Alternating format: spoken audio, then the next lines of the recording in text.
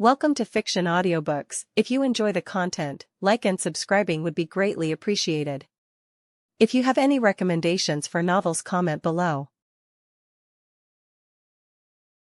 Please join my Patreon at https://www.patreon.com/fictionaudiobook.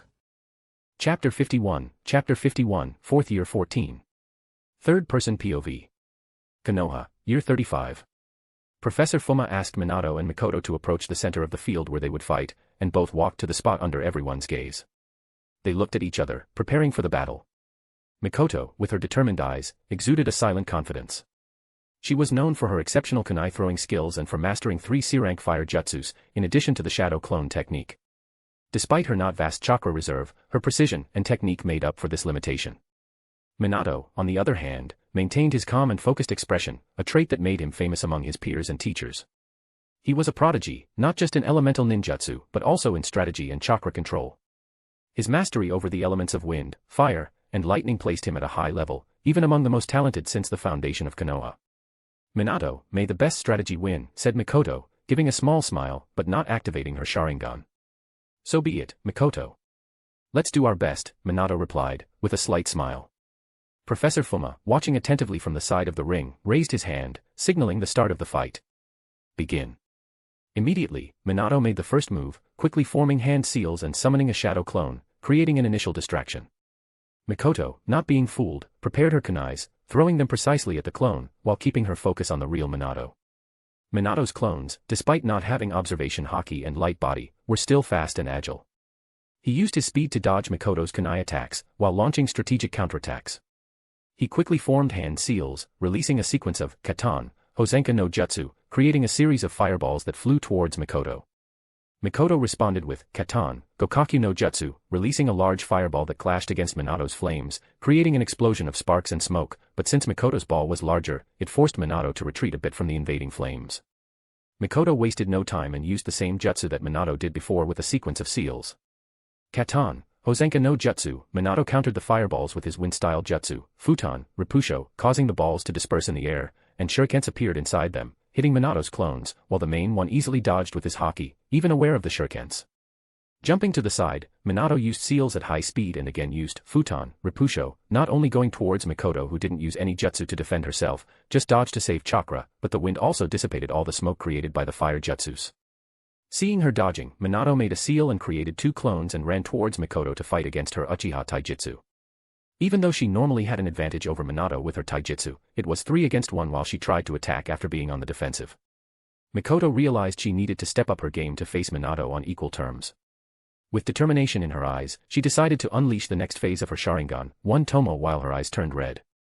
"It's time to show what I'm capable of," said Mikoto, her voice firm and confident. Mikoto quickly responded to the clones and Minato, giving a kick to the chin of one clone and a punch to the face of another, as she became much more agile now. The original Minato managed to dodge her attacks while kicking Mikoto, making her retreat a bit. Minato looked at his friend with satisfaction as his clones disappeared in smoke after Uchiha's attack.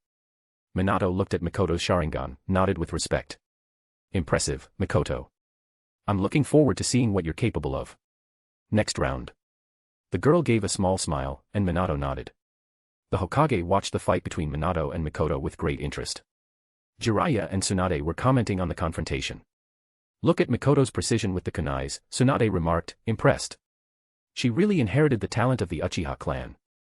Jiraiya nodded, watching attentively. "Yes, and she's using the Sharingan with great skill. It seems the Uchiha clan has 2 great talents in this generation." Akuma was also known for unlocking his Sharingan at 6 years old.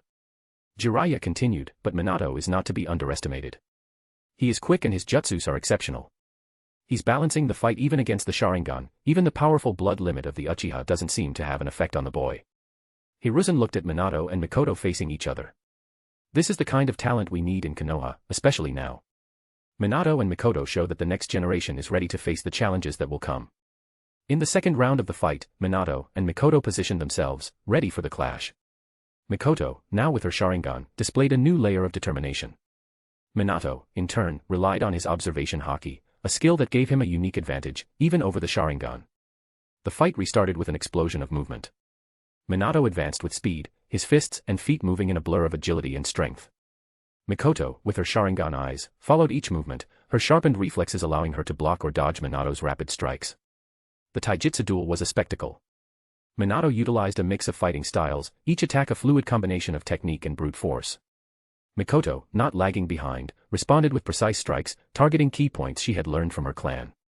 In a critical moment, Minato made an aggressive move, launching a straight punch.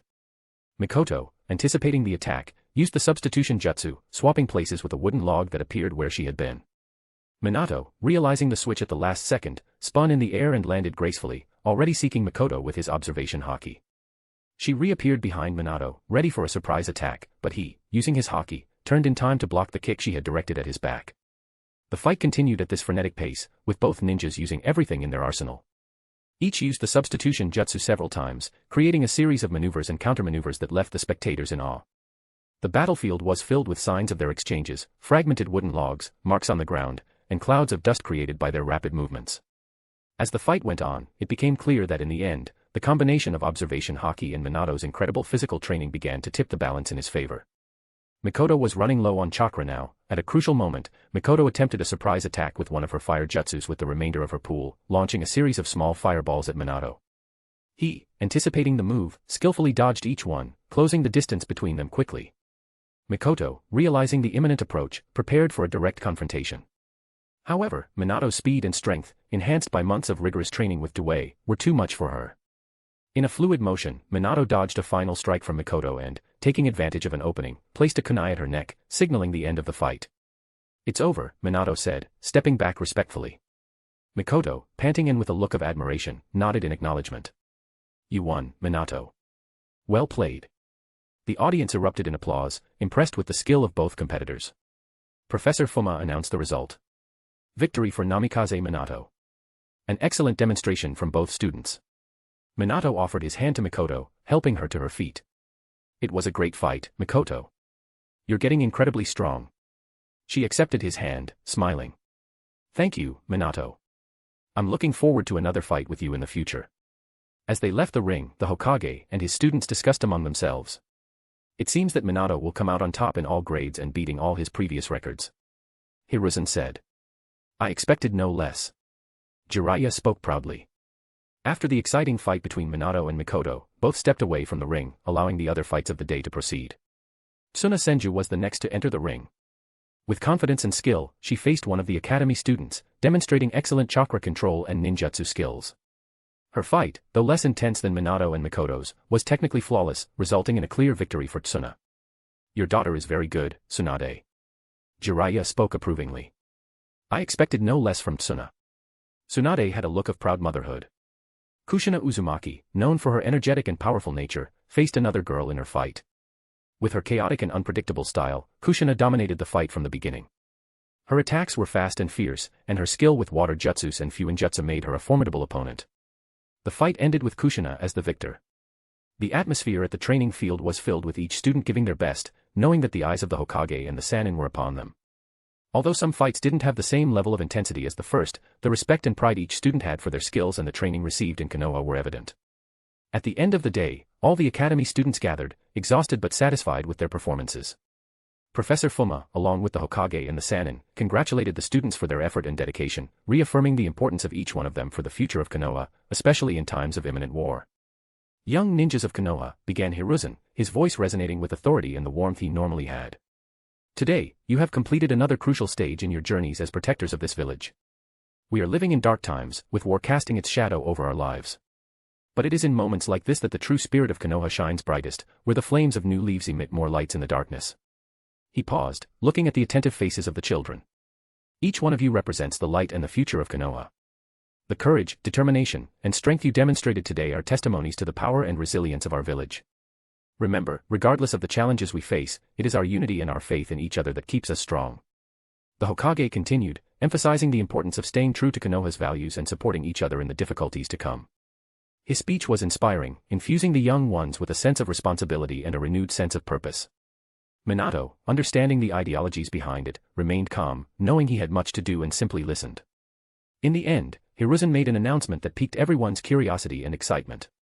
"In the coming days, I would like the outstanding students of this class to visit me in my office.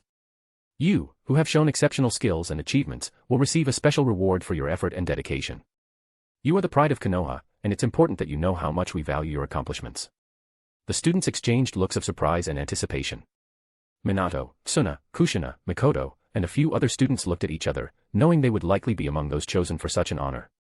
The end of the academic year at Konoha's academy had arrived.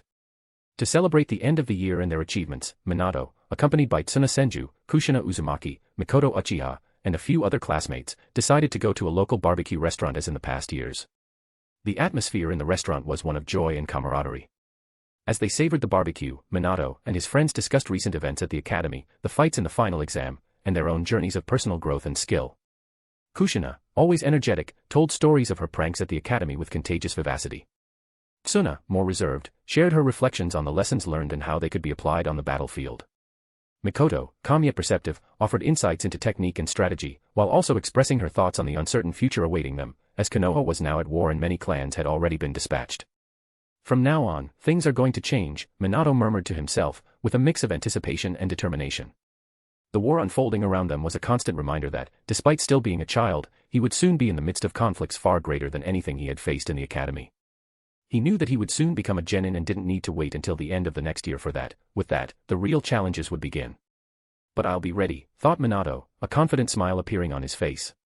Upon arriving at the orphanage after saying goodbye to his friends and classmates, Minato stopped in front of the orphanage's door and looked up at the night sky once more, feeling a sense of gratitude and responsibility. I will become a shinobi that the whole world will fear. Even you, hiding under the earth at this moment, will know my name in this war. I look forward to fighting you in the future, Uchiha Madara, he said silently. With that determination in his heart, he entered the orphanage, ready to rest and prepare for the new chapter of his life in Konoha. Chapter 52, 4th Year 15. Third-person POV. Konoha, Year 35. On a peaceful morning, Minato Namikaze found himself in his training field, engaged in the task of creating exploding tags. After several attempts over the year and under the watchful supervision of Kushina, as well as valuable tips from Mito Uzumaki, Minato finally began to reap the fruits of his dedication and effort with some of his clones. With precise and concentrated movements, he applied special ink using deep chakra control. Kushina, who appeared to help him, watched from the side, proud and impressed with Minato's progress. You really got the hang of it, Minato, she commented with a smile. Mito-sama would be proud. Minato just smiled in response, keeping his focus on his work. With each exploding tag he finished, a feeling of satisfaction filled him. Finally, the last drop of special ink was used, completing the seal without exploding. Minato looked at the collection of exploding tags before him, feeling a mix of pride and relief. He had created a significant amount, enough to be considered a small fortune for a child his age and in the current times, as during the war, exploding seals were a valuable commodity. This is going to be very useful, thought Minato, already considering the numerous tactical applications for the exploding tags. With the end of the Fuinjutsu training for that day, Minato carefully stored the exploding tags. Now I'm going, you're doing very well, keep it up. Kushina said. Can I stop by, is Mito available? Minato asked about the whereabouts of the original Kushina. My original plan to stay with Mito-sama all day, so they are likely at the Senju residence, she said before dissipating into smoke.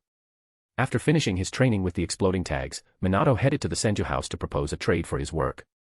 He knew that Mito Uzumaki, with her vast experience in Fuinjutsu, would be able to properly assess the quality of his work, so he asked Kushina to ask Mita to help him. In addition, he hoped the Senjus would be interested in acquiring the exploding tags for their own purposes in some of their stores. Upon arriving at the Senju house, he was greeted with a warm welcome by Kushina, who was there. Minato. You finally arrived. She said with a radiant smile. Hello, original Kushina. Minato joked, and they both laughed. Kushina, always excited by Minato's presence, led him to where Mito was. The matriarch of the Senjus looked at Minato with a curious and welcoming gaze.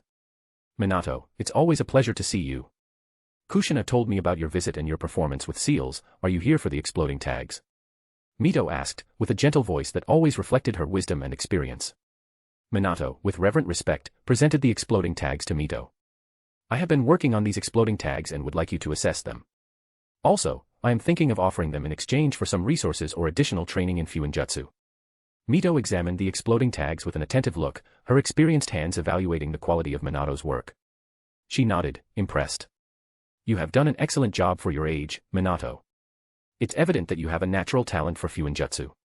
Let's talk about what you need and how we can help you. The conversation between them flowed naturally, with Minato expressing his needs and Mito offering her guidance.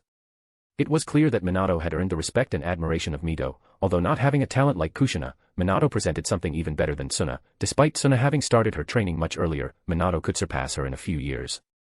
You are doing well, Minato. Your effort and skill are clear, but there is still room for improvement.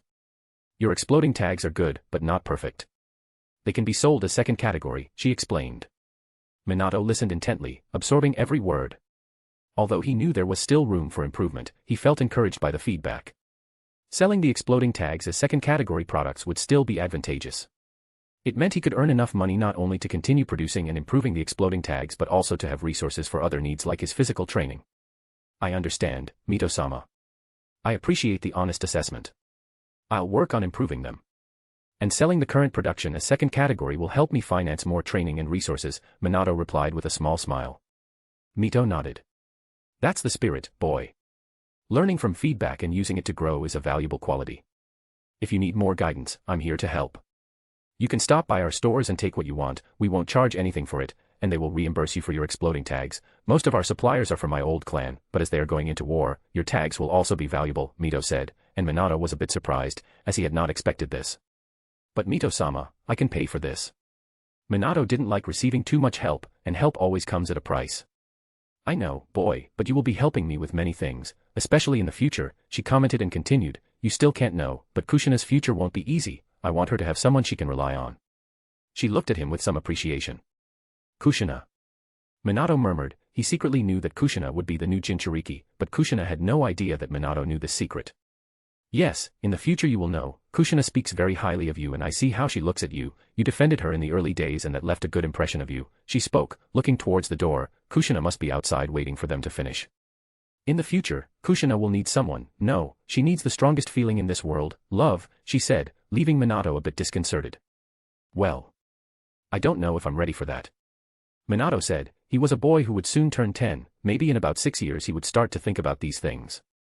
I'm not talking about now, but I want you not to leave Kushina alone, love in our world is born young and is seldom forgotten. I still remember meeting Hashirama when I was 10 years old on one of his visits to the village with his father and I fell in love with him that day, even though he seemed like quite an idiotic boy, I laughed, had fun with him, and was charmed by his strength and Mokutan ability, the political marriage was just a way to be with him, she said in a dreamy tone, making even Minato appreciate her story. I want you to take care of her, she will need love, and receiving it from someone she loves is the best possible experience, Mito spoke, looking upwards. Anyway, you will have many trials, I also see my great-granddaughter looking at you, you will be contested either way, I would like to be alive to see this soap opera, especially since I hear you have a close friendship with the Uchiha too, fufu. She laughed softly. Mito-sama. Minato didn't know what to say, he didn't know how to react to the love Mito spoke of or her boldness about a possible love triangle or quadrangle in his life. After leaving Mito's room quite embarrassed, Kushina approached. Minato, are you okay? You're a bit red, she asked, concerned. I'm fine, Kushina, thank you, I'm going now, I have to stop by the Senju stores. Minato quickly said goodbye and left the place, not wanting to talk to Kushina, as the only things on his mind now were Mito's strange conversations. What's up with him? Kushina murmured, watching Minato hurry away. Minato continued on his way to a store with a letter from Mito. He was quickly attended to and managed to get all his things. He left with equipment in a storage scroll and quite a bit of money. Now with a smile of satisfaction on his face, Minato headed to the Hokage Tower. The Hokage Tower always imposed a certain respect and admiration in Minato. He always looked at it while walking through the village, but he never got close. It was the heart of Konoha's leadership, a place where crucial decisions were made, and the future of the village was shaped. Upon entering, Minato was greeted by an assistant of the Hokage. The secretary nodded and went to the door. Hokage-sama, Minato Namikaze is here to see you, she announced. Minato approached, sensing many hidden presences in the room, some so well hidden that even his haki couldn't fully see them at his current level. There was a brief pause before the Hokage's voice responded, calm and clear, please, let him in. Minato walked to Hiruzen Sarutobi's office and opened the door. Entering, he saw the middle-aged Hokage sitting behind his desk, with an air of seriousness and wisdom that always characterized him. Minato, you came. I must congratulate you again for your excellent performance in the academy, said Hiruzen with a welcoming smile. You have excelled impressively and shown abilities that exceed expectations for a student your age, breaking all records. Minato bowed respectfully. Thank you, Hokage-sama. It is an honor for me to see that my efforts have yielded results. Minato had to be respectful here, even if he didn't agree much with this Hokage. Minato, you have demonstrated exceptional potential. Your dedication and skill are admirable, began Hiruzen, leaning his elbows on the table and interlacing his fingers. How do you feel about your future as a shinobi? Minato, maintaining his composure, replied, I am determined to become strong, Hokage-sama, not just for myself, but also to protect the village and those I love. My goal is to be a shinobi of whom Konoha can be proud. He didn't lie, this was his home, there were many people he would like to protect here now, and he would fight for that. Hiruzen smiled, pleased with the response. That is commendable, Minato. Konoha needs shinobis with your determination and strength of character. You are on the right path. Hiruzen continued, your skill with ninjutsu, especially with elemental jutsus, is remarkable. I've heard about your advances with physical training too. It speaks volumes about your dedication and your ability to adapt. Minato felt a wave of pride but remained humble. Thank you, Hokage-sama. I will continue to train hard. Very well, as recognition for achieving the highest rank, you may choose a jutsu that interests you. Would you like to see the list? The Hokage said. Can I choose any jutsu, Hokage? Minato asked, a bit excited. If it's available, yes. Hiruzen said, interested in which jutsu Minato would choose. He seemed to have one in mind even without looking at the book he wanted the boy to open. I've heard many stories of the second Hokage and the jutsus he created. I heard he had a space-time jutsu, is it available? Minato asked. This jutsu would be an identity for him in the future, so it would be very useful for him to already have it at 9 years old. The Hokage, slightly surprised by Minato's request, raised an eyebrow. The second Hokage's teleportation jutsu. That is an advanced technique, Minato, an S-class jutsu. Why are you interested in it? Minato, with a determined expression, explained, I want to learn techniques that allow me to protect the village more effectively. I believe the teleportation jutsu could be a crucial tool for that. Hiruzen pondered for a moment, assessing the seriousness and determination on the young boy's face. That jutsu requires exceptional chakra control and an advanced understanding of space-time. It's a technique few can master, in fact, no one has been able to learn it since the second Hokage, and there have been many. I am willing to make the necessary effort, Hokage-sama. I know it will be difficult, but I am ready for the challenge, Minato replied confidently. Unfortunately, I cannot hand over that jutsu to a child, Minato, I'm sorry, Hiruzen said. But Minato didn't seem to give up so easily. Hokage-sama, what if I earn more credits with you? Can I use them to exchange for the jutsu? Well. I see you are persistent. Yes, I will hand over the jutsu if you contribute to the village. This dark time will be a good opportunity to earn credits, he said, and Minato nodded, understanding what he meant. Then I will not take any jutsu, I will focus on increasing my contributions to earn the jutsu, Minato said. I can't let you leave empty-handed, at least take an elemental jutsu for each of your affinities with rank B, the Hokage offered, and Minato was quite surprised by this. Thank you, Hokage-sama. He couldn't help but thank. Hiruzen Sarutobi handed Minato a set of scrolls containing rank B elemental jutsus. Minato looked at the scrolls with a sparkle of excitement in his eyes. These jutsus will be a great addition to my arsenal, he thought, thanking the Hokage. These are more advanced jutsus, Minato. I am confident that you will make good use of them, said Hiruzen, observing Minato's reaction. Thank you, Hokage-sama.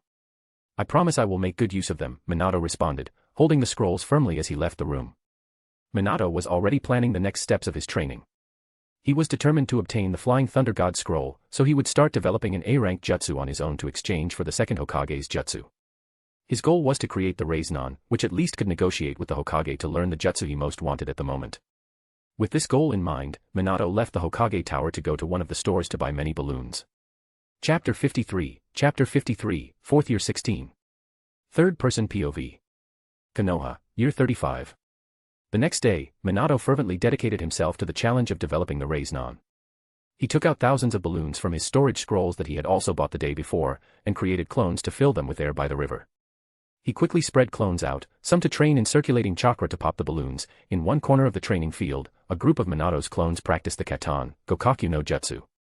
They concentrated intensely, manipulating and expanding their chakra to form increasingly larger and more intense fire spheres. The flames grew and twisted with each breath, illuminating the space with their dancing light and scorching heat. Not too far away, another set of clones worked on Futon, Daitapa. This jutsu was a test of control and precision, with the clones learning to blow large gusts of wind, capable of knocking down both enemies and physical obstacles, or even crushing them with air pressure. With each exhalation, a powerful wave of air was released, causing the leaves of nearby trees to vibrate with the force of the wind. At the other end of the field, a third group of clones dedicated themselves to Raiten, Ikazuchi no Kiba. They trained to fire precise and powerful lightning bolts. Combining the tiger, rabbit, and monkey hand seals, the clones released electric sparks that transformed into lightning fangs, striking designated targets with surgical precision. In a few hours, Minato was learning to do all the jutsus after gathering experience from the clones and redoing them again with everything he learned. The same happened with the 12 clones trying to pop the balloons. Minato could not distribute many clones with his limited chakra pool. There were 12 clones for the balloons, 5 for fire jutsus, 5 for water jutsus, 5 for lightning jutsus, while another 13 created paper bombs. The training field turned into a chaotic noise for anyone who approached with the explosions of various jutsus. However, Minato continued without detecting anyone nearby. While he was becoming increasingly skilled in his tasks, Minato himself was training his fruit. He transformed his body into light, moving quickly forward a few dozen meters in an instant, trying to adapt to the speed and control. Sometime after hearing that the clones were out of chakra and not wanting to hear a crowd of himself complaining, he dispelled the clones and had finished his training for today, as he had exhausted all his strength. But not before picking up one of the water balloons and lifting it in front of his eyes. He concentrated chakra in his hand, trying to pop it just with the force of the chakra's rotation. Exhausted with his almost empty chakra pool, Minato sought rest under the shade of a nearby tree, as he always did, even imagining Kushina appearing drooling on his shoulder when he woke up. Some time later, he was awakened by a familiar voice. He opened his eyes, but instead of Kushina, he saw a man with white hair looking at him, Jiraiya. "You had quite the fun here, kid," Jiraiya commented while looking at the partially destroyed training area. "You. Who are you?" Minato asked, feigning curiosity, and as he expected, Jiraiya took on a gloomy mood as if it was raining over his head. You don't remember me," he said comically, and Minato was laughing inside. You're that one." Minato spoke as if he had remembered something, and Jiraiya saw some hope there, but Minato returned to a bored face. "Sorry, who are you again?" "Jiraiya, it's Jiraiya. The sage of the mountain, the pervert from the women's bathroom, the researcher of inspirations for my book, the famous writer and most powerful student of the current Hokage, the pride of the Leaf Village," he said, getting tangled in his words, but pleading for Minato to recognize him. "You're the famous pervert from the women's bathroom." Minato looked surprised at him. "You only heard that?" Jiraiya made a comical face. "Ha ha ha ha ha ha." Minato couldn't hold back anymore and started to laugh, and then burst out laughing. You little rascal, you do this on purpose, don't you?" Jiraiya looked at him with veins on his forehead before punching Minato in the head. Minato swiftly dodged the blow. "Agile as always," Jiraiya commented, and Minato looked amused, although he would have had his body transformed into light by Jiraiya's strike, and he didn't want to explain something like that. Jiraiya sighed and spoke normally again. "So, what's going on here with all these balloons?" Jiraiya asked, looking around the training field where several burst balloons were scattered, some still filled with water. Minato stood up, now trying to clear the fog of sleep. I was trying to master a chakra rotation technique," he explained, a bit hesitant to reveal his plans, but then again, it was Jiraiya in front of him. Jiraiya raised an eyebrow, clearly interested. "Chakra rotation, huh? That's advanced for someone your age. You're always full of surprises, Minato. What do you hope to achieve with this?" "I'm developing a jutsu, so I'm training," Minato revealed. "A jutsu? That's serious?" Jiraiya was quite astonished by this. Before Kakashi, no child would come up saying they created a jutsu. "What kind of jutsu is it?"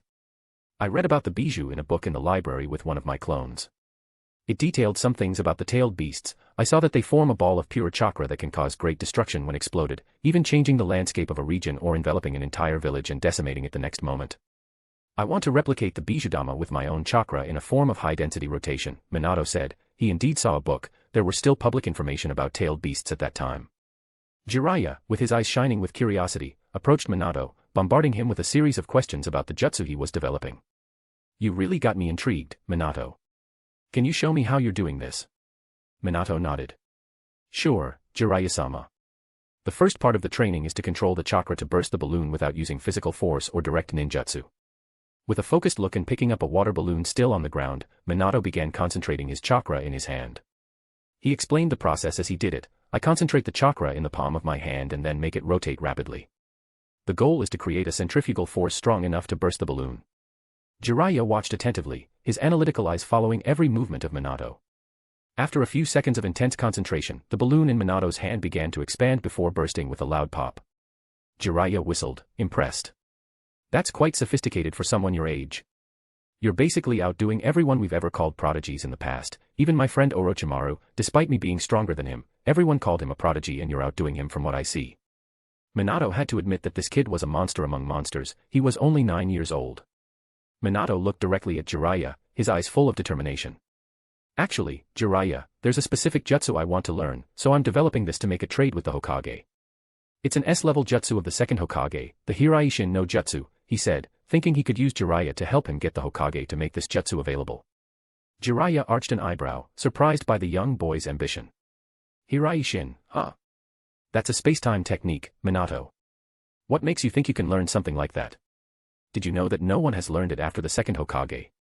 I believe that with the jutsu I am developing now, and this technique, it will be a powerful combination and I have confidence that I can learn space-time techniques. I tried to create a storage scroll, although I couldn't do it, since it requires a master level in Fuinjutsu, still I realized my affinity with space, Minato said. That might be possible, perhaps a combination with your lightning and wind affinity. Jiraiya commented in an analytical tone. Jiraiya then smiled, impressed by the boy's audacity and confidence. You're ambitious, Minato. I like that. Well, if you're determined to train this technique, I'll help you. My teacher owes me a few favors, make the jutsu and I'll take care of the rest. Minato felt a wave of gratitude and excitement. Having one of the future legendary Sannin as a mentor was more than he could ask for. Thank you, Jiraiya. I'm sure I can do it. You can call me Sensei from now on, Jiraiya winked at Minato. Sensei. Yes, I'm going to take you as my student next year, so it won't be a big surprise for you to call me that, Jiraiya said with a smile. I guess that's okay then, Sensei, Minato said, seeing it made sense. Anyway, you did the water rotation controlling your chakra, do you have plans for the next step? Jiraiya asked curiously. Yes, the next step is related to air balloons, my goal is to train with this type of balloon and burst it in the same way, Minato explained. That seems logical, can you try it now, the young Jiraiya asked. Yes. Minato created 15 clones, as his chakra pool was not yet fully replenished, and the clones began to fill the balloons with air. After a while, they were all trying to burst the balloons by holding only the chakra in their motionless hands. Jiraiya then began to observe Minato more closely, giving him tips and advice on how to perfect chakra control. Focus on the stability of the chakra. Your rotation needs to be constant and controlled, Jiraiya guided, despite not knowing the jutsu, he understood the concept. Also focus on rotating in just one direction, let me see your hair, usually the rotation of the hair makes it easier to determine your best direction, Jiraiya continued to give tips. Minato absorbed every word, every piece of advice. He continued training, this time with the assistance of Jiraiya, who occasionally demonstrated his own techniques to inspire and motivate the young ninja for the rest of the day. As the sun began to set, painting the sky with shades of orange and pink, Jiraiya looked at Minato and his furiously moving balloons, until Minato dispelled the clones. I think I can't anymore, I'm at my limit. He admitted. I understand, anyway, your balloons have improved a lot since the beginning, you could develop this until the end of tomorrow, Jiraiya spoke with an impressed tone. Anyway, I'm going back, I want to rest, Minato said, and Jiraiya put his hand on his shoulder. You're really good, Minato, I'm proud as your future teacher, he expressed pride in his voice. Thank you. Sensei. Minato smiled before Jiraiya nodded and jumped among the trees in a direction opposite to where Minato was returning to the orphanage. Chapter 54, 4th Year 17. Third-person POV. Konoha, Year 35. Minato was returning to the center of the village, lost in thought, that was quite easy. I learned 3 rank B jutsus, mastered the first stage of the Raise-Non on the first day, and started the second stage. Even though I only showed the theory to Jiraiya-sensei, he quickly grasped the mechanics behind the jutsu and I was able to learn from his words. Minato reflected with satisfaction. I will just refine the jutsus and focus on learning the Raise-Non from tomorrow, Minato said, heading towards the orphanage. He stopped walking and started jumping across the rooftops to get back quickly. Minato arrived early at the place where Madame Guerite was taking care of the children. Seeing Minato approach, all the children ran towards him, as he was an inspiration to most of them. For 4 consecutive years, he had been the best student among all the children of the clan, the only civilian in a class of elites. Minato was not only famous among the people of the orphanage, but many ninjas and clans sometimes discussed the prodigious child of this generation among so many talents. The fact that he came from an orphanage made his feats even more impressive. He was also known for his connection with the Senjus and there were even rumors of a future engagement with Tsunade's daughter. Minato. Can you train me? Minato, is it true that you're going to war? Minato, show me a jutsu. Minato, can I be like you one day? Next year I'm going to the academy, I'll be as good as Minato. Hey, don't push. Minato complained with a smile while surrounded by children. He had proven his strength, even the older ones had tried to challenge him a few years back, but Minato had dealt with all of them, none could compare to the little prodigy. Kids, leave Minato alone, can't you see he's been training again? Let him rest. Madame Garit immediately told the children to leave Minato, and they reluctantly moved away. Thank you for that, Minato commented. Yes, it's getting harder and harder to deal with them with your fame in the village, as everyone looks up to you. But still, you train day after day, year after year, you're troublesome, kid. But I'm proud of what you've accomplished over these years, she spoke with a tone of pride. Thank you, I'm trying my best, but it's still not enough, Minato said. Just remember our talk a few years back, don't push yourself so hard that you forget about relationships, she advised. Yes, I know. Anyway, I have this here, take it. Minato handed her an envelope with money. This is a lot of money, Minato. Did you make this with those paper bombs you created? You should keep this money, it's yours, she said, a bit surprised. Yes, I created them and the Senjus helped me sell them, don't worry about it, I have some money and the equipment I need, I've already bought it, Minato said, being financed by the Senjus thanks to Mito. So he had some money saved up, why wouldn't he help with the orphanage too? Well, if you insist, I'll use it for the other children, maybe buy some toy kunais, since that's all they think about these days, she joked and Minato smiled before going into rest after that day. The next day, Minato was training again, he had separated his clones to train his jutsu and was trying to pop the air balloon. Pop, the balloon burst in his hand for the first time, I did it, he exclaimed with satisfaction. What do you think, Jiraiya-sensei? Minato looked towards a tree in the distance, before it rustled and Jiraiya appeared in front of Minato. You're a very good sensor, Jiraiya complimented. Minato had extended the range of his observation haki, he was already finding Jiraiya hidden in one of the nearby trees. I see you did it, Jiraiya said with a certain pride. Finally, now I have to concentrate on pure chakra, I will be able to do it in the next few days, Minato said calmly. That's good, keep it up and look for me when you're done, I'll take you to see my teacher. Jiraiya spoke and Minato nodded. They talked for a while, and Jiraiya left sometime later. Minato used this time to try and generate a Raise-Non ball in his hand. It began to form and grow rapidly, spinning swiftly in its pure form. He remembered Naruto in the fight against Tsunade, his ball was equally unstable, trying to maintain it until it exploded in his hand. Well, this is the first attempt.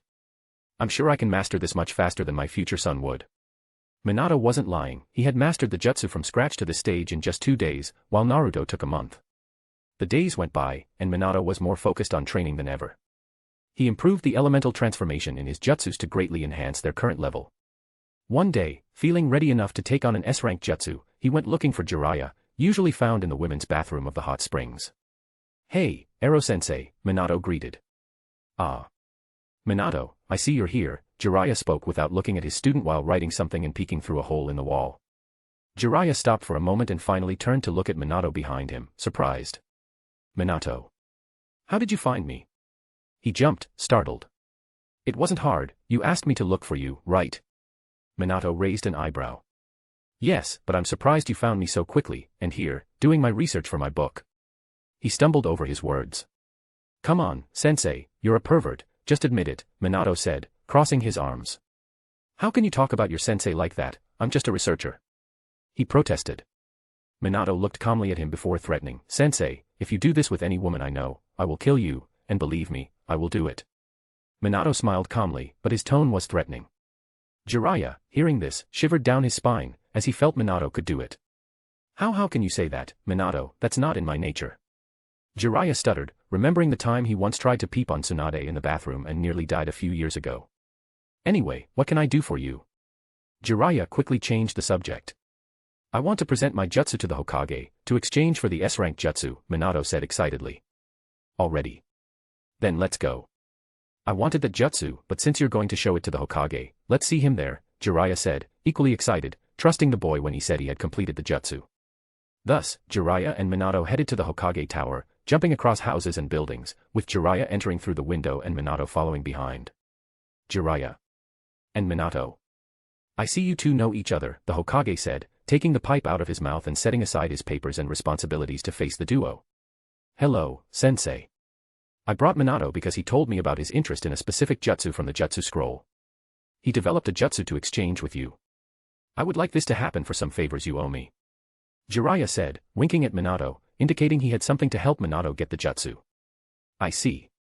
But I'm surprised, it's only been 5 days since Minato was here. How could he have developed a jutsu, and how could a child have done this? This is indeed interesting. Hiruzen commented, looking attentively at the boy. It's a jutsu I've been planning for a few years, but now I focused on learning it, Minato murmured. And what kind of jutsu is it?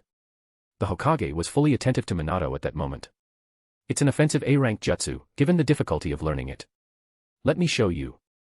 Minato spoke and raised his hand, his chakra beginning to swell from it, spinning into a sphere forming a brightly rotating ball. This is incredible. Jiraiya was the first to speak, looking at the spinning sphere in Minato's hand. This is truly unexpected. I have never seen a talent like yours, Minato. Do you have the jutsu scroll for me to take a look? Minato nodded and handed over a scroll detailing the process of creating the jutsu after dispelling the Raiznon. This is, indeed, interesting. It will contribute to the war, no doubt. However, an A-level jutsu is still not sufficient to exchange for the second Hokage's S-level jutsu, even considering some outstanding favors, Jiraiya, said Hiruzen with a serious expression.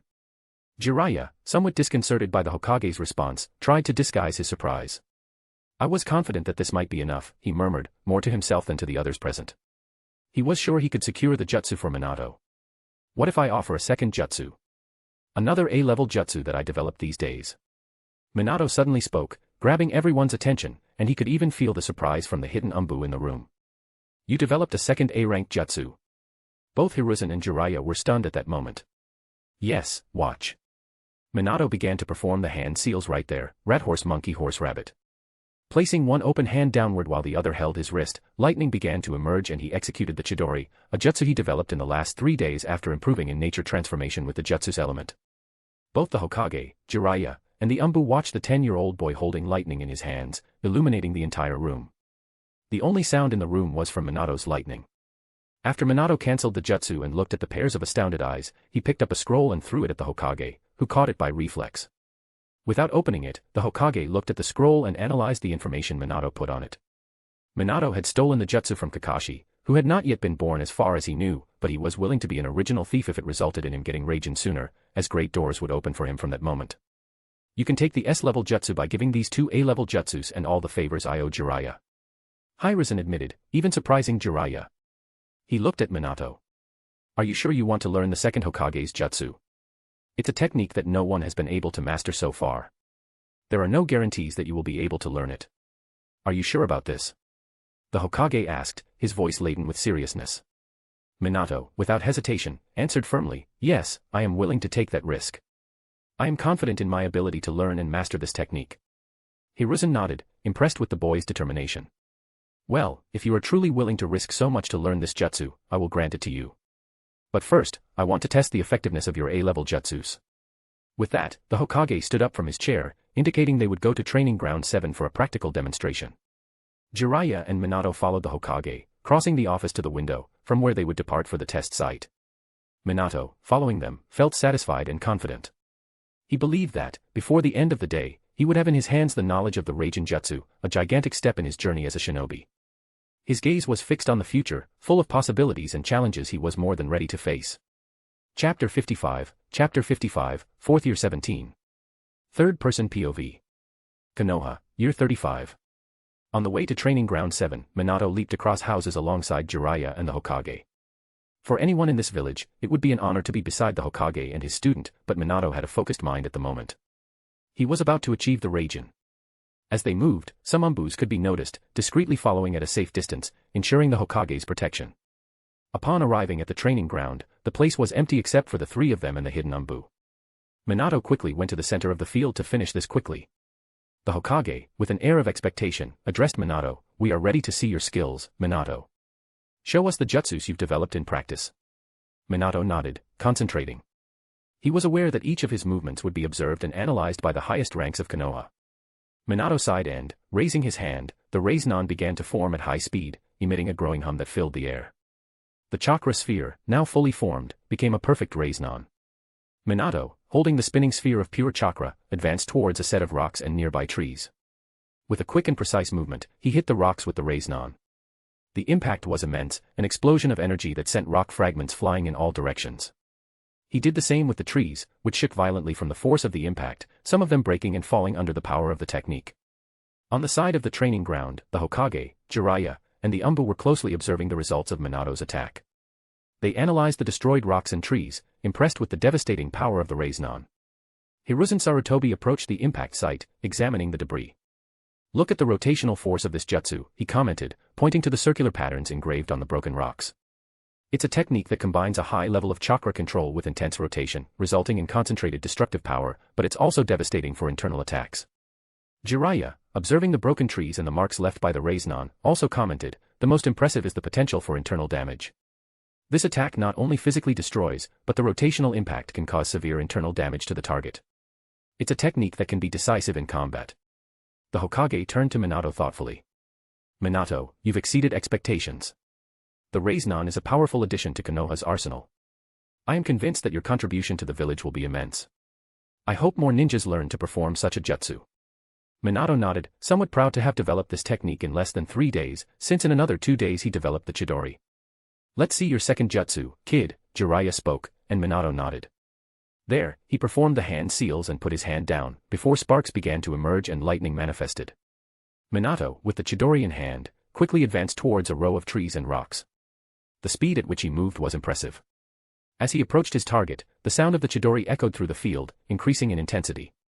With a determined shout, Minato attacked. The Chidori collided with a tree, and the penetrating force of the jutsu was immediately apparent. The tree was literally split in half, with the electricity of the jutsu leaving burn marks and wood fragments flying in all directions. Turning to a block of stone, Minato repeated the attack.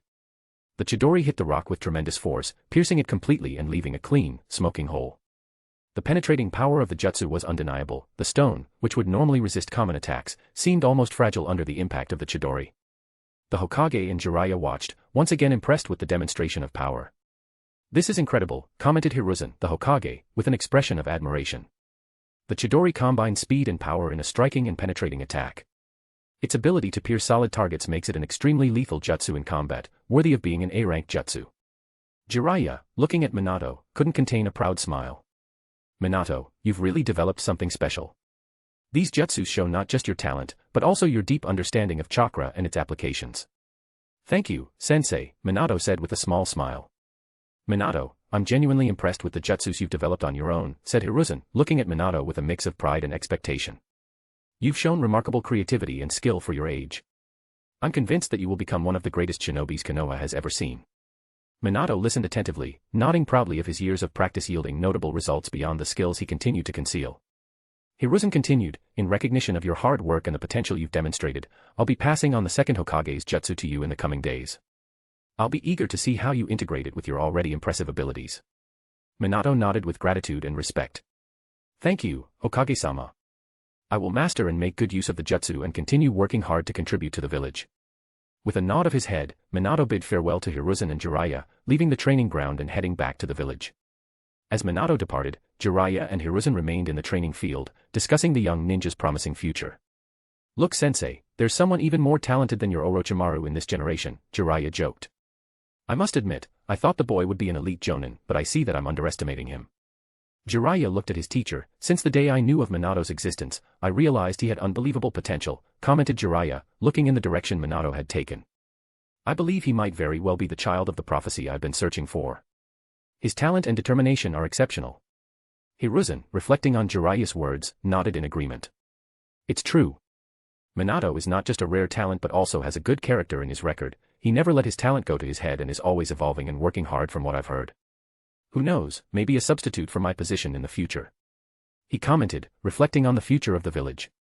Perhaps, but I'm eager to see how far he'll go, said Jiraiya, with a tone of pride in his voice. He might well change the shinobi world. The two continued talking about Minato's future, while Minato walked back to the center of the village. A familiar figure landed gracefully in front of him. It was Kushina, with her bright red hair and an excited expression on her face. Minato. I've been looking everywhere for you, exclaimed Kushina, a bit out of breath. Minato smiled, surprised and pleased by the unexpected encounter. Hi, Kushina. Why are you looking for me? Kushina, a bit hesitant, began to speak. Well, I wanted to ask you if you'd like to go with me to a new restaurant that's opening today. But, just to be clear, it's not a date. She quickly added, her face turning red. Minato immediately realized what she was talking about. You're talking about Ichiraku Ramen, aren't you? I heard they're opening today. Sure, I'd love to go with you. Kushina, relieved and still blushing, nodded enthusiastically. Great. I've heard so many good things about this place. They say the ramen is the most delicious in Konoha. Then, let's find out, said Minato, walking alongside her towards the restaurant. As they walked, the conversation flowed naturally between them. Kushina talked animatedly about her recent adventures and trainings, while Minato shared some of his own experiences from the last few days. Minato decided he would celebrate his recent achievements with Kushina, as it seemed the perfect way to end such a significant day. Upon arriving at Ichiraku Ramen, they were greeted by the inviting aroma of ramen broth being prepared. Minato looked at Kushina. This seems like a great place, the smell is really good. Kushina returned with a smile. Yes. And I'm really curious to try this ramen everyone's talking about. They sat together, choosing their dishes with excitement. Minato noticed a young and enthusiastic Tuchi. While they waited, they continued their conversation. When the ramen arrived, both expressed their surprise and delight at the taste and quality of the dish. Minato realized that this flavor lived up to what he had seen in the anime. This is so good, Date Bane. Kushina practically shouted. I'm glad you liked it, girl, Tuchi responded. Kushina, thank you for bringing me here. This really made my day, said Minato, with a genuine smile. Kushina blushed slightly and replied, I should be thanking you for coming with me. It's always nice to spend time with you, Minato. As the conversation flowed between the two, the day soon began to darken. Minato ended up talking a bit about his day with the girl. You were with the Hokage and one of his students like Tsunade. That's incredible, Minato. Kushina exclaimed, surprised and impressed. Minato told her about the exchange of jutsus, trying to keep the conversation light and not delve into complicated details. You are really amazing, but I will still be the Hokage, she said at the end, laughing. I'm sure you will be a powerful kunoichi, Minato said. After finishing their meal, Minato accompanied Kushina to the Senjus. It was a great evening, Kushina. As Minato was about to say goodbye, Kushina approached Minato and kissed him on the cheek, taking Minato by surprise as she ran inside with her face as red as her hair. Well, that was unexpected. Minato commented, touching his cheek. With no further choice, he decided to return to the orphanage, putting aside the scene of the kiss. While walking, Minato reflected on the recent events, his achievement with the Hokage. He was already planning how he would use his Raijin, he could do anything with it once he mastered it. Upon arriving at the orphanage, Minato was greeted with the usual affection and joy of the children and Madame Garit. He briefly shared about the new ramen restaurant, promising the children that he would take them there one day. Then, he retired to his room, reflecting on the day. In the silence of his room, Minato felt satisfied and content. Another year had passed, and he was very close to becoming a genin and going to war, but he would be very well prepared for almost anything he encountered on the battlefield. Chapter 56, Last Year 01. Third-person POV. Konoha, Year 36. Months had passed and Minato was returning from one of his sales with the paper bombs. He had made a lot of money from this for a while, and today, he was especially happy, going to buy some things. He went to a less privileged area of the village and arrived at a house. There lived a sick woman with a 4-year-old boy. She was Dewey's wife, and the boy was Guy. After training for a while with Dewey, Minato eventually met his family. Minato-san, the boy exclaimed from the window as Minato approached, looking very happy to see him. Minato, with a smile on his face, had become a kind of godfather to the child. Now that Dewey had been dispatched to the war, he visited his family more frequently and always helped financially with the explosive seals. Hello, Guy. How are things? Minato approached. I'm fine, I started training my body. I want to be as strong as you and Dad, the boy exclaimed. He sometimes saw Minato and his father training, which inspired him a lot. I'm sure of it, little Guy, Minato ruffled his bowl-cut hair. The boy looked at Minato and seemed hesitant for a moment before speaking. Minato-san, I heard some people saying the other day that my dad was useless, is that true? Why do people treat him badly, the boy asked innocently. Minato sighed and crouched beside the boy. Don't worry about what people say. Your father is a strong man and will surprise everyone in the future. He's a hidden diamond in the village and will be even stronger than the current Hokage, mark my words, Minato commented with a small smile. Really? He will be stronger than the current Hokage? Guy asked in surprise. Yes, I'm sure of it. Hasn't he been studying the human body lately? I'm sure he plans to create a unique technique, Minato said dreamily, knowing that Dewey was studying the 8 gates, not that he was interested in the technique for himself since it wasn't his style. However, that didn't stop the technique from being classified as legendary. Yes, he studies every night. If Minato-san, considered the village's greatest genius, says so, then it's true. I will also inherit my father's power of youth, the boy said excitedly. Minato was a bit embarrassed by the boy's declaration, as the rumor of the greatest talent appearing in the village now belonged to him, and many talked about it. Even Madame Garite was receiving many more visitors at the orphanage, and some had tried to adopt Minato, but he refused. With the Hokage's help, it was not possible. That's good, I'm sure you will be a great and powerful taijutsu user, Minato spoke confidently. Haha. Yes, I will prove my power to everyone. Little guy acted like any child, even starting to do push-ups on the ground, claiming he would do 100, which left Minato a bit lost, wondering if it was healthy for a 4-year-old boy. After leaving little guy to his activity, Minato went to the kitchen where Dewey's wife was. Minato, you're here, she smiled.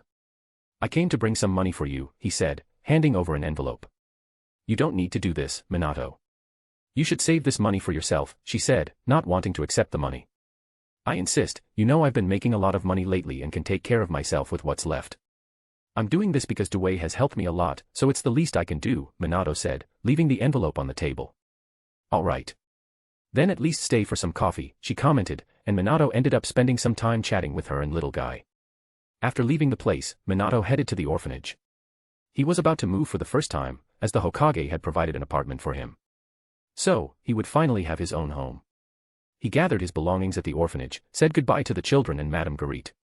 Good luck, boy, I'm sure you'll have a bright future, she said proudly. Thank you, I'll do my best. Minato replied confidently. Minato left the orphanage with his few belongings, arriving at his new apartment. He was impressed. It was a modest space, but well organized and comfortable, ideal for one person. He began to organize his things, finding a place for each item he had brought with him. While arranging his belongings, Minato heard a noise coming from the bedroom. Curious, he approached and, to his surprise, found Tsuna sitting on his bed. Tsuna, what are you doing here? Asked Minato, a bit surprised by her presence. Tsuna, with a mischievous smile, replied, I heard you were moving today and wanted to surprise you. Plus, I brought something to celebrate your new house. She showed a small box of sweets, a simple gift, but Minato would not fail to thank her for it. This looks delicious, so let me finish up and we'll eat. Minato said, storing his things. Tsuna helped him and Minato couldn't help but notice something in her he hadn't seen before. Your hair, why did you dye it? He asked curiously. I dyed the tips of my hair, do you like it? She asked with a twinkle in her eye. It's different, but I like the look. Minato admitted. It's good that you liked it, otherwise you would be in a hole in the wall, she said smiling and joking, and Minato just shook his head. You're finally living alone, Tsuna said, eating the sweets she brought, sitting comfortably on Minato's bed, with a slightly teasing smile. Minato laughed. Yes, to be honest, it's a new experience away from all those screaming kids all the time. It seems like a big step, but I'm ready for it. I just hope you don't become one of those lonely and mysterious shinobis. You know, the type that gets obsessed with missions only and forgets to live life, Tsuna joked, but there was a hint of concern in her voice. Minato shook his head, smiling. Don't worry, Tsuna. I have many plans besides being a shinobi.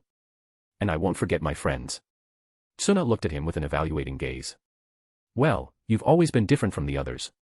Just promise you won't change too much, okay? Minato nodded. I promise. At that moment, a different atmosphere began to form between Minato and Tsuna, something more intimate and personal than the usual friendship they shared. They were sitting close to each other, talking and laughing, but gradually the tone of the conversation changed. There was a comfortable silence, and they found themselves looking at each other in a way they had never done before. Tsuna, usually confident and assertive, seemed a bit hesitant, but there was a sparkle in her eyes that Minato couldn't ignore. He, in turn, couldn't help but feel his heart beat faster as he looked at the girl. Slowly, almost imperceptibly, they drew closer. Tsuna's eyes met Minato's, and there was an undeniable attraction between them. Minato could feel her breath, and for a moment, everything else seemed to disappear. They were just inches apart, their eyes slowly closing, ready for what seemed to be an inevitable kiss. However, at the last second, there was a hesitation. Minato's body moved on its own, but he knew it wouldn't be right to kiss the girl like that.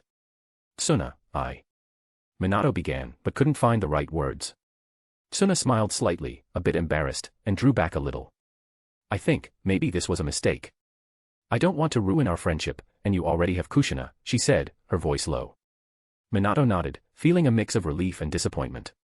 Yes, our friendship is important. I don't want to lose that. They tried to resume the conversation, but there was a new barrier between them, a recognition that perhaps there was more to their relationship than just friendship.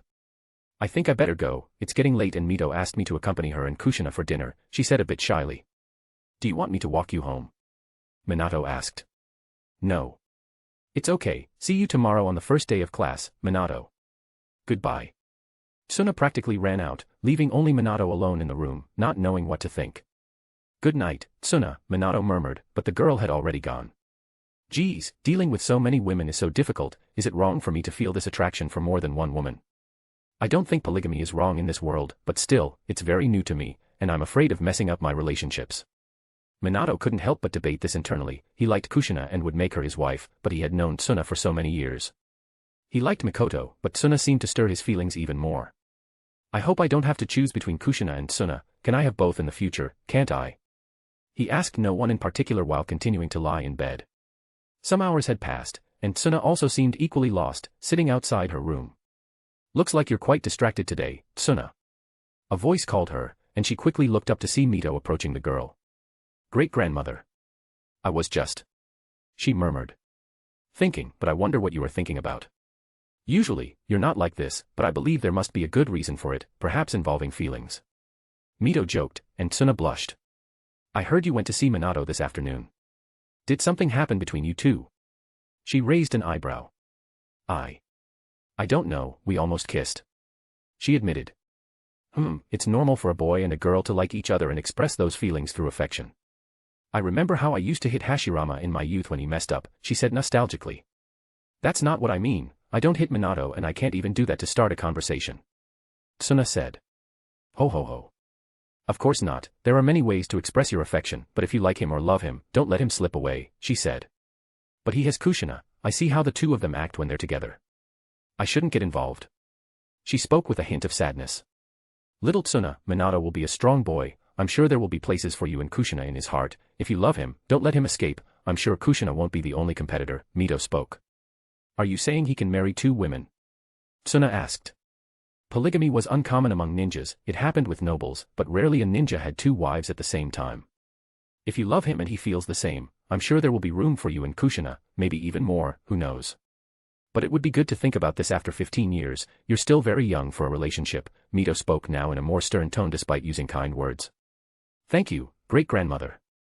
I'm going to sleep now, I have the academy tomorrow." Tsuna said goodbye with a kiss and went back to her room. "You heard that, our girl is growing up," Mito said with a small smile, and a shadow jumped next to Mito. It was Tsunade. First she dyes her hair and now talks about boys. "My daughter is really becoming problematic," Tsunade said in a disapproving tone. "She's talking about her future husband," Mito said.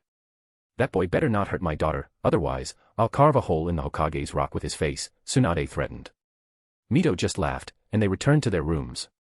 The next day, the first day of the academy started as usual, but while the kids were gossiping, the atmosphere between Minato and Tsuna was visibly different. They avoided eye contact and barely spoke, a drastic change from their usual interaction.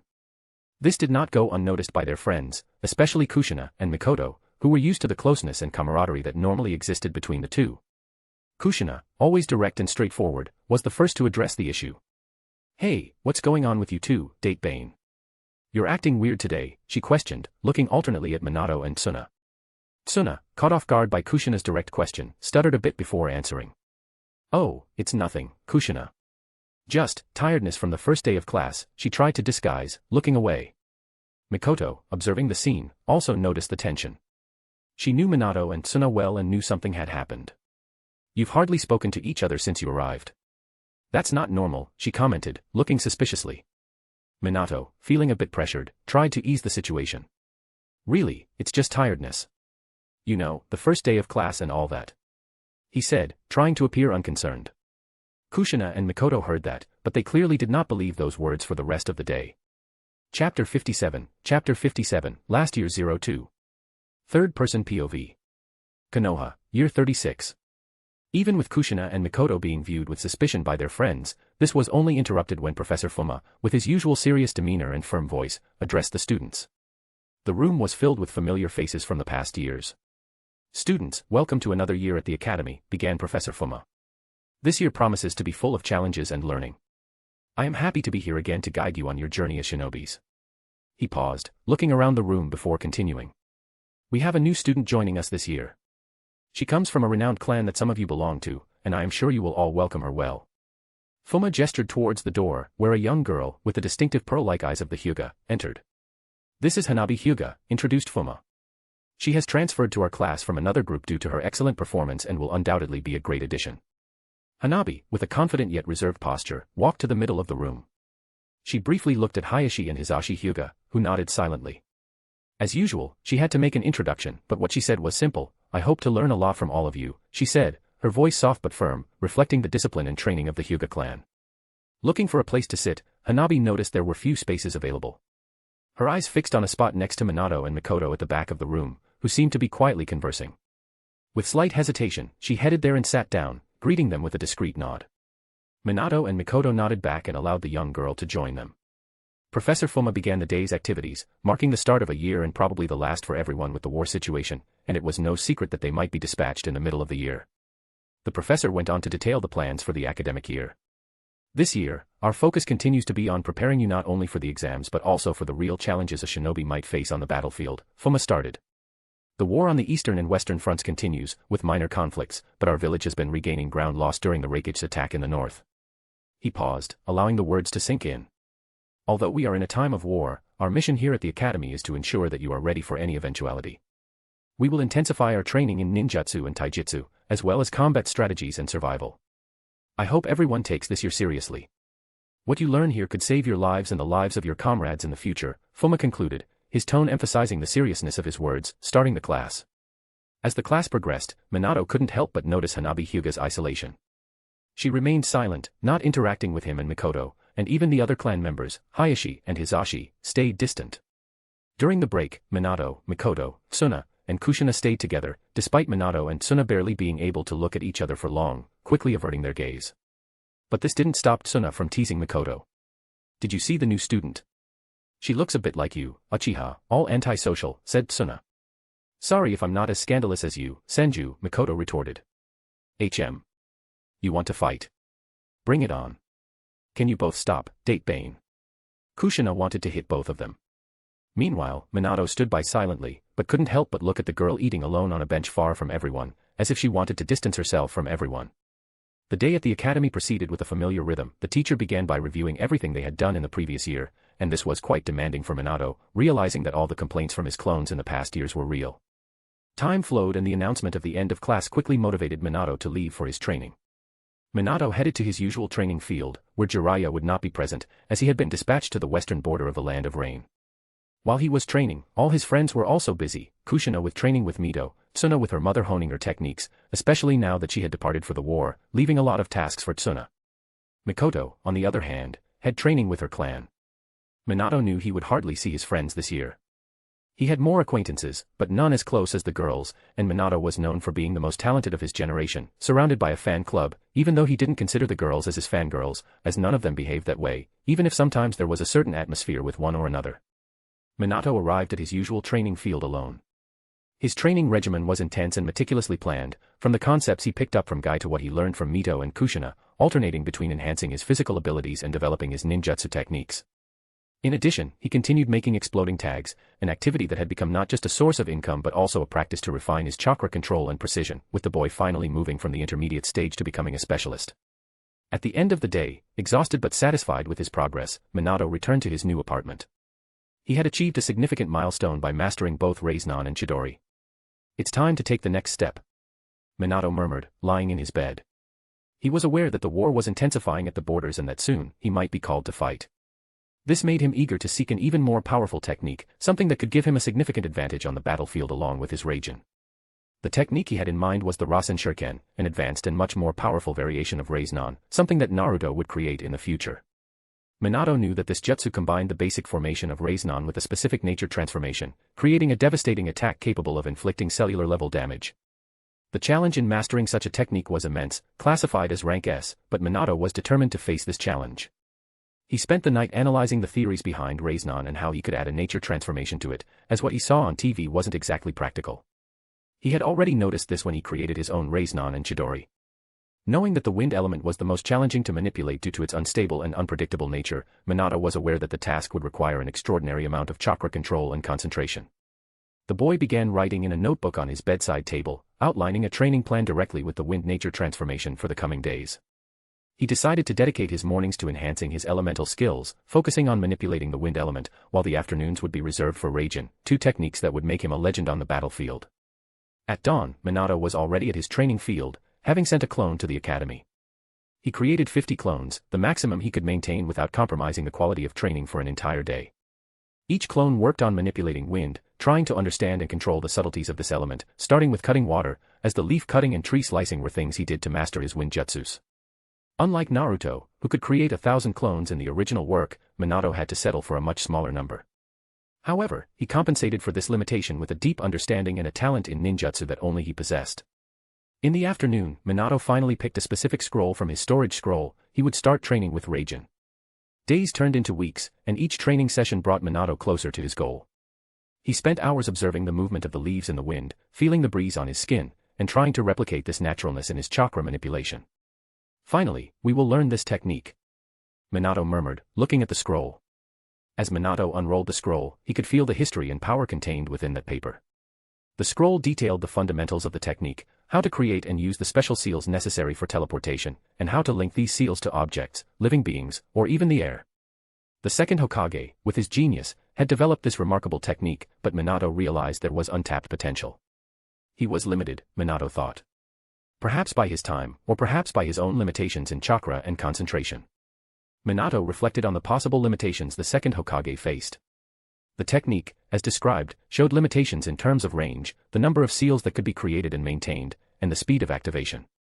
These are challenges I can overcome, like Minato did in the original. I will do better, murmured Minato with determination. The young shinobi began theorizing about how he could expand the limits of the technique. If I could create multiple marks simultaneously, and at a greater range, but I need to improve a level of my Fuinjutsu. Minato from the original work was never a master in Fuinjutsu, but he was at least a specialist, I believe. Minato thought to himself, outlining a plan. He was not just aiming to learn a jutsu that no one else had executed for decades but to enhance it and reach a new level. I will take the Hiraishin no Jutsu to new heights, Minato promised himself, as he re-rolled the scroll. Having read and memorized everything he could, it was now time to put it into practice. Chapter 58, Last Year 03. Third-person POV. Konoha, Year 36. Weeks had passed, and Minato continued his intense training. He kept up the routine of maintaining clones for theoretical lessons while training his nature transformation and refining the spatial jutsu compression of the second Hokage with Fuinjutsu. He had finally reached the expert stage. Besides training, he always stopped by Dewey's house and visited the orphanage on weekends. Little Minato. Minato had gone to the Senju clan complex today to see Mito, who greeted him with a warm smile. Mita-sama. Minato greeted her back. Kushina told me you've improved your Fuinjutsu. You want one of my books, don't you, she said. Well, I do want one, but I can't just ask like that, can I?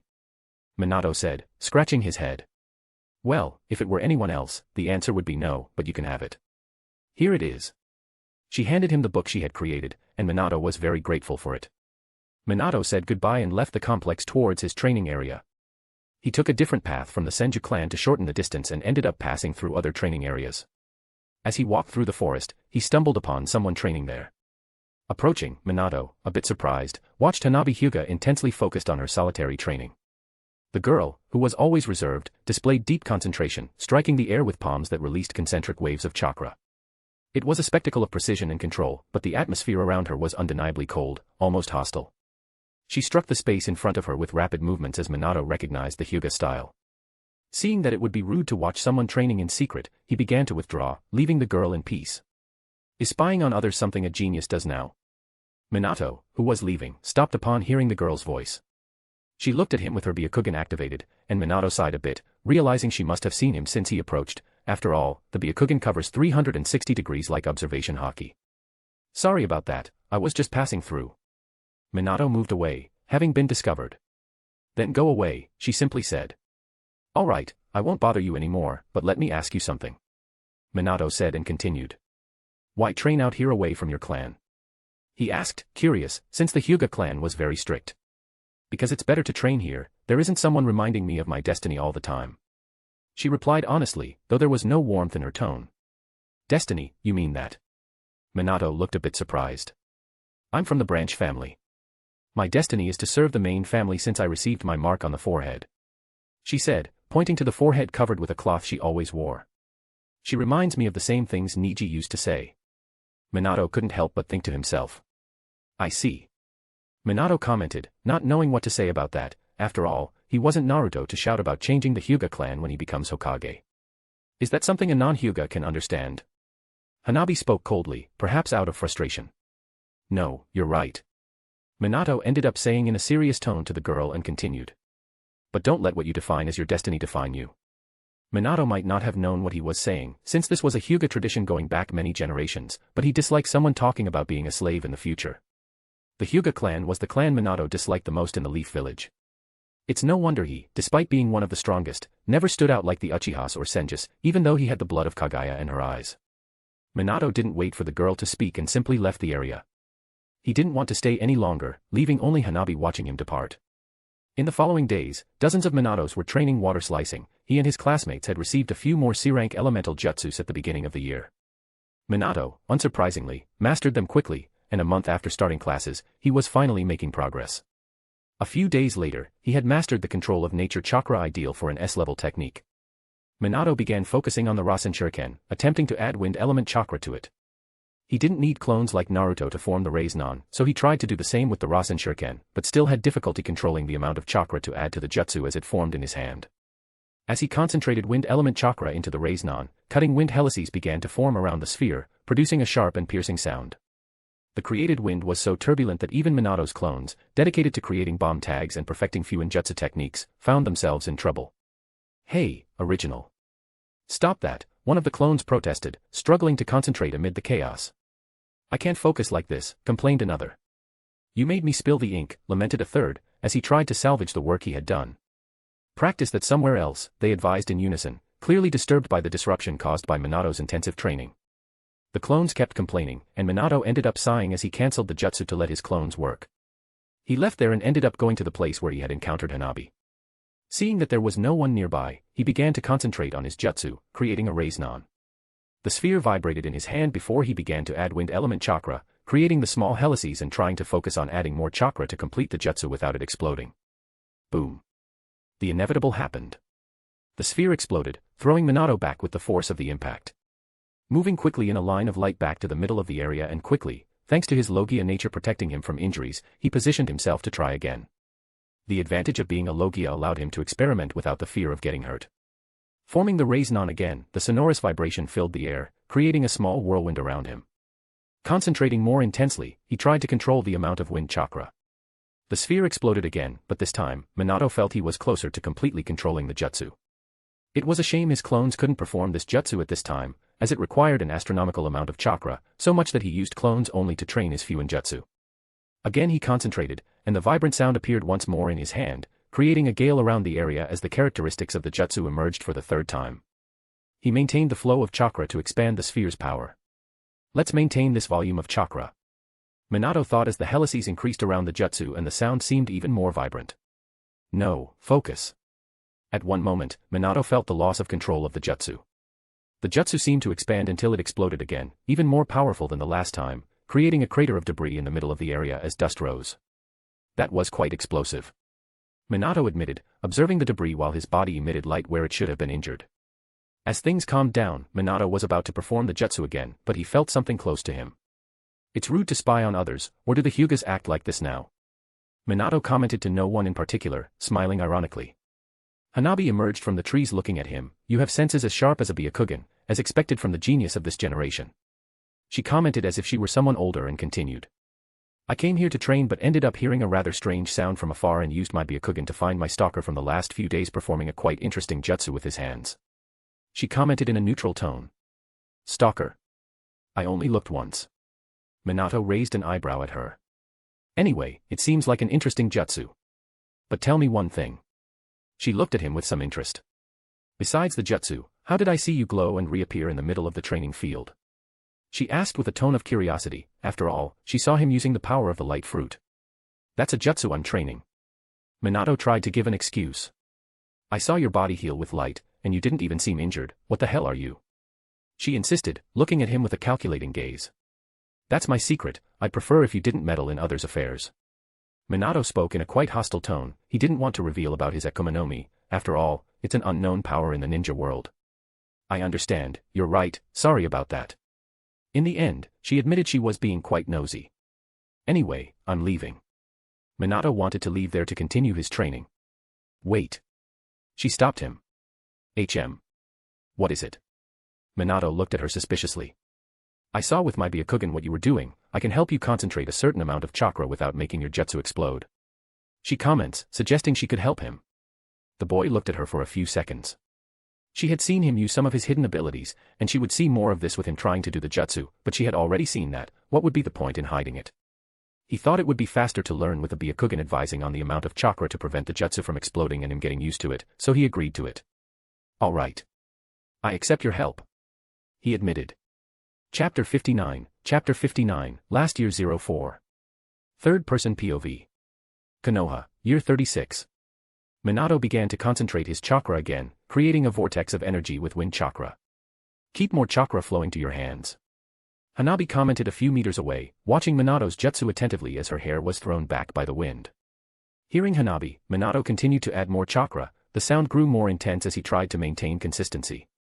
That's too much, reduce the chakra flow a bit. She spoke while keeping the Byakugan on Minato's jutsu. I'm losing control. Minato murmured as he saw his jutsu explode in his own hand. Boom. He was once again thrown back, getting up and returning to his spot as if nothing had happened. He received an intense look from Hanabi, since Minato didn't even have a scratch, but since this was the boy's secret in front of her, she kept her tongue tied.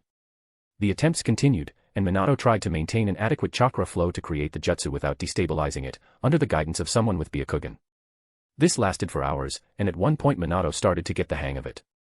I'm almost out of chakra, but I believe this is it. Minato commented, quite tired and with dirty clothes after so many explosions with debris and dust. In his hand was a raise-non with wind-style chakra spiraling around it in a mesmerizing manner. The sound was more unstable, but still sharp and loud, creating the same whirlwind. Is this the jutsu you wanted to create? Hanabi asked, looking at Minato's hand. It's not ready yet. I need to get used to the stability and try to expand it, and now I'm out of chakra for that, but I've made great progress. It would take a week to do this if it weren't for you, so I owe you one. Minato spoke as he cancelled the jutsu. You don't owe me a favor, I did it because I wanted to. She said softly with Minato raising an eyebrow. It's getting late, you haven't trained because of me, let me at least take you out to eat something. Minato suggested, he wouldn't be so ungrateful either. Hanabi seemed uncertain. Come on, it's just ramen, it's the least I can do. Minato had greatly improved his opinion of Hanabi. She went from an arrogant person with all that talk of destiny to someone friendly in Minato's terms, and he didn't want to owe her anything. I can't do that, my clan is quite strict about members going out in public places.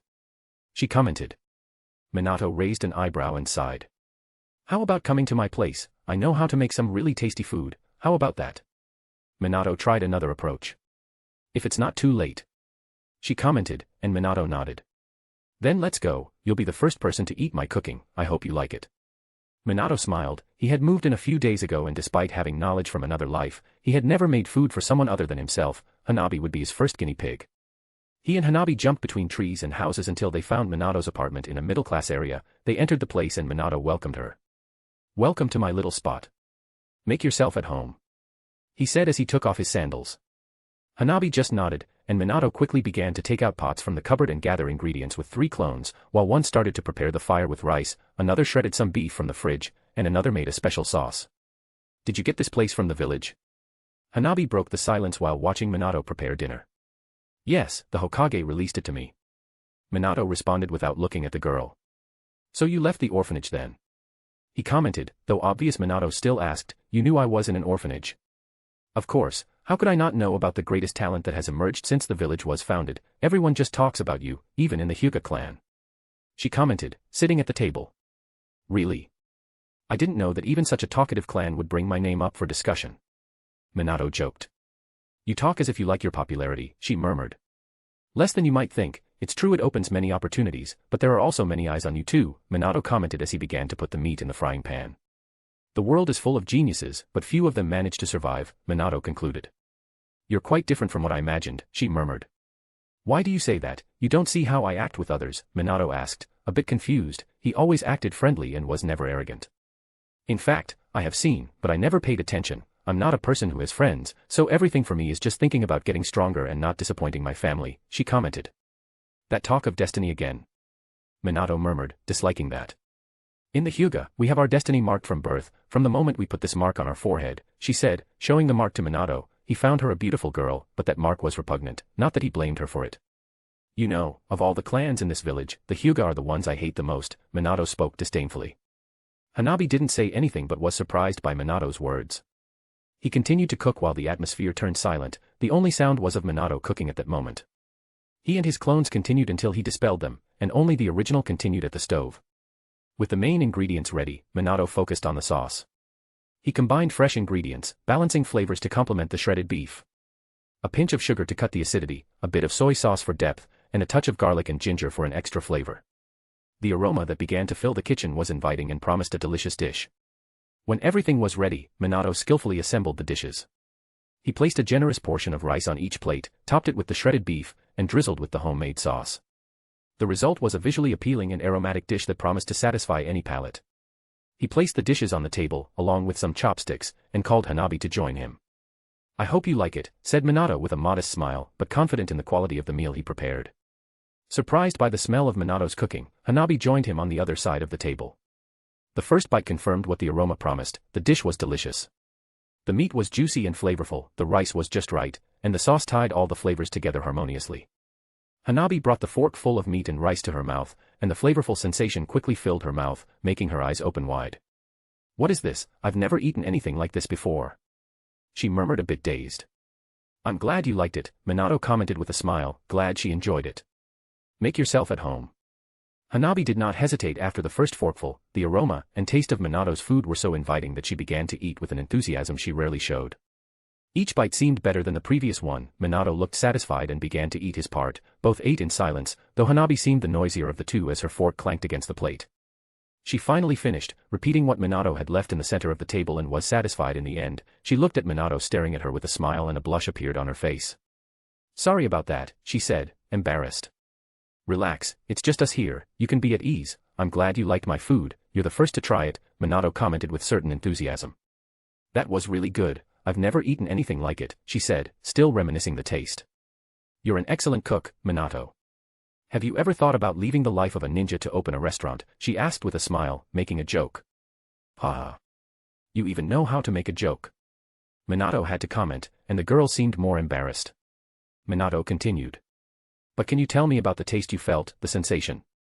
Minato asked some peculiar questions, and Hanabi, a bit hesitant on how to respond, started talking about what she thought. Interesting, this is good, maybe a bit more salt and seasoning."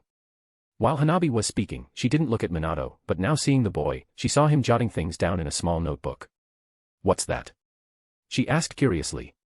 "This is my recipe book, I like to mark down everything I do and get feedback. You're my first guinea pig, so it's good to hear your opinion." "I see. Anyway, thanks for dinner, it's getting late and I better go," she said, standing up to leave. "Of course, you're welcome," Minato responded, walking her to the door. "Until next time. Don't you want me to walk you to the Hyuga compound?" he asked at the door. It wasn't late, but it was already night. "No, I can go by myself, anyway, thanks for everything," she said a bit timidly. "Sure, what are friends for?" Minato commented at the end, leaving her a bit surprised, and she started to walk quickly to her home, leaving Minato a bit surprised and confused by that. Why did she leave so hurriedly? He scratched his head. Young people these days. Minato heard a voice, and on the other side of the apartment, a lady appeared at the door. Hello. Minato was once again confused by this woman. "This is the second woman you've brought home, these young people are so active these days," she commented with a little laugh. "I'm 11 years old. Can't you see I'm a child?"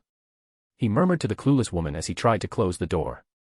"If I were about 40 years younger, I'd make you fall in love with me, handsome boy," the old woman commented with a toothless smile at Minato while licking her lips and staring at Minato like prey. Who is this crazy woman? Even if she were 40 years younger, she'd still be old. He screamed in his mind and quickly closed the door, thinking he had moved into a place with a lecherous neighbor. That night, Minato created a clone to stand guard at the door.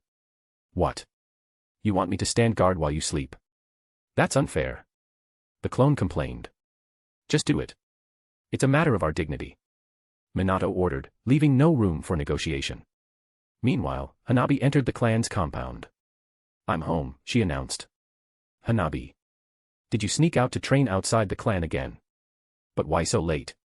An elder appeared. "Hello, Grandpa. I made a friend, I think," she said, a bit surprised. "A friend?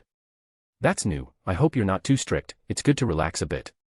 The old man had the Uchiha clan's eye and was quite old, but he looked at his granddaughter somewhat happily that she had mentioned making a friend, which was new. "I'll try," she murmured and went to her Japanese bed. She couldn't help but dwell on Minato's last words. "Friend, so this is what it's like to have one," she murmured a bit before falling asleep.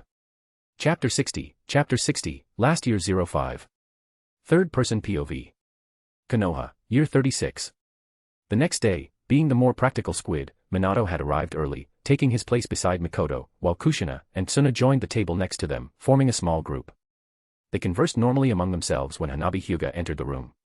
She walked to her usual spot, beside Mikoto at the end of the table where Uchiha and Minato sat. "Good morning, Minato," she approached and said with a slight blush as she sat at the table. Mikoto, Kushina, and Tsuna paused their conversation and looked at the girl oddly, while Minato responded with a welcoming smile. "Good morning, Hanabi. How are you?" "I'm fine," she said, turning her attention to the notebook she just opened. The group watched the exchange, visibly surprised. Kushina and Tsuna exchanged looks, while Mikoto raised an eyebrow, as Hanabi had always been quite quiet and antisocial to the girls. Her taking the initiative to talk to Minato was a big surprise to the girls. "Since when are you two so close?" Tsuna couldn't help but ask quietly. "We met by chance, she helped me with the training I was doing," Minato commented. He didn't mention the dinner because that could lead to wrong thoughts. This earned some pretty sharp looks for the boy. Minato just smiled and continued with his things as class began as soon as Professor Fuma entered the room. The day was normal, with some fights and exercises as everyone demonstrated their ability with the new jutsus until, at the end, as soon as Minato left the academy and went to his training space, but not alone, Kushina was following him with a clone, which Minato found really strange for the girl to think she could bypass his observation haki. "What is this?" She couldn't hold back and approached while he was making a small Rasen Shuriken with one hand. "This is my new jutsu I'm working on. I created that A-rank jutsu, now I'm trying to make it enter S-rank by adding nature chakra to it," Minato spoke, though his voice was a bit muffled by the sharp sound of the Rasen Shuriken. "That's amazing, did that Hanabi help with this?" she asked a bit displeased. "True, she used to be a Kugen quite usefully," Minato spoke and cancelled the jutsu while looking at Kushina with a playful look. "You're not jealous, are you?" "Who's jealous of you, Datebane?" Kushina immediately turned red and tried to hit Minato with a punch, but the ninja was faster. "Ha ha ha. Hey, Kushina. Why don't you come with your original to my house? I can prepare a special ramen for you, how about it?" Minato suggested. "You cook?" she asked a bit surprised. "I've never made ramen, but I have the recipe, how about you come and try?" "All right." Kushina yelled, turning a bit red at the idea of going to Minato's house for dinner. She soon dispelled her jutsu, leaving Minato alone and a bit confused. Seeing that she had left, he continued his training until the moment he went home. He found Kushina quite dressed up for a casual dinner but didn't complain. "You look very beautiful, Kushina. Let's go in. I'll take a shower before preparing something for us to eat," Minato spoke calmly, as Kushina blushed at his comment and saw him entering, following him shortly after. After cleaning all the dust from his training, Minato returned to the kitchen while preparing dinner for awaiting Kushina. She seemed so embarrassed that Minato turned his attention to her with a slightly raised eyebrow.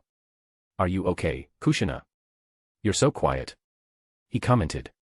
"I'm fine, just hungry," she commented. Minato didn't know, but for her, being with the boy she had learned to love over the last few years, alone in his house, was quite disconcerting. Minato didn't care much after she said that and went back to cooking his seasoned spaghetti. He had picked up a recipe book in a bookstore, hoping he would get it right the first time making this kind of food. Finishing his dish, the aroma began to fill the atmosphere of the kitchen. "That smells so good, Datebane." Even a quite embarrassed Kushina had to admit this out loud. "I'm glad you like the smell, it's almost ready. Let's try it and see if it really turned out good," Minato said as he finished his dish, placing it on the table. Kushina and Minato began to serve themselves. Kushina seemed quite excited as she twirled the spaghetti on her chopsticks and put it in her mouth to taste. "This is so good, Minato," she exclaimed joyfully. "Really, I didn't think it would turn out this good since it's my first time making this dish," Minato commented, pleased, enjoying the taste of his own cooking. Kushina ate her bowl and quickly went for seconds and thirds until she was really satisfied, and Minato also ate a second bowl with satisfaction.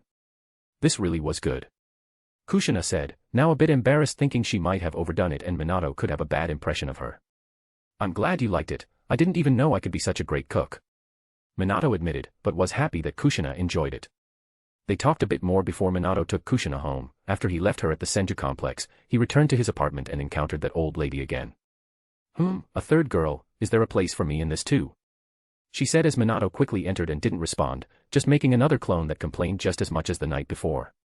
Minato's cooking wasn't just with Kushina and Hanabi, as the next day while he was training and sending a clone to school, he was approached by Tsuna and Mikoto demanding his cooking. Minato had no choice but to take them to his apartment, making a barbecue for the girls, who seemed to love the food and ate as much as the last two. The woman showed up again at the end of the night and made more comments about Minato not being satisfied with just one woman. Minato. The next day, Minato was approached by a shadow while he was sitting at his desk. Choza was looking at him like a hawk. "Hello, Choza, what can I do for you?" Minato commented, feeling a bad premonition about this. "I'm thinking of having a dinner at your house, would you like to attend?" she asked. Minato didn't know how to respond, wondering if he had heard right. What kind of question is that? Tsuna wanted to hit Choza with that. "Come on Minato, I invite you to go to your house, to make the dinner everyone says you can create," he said excitedly. Okay," Minato said. A rumor of Minato being a great cook began to circulate in the classroom, and people who had never spoken to him before started coming up to ask for food. Minato was really having his worst time at the academy, but in the end, he took more than 10 people to his apartment that day and made a big barbecue, something everyone ended up loving. With Minato wondering how his cooking could be so special, he seemed to do just the normal.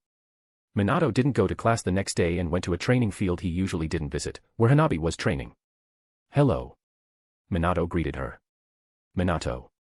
She looked at him curiously. "You just greet me every day, I thought you would come to my house yesterday like everyone else." Minato asked. He usually wouldn't care about the girl, but he seemed to care about this Hyuga after hearing a bit of her story and her thoughts. "I thought I wouldn't be welcome," she admitted. "Well, you thought wrong, after all, aren't we friends?" "The house is mine too." Minato spoke. She seemed lost and looked at Minato a bit seriously. "Are we really friends?"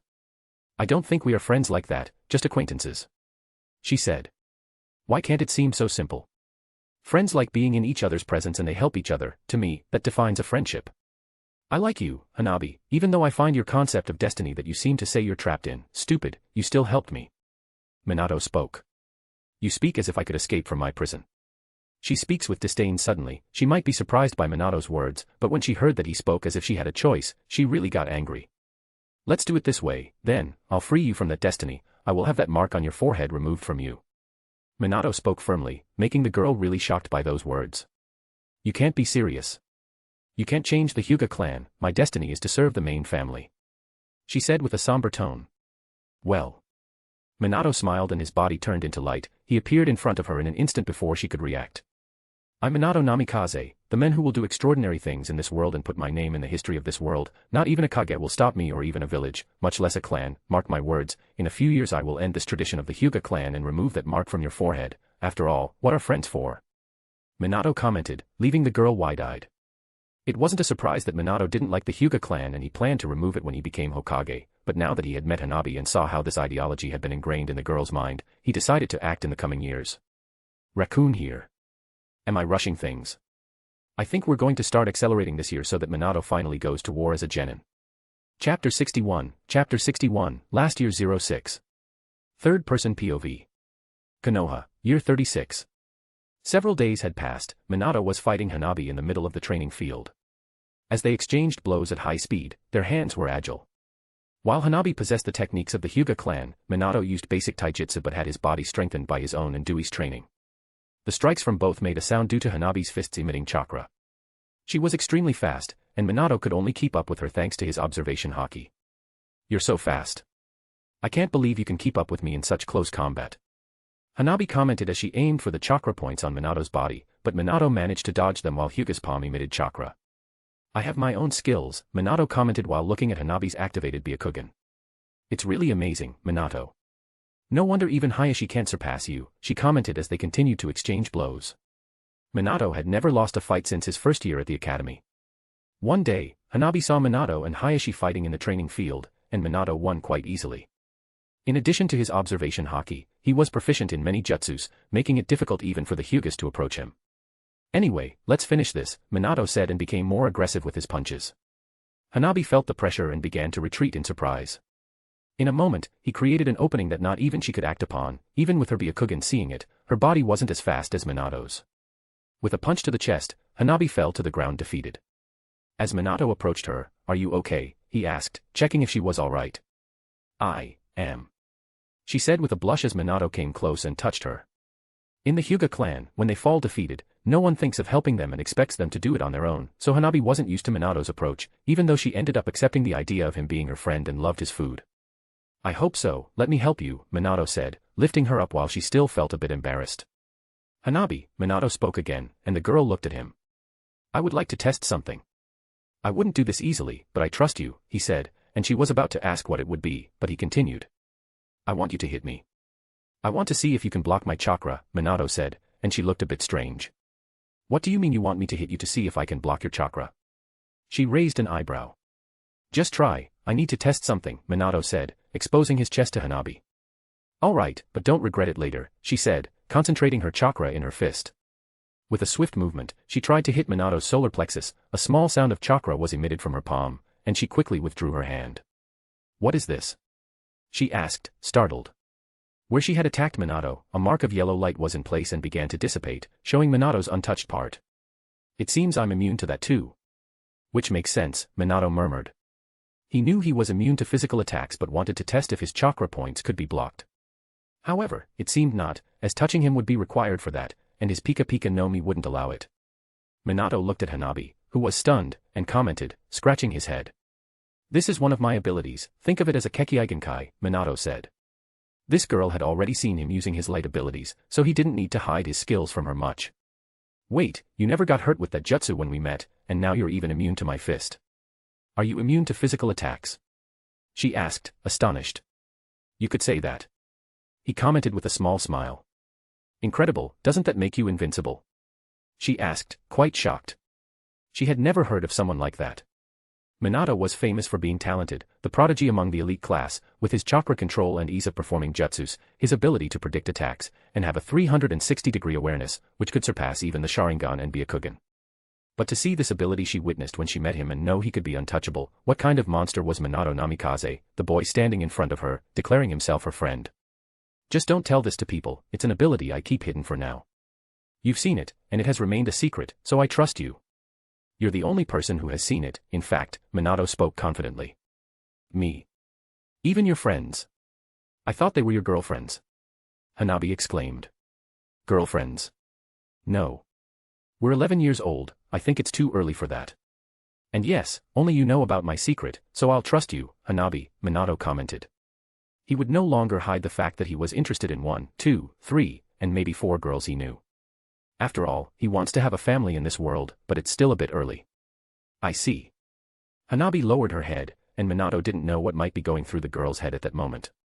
Anyway. She turned back to him, I'm going home, my grandfather must be waiting for me. It was good to train with you, Minato. See you tomorrow in practical class. She said and started hopping between the trees heading towards the Hyuga clan complex. Minato looked a bit dazed at Hanabi's disappearance and turned his attention to his things. He went to his usual training field and found his clones making seals. How are the seals? He asked. This is hard. Yes, something is stopping us from continuing. While we're here working, you're going out with your girls. I also want to go out with some girl. His clones started to complain, and Minato really wanted to shoot light rays at them but sighed, trying to ignore them, and picked up a seal, analyzing it carefully. It looks like we've hit a problem. He murmured and returned to the clones. You guys keep making bomb seals, I'll take care of this seal, he said and ignored further complaints as he started hopping between the trees, leaving the training field and arriving in the village. Hello, may I speak with Mito-sama? Minato arrived at the Senju complex and asked a servant. Yes, one moment to see if she's available, said the servant, and Minato waited. Minato waited a few seconds before the servant returned and said he could follow, walking to Mito's room. He entered and found her seated on her knees, looking at him with a small smile and wearing her usual clothes. Minato, my boy, what happened that you appear at this moment? Kushina and Suna are still in class. Mito-sama, I'm training a special seal, but I'm having difficulty. Could you help me? He asked respectfully. Let me see. She said, and Minato handed over the seal. This. How did you get this jutsu? Mito asked in surprise. She understood the seal very well, having helped Tobirama make it when he was still alive. I traded it with the Hokage for 2 A-rank jutsus that I developed myself. I'm confident I could learn this jutsu, Minato commented, scratching his head. You developed 2 A-rank jutsus. My boy, why do you keep surprising this old lady? But interesting, this jutsu was a creation of my brother-in-law, and I helped with some things, she commented with a smile. I'll perform the jutsu, and you will stay with me this afternoon until you learn it. This old lady has been quite lonely lately, with the last members of this clan going to war. It's good to have a bright boy as company once in a while. Ho ho ho, she said cheerfully, laughing. Minato was a bit embarrassed by this but accepted Mito-sama's tutelage, which is unparalleled. During the rest of the afternoon, Minato sat next to Mito, and he began to attempt the seal, which was much more complex than the bomb seals he had been making. After a few attempts, he had overcome his difficulty with tips from Mito and started to find other blocks and overcoming them after a few tries. We're home. Kushina and Tsuna entered the house and went to greet Mito as they always do after coming back from class. Minato. Tsuna looked at the boy surrounded by scrolls and Mito by his side watching him make seals. Hello, girls. Minato greeted, albeit oddly, without even looking at the girls, focusing solely on the seals. Both exchanged glances, as Minato never called them girls, while Mito laughed at this. Ho ho ho. The boy is concentrated. Prepare dinner, we will have your two's boyfriend over for dinner. Mito said as Kushina and Tsuna blushed, while the boyfriend himself seemed not to care, for he didn't even hear her while trying to seal the deal. I finally did it. Minato exclaimed loudly with a victory smile. Hours had passed, and dinner was ready. That's good, now let's eat something, Mito said, and they went to the kitchen. There were just the four of them in the house and some servants who were leaving. Why are you two blushing? Minato asked curiously to the girls who usually talked all the time but were now quite embarrassed. Don't worry about it, my boy, they're just tired. I think I'll start calling you grandson, what do you think? Mito declared with a small smile and a wink, further teasing the girls at the table. Grandson. Well, I don't see a problem with that. Minato commented with a smile, unaware of how the girls on the other side of the table were blushing even more. Since Minato had had a very productive day, he had finally learned to create the Raging Seal, allowing him to start training the technique from the next day to master it in the coming weeks. Chapter 62, Last Year 07. Third-person POV. Konoha, Year 36. The sound cutting through was echoing throughout the area, as Minato tried to maintain his Rasen Shuriken activated. Making sure there was no one in the area, since this was a jutsu he didn't want people discovering beyond Hanabi, who had helped him create it. Creating it has become easy now, but maintaining it is still a bit difficult. Minato commented as he looked above his head at the shuriken form shining intensely over him. Pleased with it, he began to undo the jutsu, causing it to disappear into particles of light. Any original problem? A clone looked at Minato curiously. We're almost getting the hang of keeping it unstable, however, I can't test it in the village, it would definitely attract attention. Minato murmured, aware that the scope of the Rasen Shuriken would be quite large. What are we going to do then? Another clone asked, a bit worried. I need to find a space outside the village, I also want to learn to launch this jutsu, which requires even greater control over chakra as Naruto could do, since this jutsu could be dangerous for me. Minato reasoned and wanted to find a way to develop it. Naruto must have succeeded thanks to his contact with the natural chakra of the world when he trained in Sage mode. So, let's train the Raijin, it's time for us to train it and start practicing intensely, so I can leave the village and train in a better area without attracting much attention since most ninjas are at the border. Minato commented to his clones, and they nodded. He summoned 50 clones to try to perform the teleportation jutsu while he trained the 6 styles and observation haki with the original body.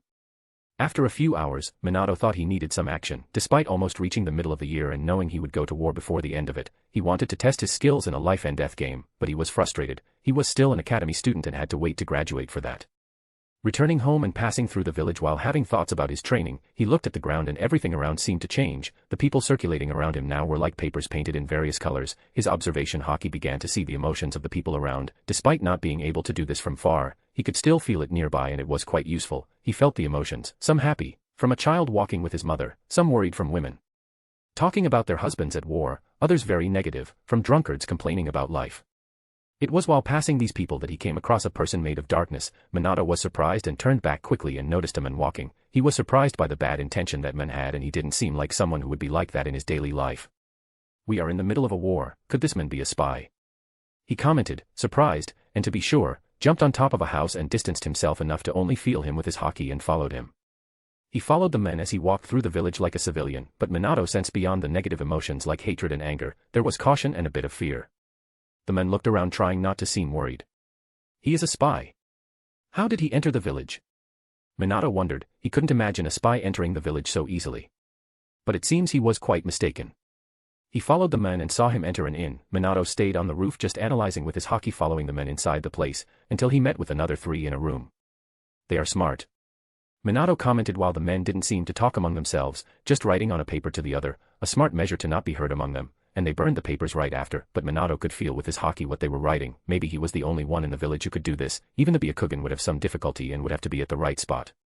The defenses of Konoha are quite precarious, only the Uchihas are more focused on guarding the village. We can proceed with the plan, with that the village will be forced to withdraw soldiers from the border and reallocate them within the village after the chaos we create here.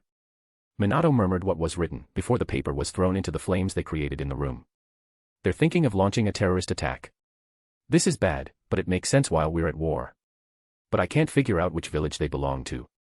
Minato commented. What should I do? They must not be the only ones to create what they talked about, better keep an eye on them for now and wait for them to give me more information before I act or tell the superiors. Minato commented, and after seeing that they went to bed, he returned to the apartment. He created a clone as soon as he put on better clothes for espionage than those he wore in training, and ended up going to the location and concealed himself. He would have to do this in the war, it would be good training for him. However, it was tedious and he spent the entire night spying on the men while they basically slept. The next day, tired, Minato sent a clone to school, some to train, and 3 to follow, all of them undetected, while the original went to sleep after staying up all night. This routine interrupted Minato's training, but he wanted to be sure to discover the true activities of those spies that not even the village intelligence could detect. The days went by and he had no more success in his espionage. The men didn't discover about a boy watching them, but they kept a low profile. They maintained a routine of walking through the village all day, seeming to observe the behavior and routine of patrol ninjas. Although they were walking through, no one seemed to notice them and they no longer talked about their plans, which frustrated Minato a bit. One day, seeing that his first espionage failed in tedium and he would pass on what he discovered to the Hokage, he saw movement in the house, moving away to not be detected. He saw the 3 men leaving the house and hoping not to encounter any guards, they began to head north while walking with storage scrolls in their pockets. Minato followed them, keeping a safe distance until they entered one of the training fields he had never been to. At the site, there were other men waiting for them. "You finally arrived," said one of the men waiting for them. "Man, it was hard to keep a low profile," said one of them. "Yes, you maintained vigilance and discretion, nobody noticed," another spoke, who seemed to be the leader. There were at least 15 ninjas and they looked like genins, chunins, and there was a jonin, from the feeling he gave to Minato. "No, nobody followed us," said one of the men Minato had been following for days. The men began to take out their scrolls and summon their stuff. They were ninja arsenals that they dressed and equipped. What are they planning with this? Minato saw a giant pile of paper bombs. There were at least about 5,000. This would cause great damage. At that moment, he sensed presences approaching and noticed that it was the village's Umbu. At least they're not so incompetent, Minato murmured, watching the Umbu moving through the trees. Everything seemed under control while the Umbu seemed ready to act, but the man who was a jonin also knew of their presence as he smiled. "It seems we have some company," the man spoke. He seemed like a censor, and before the Umbu could react, the trees in the entire area that had seals attached to them lost the Umbu ninjas. What? Minato was surprised by this. He was not affected since he was not so close to him. He kept calm while the Umbu were trapped and thought about how to proceed. "We caught some little rats from the Leaf Village. You thought I didn't know you would follow us, that's why I made these traps a few days earlier," said the jonin with a smile. "But there's still one who's watching us from afar. Go after them before we even start the attack." The men pointed in the direction of Minato, and 2 genins and 1 chunin started heading towards him. "I'll have to deal with them," Minato thought, and prepared for the 3 ninjas running in his direction. He could run, but here was the chance he wanted to test his skills in real combat. He jumped from the tree and the ninjas surrounded him on 3 sides. "Just a child."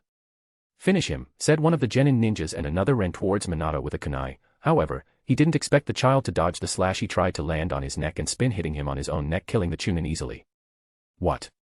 He was taken down like that. One of the others was quite surprised by this. They didn't stop being surprised by this. Minato took advantage of this moment and made hand seals. Katan, Gokaku no Jutsu. He blew his fireball in the direction of the chunin before exploding the area into flames. "It seems they're having difficulty. Finish that child once and for all." The jonin murmured, surprised that they hadn't finished a child yet, while she seemed to retaliate. The chunin ended up jumping from the fireball and threw kunais at Minato, hitting him while he was launching the jutsu. The jutsu was cancelled, and Minato fell to the ground with the kunai stuck in his chest. "Did you get him?" The genin appeared next to the chunin. "I think so, let's go back to the others now," said the man, but before he could move, Minato turned into smoke. "A clone," he said in alarm while looking for Minato all over the place. "Yes, a clone," said the genin with a smile and stabbed the kunai into the chunin's neck before he could react. Minato had sent a clone from the moment he was discovered and made them think they were just fighting a child. But he stayed in the shadows while his clone launched his jutsu, eliminating the genin before he could react and transforming into him to approach the other. What? The man murmured in his mind and looked stunned as his neck bled, and he looked at the genin transforming into Minato. Now there are only. Minato was going to comment, but saw the man opening his shirt and numerous paper bombs attached to him. They are suicide ninjas. Minato asked, surprised as the paper bombs began to catch fire. This type of ninja was already expecting to die on their mission and placed paper bombs to leave a bigger mess in their death, which Minato should not be surprised, since these ninjas entered the village and didn't expect to leave it alive on their mission. Boom. Minato saw the glow and the bomb exploding above him and covering the area. The bastard took down 3 of ours. One of the ninjas from the group looked from a distance a bit surprised that a child still took down 3 of them before they acted against the village. At least the boy died in pain, said the other with a bit of anger. No, the boy escaped, said the Jonin sensor, and Minato appears on the other side of the explosion, with a log replacing him. He had perfected the substitution technique to execute it with just a sign with one hand. He had 3 choices: let the explosion hit him, since it wouldn't matter to him, use his light speed to escape, but chose the last, which was to use this jutsu, since he didn't want to exhibit his powers to the enemy ninjas. After they say the 3 basic techniques are useless, Minato commented proudly as he used clones, transformation, and substitution to eliminate 2 genin and 1 chunin. He turned to the rest of the distant group. Still 12 left, can I take them down without showing too much? He murmured, since there were Umbu still trapped in Fuinjutsu traps. Raccoon here. What do you think of the Umbu being trapped in Fuinjutsu? Was it logical?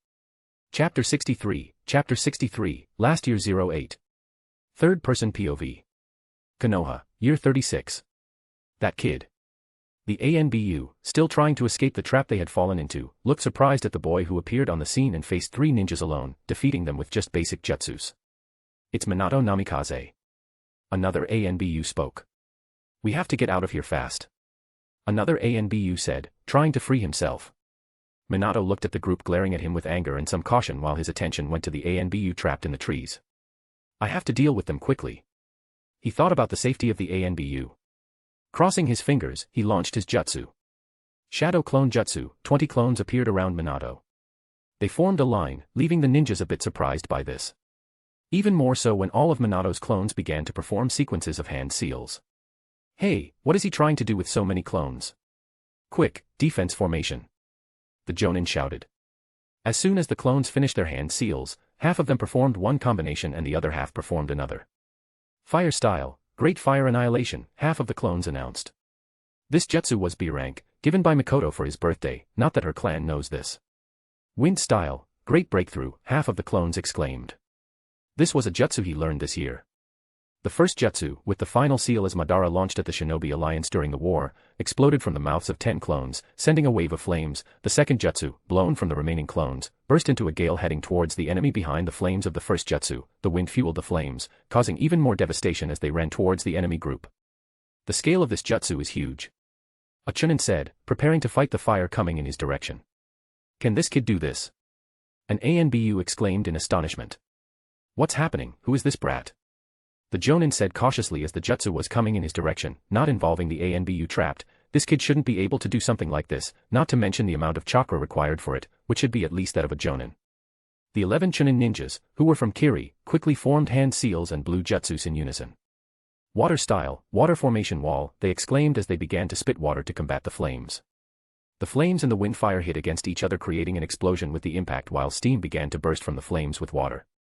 Boom. This is bad. The explosion will draw the village's attention and our plan will be at risk. The Jonin murmured, seeing the jutsus clash against each other. This is bad, he said worriedly as he saw the water opening up for the child's jutsu. Wind and fire combined began to gain ground against the water wall, and soon the Kiri ninjas realized they wouldn't last long. From the steam, the flames passed through water, while 20 Minatos continued to blow their jutsu from afar. The rival ninjas began to despair. Soon the jutsu broke through the barrier and went towards the ninjas. The original, seeing this, decided to act. Minato, taking advantage of the steam curtain, made his body transform into light and run in a straight line while his jutsu exploded the area. Boom. The explosion echoed on one side of the village, while ninjas were turned into charred flesh and trees and grounds exploded before them. Minato stopped the jutsu and looked satisfied with it. Of course, the jutsu consumed a large part of his chakra, since he destroyed everything within a 40-meter radius. But he didn't stop there. He and his clones held their kunais and ran among the flames. This is bad. the Jonin said, looking at the 8 ninjas he managed to save after creating an earth barrier. How could this happen? A Chunin said, seeing his comrades dead, or parts of them, since the paper bombs exploded their bodies as soon as the fire had burned them. Leave the lamenting for later, that kid's clones are coming this way. The Jonin warned. Incredible. In the trees, the ANBU couldn't help but exclaim, seeing a child of 11 years causing such devastation with combined jutsus. This brat, how much chakra does he have? Another murmured, astounded behind the mask. He must have barely any chakra left now. But that's good, the boy managed to draw the attention of all the ninjas from miles around, the leader spoke with a knowing tone. Then why is he running towards the ninjas, another said, looking at Minato running with his clones towards the stone barrier. What? He's still going to face them after using so much chakra.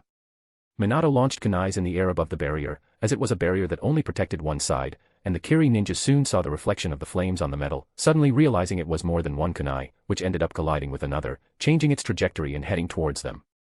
2 ninjas couldn't react in time, dying with the kunai lodged in their head.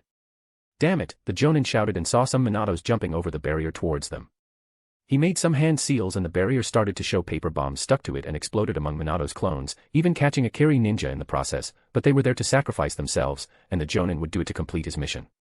With most of the clones destroyed, Minato still continued, and the Chunins who were still able to fight, which were only 5 this time, entered combat. Minato had superior strength to them, and the exchange of taijutsu soon leaned towards his side. The Jonin began to defeat the clones, as he had more skill and soon went to help his comrades. In that time, 2 new clones appeared, and one using the Raise-Non hit a Chunin in the stomach and another using the electricity of Chidori, plunged his hand into the heart of a second, soon they exploded, and the clones disappeared with the explosion of the paper bomb in their bodies. There were still the Jonin and 3 Chunins. One of these Chunin suddenly attacked the Jonin from behind using the Raise-Non. The older ninja quickly turned around and caught Minato's wrist. You thought I didn't know you were hiding among us the whole time. I waited for you to attack to finally catch you. I know how to count, and I saw the burned bodies, they don't match the number we had, the Jonin spoke. He was filled with hatred for this child, he really had lost his entire team to this brat. Minato had taken advantage of the rising steam in the fight to use his speed of light entering the steam without drawing attention and killing a ninja and transforming into him to approach the group. The ninja took a kunai and was going to cut Minato's neck, since this was the original, however, he moved his hand within the radius and pointed his finger at the man while a beam of light came out of there, hitting the ninja's heart to end the fight quicker. The beam pierced the Jonin's heart before he could react, making him stop the attack while his body lost its strength. As he fell to the ground, the beam exploded on the stone wall, leaving the last 3 Chunins dazed. Minato stepped away from them and looked at the last Chunin looking at him with fear, wondering what happened now and where the explosion came from, but before they could react, ninjas from Konoha began to emerge from the trees surrounding all of them. Minato saw this without surprise, seeing their movements through the observation chakra. He returned to all of them in the destroyed field. Be careful, they have paper bombs on their own bodies. He warned them. After that, the ninjas had no chance, as many Jonin and special ANBU appeared. With no fatalities, the fight was won. It didn't take long for the Hokage to arrive at the scene. He looked at the devastation and asked for a report from one of the ANBU who were caught in the trap. His attention soon returned to the boy in a corner talking with some Jonins. Minato, he said, approaching with a glint of pride, since it's not every child who faces a group of enemies alone and still comes out victorious. Hokage-sama, Minato greeted, still maintaining respect, as did the ninjas around him. I've heard about what you did, the village truly thanks you for saving it from a terrorist attack and for saving the ninjas, Hiruzen said with pride, needing to maintain appearances in front of all the ninjas present and genuinely impressed with Minato's skills. Tell me how you ended up here. He asked curiously in the end. Thank you, I was walking through the village. Minato began to recount how he encountered and kept an eye on the supposed spies and monitored them for days. That's really interesting. You're showing great cunning at your age.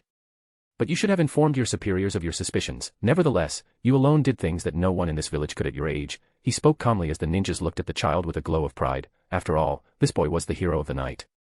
Are you hurt? Do you need to go to the hospital? No, Hokage-sama, I just need to rest. I used a lot of chakra tonight. I understand, you can go back then. Just come by my office tomorrow so I can properly reward you for your achievement, he said, and Minato nodded. With the boy returning to the center of the village, Hiruzen turned his attention back to the destroyed field while the ninjas tried to control the flames from Minato's jutsu. Remarkable, the boy launched a combination jutsu with shadow clones. It's like how I launch my elements, Hiruzen murmured. Yes, Hokage-sama, he used during the fight 3 elements, shadow clones, and basic jutsus to face the enemies, creating a quite deadly combination, said one of the ANBU who got trapped. I see. That fire jutsu he combined with the wind element, he used a jutsu from the Uchihas, didn't he? Yes. said the ANBU. I wonder how he got his hands on it. Anyway, Minato even used the jutsus he had created in a lacking manner. Only one body survived, didn't it? How was the autopsy? That's the strangest body. Minato pierced its heart, burning everything with something extremely fast. The organ didn't stand a chance. He took the Jonin by surprise. Cunning, what jutsu did he use for that? That's what's strange, Hokage-sama, there's no trace of chakra on the wound. But we saw a yellow explosion happening, said the Jonin, looking at the body lying on the ground, the only one that didn't explode with a paper bomb. This boy still must have more secrets. Anyway, he defended the village, Hiruzen said, looking towards where Minato had departed. Chapter 64, last year 09. Third-person POV. Konoha, year 36. Minato got up the next day and ended up seeing a Kushina at his door. Hello. Minato was confused. I came to visit you, Date Bane. She exclaimed, her face turning a slight blush. You want my food? Minato thought, but he wouldn't deny the girl. Then come in, I'll make some coffee. He commented, and she seemed quite excited about it. That's great. Make me ramen. She exclaimed, and Minato sighed. After preparing coffee with noodles, he served her, and they ate quietly. Minato, you know we're in our last year and from what I understand, we'll be sent to war before the year ends. She commented and continued. It's very unlikely we'll be on the same teams. So I'd like to spend more time together. She seemed to get redder and redder, which stopped her from continuing as she lowered her head. Yes, but I don't understand why you're saying this. Minato spoke, a bit confused. Would you accompany me tonight, Date Bane? Kushina exclaimed. Like a date? Minato asked. Yes. Kushina admitted shyly. Mito had suggested this to the girl. Well, I'm a bit surprised by this, but if it's you, of course I accept. Minato spoke with his smile. Nothing could make him happier, defeating a group of ninjas to test his skills and going out with the girl he is most fond of.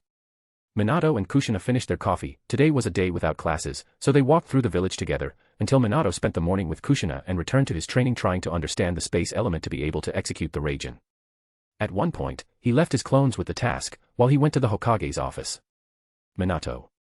Hiruzen said pleased as he looked at the child entering the place, who was immediately called as soon as he said his name at the reception. Hokage-sama. Minato maintained courtesy. You know, child. I spent part of the night awake thinking how a boy of 11 years managed to finish off an entire group of ninjas. I rarely see talents like yours. He said, looking at him. What Minato had done was very big. Thank you, I was lucky. Minato spoke modestly. Luck, I wouldn't say that. I would graduate you from the academy and promote you directly to a chunin, but we are about to form your class, canceling the elite class program soon, and I have formalities before fulfilling your promotion, but let's record all this in your achievements. He said. I am honored by your words, Hokage-sama. Minato commented. Well, anyway, to the point, here in this scroll there is an amount of money for an A-level mission, a few Injutsu scroll, and some B-rank elemental jutsus. He said pleased, and Minato was a bit surprised. This is more than I could ask for, Hokage-sama. Minato thanked. Take it, I expect great things from you, Minato. I'm sure you will do a lot for this village. He said, since this boy managed to fight against spies and save some ninjas from a great danger. Minato left the office quite satisfied. He had gained a lot from the Hokage and hoped to soon add jutsus to his arsenal and learn the seals the Hokage made available to him. He returned to his apartment. Since he had the date with Kushina, he dressed up as night took the place of day and wore dark clothes with white. He escaped through the window so as not to encounter that perverted neighbor of his. Arriving at the place where Kushina asked him to wait, 5 minutes later she appeared approaching with a small smile. She wore a kimono that matched her hair very well, a deep red with delicately drawn sakura petals all over the fabric. Her hair was tied in a twisted manner with a metal fastening at the back of her head. She kept in front her thick bangs with the small piece that held one of the bangs in the long hair as she always used to wear. Minato's surprise was subtle, a slight arching of his eyebrows that quickly turned into a nod of approval. He had never seen Kushina so beautiful, and a satisfied smile appeared on his lips. You look beautiful. Minato commented. He was straightforward when he saw something he liked. Kushina's heart raced with the compliment. Her blush couldn't get any redder with Minato being so direct. Ah, yes. I wanted to try something different for tonight, she replied, joy in her voice mixed with a dose of nervousness. You look very handsome too, those clothes suit you. You made an excellent choice and thank you, Minato affirmed, offering her a gentle gesture to follow him. Shall we go? We have a night to enjoy together. As Minato and Kushina left the lit streets of Konoha behind, their light and occasional conversations filled the path until they reached the destination Minato had chosen for that night. As Kushina had requested, they went to a park known for its large sakura tree, whose beauty was much talked about at this time of year. As they approached, Kushina could observe adult couples scattered throughout the park as soon as they arrived, which immediately brought her a sense of nervousness, wondering if she should embrace Minato's arm as the women were doing. It was no secret by this point that both liked each other, and they didn't hide these feelings much anymore after spending years together since they met. Kushina was someone who had fallen for Minato many years ago. After all, he was the boy who defended her while others mocked her on the first day of class, even without knowing her. They had their promises to become Hokage, but Kushina knew it was obvious that Minato would be the Hokage and not her, but that didn't make her unhappy. She could accompany him in another way, but as she wasn't like Mito, as the woman boasts about how she conquered Hashirama, Kushina was quite shy about dating and courtship. Not that they intended to do that now, as they are young, but Kushina had to mark that this man would be hers. How beautiful! Kushina exclaimed, looking at the tree after ignoring the couples. It was a clear night, with stars twinkling in the sky, and the sakura tree, imposing in the center of the park, was at the peak of its bloom, its soft pink flowers illuminated by candles around, creating a romantic scene. The gentle breeze made the petals fall delicately, seeming like a unique scene. She didn't even notice when she embraced Minato's arm like the couples at that moment while looking at the petal rain. Minato turned his face to Kushina while having a reassuring look, not minding being embraced so suddenly. "It's a beautiful place, isn't it?" he said, his calm voice conveying confidence. "It's been a long time since I've been here, and I've never been at this time," he observed. Kushina, now more accustomed to Minato, and even realizing that she had embraced him, did not let go of his arm, looked into Minato's eyes with a slightly shy smile. "It's very beautiful. I never imagined something like this in the village. Thank you for bringing me here," she said. They walked towards a bench under the sakura tree, sitting side by side. The park, despite being popular among couples, maintained an air of tranquility, allowing both to talk quietly. Kushina looked at the petals and started a conversation. "To think that we've known each other for years, Minato, and now that we're about to become genin, we might end up separated. With the war approaching, I'm a little scared," she said, a bit restrained. Minato watched her for a moment. He knew about Kushina's importance to the village. As the next Jinchuriki, she wouldn't go to war, and that could devastate the girl because she wouldn't become a ninja. "Kushina," he began, not touching on the subject he was thinking about, since he couldn't do anything about it. "It's natural to feel afraid. But you are strong, one of the strongest people I know." Minato spoke, looking into her blue eyes. Kushina looked at him for a while. "But what if we get separated? And something happens to you in the war?" she said with a worried tone, and there was fear there. Minato maintained eye contact. "I won't die, Kushina. I will do whatever is necessary to protect the village, and that includes keeping you safe," he replied and continued. "We have prepared for moments like this, Kushina. And no matter what happens, I promise nothing will happen and we will be again doing the same things as tonight, maybe something else, but we will be fine." Minato spoke firmly. He would return to the village well and for this girl. The silence that followed, but Kushina felt a bit more at ease, believing in Minato's words. "Thank you, Minato," she finally said, with a weak smile. "For always being here." "Always," he affirmed, offering her a smile that sought to be comforting. They continued the night, talking about lighter things and going out to eat while they walked through the village together as a small couple enjoying the shops. "Any problem, Mikoto?" a girl heard her father's voice as they walked. "Nothing," she said while looking at Minato and Kushina in the distance. Her heart seemed hurt by that scene, but she stayed firm as she followed her father back to the Uchiha compound again. Minato took Kushina to the Senju compound and received a kiss on the cheek after Kushina thanked him for the night as she ran back in embarrassment for her action, even though it wasn't the first time she did that. Minato went home and rested with good memories of that night. Minato returned to his training routine with a renewed focus after that night. Determined to master the Hiraishin no Jutsu more than ever, for a whole week, Minato isolated himself in his training area. He spent most of the hours of his day studying the theoretical principles behind the jutsu, experimenting with different ways of trying to execute it by sending himself and his clones to the seals. On the 7th day of that week, at dawn, Minato felt he was close. He had refined his understanding of the technique to the point of feeling the flow of space and time around him. Positioning himself at the center of a circle of seals he had carefully prepared, he concentrated his chakra, visualizing the precise destination marked by one of the seals a few meters away. Minato activated the jutsu. A fraction of a second later, he disappeared with a flash without much effect, leaving only a slight distortion in the air. The sound of his reappearance was almost immediate. He was now standing next to the destination seal, exactly as planned. "I finally did it," he murmured, almost not believing what he had just done. It was very surreal, him using the legendary technique of the second Hokage finally. He felt a bit dizzy moving like that, but still managed to be okay. Nothing that practice wouldn't make him more comfortable with the jutsu. Minato looked around, allowing himself a brief smile of satisfaction. He had executed the Hiraishin no Jutsu perfectly for the first time. The feeling of euphoria was quickly replaced by an even greater determination. Mastering the technique completely was his next goal. Now, let's increase our progress. Minato spoke, executing the jutsu. Multiple shadow clones and 50 Minatos appeared, all with the goal of performing 1 or 2 ragens with each clone to familiarize and see how many executions he could make. His plans were finally ready to be executed before the war. Chapter 65, Last Year 10. Third-person POV. Konoha, Year 36. Minato appeared in the middle of his room in his apartment at that moment. He did so without any special effects, just appearing quietly. I'm starting to get used to this, it's really a much easier way to move around. He couldn't help but comment with satisfaction. Minato placed a Raijin seal on the floor of his apartment under the bed, making his movements easier. He tested his ability again by making several seals and disappeared from the place. He saw the space warp and change, finding himself at the training site in the middle of the afternoon. Minato had trained all day since he had successfully performed his space-time jutsu. He started a back-and-forth training to get used to this movement. I'm getting used to this, but I still need some time to make all the seals. He murmured and looked at his clones waiting for instructions. You must develop the technique to perform it without seals, do you understand? Minato asked the crowd. Yes. The response came collectively. He returned to his other training. While inspecting the weights on his legs, there were 10,000 kilograms in seals that he had placed on each leg. He would say he was doing fine. Rock Lee had placed 4,000 kilograms in the Chunin exam. He began to practice Soru, hoping his body could develop the technique along with Jeppo, which would give him a new level of mobility. Starting with basic Soru exercises, Minato focused on perfecting the fast movement technique that allowed the user to move at impressive speeds, so fast it seemed like teleporting. He had to kick the ground 10 times to perform the technique. Minato was already accustomed to the weights while trying to make the movement in a corner away from the clones. It took a few hours until his body felt quite tired from the exercise. It seems this is my limit, but I feel my muscles getting stronger. Minato murmured, and his attention returned to the clones. Only a few were still performing the jutsu after running out of chakra each one had. He felt progress with the jutsu affinity increasing.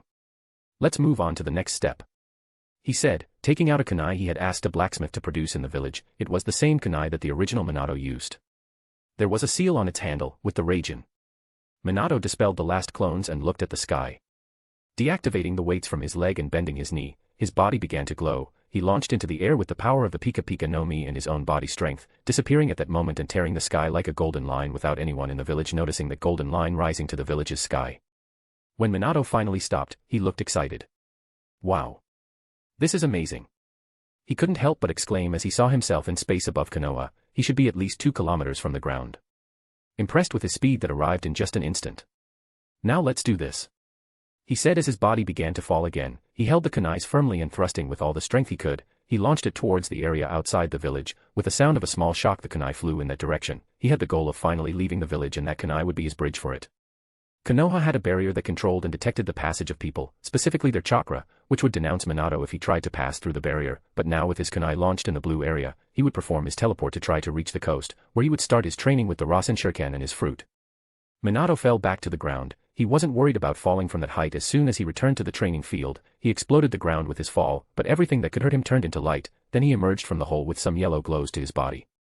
Performing the seal, he returned to the apartment the next moment, starting his short rest before leaving the village the next day. No one came to visit, and Minato woke up the next day sending a clone to class and teleporting without using so many seals. He appeared in a dense forest on the south side of the Konoha region. I feel my chakra draining quite a bit, he murmured after appearing in this location, feeling that the Raijin consumes more chakra the farther you use the seals. Minato sighed and then started running, allowing his observation haki to be very alert so he wouldn't encounter any ninja while he was heading to the south coast. He took the kunai and left another hidden seal in the place on a tree trunk. He had a great advantage where no one from the village would know that he could already perform the legendary S-rank jutsu of the second Hokage, so he would take advantage of this to be able to leave without anyone being able to suspect. He continues jumping between the trees. This way it will take me a whole day, Minato complained. He transformed his body into light at that moment. Using just his physical energy, he started to go to the south even faster. Using his fruit to move to the distance he could in his current state, he went to the southern region. What would take at least 3 days, even for a Jonin ninja, Minato did in 2 hours. He reached the south coast while avoiding any patrol from the land of fire or cities. He landed on the tip of a coast and looked forward, feeling the sea breeze. Finally arrived, he murmured. He began to place some seals in the place as he did on the way, having more teleport options. Minato then decides to jump off the cliff to reach the small beach and start his training. I can train for a few hours before returning to Konoha, but I have to recover afterward, as I'm sure I can exhaust all my chakra doing something like this. He murmured and began his first test. He pointed a finger, unlike before when he had to hold back when he killed that Jonin. Now he would release all his power to see what he could do. Pointing the finger at the sea, a glow emerged from its tip and a beam was sent into the water. With a laser sound, it traveled above the water until it reached about 500 kilometers from where Minato was and exploded. The explosion was immediate and Minato's eyes widened at what he was witnessing. Asterisk. The explosion covered at least 100 meters in diameter. The ball caused chaos in the sea immediately with a sound echoing throughout the region. Could this be considered a small bijou dama? He murmured, believing that it at least had the range of his Rasen Shuriken. Minato waited for the sea to calm down. He didn't spend chakra, but felt his physical energy dissipate a bit and this affected him a bit. After all, he wasn't at Kizara's level yet. I can use this attack for an emergency, since it doesn't use chakra. However, I have my own limit. He analyzed and in the next few minutes started to launch 2 more explosions. Asterisk.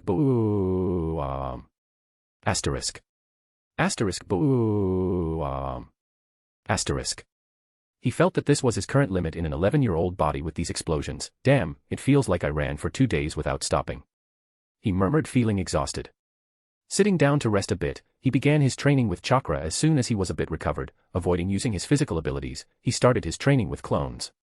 The cutting sound of the Rasen Shuriken began to slice through the beach while he was doing the jutsu. Unfortunately, only the original had the capacity to use and maintain this technique, like Naruto, since Minato does not remember his future son using the technique with clones. Minato tried to learn the rotation while keeping the jutsu activated to throw it, but this proved to be a very big challenge. At least here he could learn this without attracting the attention of the entire village. Minato spent some time until chakra exhaustion also dominated him. He had to stop without much progress and went to rest, after making sure his training hadn't attracted anyone's attention. He opened a scroll and began to summon a meal he brought, sitting while eating. At a certain distance, a small fish came out of the water a very long distance from Minato. What were those explosions? The fish, which was small and blue-colored with horns, said, looking towards the beach and saw Minato eating in the distance. A human. Was it him who was disturbing me on my little stroll? The fish commented without Minato's notice. This peculiar fish was swimming in the sea at a distance when the explosions from the light fruit stirred the sea, ruining its peaceful little stroll through the ocean. The fish returned to the water after seeing Minato, and the latter, while eating, suddenly looked in that direction. What was that? He said, feeling the disturbance in his observation hockey space, but shrugged it off and went back to eating. After eating, the blonde boy lay down on the beach for a hidden nap. He woke up a while later feeling more energized, sensing he had enough chakra to return home, and the sun was already setting in the west, making Minato look with a certain admiration as the sun was being painted. After that moment, he performed his seals and disappeared from the place. Meanwhile, unbeknownst to him, the blue fish watched him with admiration as it kept an eye on him. Oh whoa, can humans disappear like that? It asked, surprised. As for Minato, feeling he would land on his bed, he appeared already in a lying position, but something happened, something he didn't foresee. He ended up landing on top of someone. What? He heard the person scream as he appeared out of nowhere and felt his lips connecting with the other person. Surprised and trying to see who it was, he was on top of a blonde girl whom he was kissing at that moment. Minato and Suna were at that moment looking like a couple while they were acting as such, but neither of them had planned anything like this. Suna had come to Minato's apartment because the boy had disappeared after his clone dispersed. She wanted his food again and he didn't seem to be anywhere in the village, so she decided to wait for him in his apartment by entering through the window and lying on his cloak until Minato arrived. What she hadn't imagined was that Minato would appear out of nowhere on top of her before she could react and that he would give her his first kiss like that. Raccoon here. This last scene came to me at the last moment. I found this development amusing. And the fish, what do you think? Could it be a special summon for Minato? Chapter 66, Last Year 11. Third Person POV. Konoha, Year 36. Minato and Suna were still connected to each other, both looking surprised as they stared at each other trying to understand the situation. Minato slowly removed his lips from the girl. Suna. He looked at her quite surprised as they still faced each other. Suna, stunned, looked at him until her face heated up and she turned extremely red. Minato. She shouted, trying to slap him. But he quickly dodged it. Hey, what are you doing? He said with a bit of dissatisfaction at the attempt of aggression. What am I doing? You kissed me. She said with a blush still on her face. I didn't know you would be in my bed at this time. Wait, why were you left in my bed alone? He asked after stepping back. Suna seemed cornered. I was waiting for you. You disappeared from the village and I couldn't find you. She exclaimed with her arms crossed. Anyway, let's forget this kiss. Why are you looking for me? He asked. I wanted to eat. She admitted. And you want to hit your cook. Minato didn't waste time mocking this girl. You kissed me. She commented. It wasn't that bad, was it? Minato joked, trying to lighten the mood. No. But how did you appear like that? I couldn't even see you coming. She asked. It's a technique I learned, it's an S-rank teleportation jutsu. Minato had no reason to lie. The Flying Thunder God. You learned the Flying Thunder God. Tsuna seemed alarmed. Of course, she knew the technique of her great-great-uncle, especially when Mito mentioned that Minato had been training with her the seals that day Minato had dinner with them. Yes, but I still have to make some seals, I'm training to perform the technique instantly. Minato commented on his current deficiency in the technique. But Minato. That's amazing. She commented admiringly. I thought it would take years, but coming from you, why am I surprised? She seemed really happy as she ran to hug him. Minato let the girl jump for joy while he laughed at his achievements. Tsuna realized this only when she was already hugging him, congratulating him. Turning red again. Do you want to eat? He asked. Yes. She said a bit shyly, trying not to look at Minato while still remembering the kiss. Minato made a meal and served Tsuna. They ended up loosening up despite all the embarrassment and returned to talk normally as they laughed, and Minato talked a bit about his current training, saying he went to train in a different place today.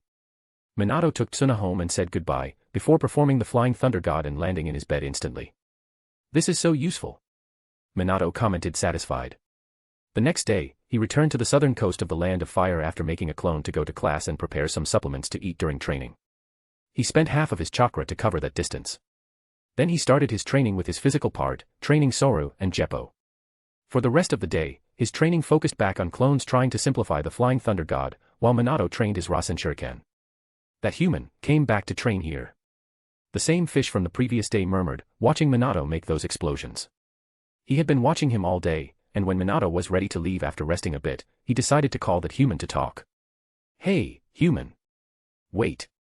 The fish shouted. Minato, who was already preparing by forming the seal, was surprised by the voice, and if he hadn't felt the presence in the water, he would never have seen that what was calling him at that moment was a fish. What is this? A talking fish. Minato was surprised by this. Yes, human. I am Guren, a carp of the Sacred Carp clan. The fish spoke, and Minato approached trying to understand what was happening there. How can you talk?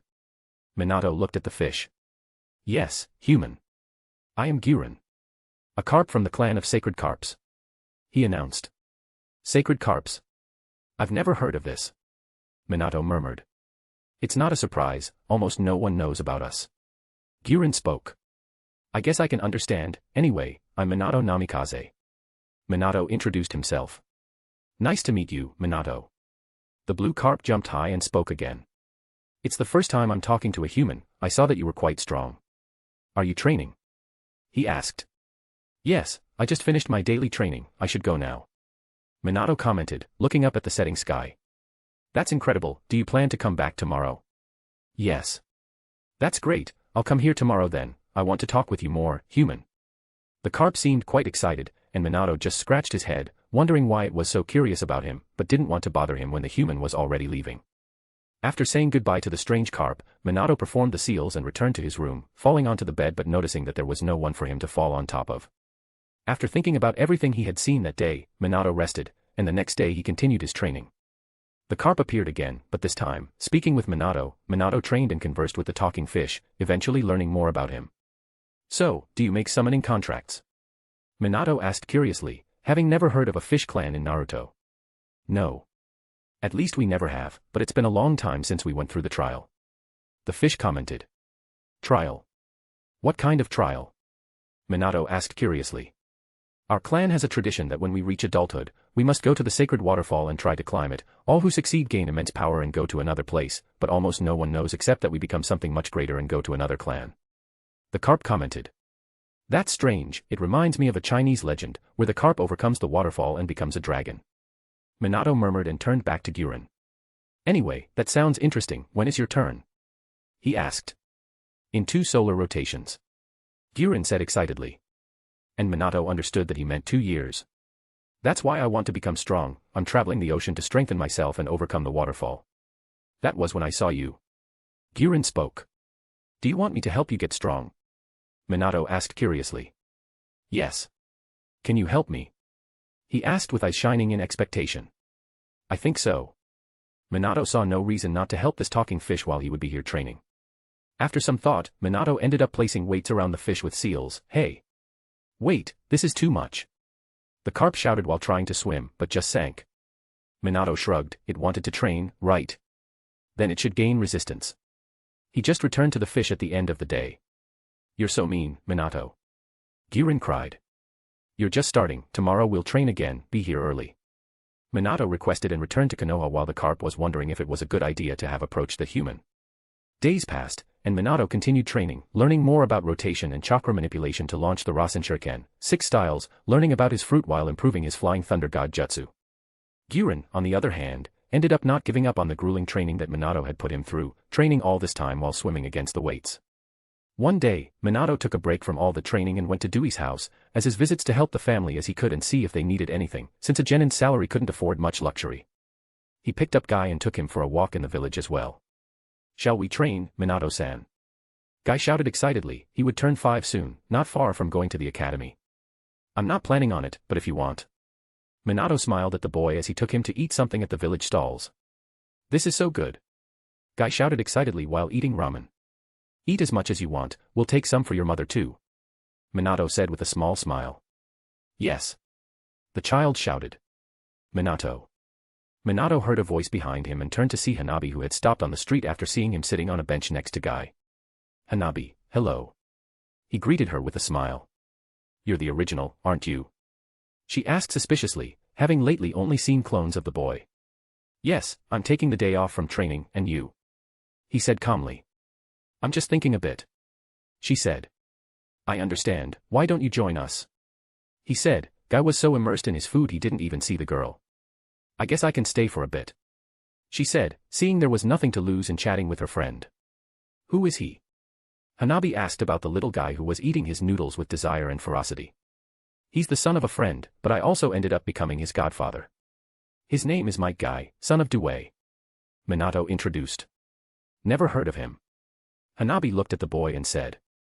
That's okay, almost no one knows him. Minato scratched his head, since the only people who know Due mock him. Ah. I'm full.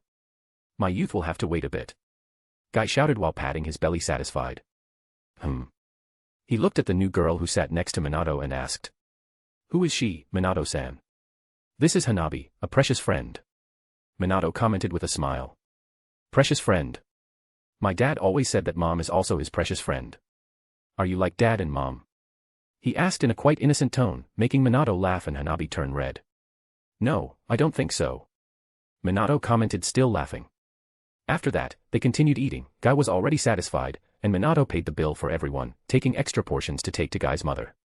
After saying goodbye to Hanabi, Minato and Guy headed back to the boy's house. As they were passing, Minato saw something quite interesting. Tsukumo Hatake was in the village. So he's here. Minato thought as he looked at one of the most powerful ninjas in the village at that moment. Tsukumo, after nearly spending over 6 months on the northern border fighting against ninjas from Kuma, returned to the village for a brief rest and took this time to spend with his son. He noticed the boy in front of him with another child the age of Kakashi, recognizing it to be Minato, known for being the greatest genius to emerge since the foundation of Konoha, the boy who managed to eliminate a team of Chunin and a Jonin at just 11 years old, saving the village from a terrorist attack and saving ambushed ninjas from death. The events were witnessed by many that night after the fight ended, and ninjas like to talk about these things when they become public. There was not a ninja in Konoha who hadn't heard of Minato Namikaze. One day I'll be able to show the power of my youth, but only after I've rested enough. The child next to Minato exclaimed and the boy laughed. I'm sure you will, Guy. Tsukumo looked at Minato and the boy also looked at him as they passed. There was a brief respect in their eyes, and with a brief nod of the head, they continued on their way. He looked at my son strangely. Tsukumo couldn't help but see Minato's interest in Kakashi, who was walking very proudly beside his father and didn't notice someone quite famous passing by them. What luck! Guy exclaimed as they continued heading home. It seems like I passed by my future rival or something. Where is he? This is a sign of my youth, Minato-san. Guy sneezed and began talking about a possible rival, something that left Minato a bit shocked before he began to laugh. Let's go, little Guy, you'll have time to meet your future rival another day. Minato laughed and continued on their way. Chapter 67, last year 12. Third person POV. Konoha, year 36. On the southern coast of the Land of Fire, everything was naturally calm, waves crashing against the beach and the cliffs as the sun covered the entire place, but a sound caught attention in the middle of the sea at that moment. Minato. Help me. In the middle of the sea, a carp leaped out of the water with a look of desperation, screaming towards the beach. Minato, who was training, looked towards the cry of despair and saw the blue cloak emerging from the water. What is he doing? Minato murmured, looking at the carp's desperation, as it was trapped with a weight belt. A moment later, a second explosion occurred, and a huge octopus emerged from the water behind it, hunting the poor fish. Minato, save me. Guren yelled, still in the air as he looked back, thinking it would be his end. A kunai passed by him at that moment, and as it approached the octopus, Minato appeared using his Raijin in his hand. As he flew towards the octopus, a Raiznon grew and continued expanding. Minato had made a Raiznon much larger than him when he launched it at the aquatic animal. Udama Rasengan. He announced before hitting the animal, killing it immediately with that amount of chakra. Boom. The explosion lifted all the water while Guren finally managed to breathe. I'm saved. Guren shouted joyfully. You have to be careful. Minato commented, looking at the fish as he landed in the water. I can usually escape these creatures, but a human put hundreds of kilos on me. Guren grimaced as he complained. It was you who asked for the training, don't blame me. Minato shrugged and turned to the octopus. At least we have a different lunch today. Minato commented while creating clones. We have to cook now for the original. As always. The clones complained while Minato and Guren returned to the beach. You're getting good, at least you don't have to just try not sinking anymore. I should start putting predators behind you. Minato commented amusingly to the fish. It's not funny. Guren growled. Another week had passed. Guren was getting used to the weights, and Minato had increased them even more. Minato also progressed. He didn't even need to make hand seals to perform the Raijin anymore. This made him much faster in executing the technique, which had become instantaneous. He was almost completing his jutsu with the Rasen Shuriken and had learned all the jutsu that the Hokage passed along with those he learned in the academy. There's almost nothing left that I need to learn in the academy, even I want to become a ninja now. Minato murmured to himself, and Guren heard. Are you going to the humans' war as you mentioned? The fish asked. Yes, I'm looking forward to gaining experience on the battlefield. Minato commented. I understand. Guren spoke a bit reluctantly. If he says he didn't like this human as a friend lately, he would be lying. Don't worry, it's not like I'm going to die. Besides, you'll have your own training here. I'll come by from time to time to see your progress, so I want to see you getting strong. Minato commented, also creating a certain bond with the animal. At least he had more affection than most of his classmates. They continued training the rest of the day, until Minato returned to Konoha and went to rest. He went to class, and when he was going to class, he met someone he hadn't seen in a long time. Little Minato. Jiraiya looked at him on the street and waved at him with a small smile. Jiraiya. Minato was surprised by the presence of the elite Jonin. Are you missing your sensei? He commented, looking at Minato with the same smile. Well, I'm surprised at you. You came back from the war. He asked. Yes, I came back because the Hokage called me. Looks like we'll be seeing each other soon, kid. He said, winking his eye. Don't tell me that. Minato murmured. Yes, I hope to see you in the next few days. I want to see how you've grown since the last time I saw your progress. He said with a small smile again. I understand. See you soon then, Minato said and continued on his way to school. It seems my time has finally stopped, which is good since I have almost nothing left to learn. He mused, already in the middle of the year, so it's likely that the war is getting tough and they need to send a new batch of ninjas, that includes the children. He walked to the entrance of the academy and entered along with the other children, walking into the classroom and sitting in his usual spot. Hello, Hanabi, Mikoto, Minato announced and turned to another table. Kushina, Tsuna. Hello, Minato, all the girls greeted him, each in their own way. You seem different. Tsuna commented while Hanabi and Mikoto activated their Dijitsu. This time it's the original and not a clone. They declared. What's that? It's not so bad sending a clone, Minato commented with a shrug.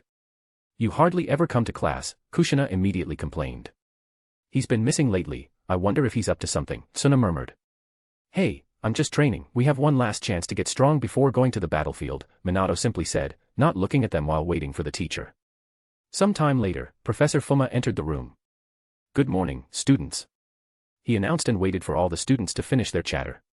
Today will be different from the others, we'll review all the subjects before I make an announcement at the end of the class, he said, and despite many curious children wondering what it was about, he continued with the lesson. Minato had to review all the subjects from the first year with their main points, but it was something he had already memorized, so it wasn't a problem. But that couldn't be said for his classmates. They continued with this for the rest of the day. After lunch and some more practical classes on the training field, he finally called the class. "I'm here to inform you that we will be closing this class," he announced. "What? What do you mean by that, Fuma-sensei?" "It's no wonder my mother came back and she didn't say the exact reason for her presence," Suna murmured. Minato was silent, having already talked with Jiraiya before coming to class. "It seems we'll be parting ways soon." He couldn't help but comment, knowing well that he might not end up in the team with any of them. Professor Fuma continued speaking. "I know you're surprised by this, but this program will close with all of you graduating. It will be next week. I want you to dedicate yourselves to reviewing all the subjects we've studied over these years. Depending on the results, this will be the door to your careers as shinobis of this village. I'm counting on all of you for this." He spoke more seriously than usual and everyone understood. 1 week. Mikoto said. "We have to train, then," Hanabi said next to Minato. "You are now dismissed, your parents will be informed and I'll be looking forward to everyone's progress," he said, ending the class. "I will review my training, goodbye," Minato announced and disappeared before the girls could react. No one else in the room had seen it. He disappeared. Mikoto looked alarmed, as did Hanabi by her side. "How did he do that, Date Bane?" Kushina exclaimed. "He doesn't even need to make seals anymore," Suna commented. Unlike the other 3 girls, Suna was the only one who knew that Minato could do the second Hokage's jutsu. "Minato always trains, even in the last days," Kushina murmured. "Maybe we should do something," Suna proposed. Mikoto and Hanabi remained silent. "Yes, let's surprise him, make him cook for us, Date Bane," Kushina exclaimed. "You always make him cook for you, shouldn't it be any different?" Mikoto commented in a neutral tone. "I think Uchiha is right, but I don't cook that well," Suna said. "Neither do I, not as well as Minato." Kushina also complained and looked at Mikoto. "Don't look at me." Mikoto stepped aside. Hanabi was surprised when all 3 girls looked at her. "What?" she asked cautiously. "Do you know how to cook, Hanabi?" Suna asked with a mischievous smile. "Of course not, I mean not as well as Minato." "Why are you dragging me into this?" Hanabi asked warily, since she didn't consider the other girls friends. "You are friends with Minato, and he seems to like you, so you should join too, Date Bane," Kushina said. While the girls were arguing, Minato decided to visit Guren on the south coast to continue his training. Upon arriving there, he found Guren practicing alone, trying to improve his skills with the added weights. "Guren, hello." Minato announced his presence. "Minato, you're back," Guren exclaimed, jumping out of the water. "Yes, it seems I was right, the academy is closing our classes, and we will all be assigned to new teams to help in the war," Minato began, observing the fish. "Does that mean you're leaving already?" Guren asked. "It looks like it. But don't worry, as I said a few days ago, we will keep in touch, and I'll see your progress when I come here to train," Minato spoke to reassure the fish. "I promise, Minato. I'll become the strongest fish you've ever seen," Guren responded, motivated by his friend's faith. "I have something else to talk about." Guren changed the subject, and Minato looked at him curiously. "I saw other humans not too far from here, they were quite strange, so I didn't approach while training on that side," Guren said, and Minato raised an eyebrow. "Can you show me where?" he asked, and Guren took off his weight belt before swimming at high speed to that side. Minato followed him, running through the water. As soon as they arrived at the place 3 kilometers from there, it didn't take long to see a camp on the beach, and Minato entered the sea not to be detected while he was pulled by Guren to get closer to them. The ninjas were walking around the camp doing basic things and watching the place. Their outfits were quite obvious to Minato. Ninjas from the Wind Country. So they used the sea to enter the Fire Country. Minato saw that besides their characteristic clothes, they didn't even hide their headbands that boasted the symbol of Sunagakure, the hidden village among the dunes of the neighboring country. While Minato's head was transformed into a blue object to camouflage with the blue of the sea, Guren came to his side. "Are these humans enemies?" "Yes," Minato replied, but still pondered the presence of these ninjas. "I wonder why they invaded the Fire Country from the southern side. The war is happening on the borders and in the Rain Country," he murmured. But still thought, they might be trying to invade the country to cause terrorist attacks like that group from Kirie faced. Minato thought logically. A group of these ninjas wouldn't cause much damage in a direct battle, there should only be 20 to 30 of them, but to infiltrate the country, it's a good number to gather information and cause panic with internal attacks in the nation. After thinking for a bit, Minato cracked a small smile. "This might be good training for me too," Minato murmured to himself. "What do you plan, Minato?" Guren asked, looking cautiously at Minato. "I was thinking, let's deal with them, since I need to see how your progress in physical training is going," Minato spoke calmly, and Giran knew something bad was going to happen to them in the next minutes. Chapter 68, Last Year 13. Third-person POV. Konoha, Year 36. Giran heard Minato's words and had a bad feeling about what could happen seeing his human friend speaking with that smile. Meanwhile, Minato thought of a good plan to infiltrate the camp. Listen, Giran. You're going to go through training, he said as he grabbed Giran and placed a seal on the fish. Wait, Minato. What are you doing? Giran demanded as he felt his body being lifted. You must train for some time, surviving in that camp, understand? Minato instructed and moved Giran's body back, before launching him straight into the camp in the air. What are you doing, Minato? He exclaimed in the air, but Minato didn't seem to care much for the fish's demands. In the camp, the shinobis were watching the area, unconcerned, as they hadn't encountered any problems in the last few days after infiltrating the Land of Fire. However, this calm was broken as soon as they heard something screaming in the air. Quickly, they looked towards where the sound was coming from, where a fish was falling in the middle of the camp at that moment. Help, the fish shouted, falling straight to the ground, making everyone look at it in surprise, wondering where it came from and how that creature was talking. How can you do this to me? Giran began to cry, complaining about how Minato had treated him. What is this? A talking fish, said a ninja. Where did it come from? And why is it here? Another spoke calmly. What are we going to do? Just kill it, another replied. Then a ninja pulled out a kunai and threw it at the fish. Giran, seeing this, quickly slapped it away with his tail. Hey, you bastard! You want to kill me? Giran yelled at the ninja who had thrown the kunai. Another ninja saw this and threw another kunai, but Giran dodged it again. You bastard! Giran cursed the other with a grimace. How hard is it for you to catch a fish? A shinobi spoke and ran towards the fish. He tried to cut Giran, but the fish seemed very agile now without its weights, and the carp was dodging the ninja using his kunai and even taijutsu to kill him. At one point, Giran, irritated by this, flew at the ninja and hit the man with his tail, knocking him backward and knocked out. You've got to be kidding me. A jonin said, seeing the chunin knocked out. Ha ha ha. He lost to a fish. Another companion laughed. Let's see who catches the fish. Seems fun, said another ninja, seeing it as a good game at that moment to end his boredom. 3 ninjas ran towards Giran trying to capture him, but the fish, even while cursing them the whole time, dodged the ninjas just by slapping with his tail and circling, trying to get away to reach the sea to get away from those humans. However, at one moment, the sand beneath Giran rose and caught him before he could continue, trapping him in the earth. A jonin had made a seal and placed his 2 hands on the ground, using the jutsu to trap Giran. The game's over, just kill the fish and let's continue with our mission. The jonin spoke impatiently, wanting to end that game. The chunin sighed and approached Giran, with kunais in hand. Seeing this, Giran got scared. Help, Minato. Where are you? Why did you throw me here? Seeing that he was about to die, Giran screamed worriedly, while the shinobis were going to eliminate him. Giran kept crying, and just as the ninja was above him and ready to kill him, something happened. Minato emerged out of nowhere. Using the seal placed on Giran with the Raijin, while he stunned the 3 ninjas that he appeared out of nowhere, quickly cutting the necks of the ninjas swiftly, making the elimination. A boy. The other ninjas exclaimed seeing Minato kill their companions. Minato. Giran yells joyfully. You did a good job, Giran.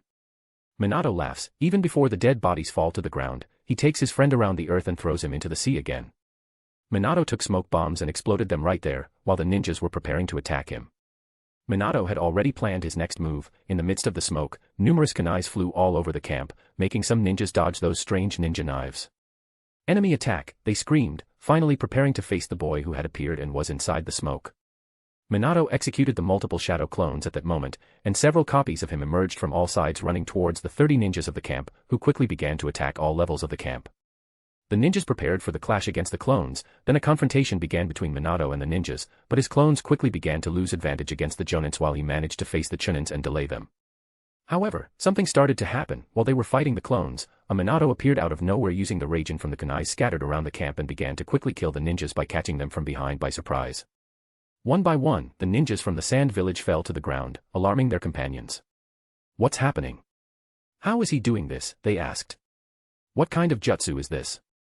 They screamed, but with every moment more ninjas died by their side. Their camp was turning into a massacre, the Jonin seeing this and quickly realizing it was those strange kunais that Minato had thrown making the boy use the space jutsu. They gathered and performed joint seals, then fired a jutsu directly throughout the camp, enveloping it with a wind jutsu, exploding the earth and devastating everything, ending all the clones and even the bodies of the companions killed by the strange blonde boy. Asterisk boom. Asterisk. The Jonin waited for the dust to settle in the devastation of the camp and made sure there were no kunais with that seal near them. Where is he? Who was that brat? He wasn't even wearing a headband. The Jonins murmured. Minato had appeared on another side, after sensing the jutsu with his haki. He looked at them for a moment, knowing they were in the middle of nowhere, he could let loose a bit. Let's test this. Minato murmured before his body turned into light and disappeared forward. What should we do? There's only 5 of us. A Jonin asked for guidance from his senpai. The mission is a failure, we should return to the sand village and pass on everything we witnessed. I don't think the boy can catch us without those kunais, if he survived that is. The men murmured, and suddenly, a light appeared behind him. Ever been kicked at the speed of light? Minato shone and appeared behind the Jonin, and before he and his companions could react, he leaned a feather wrapped in light and kicked the man in the head, immediately separating it from his body with the force of his kick. The ninjas only saw this happen in an instant while their companions saw their leader die like that. What is this? How did he do that? They exclaimed, seeing that this was different from the ability before. Minato didn't waste time, his body shot at the speed of light, appearing in front of another Jonin, and with his free hand, he created a Chidori and pierced the heart of the ninja before he could react. Hey. What's happening? The last 3 ninjas were really scared by this. Quick! We must flee. They screamed and began to retreat. Minato watched calmly and his body became light, appearing in the sky 100 meters above the ground. He noticed that the ninjas split into 3 directions with his haki and even made clones to try to escape from his ability. He simply pointed a finger in each direction before launching a ray of light. Even the clones and the original bodies would be caught by the explosion. Asterisk boom. Asterisk. Asterisk boom. Asterisk. Asterisk boom. Asterisk. 3 enormous explosions occurred on the southern coast of the Land of Fire at that moment, easily eliminating all the ninjas, who were disintegrated by Minato's power then. On the ground, Minato shone and appeared, landing softly. He had made sure that no one survived that attack and looked satisfied at his skill set, despite feeling a bit tired. After all, 3 explosions with his Pika Pika No Mi were his limit until recently. Minato returned to the untied camp, looking for something important about what these ninjas were doing here. I wish I had some earth or water jutsu at this moment. Minato murmured, seeing that he would have to search and dig. Minato. Guren emerged from the water, and the carp did not seem in a good mood. You threw me into this camp with a bunch of humans wanting to kill me. Don't you have a heart? He cried. You once told me you wanted training, so I gave you a bit of it to see how you fought. I'm not disappointed, you did very well. Minato laughed at his friend while he begins to remove debris from a box he found with observation haki. I could have died. Guren growled frustrated. Don't be like that, you survived, and I saved you when you needed. Minato spoke, removing some wood and even a body while picking up a box. He opened it and saw some scrolls, one for storage and another with the mission orders. It was an infiltration mission to threaten the daimyo of the Land of Fire and cause some problems in the supply lines within the country. Minato read calmly. He knew he couldn't leave his superiors without this information, as it could even be considered treason, but he also couldn't say he was fleeing the village. If I talk to Jiraiya, he might help me. Minato thought, and instead of taking the box to the village, he hid it near the seal on that coast. I'm leaving, Guren, it's getting late, so I must go. Minato spoke, and the blue carp, even a bit angry with the human, nodded and said goodbye. Minato appeared in his room at that moment. He first had to go to the shower and change clothes after cleaning himself, as there was dust and blood spread over his body from the ninjas he had killed. However, as soon as he landed in his room, not wanting to appear in bed, he felt he was not alone and looked at 4 pairs of eyes in the kitchen at that moment, all surprised by Minato and his condition. Tsuna and Kushina convinced Mikoto and Hanabi to go to Minato's apartment that night to make something for him to eat, since he always does things for them. However, they did not expect the boy to appear in a state as if he had come from a war before coming there. Holding plates, pots, stirring batter, or even frying something on the stove, all looked at Minato with wide eyes and stunned mouths. Minato sighed, thinking that tonight would be long for him to explain before asking why they were there. Hi. Minato made his greeting with a small smile, while his body was covered in blood. Chapter 69, Becoming Genin. Third-person POV. Konoha, Year 36. Minato, tell me exactly what you were doing, Tsuna says, looking at him while crossing her arms with a questioning look. Minato had already taken a bath and returned to the place, immediately leaving as soon as he saw them to avoid being questioned right away and went to the bathroom. He changed his clothes afterward and returned to the kitchen. although they were relieved that the blood wasn't his, they still looked at him with suspicion, wondering where he had been and with whom he had fought, because that was definitely human blood. I was training, then I came across a group of ninjas from the Wind Country on the south coast, Minato ended up admitting. There was no reason to hide it after they caught him. South coast? What do you mean? It's hundreds of kilometers away, Hanabi commented, a bit surprised. It's true, but I can use the Raijin to teleport there, he spoke calmly. Since I needed to find a very calm place to train and it ended up being the south of the country. Well, that's amazing, Mikoto admitted. If he said he was facing ninja from the Wind Village, then I believe him, Datebane, Kushina declared. Well, anyway, I'm surprised with you. What are you doing here? Minato finally asked, after all the confusion, seeing that the girls were calmer. But still scratched his head wondering since when his house became so accessible. We came to surprise you. We don't know what will happen next week, but it's quite likely that we will part ways. And we are all your friends, so we decided to do something for you. We just didn't imagine that we would find a blood scene, Suna said still with a somewhat suspicious look. Well, and what are you doing there in the kitchen? Minato said, feeling grateful for that. We were making a cake. Come, let's eat.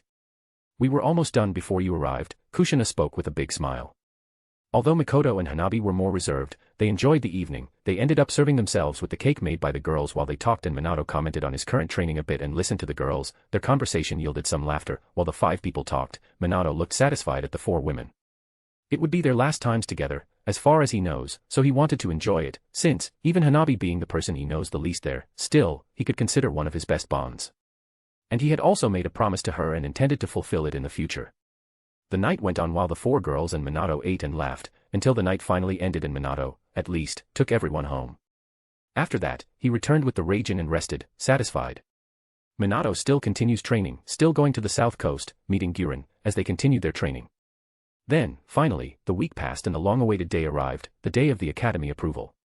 Unlike just doing the 3 basic jutsus, the students, at least, had to do a rank B jutsu to pass, since this was the class that the village invested the most resources in its history and hoped to find a large group of elite jonin coming out of there in the future.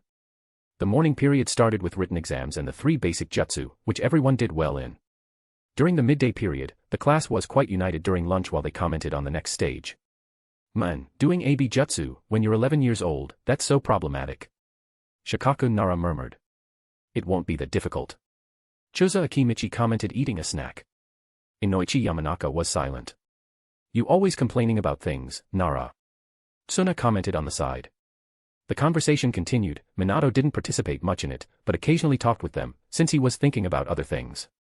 As soon as the class returned, all the children headed to the training field.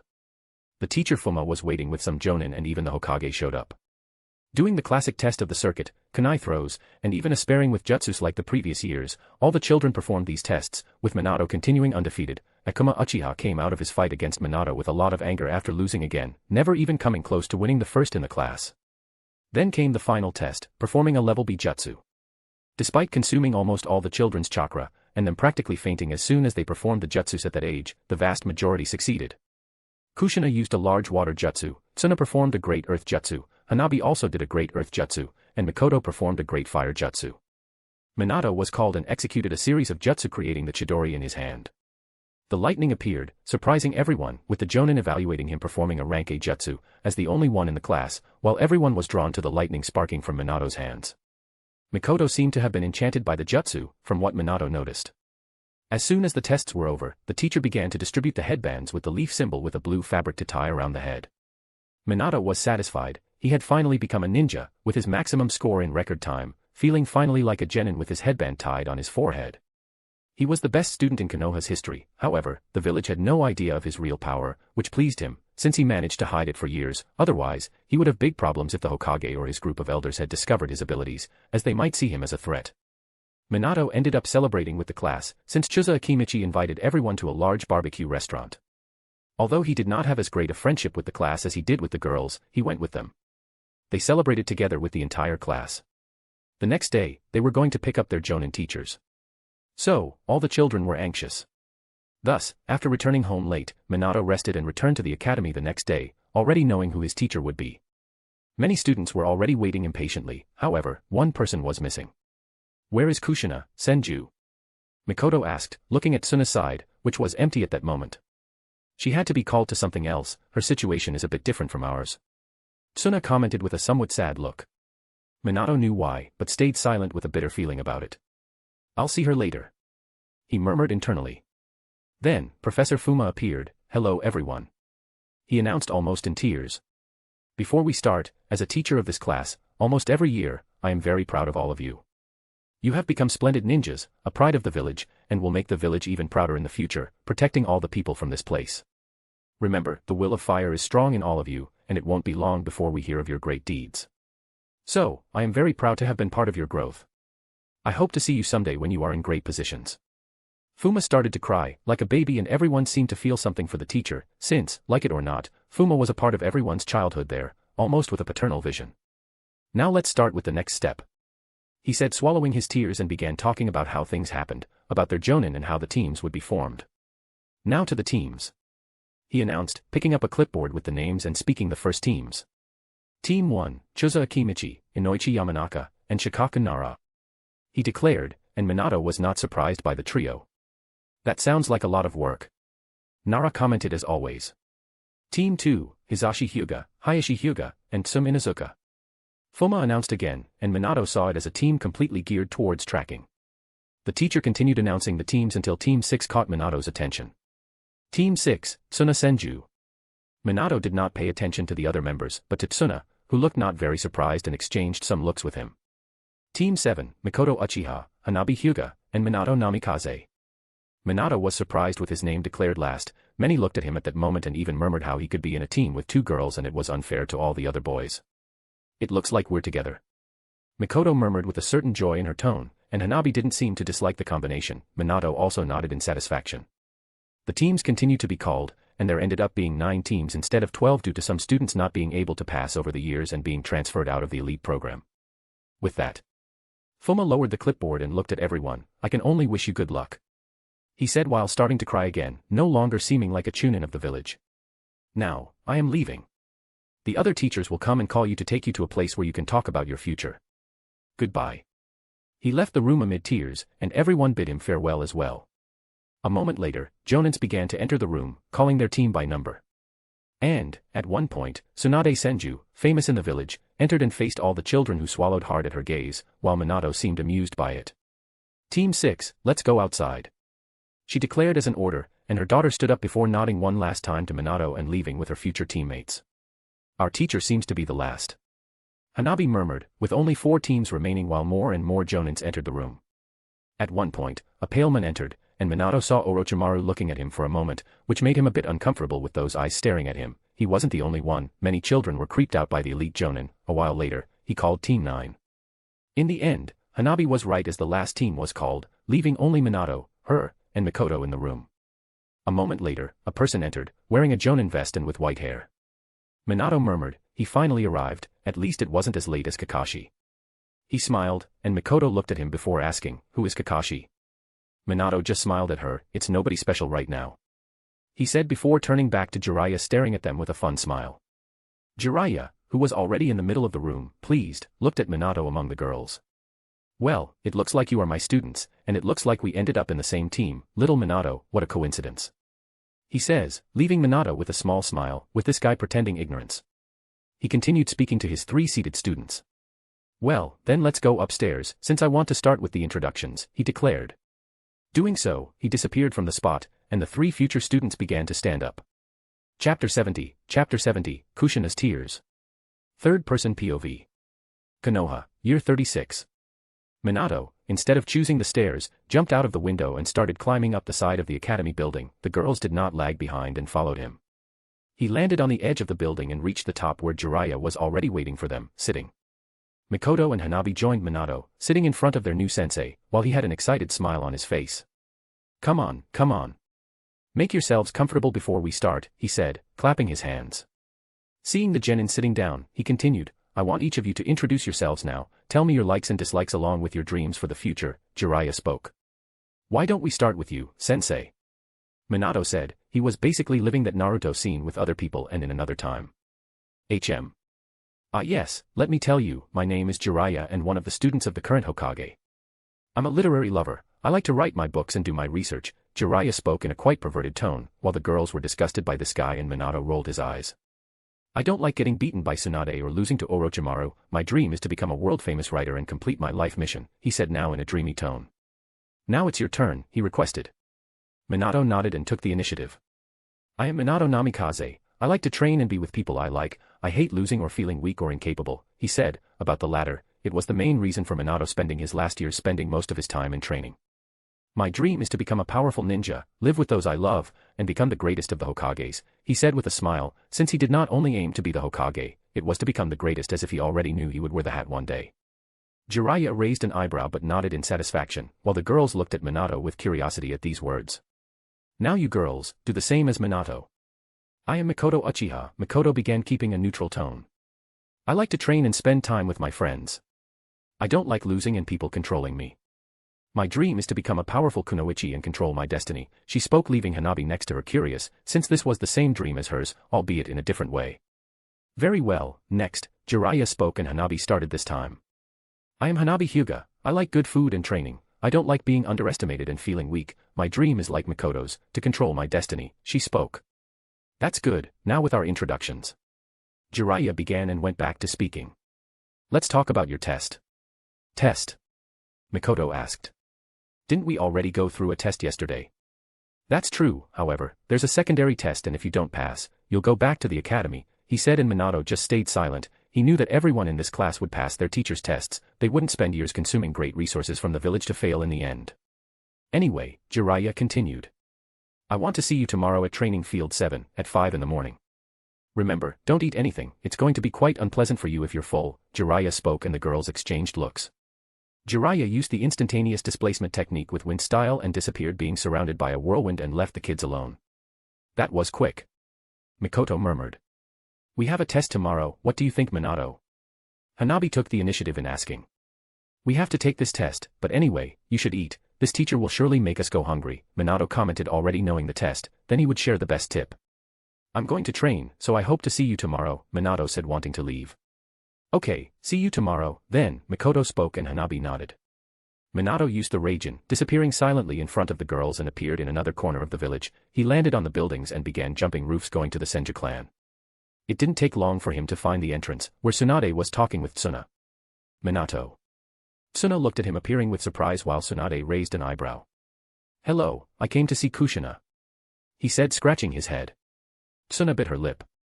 Kushina is with the great-grandmother, I think it's not possible now. She spoke and Minato sighed. All right, I'll come back later, he said and disappeared. That brat. What did he use now? Tsunade was alarmed by Minato's disappearance. He learned the technique of the great-granduncle. Tsuna commented, looking where Minato had been just a second ago. So he learned the technique. That brat. Tsunade had to admit that Minato was impressive. After all, she knew the technique and was aware that no one else could execute it after the second Hokage died, so she was quite impressed with the boy. Going back to where Minato had teleported, he landed on the southern coast again. Since he couldn't do much, he was hoping to speak with Kushina soon but would have to wait until that moment. Guren was training beside the beach. Hello, Guren, he announced. Hello, Minato. The fish greeted him. Minato spent the rest of the afternoon training the Rasen Shuriken and perfecting the technique. He continued training for hours until the day was finally coming to an end. I'm leaving. Guren, see you later, he said. Yes, I will continue training. The fish spoke, and Minato looked at him with a question in his head. You're always here, don't you go back to your clan? He asked. The carp looked at him for a while before answering. We can't return to the clan before we're old enough to pass through the sacred waterfall. We go out to experience the world and become stronger. When we reach a certain age, we return to the clan. Depending on how we fare in the sacred waterfall, we either go to another place after passing it or stay in the clan if we fail, he said, and Minato nodded. Is your clan far from here? He asked. Yes. Very, very far. In other lands from here, the carp spoke. I see. Minato murmured, although he didn't know what that meant. He knew there could be other continents beyond the elemental nations in this world. Despite what he had seen in the original work, he hoped one day to learn more about this world if possible. Anyway, I'm going, goodbye. Minato bid farewell after he recovered a bit of his chakra to return to the village and disappeared after the carp bid him goodbye. He returned to the village and first went to take a shower in his apartment. He put on basic black clothes and teleported near the Senju clan, which had some of his seals hidden around the village. Minato arrived at the clan and was received by a servant. Lady Kushina went out, saying she wanted to take a walk. The servant spoke as soon as Minato asked about the girl. He nodded thinking where Kushina could be and looked towards the Hokage statues. He had a seal implanted on that of Hashirama, then using his teleport, he appeared at the location. It was night at this moment, and he encountered a view of the village illuminated with its lights from the houses and businesses, an image that he came to see from time to time, but this time the scene was painted with a girl kneeling at the tip of the head of the first Hokage while covering her knees with her arms. Minato could feel her sadness with his haki. He sighed and spoke, "Kushina," he said, and the girl was startled by his presence, looking at him alarmed while Minato could see her tears in her eyes. "Minato," she exclaimed while quickly trying to wipe her tears away. "Kushina, how are you?" He asked a stupid question. Of course, she wasn't okay, but he had to start this conversation somehow. I'm fine," Kushina spoke, turning away immediately. Minato just walked up to the girl and sat beside her. The girl seemed to shrink with this. He ended up choosing not to break this silence, waiting for her to do it, as he didn't want to force her to open up. They continued looking at the village beside the girl. Until 5 minutes later, he heard Kushina's voice. Will I be stuck in the village for the rest of my life?" she commented with a broken voice. Minato remained silent and Kushina continued. "You know, before I went to class to see who would be my sensei, now that I'm a genin, I was told I couldn't go. Mito told me she needed to talk to me. Do you know what she told me? She told me I couldn't become a kunoichi with a team. That my role was different. Then I found out that I will be the next Jinchuriki of the Nine Tails." She yelled while there were tears in her eyes. Kushina's tears flowed. "I always found it strange that I was sent to this village, away from the land of whirlpools, far from my clan. But no one ever told me the real reason. They just said that I would be Mito's student and her heir, but today I found out what kind of heir I will be. I'll have a fox inside me through a seal," she said, crying. She cried for a while and continued as Minato just listened to her frustrations in silence. "Mito said that I wouldn't be able to leave the village, that I have a great responsibility towards the village. I don't want a bijou inside me. I wanted to leave. I wanted to be with you," she said, looking at Minato with sad eyes. Minato looked at her for a while, before taking her hand, maintaining his calm and assured expression, a simple but significant gesture. "Kushina," he began, his voice firm but gentle, "the future might seem scary now, and I understand how you feel. But you're not alone in this. I'll be with you, no matter what happens." He paused, giving her time to absorb his words. "And as for what Mito said. Yes, it might be your fate to be the Jinchuriki of the Kyuubi, but that doesn't define who you are. You are much more than a vessel for the Kyuubi. We might not be together, but I'm not going away. I know we're at war and soon will be dispatched to the battlefield, but I will return soon. Regarding being stuck in the village, we'll find a way. And even if you have responsibilities here, that doesn't mean you can't live the life you wish for. Let's work together to ensure you can be a kunoichi, explore the world, and still protect the village. You're strong, Kushina, and I believe in you." He turned to look at the village below them, the soft moonlight illuminating their faces. "Look, this village, our lives here, it's all a part of us, but it's not all that we are. We have the power to shape our destiny, Kushina. And I promise, I'll be by your side, supporting you every step of the way and I'll protect you with all my strength." Kushina watched him the entire time, even though her face was still wet with tears, her eyes stopped shedding them, listening to all of Minato's words. "Do you really think so? Will you be by my side and not abandon me?" she asked with a trembling voice. She had heard of the fate of Jinchurikis, always rejected and isolated. She feared losing the people she considered her friends, she feared losing the boy she loved, that he would reject her as soon as he knew of her condition. But Minato had warmed her heart with those words. "Of course not, silly girl, I'll even beat up that fox if it ever bothers you." Minato gave a small smile, eliciting a small laugh from the girl. He looked at her forehead and saw that it was bare. "Aren't you wearing your village headband?" he asked as the girl murmured. "I don't like it, since it was getting it that I ended up losing everything," she murmured. "Close your eyes," Minato requested, and Kushina, curious, did so, and when she opened them, Minato was no longer wearing the headband on his forehead, he had placed it on Kushina. "What are you?" she was going to ask, but Minato just smiled. "This is my proof that you will always be someone I'll protect. I want you to keep my headband then. You are a kunoichi of the Leaf Village, and being a Jinchuriki or not, I will always be by your side and won't let anyone hurt you." Minato spoke with determination. Kushina looked at him while tears of joy streamed down her face, and Minato couldn't react when she attacked him, kissing him intensely on that stone above the village. Chapter 71, Bell Test 01. Third Person POV. Konoha, Year 36. Minato woke up the next morning, before the sun even started to rise. He went to his kitchen and grabbed something to eat, already familiar with the nature of the test Jiraiya would conduct. However, he didn't fill up too much and grabbed some cereal bars he had bought at a grocery store. He put on clothes that were almost his ninja style, consisting of black shorts and a white t-shirt. He left his house and headed towards Training Ground 7, while the sun was still nowhere to be seen. He arrived sometime later and saw Hanabi there. "You always arrive early." Minato landed smoothly and walked over to the girl. "Minato, good morning," she said with a small smile as she looked at him, but then noticed something. "Where's your headband?" she asked. "Oh, that. I gave it to a friend who needed it more than I do. I hope Sensei can request a new one for me," Minato commented with an awkward smile. He noticed Hanabi was dressed in a white cloak on the top, resembling a robe, and shorts of the same color with a pouch tied to her thigh. She said, not sure what to say about that, thinking it was probably Kushina, but she didn't ask further. "Ah, you guys are here." Mikoto jumped down from a tree, announcing her arrival. She was wearing shorts similar to Hanabi's but dark, with a long-sleeved t-shirt, some arm guards, keeping her headband with dark cloth on her forehead while her two ponytails at the front of her head swayed gently.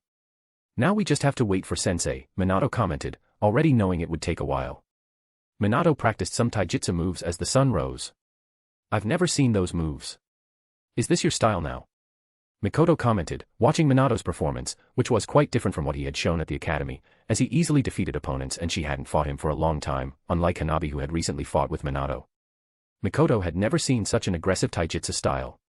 "Yes, this is my fighting style," Minato commented without stopping his movements. He used a style different from most ninjas, which was based on aggression with punches and kicks in face-to-face combat. Minato continued training, using a piece of wood to punch, but without putting much force, just perfecting his style. Not too far away, Jiraiya appeared while evaluating his future students. Something Minato was already aware of, his observation haki could easily sense him from this distance now. "They are waiting for me." And the boy, he decided to spend his time training. "I hope this is interesting," he murmured, and seeing that the sun was already beginning in the sky, he jumped from the tree, landing in front of them. "Good morning," Jiraiya announced with a smile. "You're late, we've been here for an hour," Mikoto complained, crossing her arms. "Hanabi." Minato stopped training and approached, thankful he wasn't a Kakashi, otherwise they would be waiting until noon. "Good morning." Minato approached and took a cereal bar from his pocket, before opening it and eating it in front of Jiraiya and the others.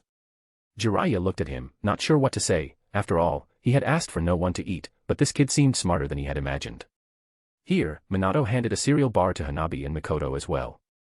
Jiraiya couldn't do anything while the girls also ate their cereal bars. "Well, I guess we can start," Jiraiya said a bit awkwardly, before all the students began to turn their attention to him and listen to his explanation of the test. "Now let's begin. The test will be as follows. You will have to get these bells," he said, taking 2 bells from his pocket and standing up for everyone to see. "These bells I have here will be your objectives until the end of the day.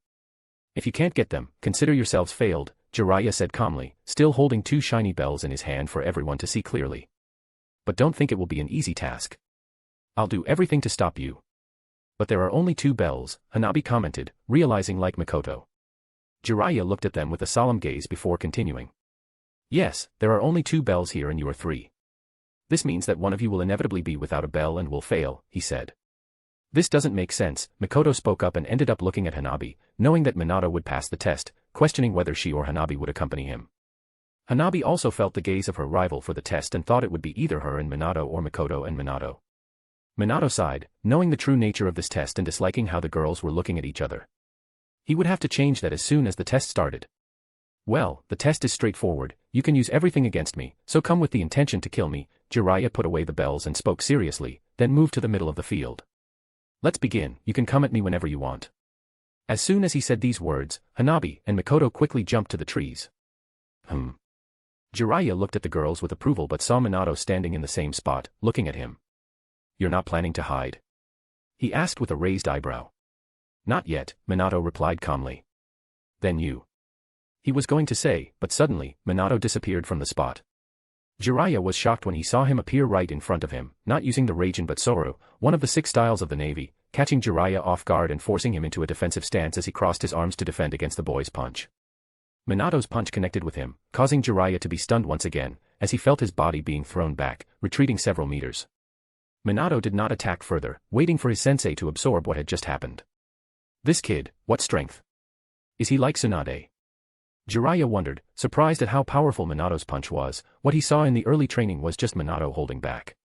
He shook his hand, still feeling the impact, while looking at Minato more carefully. The girls just watched from afar, a bit surprised as well. Minato cracked a small smile at Jiraiya. Sensei, don't be so distracted, let's fight. That should be my line. Kid. Jiraiya murmured, now getting more serious. Minato thought to start just with taijutsu, then once again use Sora to appear in front of Jiraiya. What technique is this? He wondered, now more prepared for Minato, began to defend against the aggressive attacks of the boy. He's not like Tsunade, he's not using his chakra to strengthen his body, what kind of monster body is this? Jiraiya finally realized Minato was using only his physical strength in the fight. Minato had his own style as he trained, trying to land punches, hooks, and elbows on Jiraiya with some footwork, but his punch was his arms as he tried to get past the elite Jonin's defenses. What kind of fight is this? Mikoto murmured, watching Jiraiya use his palms against Minato's punches. She activated her Sharingan at that moment, closely watching the movements, while Hanabi wasn't far behind activating her Byakugan. Minato tried to punch at Minato from the side of his face, while Jiraiya moved his neck and dodged, trying to hit Minato with a kick, which he used his other hand to defend in the adult's leg, and saw that Jiraiya tried to hit him with his free hands as soon as he got a stance for it. Minato disappeared into the air, making Jiraiya hit the air. Up. Jiraiya quickly looked for Minato using his body downwards as he prepared to hit Jiraiya, but Jiraiya saw that something like that would be slow, as gravity wouldn't give much speed.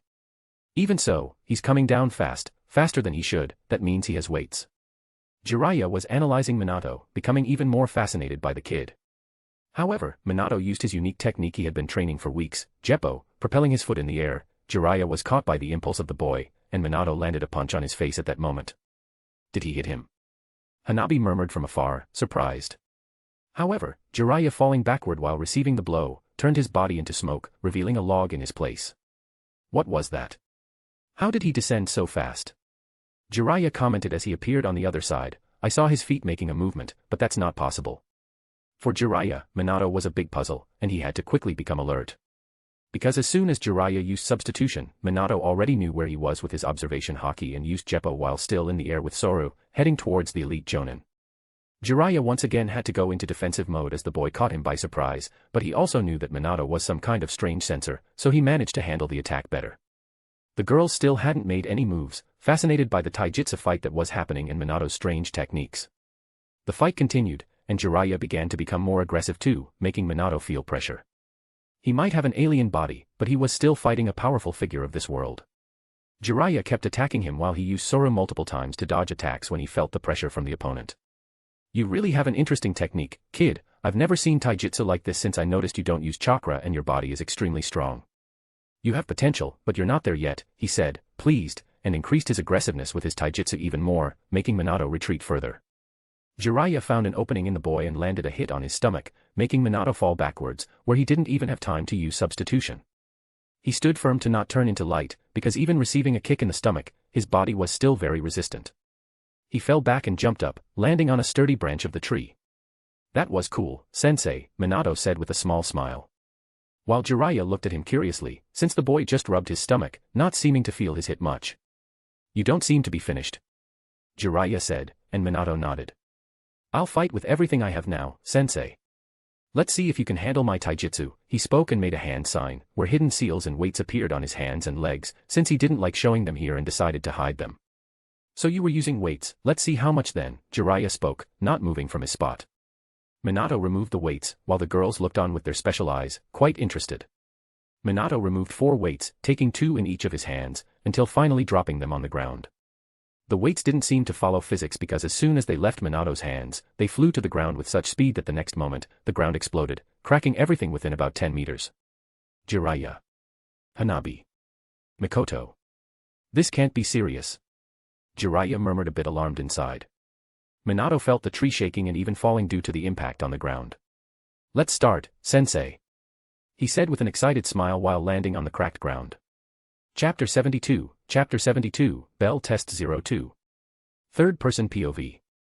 Konoha, Year 36. Minato faced Jiraiya as he took up a fighting stance, now ready to battle at a new level of taijutsu, especially since he had over 10,000 kilograms weighing on his body.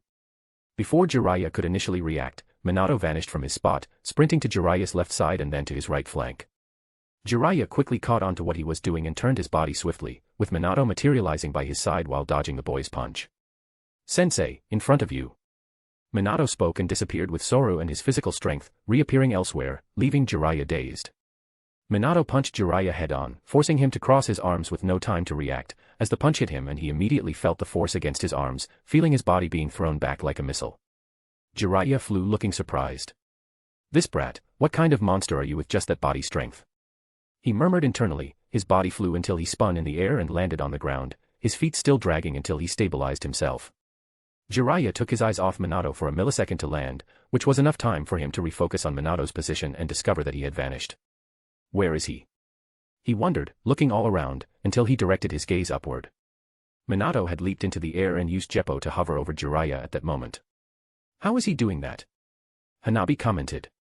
Exclamation point. Mikoto's eyes widened, as not even her Sharingan could replicate what Minato did, wondering how it was possible. Minato quickly descended on Jiraiya with his super speed and Soru. Jiraiya turned his head and his hair began to grow, reaching out to Minato, who stepped in the air and dodged the hair attack from Jiraiya. This same technique, so he's done this before, how can he do this? Jiraiya commented as his hair missed the target. Minato continued descending and Jiraiya prepared once again for the fight.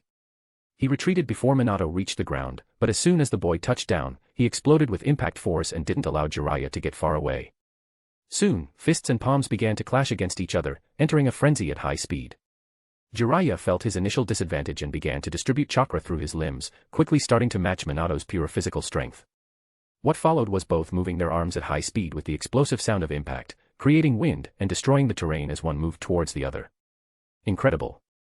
Hanabi commented, not even she could take on that taijutsu chaos, while Mikoto, elsewhere, studied both their movements to copy with her Sharingan. Kid, you're good and I might be faster with my experience, but this ability of yours is really hard to deal with. Jiraiya might have had the advantage over Minato with his experience as an elite Jonin and student of the Hokage, but Minato still had his observation haki, which prevented him from finding an opening in the boy's stance, as Minato could see where all of Jiraiya's strikes were heading. You're good too, sensei. Minato said with a small smile, keeping up the pace in the exchange of blows. The explosive sound of the taijutsu fight continued for the next 4 minutes as Minato impressively kept up the pace against Jiraiya without retreating. Sensei, can we move to the next level? Minato calmly asked, dodging a palm strike while trying to land a kick that Jiraiya blocked with his elbow. Are you sure?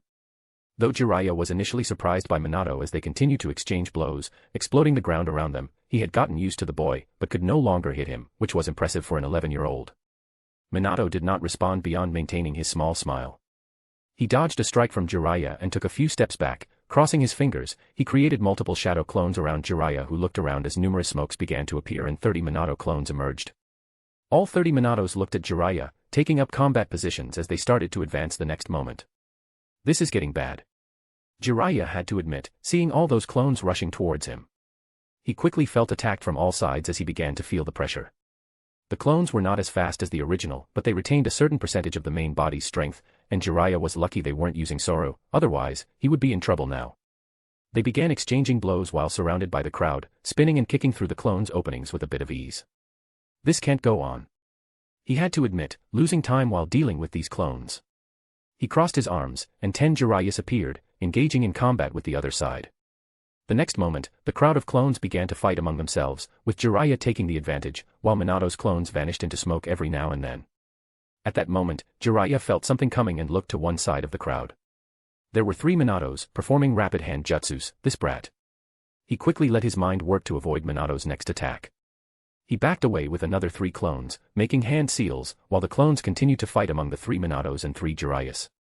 Minato finished his jutsus, and each clone released an element, with the original unleashing the Uchiha technique, using the horse seal. Fire style, great annihilation. He shouted, blowing out fire that exploded from his mouth. One clone beside used tiger, ox, dog, rabbit, snake. Wind style, great destruction, creating a large wind in front of him, merging with the fire and enhancing it. The last clone using tiger, snake, dragon.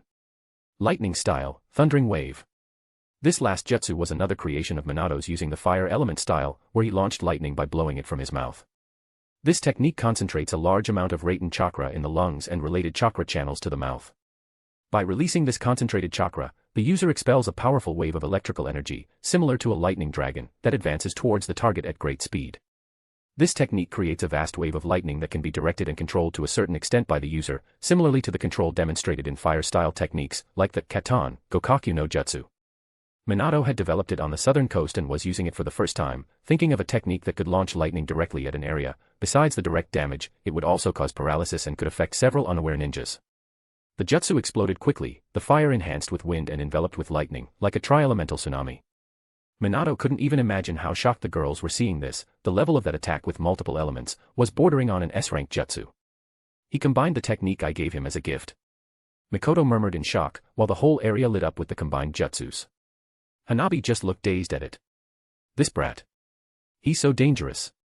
Jiraiya murmured, looking at the devastation starting in front of him, and had no choice but to create something similar, finishing the seals at that moment. His original spewed oil from his mouth, the right clone fire, and the left, wind. Boiling oil bath. Jiraiya created a combination that quickly joined together and formed a scalding sea moving against Minato's jutsu. The two waves quickly moved against each other, devastating everything in their path. The clones that were fighting were quickly enveloped from all sides and began to disappear without being able to react. Then there was the impact. Both Minato's combined jutsu and Jiraiya's combined jutsu collided against each other, creating a pressure wave in all directions, especially with high-temperature steam. I can't stay here. Hanabi alarmed and began to quickly retreat from the location. Mikoto also knew it would be dangerous to stay and quickly moved away. What happened in the area was a huge explosion while the steam began to burn all the forest around. Boom. The explosive sound of the two techniques fighting against each other as everything turned white was heard throughout the village at that moment, with many ninjas wondering what was happening. What's that? Even Hiruzen, in his office, was surprised by the sound echoing in the sky and looked in that direction. What's happening there? He wondered, since he didn't have the crystal ball at that time. Let's take a look. He said and quickly left through the window with some umbu. Many ninjas ended up heading in that direction. After all, the sound was constant and explosive, a situation that no one could ignore, especially the Uchihas who were the police force of the village. As the ninjas approached, the two forces quickly continued to fight against each other, while the ground kept opening up from the explosion. My chakra is running out with my clones. Minato could see that his clones could no longer continue casting the jutsu. Hiruzen had arrived at that moment, looking surprised at this. He could combine jutsu like Minato's and Jiraiya's clones did, but to cause such destruction. Is this an 11-year-old kid? An umbu exclaimed looking at Minato. They expected this from Jiraiya, but Minato, even though he had heard that he could cast multiple jutsus, was quite surprising. What's that clone of his casting? Another umbu asked looking at the innovative lightning jutsu Minato had created. The boy created 2 A-rank jutsus, don't be surprised if he comes up with new jutsus. Hiruzen commented. Minato was considered as talented in creating jutsus as his own teacher, the second Hokage, who was a ninja scientist, who created several A-rank jutsus for the village. Meanwhile, further away, the girls also noticed the movement of new ninjas but stayed in their places. A group with Sharingan also appeared. They looked quite surprised at the forest being burned and the two waves crashing against each other at that moment. Ninjas from all over the village began to appear due to the devastation caused while neither Minato nor Jiraiya cancelled their jutsus. However, this quickly changed as Minato felt his clones running out of chakra in them. Jiraiya seemed to be going through the same, thus cancelling the jutsus on both sides.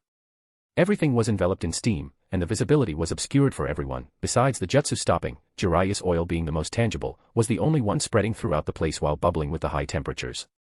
Minato had to jump to the sky. Jiraiya also backed off. For all the spectators, almost no one could see what was happening in the midst of that outcome. This kid, he never ceases to amaze me. Jiraiya quickly landed in a safe place and looked attentively at the smoke, trying to find any movement from Minato. He's up there.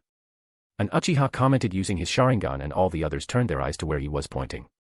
What is he doing? Another commented seeing the chakra growing in his hand like a ball. Minato was in the air at that moment, creating a Raiznan, but not a normal one. After all, his blue chakra sphere kept growing bigger and bigger.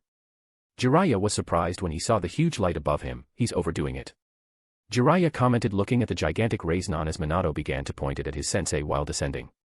Minato launched his Urama Raiznan with a diameter of more than 5 meters, much larger than Naruto could produce. He wanted to see what Jiraiya would do to escape this and also knowing that they had new spectators, so he wanted to show off a bit.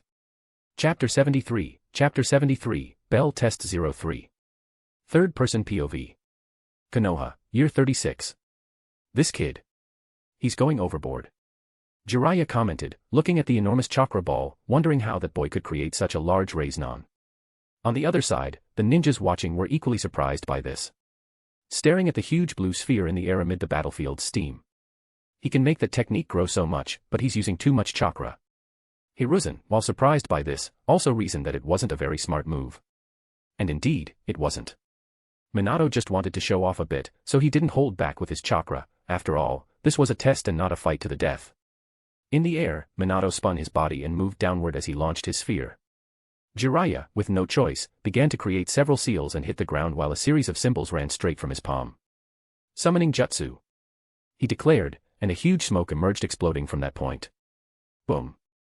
A frog with a pinkish-purple color, not too big but the size of a house, appeared with one hand using a plate and the other a sort of fork/spear. It found itself in a strange place in the first milliseconds. Gamaken. We need to defend against this attack, Jiraiya said, and Minato approached with his jutsu. The young Gamaken quickly understood and placed his plate as a shield. I'm a bit clumsy, but I'll try, he declared. Incredible. This Gamaken is so much smaller than the one I saw in the work. But it's quite interesting. Minato commented with an excited smile and launched his attack against his opponent. As soon as the shield and the Udama Raiznan collided against each other, generating a force of impact. Boom. The impact caused even the steam to fly away, revealing beyond the scorched ground like lava from the last attack, a semi-giant frog with Jiraiya on top and Minato on the other side launching his huge Raiznan. He can generate that jutsu of that size? Hanabi commented from her distant hiding place. He has a jutsu that big? Mikoto also murmured. She had not yet seen the Raiznan. Besides Mikoto, many Uchihas also looked at the confrontation from a distance surprised, like other ninjas who arrived at the site, some remnants of the village who did not leave it, and others who came to look for their teams. The battle between the jutsu and the plate continued until Jiraiya noticed something. This. The plate is cracking, he said, stunned seeing the cracks growing there. Sorry. I think I'm messing up here, Gamaken said, feeling he was losing. What followed was the plate cracking and immediately with the Raiznan hitting the frog, which flew backward while Jiraiya had no choice but to jump as his frog fell defeated flying into the forest. The impact of the enormous Raiznan made the ground explode, causing Jiraiya to recoil with the force of the impact while stones from the ground being destroyed flew in all directions, creating another huge explosion in that area. Is this a genin test? What kind of fight is this? An Ambu commented next to the Hokage. We could never expect a normal fight coming from that child. But this is really on another level, much more than I expected. The amount of chakra he has is much larger than we thought.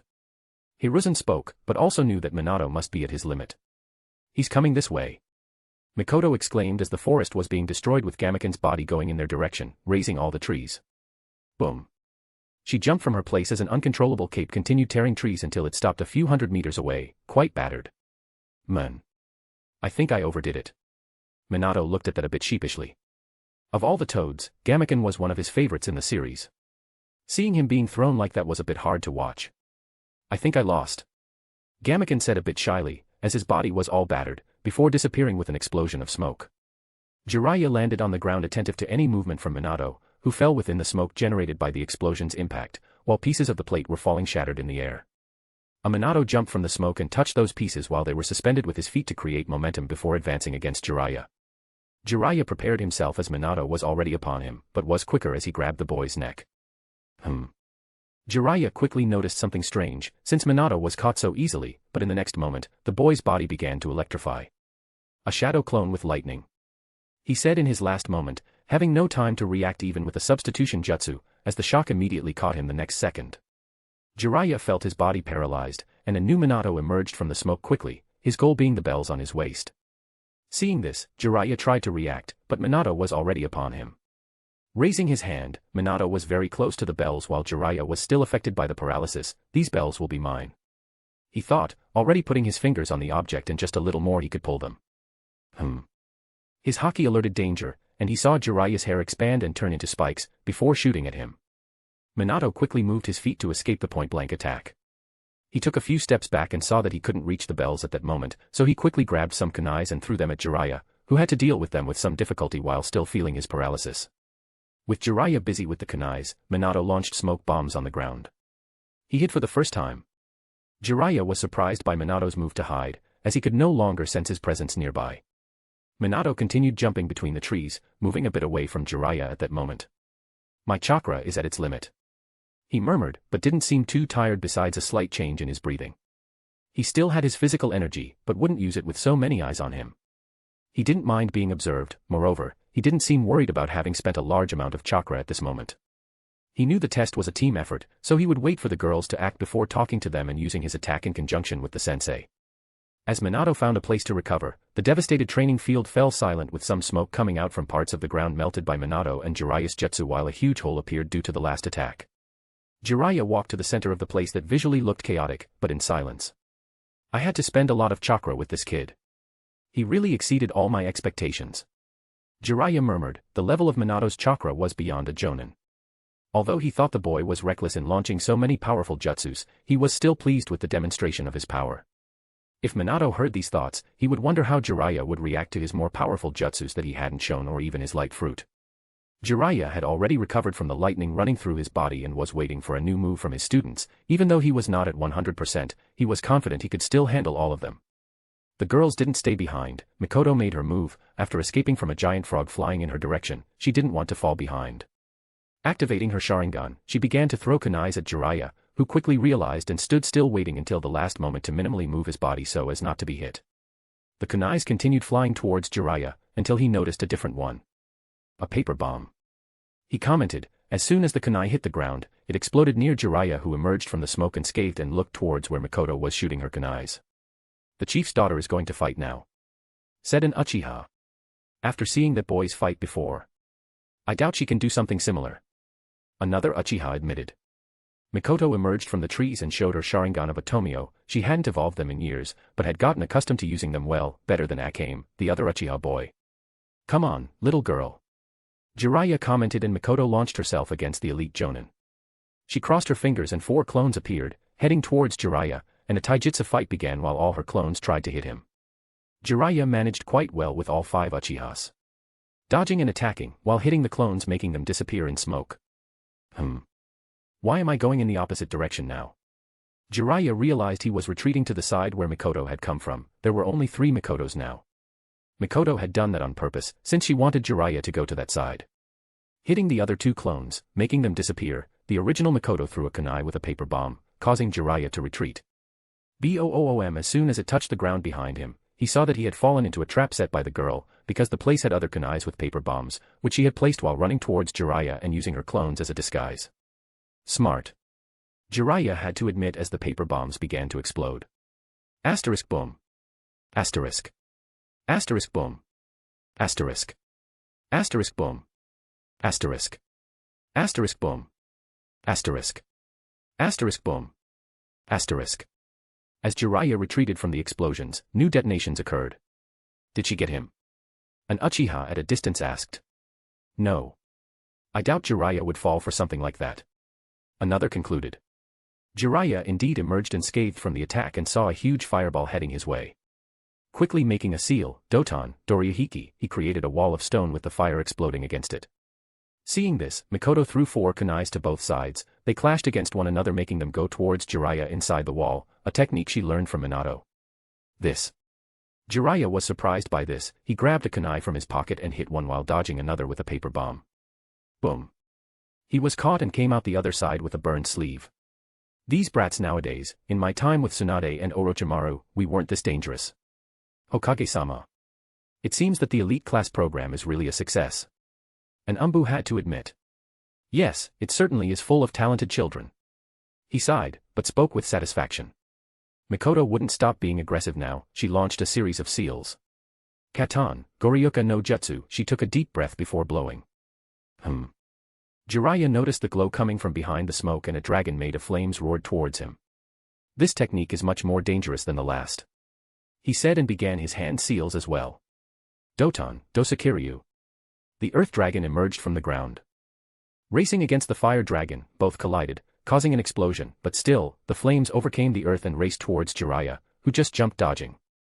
Mikoto appeared right after, using a kunai and making Jiraiya use his kunai to fend off the girl.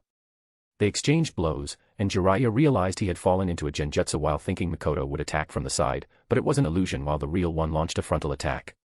But as a ninja sensor specialized in espionage, Jiraiya wouldn't fall for something like that, making him kick the girl before she could attack him, causing her to fall backward and jump to the trees, wanting to hide after all her failed attempts. It seems the last one is coming. Don't disappoint me, Jiraiya commented, and on the other side, he saw the Hyuga collapsing on the ground with her Byakugan activated. Chapter 74, Chapter 74, Bell Test 04. Third-person POV.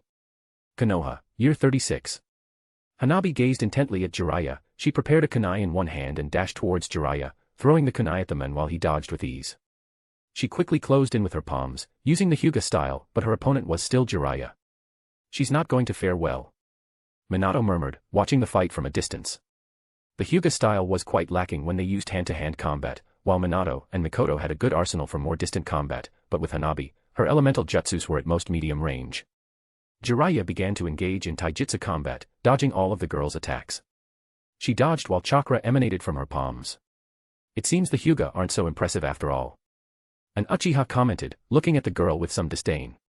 Hanabi became frustrated with this. Unlike Minato and even Mikoto, he was conducting a level of fight so inferior that Jiraiya needed only to move his body. Can you do better than this, little girl? Jiraiya commented. Hanabi switched her attack to distance herself, while she began to make hand seals, borox and a few more seals. Doton, Ritsudo Tensho, Hanabi touched the ground and it began to tremble and break. Jiraiya saw this with a smile as he jumped away and started creating hand seals. Snake ram monkey boar horse tiger.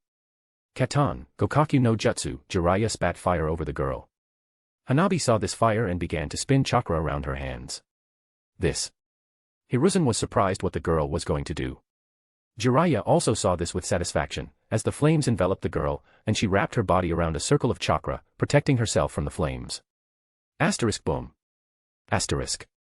The flames finally ended, and Hanabi was a bit tired while in the middle of the flames.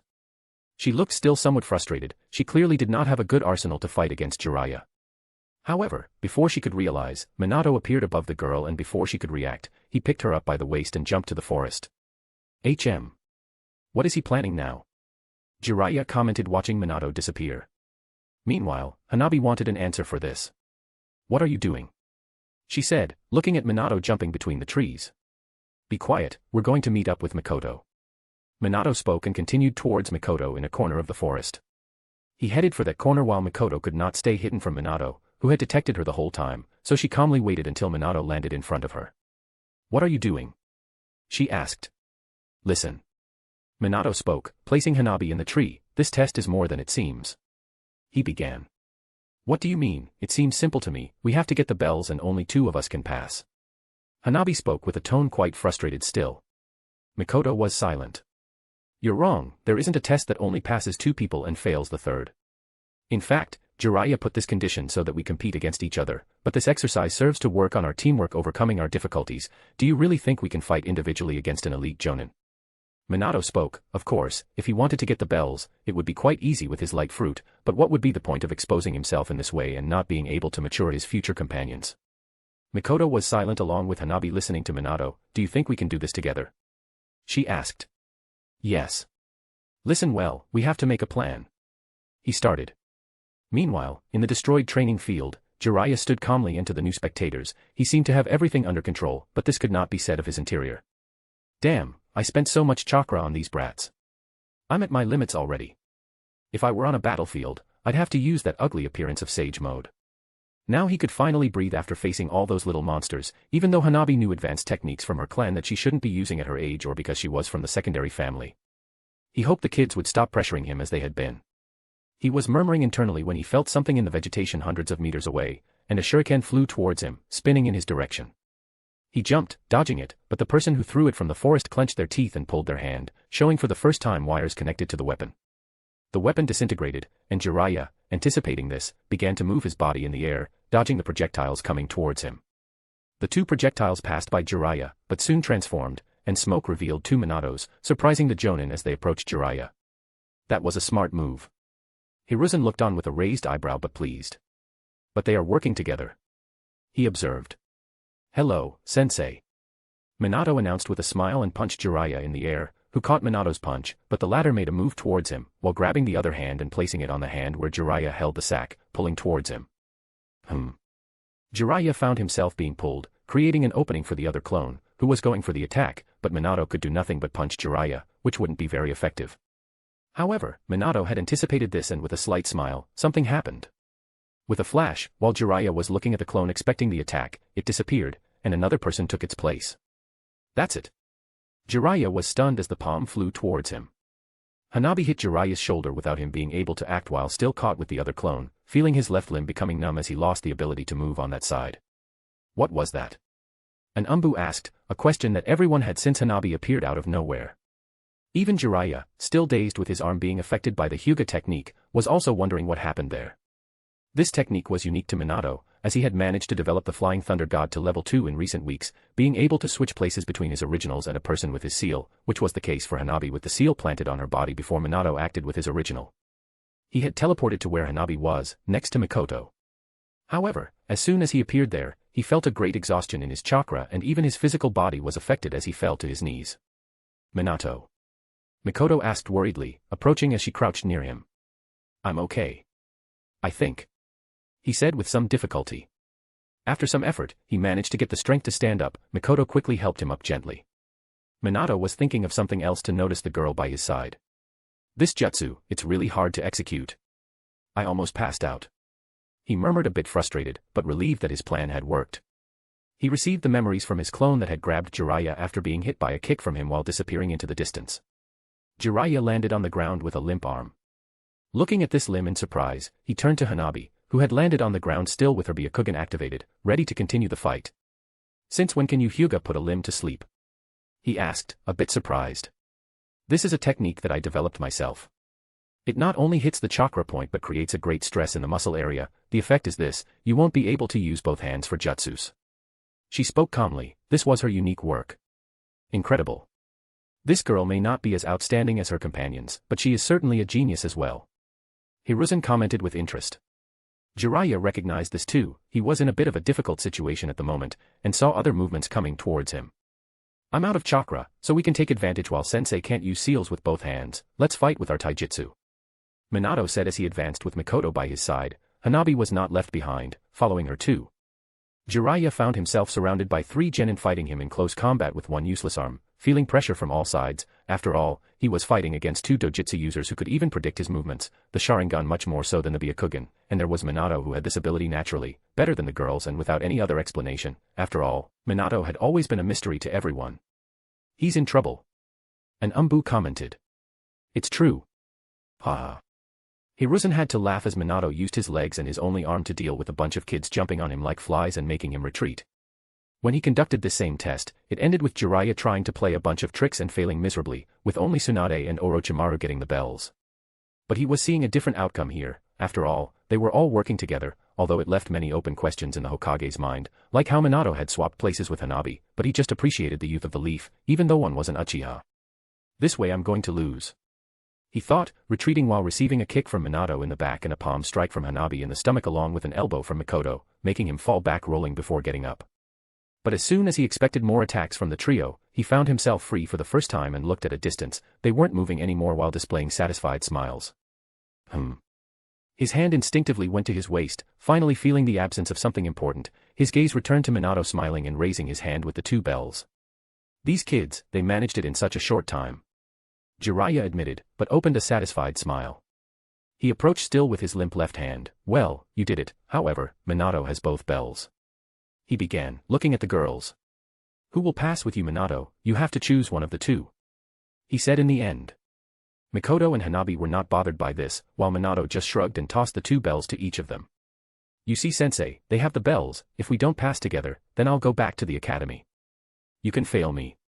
He spoke, crossing his arms. Why am I still playing this? It's obvious you already know about the real test. He admitted with a sigh and turned to everyone with a satisfied smile. Anyway, congratulations, you've passed the test, welcome to Team 7. Jiraiya declared with all the spectators at a distance listening to this with some emotion. Whether it was the surprise of all 3 being incredible for their ages, the mystery and inexplicable questions in the middle of the fight, or even the teamwork effort that the young ones executed. Chapter 75, Advice from Mito. Third-person POV. Konoha, Year 36.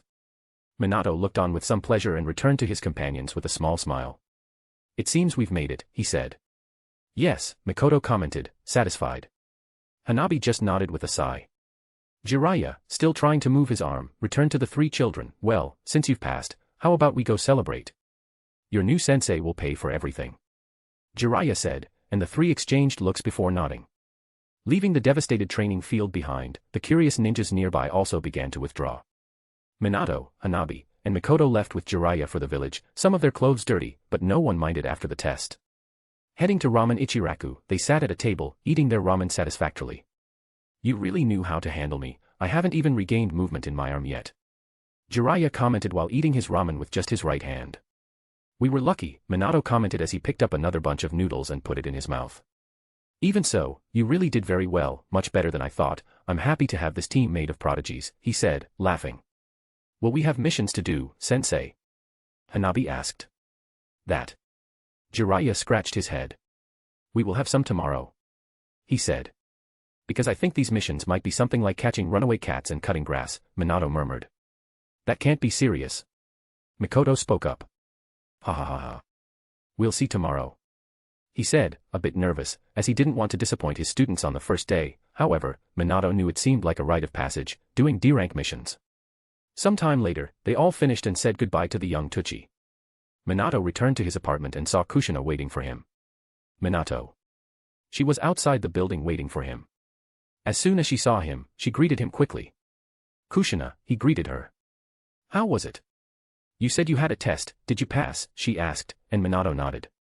Yes, we managed to deal with the sensei. We'll start our first missions tomorrow, he said and looked at a basket she was holding in her hands. What's this? Kushina seemed a bit embarrassed. I brought some sandwiches for us to eat, she commented, avoiding his gaze. I see. Let's go inside then, he said and started heading inside with Kushina following him. Minato found Kushina's behavior strange, but not bad. They entered, and she placed the basket on the table. Minato had already eaten ramen before coming here, yet, he picked up the sandwiches Kushina had placed on the table.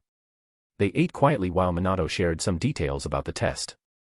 Is it true that you managed to numb your teacher's arm? She commented, laughing. It wasn't easy. I had to use all my chakra to do something like that, but we succeeded, he said, laughing. So you'll be going to war soon? She asked, a bit sad. Maybe, however, we'll stay in Konoha for a while before we head to the borders. You know we have to do some D-rank missions, he said, trying to cheer her up. D-rank, like cleaning roofs and gutters of the village? She asked, a bit more cheerful. Catching cats and other things. He also laughed. That seems fun, Datebane, she commented, and a silence took over the place. How's your training going? Minato asked. I'm learning the mastery of Fuinjutsu now, but it will take years to master, she said regarding her current training with Mito-sama. I understand. I'm sure you will be the best user in the art of seals after Mito that Konoha could have, Minato said with a small smile. I'll try. Kushina became a bit sadder, remembering that Mito's time was running out. Seeing Kushina's sadness once again, Minato tried to change the subject. Anyway, that headband looks really good on you, he said. Are you sure I can keep it? You won't have any problems with that? Kushina asked. I asked for it from my new teacher. Jiraiya-sensei will give me a new one tomorrow, he said, and Kushina nodded. They continued talking about more mundane things while Minato enjoyed eating the sandwiches Kushina had prepared. After a while, Kushina had to go back home, and Minato was also quite exhausted. She said goodbye to him, and he quickly took a shower and jumped into his bed, intending to regain all his strength by the next day. Meanwhile, Kushina was walking home alone, until she finally arrived at the Senju complex without any trouble. Welcome back, Kushina-sama. Some servants greeted her, and Kushina, never getting used to it, just nodded and continued to the main building. More strength. She heard a stern voice. I'm trying, but it's hard, mother. Another young voice responded. You're too rebellious to dye your hair, don't act weak. Tsunade complained in a stern tone. Kushina saw Tsunade and her daughter training in the courtyard, while Tsuna tried her best in a chakra control and seals exercise. Her mother was quite stern. You're finally back. On the balcony of the house, Mito was watching the mother and daughter training while leaning on her cane. Kushina nodded. It was late afternoon and the sunset had started on the horizon. I'm here, she commented. Come, little one. Let's leave the two to train and talk for a bit, Mito spoke, and Kushina nodded.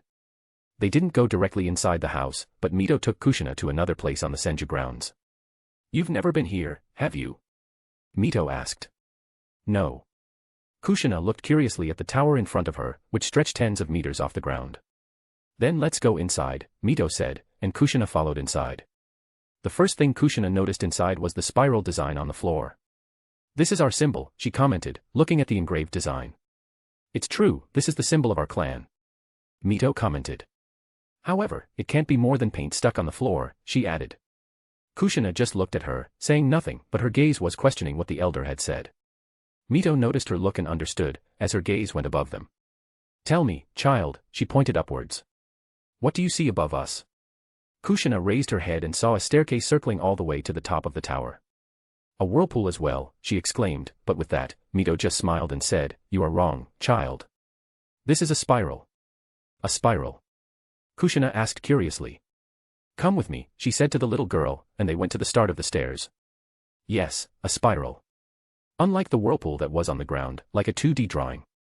A spiral is a three-dimensional form," Mito spoke as she began climbing the stairs with Kushina looking curiously, wanting more answers about what she was hearing or why Mito had taken her here.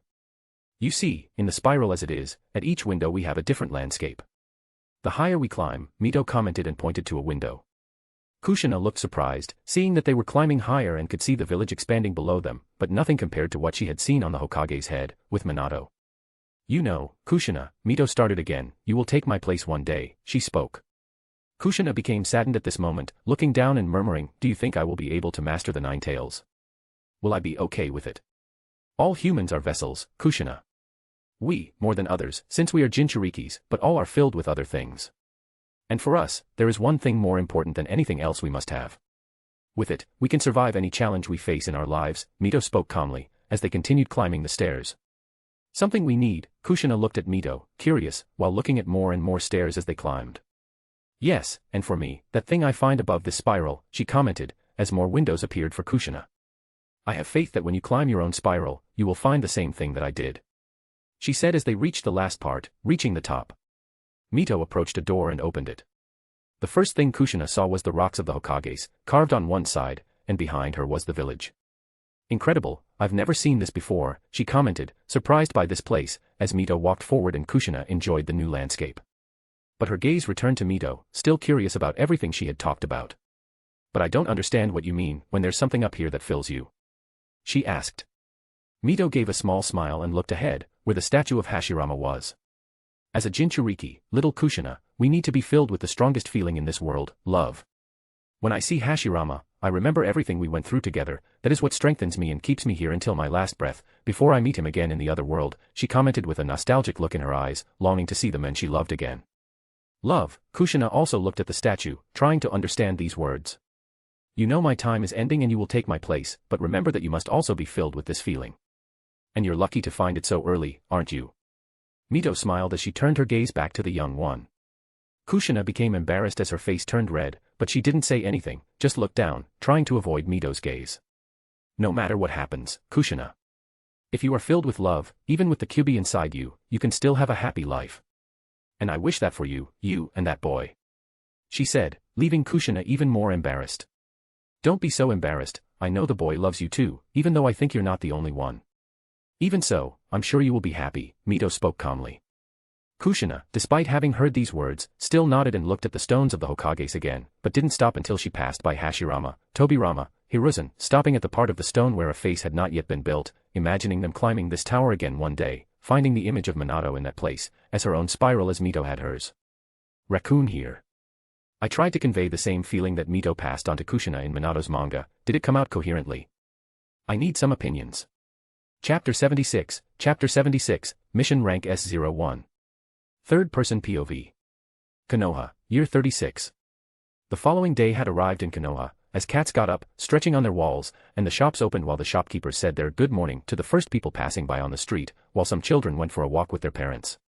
Everything seemed peaceful in Konoha, but in a corner of the village, a black cat sped by, followed by 3 other shadows as they chased after it. The cat was swift, going over walls, houses, sewers, gutters trying to escape its pursuers as it went through every small place and tried to flee.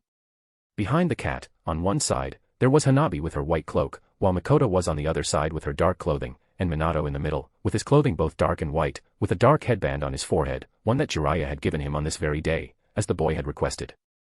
They chased after the cat until they finally entered the training forest. While Minato wondered how a cat could be so fast, he looked at Hanabi at that moment, trying to devise a plan. "Can you use your earth jutsu?" he asked, now being in an area where they could use their jutsus without affecting the villagers.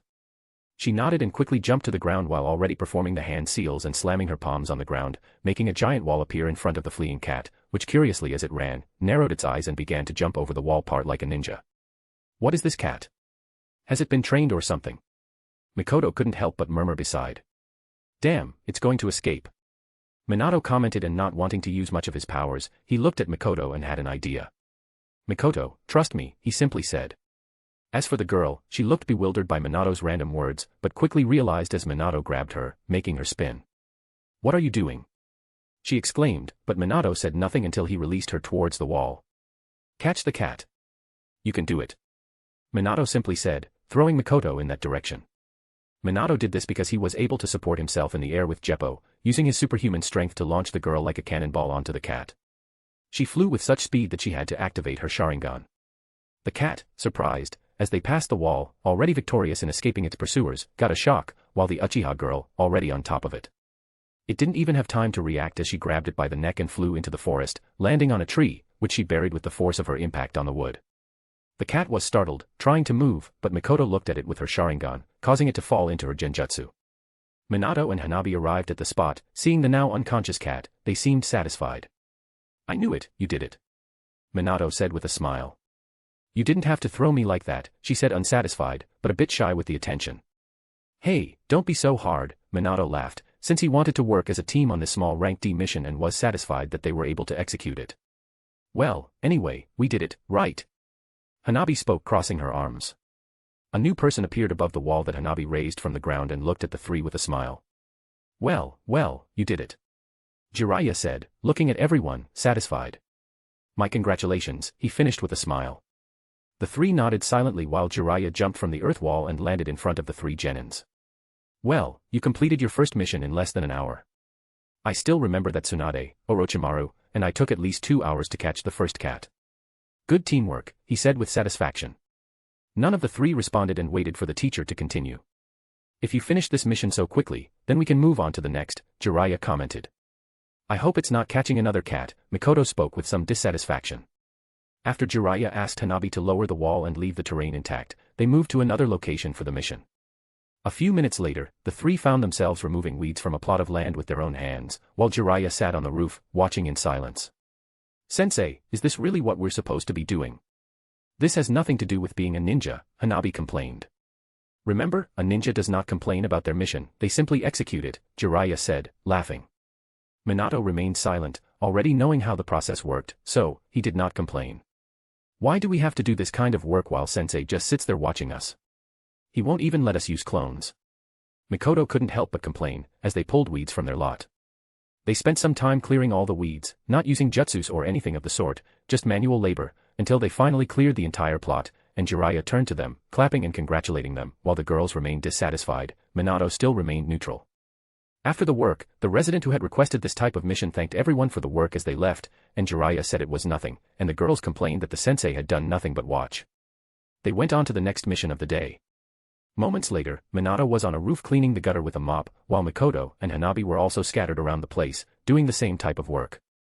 As they cleaned the entire area, Jiraiya continued sitting on the chimney of the place, writing in a book, not really paying much attention to them this time, just occasionally checking if they were carrying out the mission. Hey, Minato, why aren't you dissatisfied? Look at us, we're trained ninjas, and we're here cleaning gutters. Mikoto approached Minato and whispered, still quite dissatisfied, while Hanabi just looked a bit distant, waiting for Minato's opinion. Well, it's the first day, I guess this is normal. It's very likely we'll be doing this the whole day, maybe even more days. Minato murmured. What? You think we're going to spend more days like this? There's a war going on. How can Sensei leave us here in the village, doing these things? Mikoto couldn't help but complain. Her father was at the war, along with many powerful ninjas from the clan, and she even knew that some rookies who studied with them, like Akame and another Uchiha, had already left for the war yesterday, while they were just there, doing useless work, in the girl's opinion. He's just doing this so we get used to this type of system. It won't take long, not with the war going on, Minato argued, and Mikoto fell silent, returning to the task of cleaning gutters. Jiraiya had looked and listened to the entire conversation but said nothing, just continued writing in his book, not caring about the kids. The day continued, and more work like cleaning streets, helping elderly ladies cross places, carrying their shopping home, cleaning windows, and painting walls while they kept this routine for the entire day. At the end of the day, Jiraiya congratulated them for completing 20 rank D missions. Well, for the first day, you guys were great, Jiraiya celebrated. But the children did not share the same enthusiasm, just looking on. Are we going to have this type of mission tomorrow too, Jiraiya-sensei? Hanabi asked, hoping he would deny it. It's very likely, Jiraiya shrugged. I'll meet you at 6 o'clock again. Be ready, he said before leaving. The girls looked frustrated, and Minato sighed. Maybe he could do something to change this. Then he turned back to the girls before speaking. I'm going to talk to Sensei, see you tomorrow, goodbye, he said before jumping off the roof towards where Jiraiya had left. Jiraiya, in the air, looked surprised, being followed by Minato, and stopped on top of a roof, waiting to see what the boy wanted. Minato landed in front of him, and Jiraiya looked at him with a raised eyebrow. What do you want with me, that can't wait until tomorrow, he asked. Sensei, I think I should show you something, but as long as you keep it a secret. Minato spoke calmly. He trusted Jiraiya much more than he trusted any other ninja in the village to share some of his secrets, so he had no problem saying this.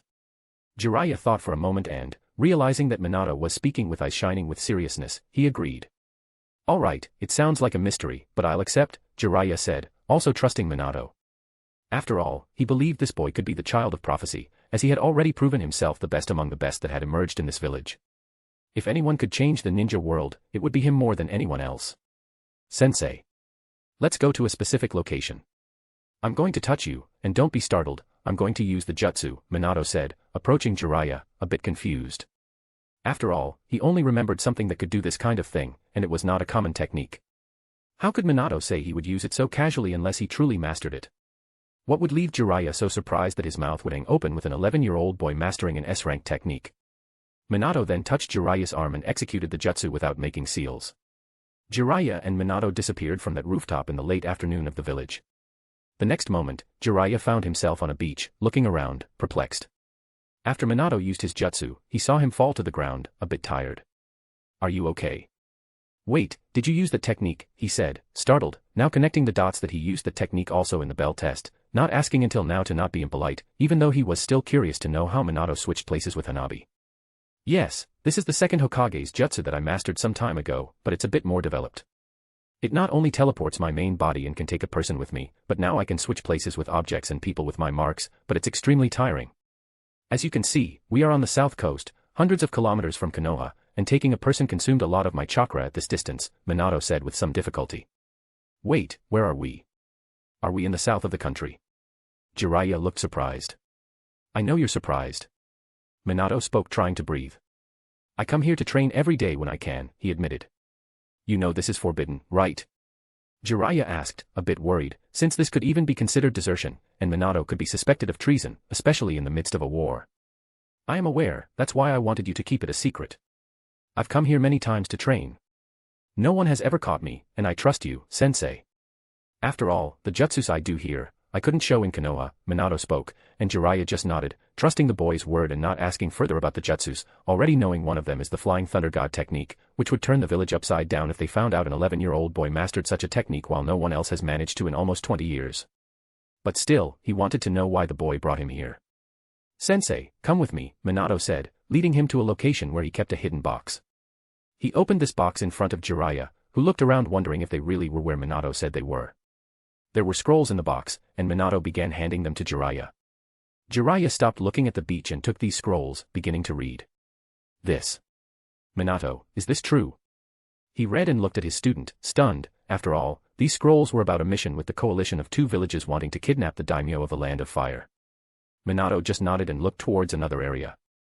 Sensei, I found a group of ninja from the land of wind here, I managed to repel them and get these scrolls. It seems these groups are entering the country and are going to execute this mission to enrage Leaf in the war. You're going to want to see this, he says before leading Jiraiya to the side where the battle took place, as they would have a long conversation. Chapter 77, Mission Rank S02. Third Person POV.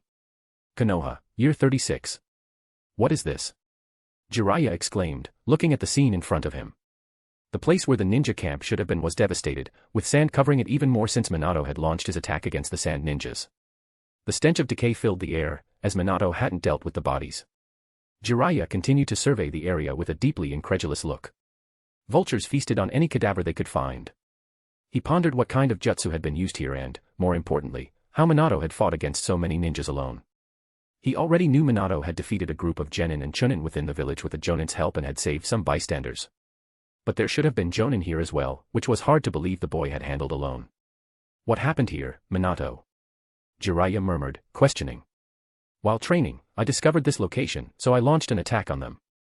In the end, I defeated them all, but I didn't leave anyone alive because I didn't know how to explain this situation, Minato spoke honestly, as there was no way for him to keep or take a prisoner. I can't disagree with you, but what you did here. Well, I shouldn't be so surprised after yesterday's bell test. You also know how to execute the second Hokage's technique. Jiraiya sighed and began to walk around the area, inspecting the aftermath. The sand was already covering most of the destruction. You got the main box, then. He commented, and Minato nodded. Yes, after fighting some Jonin and Chunin, I was fortunate to catch them off guard, as the scrolls weren't as well guarded as I expected. They didn't seem to believe they could be attacked, Minato remarked. I understand, you have valuable information, and you want me to take it as mine to avoid questions, Jiraiya concluded.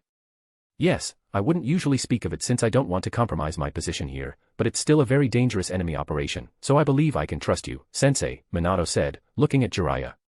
Jiraiya looked at him for a moment and nodded, agreeing with the boy. All right, I believe you, and you did very well here. I'll talk to my teacher. After all, we have an important mission to accomplish, Jiraiya said. Let's then take on this mission. This is awesome, Sensei. Minato smiled, as this mission should at least be a rank A, which he really wanted to do. Yes, I see you're not satisfied with rank D missions, so let's do something different, he said, and Minato nodded. You need to rest to take us back to the village, don't you? He asked. Yes, I need to replenish some of my chakra, Minato said. They spent some time on the beach, returning to the first part of the beach, and Guren ended up appearing in the water. Minato. He called. A talking fish. Jiraiya was surprised by this. This is Guren, a carp I found a while ago.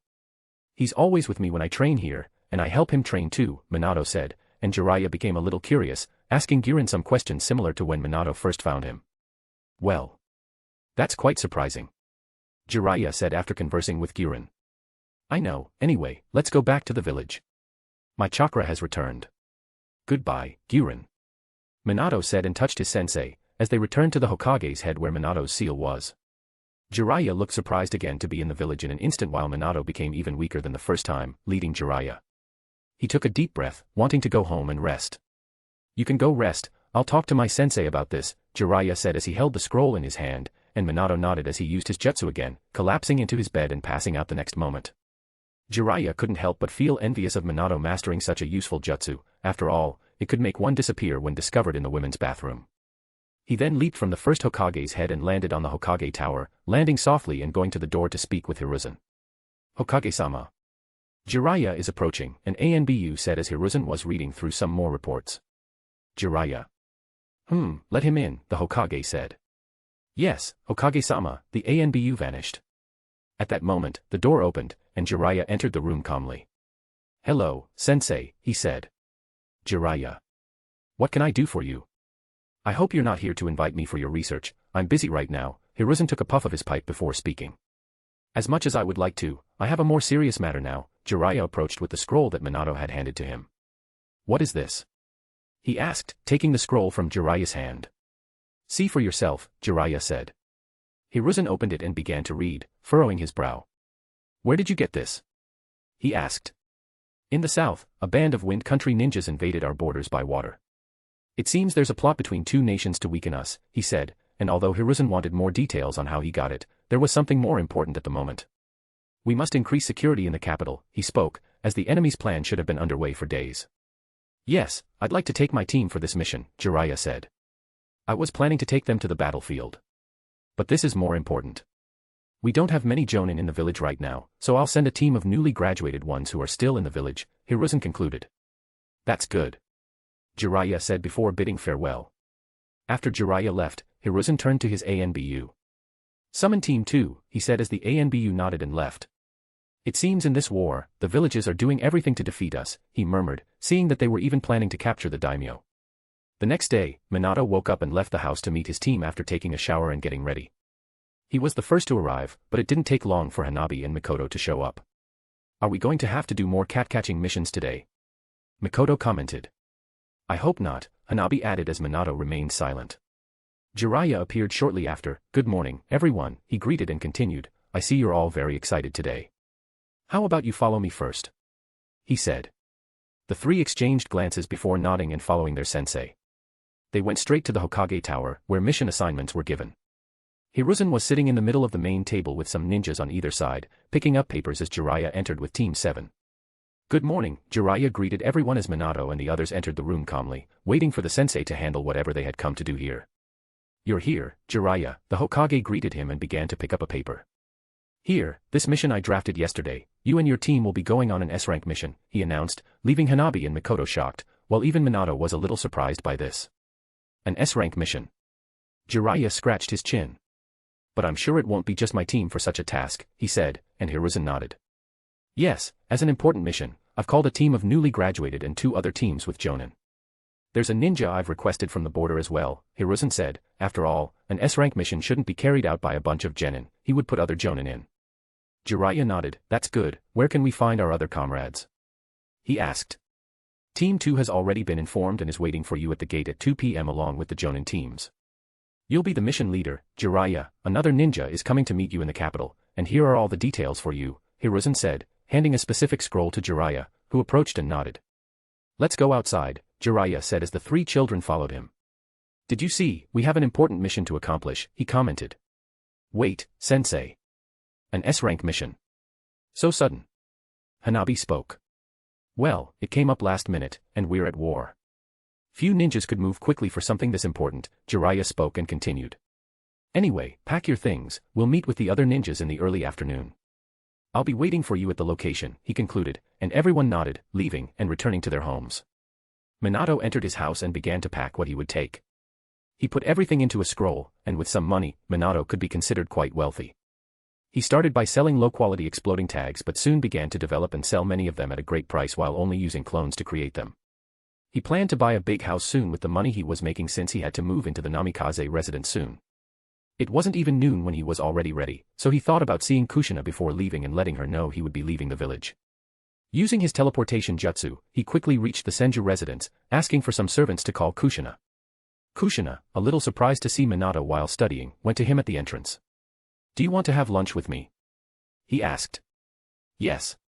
She said with a smile. After all, she was studying jutsus and even the seals that would bind the fox when she became the Jinchuriki, so she could spend some time with Minato. They ended up going to Ramen Ichiraku and had lunch there. So you're leaving the village? She commented a little surprised but also sad. Yes, I'm on a secret S-rank mission, so we're heading to the capital. Minato shouldn't even disclose any mission information, but for Kushina, the basics wouldn't hurt. I see. Will you come back as soon as you can? She asked. I believe so, but since we're at war, I might be called to some of the borders with my team. He said. That sounds bad, Date Bane. She still muttered, but tried to be upbeat for Minato. Anyway, I'll be waiting for you here, just come back safely, she said, trying to sound calm. Minato nodded despite not liking how Kushina tried to sound calm. There was nothing to be done, they continued to eat and talk about lighter topics. In the end, Minato took Kushina back to her clan, and they said their goodbyes. Good luck, I hope you succeed. She said, hugging him. Yes, I'll be back in the village soon if I can return. Anyway, I hope you'll be alright too, Minato said, returning the hug. They said goodbye, each going their separate ways while taking a glance at their backs. Minato resumed leaping across the rooftops toward the north gate. Once he arrived, there were some jonins waiting with Jiraiya. You've arrived, he said, and Minato nodded. So this is the rookie who caused explosive chaos 2 days ago. One jonin said, smiling at Minato, as the sounds of jutsus between Minato and Jiraiya echoed throughout the village in Training Ground 7. Let's see if the brat can live up to his reputation, said an Uchiha jonin who also joined the mission, with an arrogant tone. Mikoto and Hanabi came at this moment, and another group appeared, consisting of a Hyuga leader and his former classmates, Hisashi Hyuga, Hayashi Hyuga, and Suminazuka beside them. This team is certainly important for this mission, Minato thought, looking at that team basically made for tracking. Now that everyone's here, let's start by introducing ourselves to begin the mission, Jiraiya declared. Chapter 78, Mission Rank S03. I'm reposting, I got Hayashi and Hisashi's names wrong, I hope I got the chapter right this time. Third person POV. Konoha, Year 36. The group gathered a bit away from the gate, as the jonins began with the introductions. Jiraiya looked at everyone and started with me. As you all already know, I am Jiraiya and will be the leader of this mission. I'll be with my squad of genins, and another newly formed team will accompany us. He looked at everyone before continuing. For all of them, it's their first mission, so a bit of patience with the novices. Jiraiya spoke and returned to the children. You, however, must follow my command and the guidance of your own teachers. It might be your first mission, but it's an S-level mission, which could affect the war that Konoha is currently waging at this moment with all nations, so there is no room for failure. He said in a more serious tone, something he wasn't used to doing. He turned back to the 6 jonins who were summoned.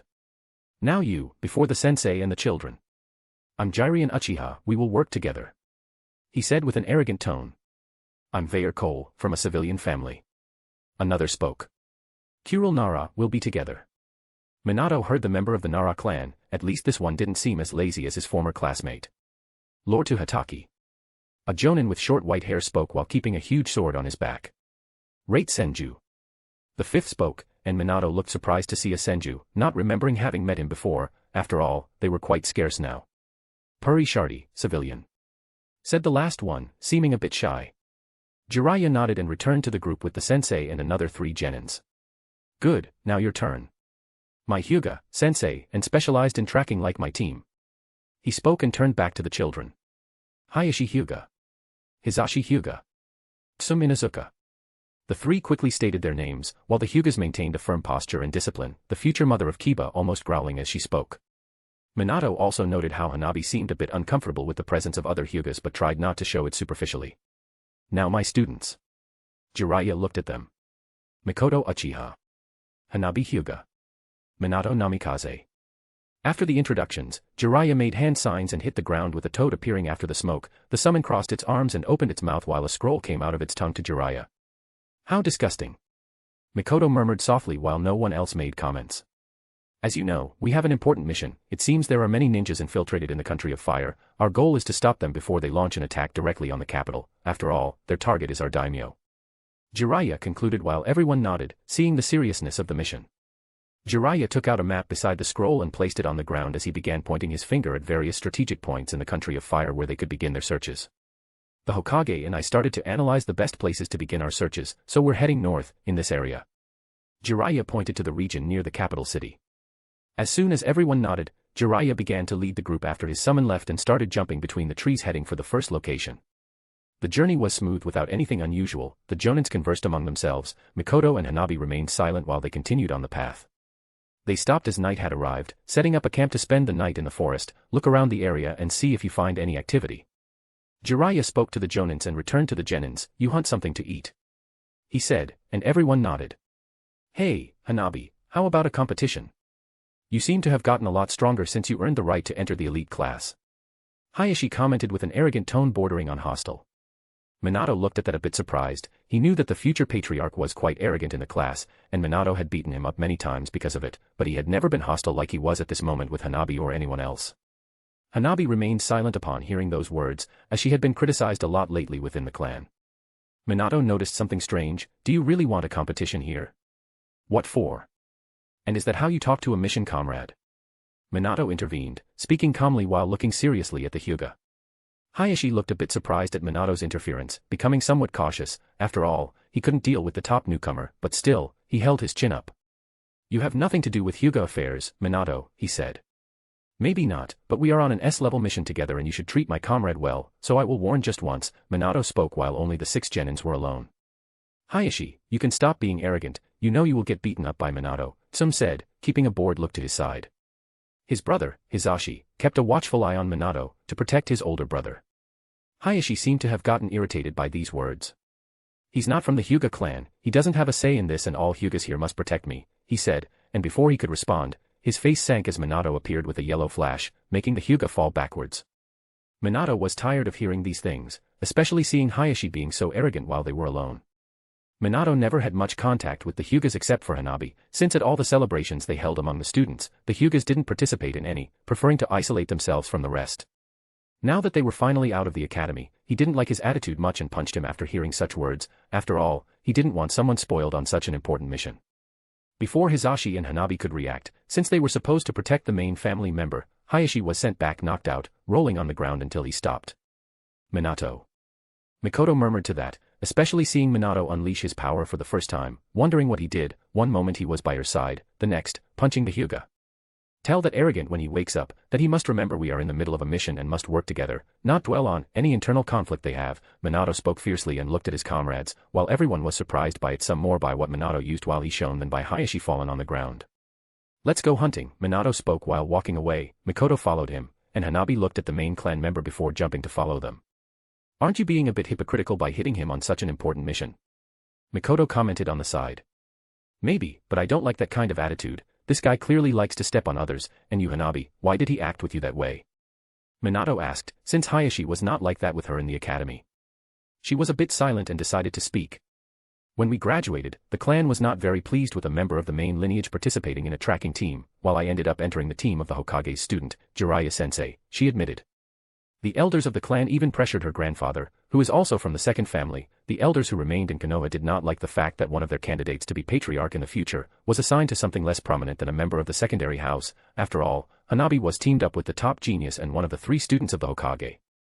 The Hokage was pressured the same day the teams were announced, wanting Hayashi to be in a more prominent team and not participate in something like a tracking team, but Hiruzen did not yield. In summary, it was Jiraiya himself who created the team. Not being able to pick Kushina or Tsuna, he chose the team focused only on Minato, picking other teammates that he already had some close relationship with from what he could see while observing the boy's daily life.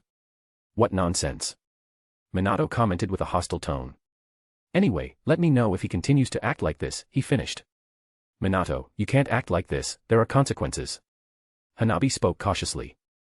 I don't mind fighting with the Hyuga clan if it means protecting my teammate, he spoke in a serious tone. You can't be serious. Mikoto spoke with a questioning tone. Of course, I am, and I'll space everyone in that clan if necessary, believe me, he finished and continued jumping between the trees in one direction while sensing an animal he could catch. Mikoto remained silent while Hanabi was quite surprised but grateful in her heart. She activated her Byakugan and saw Minato act as if he had one too as he easily found a wild pig, throwing a kunai at its vital point for a quick death. Minato landed in front of the dead animal while opening a scroll to store it. That was quite fast. Mikoto murmured, feeling somewhat useless here.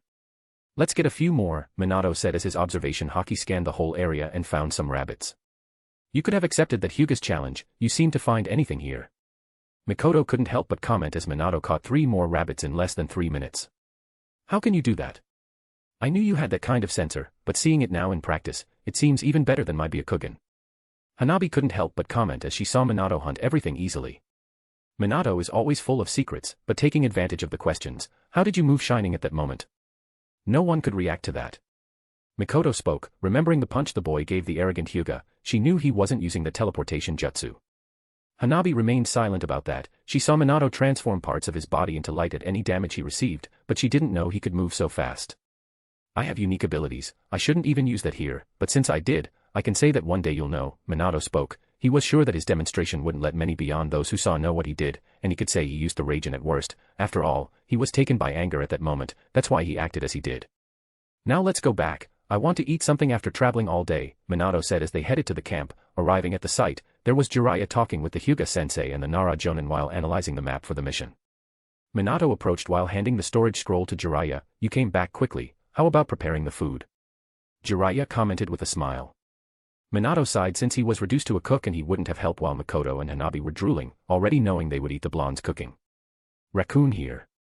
I made the chapter based on how I believe Hayashi would act. After all, Hanabi would get a lot of attention being on Team 7 and even the elders didn't like that in the clan. Hayashi should act a bit out of jealousy. After all, he was an important member before developing his more tolerant personality in the future. Chapter 79, Mission Rank S04. Third-person POV. Konoha, Year 36. Minato ended up being responsible for the camp's food while the girls watched him with expectations. After all, they both knew what was coming. Well, I shouldn't be surprised by this. He murmured internally as he looked over to Mikoto and Hanabi waiting for him to finish. He quickly grabbed his storage scrolls and began taking out cutlery and sauces, along with pans where he liked to make his food. Even Jiraiya, still studying the map with the Jonins, looked a bit surprised at his student taking out so much to make dinner as he noticed the huge amount of canned ingredients Minato was setting aside. Minato summoned 3 clones. Seeing that he was alone in this, the clones began removing the carcasses of the animals he had hunted and the Minatos began to clean them. Minato quickly started working on that wild boar and in no time there were many cuts perfectly made by his clones while he seasoned them and began placing them on the campfire. The smell soon began to fill the area. What's that? Smells really good. A group of 3 Jonins finally returned after scouting the area and immediately smelled the food as soon as they arrived. Hey, kid. What are you cooking there? Looks really good. Another Jonin approached Minato in a friendly manner and smiled with some expectation at the genin seeing him prepare the camp food. Just some things I thought would be good. Minato murmured a bit surprised by this. Haha. Do you have a talent for cooking, Minato? Jiraiya also approached pleased while his student continued making the food on his own. Minato just shrugged, as he didn't need to answer that and continued focusing on the task. It didn't take long for two other jonins to arrive and come over waiting to eat what was being prepared. A moment later, Team 2 arrived at the location. They grabbed some food too, but the meal was almost ready since Minato had started. What happened to you, Hayashi? The Hyuga and Team 2 sensei looked at Hayashi a bit surprised with the boy and his left eye purple, almost swollen. Hisashi and Sum remained silent, not ceasing to look at Minato in a corner, but Hayashi commented with a neutral tone. I ended up hitting my eye. He said, seeming to be in conflict with his pride to not cry around saying that he got beaten by another genin. He really was afraid of Minato. What happened there was quite surprising when he couldn't even react to the speed of the other genin, something he had never seen from the number 1 rookie, and this could be taken from Hisashi and Sum beside their dog. Woof. Sum's dog barked as soon as it smelled the food excitedly. That looks good. Is Minato making it? Sum sniffed before approaching, seeing the food being made by her colleague. She didn't seem to care much about the fact that the boy had hit her classmate a little while ago. Minato finally finished his dish and offered it to everyone there, with them serving themselves as soon as he concluded. This is really good, as expected of the number 1 rookie, said a civilian jonin cheerfully. Tisk. The Uchiha jonin clicked his tongue, but still ate his food. This is really good, Jiraiya said cheerfully, eating his meal too. Hanabi and Mikoto ate happily in a corner. Despite already knowing Minato's abilities with his food, they never ceased to be amazed by it. After the meal, as the night already stabilized in the sky, the camp began to be organized by sentinels. Even the genin stayed to watch together with the jonin. After Mikoto and Sum took the first shift, Minato and Hanabi went for the others while the jonin from the Nara clan stayed with them. Minato. While everything seemed quiet, Hanabi called him after a while. Yes. Minato looked at her approaching as he was keeping watch from atop a rock. I just wanted to say that. I'm grateful for you defending me today, she said. HM. You don't need to thank me, you would have done the same. Minato smiled. Even so, thank you, she said with a slight blush on her face. Young love, it's so troublesome. Another voice emerged, and the Nara jonin was above the tree next to Minato, taking Hanabi by surprise since she hadn't activated her Byakugan, while Minato already knew of his presence with Haki. After he said that, he jumped to the other side of the camp while Hanabi was a bit embarrassed. Minato just shrugged. Minato turned his attention to the girl who was a bit shy about it and took out a tray. Are you hungry? I have some pasta I prepared for the trip. She offered it to him. Despite her embarrassment, she nodded when she saw his food, unable to resist as she sat next to him and took the pasta from Minato. You know, she began, sitting next to him, looking up at the sky. My eyes can reach many things, but what fascinates me the most are the things they cannot reach, like the stars in the sky, she said. Did you know that each of those stars is like our sun? Minato also looked up at the sky as he let that thought slip. Like our sun. But it's so big. How is that possible? She asked, bewildered, and Minato almost laughed at her reaction and question.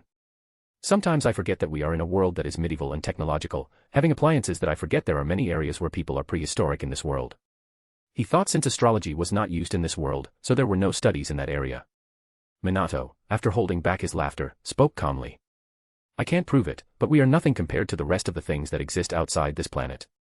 Minato commented, aware of the vastness of the universe and even the powerful beings that lived outside of it, like the Otsutsuki clan. Thinking about it, I will have to deal with them one day.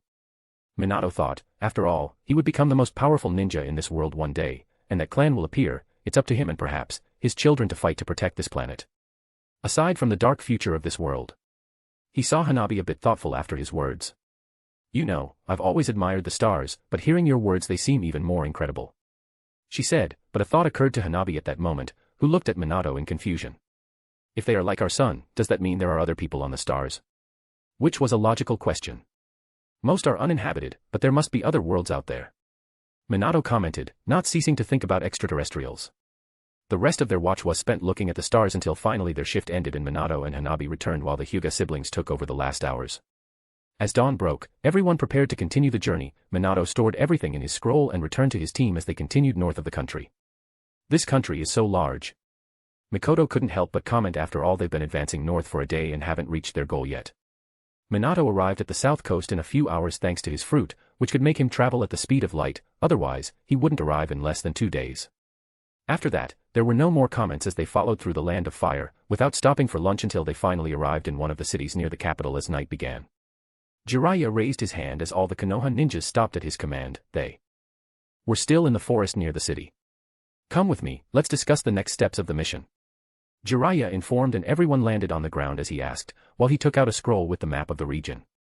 Listen now, we will start our mission in this city, the 8 cities around the capital. Our objective is to find all the infiltrated groups in the Land of Fire. We will divide from here. Our Jonin Nara will be the strategic part of the mission, while my team gathers information. The Hyuga team will try to track any suspects. As for me, Uchiha, we will head to the capital before any attack happens to the daimyo. He informed while pointing out all the cities on the map. The Genin teams would search for information in the 8 cities, while the Jonin with Nara would eliminate and capture those involved. Did you say we would be receiving reinforcements? A Jonin asked Jiraiya. That's correct. Initially the Hokage had pulled someone specialized in tracking at the border, but I requested a member of the clan. After all, we need quick information, and there's no one better than them at extracting information from the terrorists, Jiraiya spoke.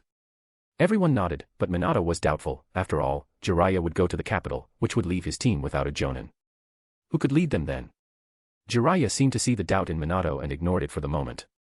I want you to choose a place to sleep tonight in the city. Tomorrow we will meet together before starting the mission. Remember, we must be discreet from now on, without our enemies knowing we are hunting them, Jiraiya informed, as they were supposed to be alone, just meeting to deliver reports and exchange information. As soon as his words were said, the 2 teams of Jonin and Team 2 immediately left, going into the city to different points while choosing a place to spend the night. Jiraiya turned back to the only ones who remained in place, his students. Let's choose a place to spend the night, but before that, I want to inform you of some things, Jiraiya spoke. Like not having a Jonin with us. Mikoto crossed her arms. Exactly, you have proven to be quite capable. I know I should be with you, but the safety of the daimyo is a priority, so I will be passing the team leadership to Minato, Jiraiya said, leaving Minato a little surprised. Me. He really didn't expect this, it being his first mission outside of Konoha. Exactly, it was thanks to you that we are doing this mission. You proved to be someone who knows how to collect information. The same happened when you faced the squadron of terrorist ninjas within the village, Jiraiya spoke, making Hanabi and Mikoto look at Minato surprised. After all, even though many adults know what happened that night, almost no one spoke with low-rank ninjas and civilians to avoid panic that there was a terrorist group within the village. Hanabi and Mikoto were not aware of this, and neither that it was Minato who acquired this S-rank mission. Jiraiya wanted Minato to grow as soon as possible. After all, he should prepare for war as soon as possible. It will be good training and a test for you, and see, none of your companions disagree with this, Jiraiya spoke, looking at Hanabi and Mikoto, who just nodded. Minato sighed but still looked with some determination, hoping to succeed in this mission. Yes, I accept to be the leader. I will not fail, and I will protect my companions with the success of this mission, Minato spoke while Hanabi opened a smile with her teeth and Mikoto curved her lips. Jiraiya nodded a bit proudly and continued. Now let's go to the city to choose an inn. We will rest, and tomorrow you will start your mission, he informed, and all 3 nodded. The sensei jumped to the city and Minato's team followed him. Chapter 80, Mission Rank S05. Third-person POV. Konoha, Year 36. They quickly reached the city after their brief meeting, with the day announcing its end and the night beginning. Jiraiya led them to an inn without any other mission members being there, while stealthily perched on one of the windows.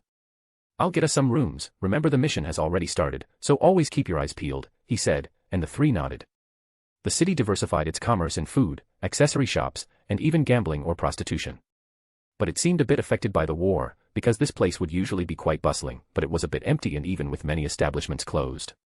This isn't quite what I was expecting, Hanabi commented, it being her first time out of Konoha. There were no further comments from her companions, as Minato tried to find anything suspicious with his observation haki, but found nothing that would indicate someone with bad intentions enough to commit a terrorist attack within his range of reach. A moment later, Jiraiya appeared with the room keys and they entered the inn, each getting a room. Everyone entered their room and Minato immediately went to his bed, placing a Raijin symbol. He didn't go to sleep, but started his investigation instead. He turned to his window and immediately jumped out of it. Rising in the air from that inn and trying to map the entire city with his observation haki and placing his seals in various strategic points for teleportation. Jiraiya knew what Minato was doing and just smiled in his room. On the other side of the inn, my Hyuga, the Jonin leader of Team 2, was also looking at the city with his Byakugan when he noticed a silhouette passing in front of the moon, which he immediately saw was Minato. How can he walk in the sky? The man asked, quite surprised and even admired by it. After all, Minato was jumping in the air. Minato continued investigating the entire city, until he searched the whole place with his observation haki, investigating every inch of it, but in the end found nothing, then disappeared in the middle of the sky and fell on his bed, to sleep. The next day, they had breakfast in the room due to the disguise. Jiraiya was going out towards the capital, but called Minato before to have one last talk before starting the mission. I'm leaving, you already know what to do, he said, handing him some scrolls. "Here are the details you need to know about how the other teams will act," he said, and Minato nodded, taking the scroll. "You went out yesterday, did you find anything?" He couldn't help asking the boy. "No, the city is clean of any suspects," Minato admitted. Still, stay here one more day, there's a large influx of people entering the city, mainly those saying they are fleeing the war." Jiraiya spoke and Minato nodded in agreement. "The reinforcements haven't arrived yet, but they will probably come in the next few days, so look for the teams at that time for an information meeting," Jiraiya commented. After that, he left the room. Jiraiya went away and Minato met with Mikoto and Hanabi outside the inn, in civilian clothes, just like Minato to circulate the city, no longer wearing their headbands. Hanabi still had something on her forehead to hide her seal, yet she looked like a girl with a scarf on her head. Minato, now officially the leader of this team, looked at Mikoto and Hanabi. "Let's split up and blend in among the residents. Look for any suspicious behavior or information that might indicate the presence of infiltrators. We'll meet here at dusk to share what we discover." His voice was more authoritative than usual. "Someone's getting used to the role of leader." Mikoto smiled at Minato. "I'm just doing what I must," Minato shrugged. "Anyway, let's do it this way, we might not be like Team 2, but we certainly have our own skills," he said and the girls nodded. Mikoto nodded, his expression becoming serious at that moment. "I'll use my Sharingan at high points in the city," he said, and Minato nodded. "My Byakugan can help detect any strange chakra. I'll focus on that on the city walls," Hanabi said. "Alright, just stay discreet and don't let the enemy know we're looking for them," Minato said, and right after that, they left the hidden spot and began walking through the city in opposite directions. Meanwhile, the Jonin teams, some followed Jiraiya to the capital while others started to scour the area outside the cities. Team 2 headed to a neighboring city to the north. Minato spent the day observing, listening, and gathering information that would be useful, while continuing to monitor anyone with suspicious intentions in their aura. He moved with agility and didn't attract attention, his young and harmless appearance without his clothes or headband allowing him to go unnoticed among the civilians and merchants. Mikoto was on top of one of the city's highest structures looking attentively at the movement of the streets with his Sharingan open, but nothing important caught his eye.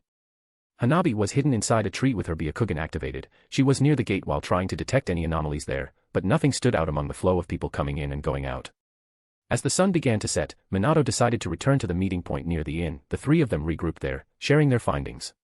Minato listened attentively to each report, but it was quite disappointing. Minato, assessing the situation with a thoughtful look, decided that this city had nothing more for them. "We found nothing substantial here. I think our next step should be to move to the neighboring city to the east. Maybe we'll have more luck there," he suggested to his team members. Mikoto and Hanabi agreed, trusting Minato's decision. They returned to the inn, as Jiraiya had paid for an extra night, and each went back to their bed, except for Minato, who went back to jumping through the sky, doing one last reconnaissance of the area, a habit he had developed to ensure nothing was left behind. He returned to his room and waited for dawn before meeting up with his team again. They left the inn and left the city. The journey was smooth. Mikoto and Hanabi looked quite serious and the only noise was marked by the sound of their synchronized steps and by the gentle wind blowing. Upon arriving, they were greeted by a landscape similar to the previous city in the early afternoon. "Let's split up again," Minato instructed, "but this time, let's try something different. Mikoto, try to focus on the people. Hanabi, use your Byakugan to map the distribution of chakra through the city. This might give us clues about any suspects." Following Minato's instructions, the team dispersed once again, each member going their own way in the new city. As the afternoon progressed, they collected new information, observed patterns and behaviors of everyone they saw, but nothing significant. As the evening approached, the city seemed to have a festival happening at this time and the streets began to be decorated with flags and candles everywhere, while the inhabitants themselves seemed to appear dressed in Japanese robes. From a high place, Team 7 regrouped, nothing. Minato commented seeing that so far, they hadn't found anything suspicious. "At least the city seems better than us." Mikoto commented looking at the streets filling with people. "Doing this in the middle of a war is quite surprising." Hanabi couldn't help but comment. "Our mission hasn't borne any fruit yet, let's stay another day in this city, looking for any suspects." Minato decided before they left the place. He also planted his seals in this city, so he could come back at any moment. "Shall we choose an inn to stay then?" Hanabi asked Minato. "Yes, but I was thinking, how about we go to the festival too? We have nothing to lose here." Minato proposed, maybe some moment of fun would be good to ease the failure. "I didn't bring appropriate clothes." Hanabi commented looking at the people and their outfits. "Well, I would like that, I didn't either, but that doesn't mean we can't buy." Mikoto said. "I would like that," she said with a small smile.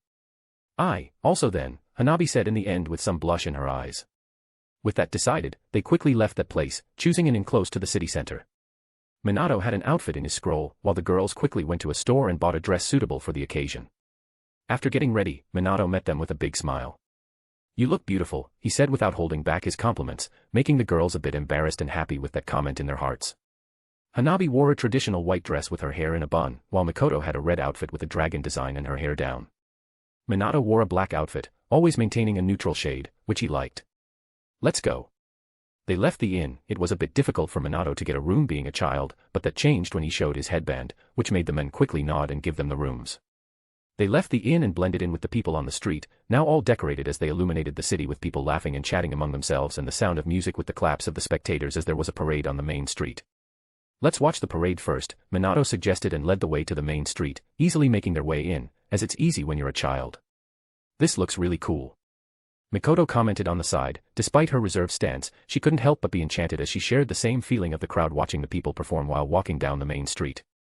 For Hanabi, this was a completely new world, an explosion of colors and sounds she never imagined existed outside the walls of Konoha. She allowed herself to laugh a little at it, like Mikoto putting aside her Hyuga temperament. Minato watched with a small smile. There were no festivals like this in Konoha, so it was a unique experience for him and his companions.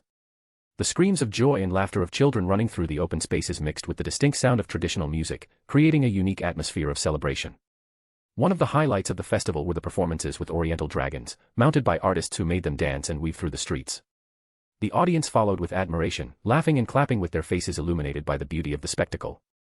Mikoto and Hanabi couldn't contain fascinated smiles, completely immersed in the magic of the moment.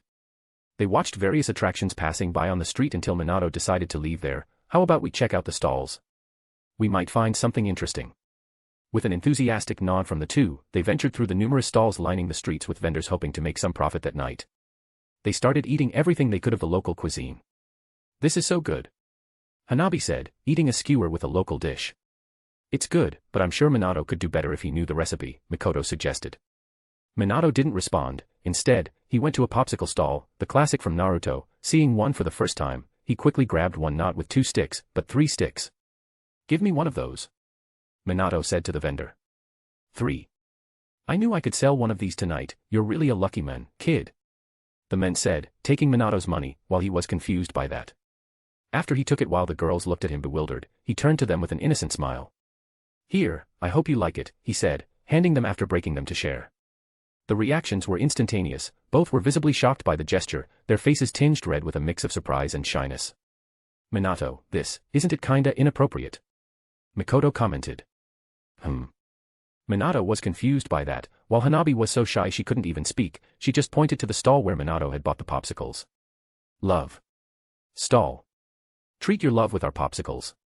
He read the sign shocked. After all, he hadn't seen that, paying attention only to the popsicles he had seen from the anime. "This." Minato was beginning to scratch his head not knowing what to say, but at that moment he felt something. A few streets away, entering his observation hockey space, he felt a dark enough aura to alert him of an enemy. Finally found one. Minato couldn't help commenting while the girls were a bit confused after all this confusion. Chapter 81, Mission Rank S06. Third-person POV. Konoha, Year 36. While the girls looked quite embarrassed, Minato switched his dazed face to a more serious expression. "Listen," he said, making the girls look at Minato and see that he had a more serious look than usual. "What, Minato?" "I felt a suspect entering my sensory field." He spoke, and the girls also became more serious. "Let's see who this person is and investigate her," Minato said, and the girls nodded. The person herself had just entered the city and was looking at the streets from atop a house. Minato and the girls appeared in a hidden spot in the suspect's blind spot. They kept the same clothes, with Minato still wearing his suit and the girls their dresses, as they observed that suspect. A person looking at the city dressed in black. "Definitely suspicious," Mikoto murmured. "It's a woman." Activating her Byakugan. "What should we do?" Mikoto turned back to Minato. "Nothing yet, just watch for now," Minato commented as they nodded. The woman dressed in black just looked at the city, calmly observing everything she could without making a move and realizing she was being watched at this moment. She wore an outfit that covered her whole body including her face except for her hair and an eye band. Minato and the girls stayed there for an hour doing nothing while they maintained their position, until the person decided to move for the first time. As the night covered her she began to jump between houses towards the city wall, leaving the place shortly after. "Shouldn't we follow her?" Mikoto asked, since Minato asked no one to move yet, just to keep their position there. Not yet, let's wait until she gets to a safe distance, Hanabi can follow her with her Byakugan. Minato said, after all, Hanabi's range was greater than his observation haki. Yes. She spoke, and as soon as a good amount of time passed, Minato raised his hand in a signal and they followed the woman shortly after. Hanabi never took her eyes off her as she followed through the darkness of the night, seeing her miles away. She's heading for a mountain. Hanabi spoke, and Minato nodded. Let's follow her, but we have to be careful not to be detected. He suggested, and they all started to approach the location. The woman, a sand ninja, approached the hideout, while whistling a few times as a form of code and passed by the sentinels in front of a cave as they nodded at her entering the place. You finally arrived, said a jonin. Yes. The woman in black spoke, landing in the middle of the location. The hideout was simple, with a bonfire in the middle, but not to the point of its light appearing at the entrance. Since there were corridors inside the cave until reaching this place, there were some chests with scrolls and at least 15 ninjas besides the woman and the 2 sentinels at the location, totaling a team with 18 ninjas from the Wind Country, with 6 jonins and 12 chunins. How was the city, Havanda? Asked a regular chunin. Nothing much, just normal people. There was no presence of ninjas at the location. She spoke without knowing she had been followed. That's good, the country is at war on all sides, so internal defense is concentrated in Konoha and the capital. A jonin spoke. Is our plan to attack that city? A chunin asked the jonin leader. Yes, it seems something happened in the south with another team. Since they lost signal, we are suspecting that the Konoha ninjas intercepted them and may already know our plan.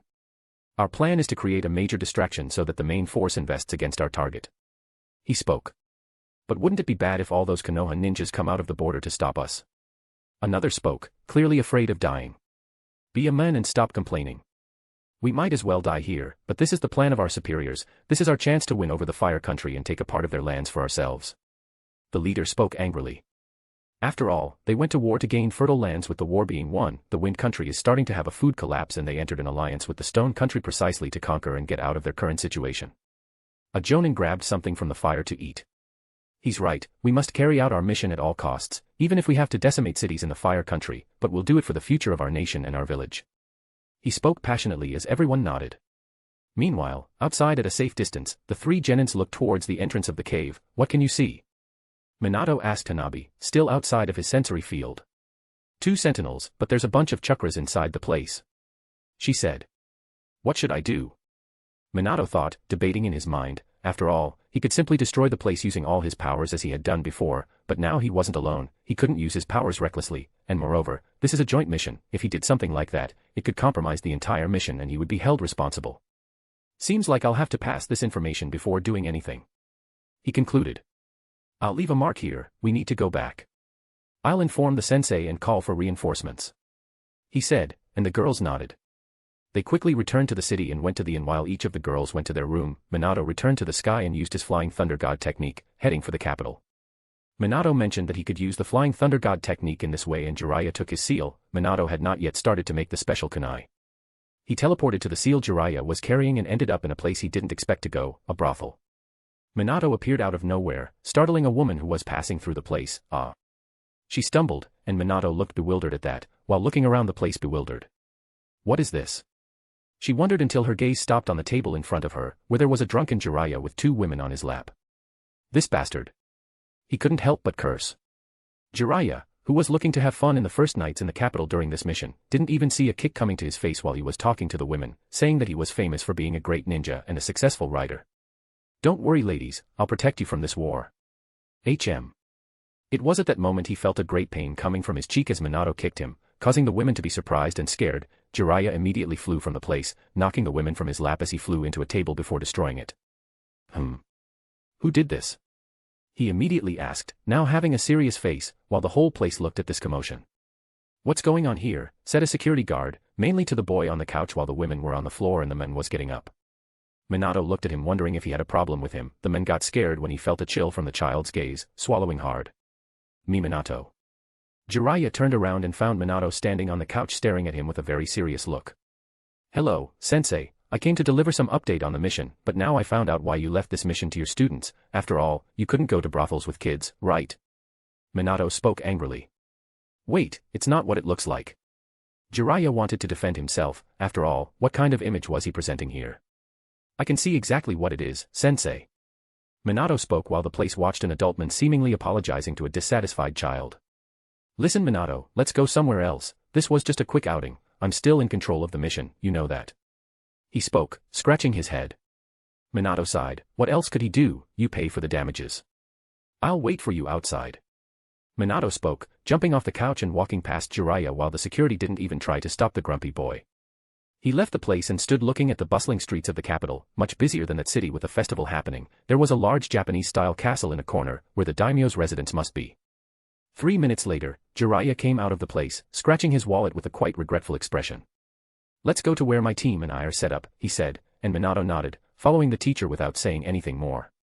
They entered an inn where Minato sensed the presence of the 3 jonins, Lord Hataki, Rate Senju, Puri Shardy, playing cards, but since the Flying Thunder God technique was a secret between Minato and Jiraiya, they went to Jiraiya's room. The jonin cleared his throat, wanting to forget all the confusion before, and spoke. Tell me, Minato. What did you and your team find? He asked.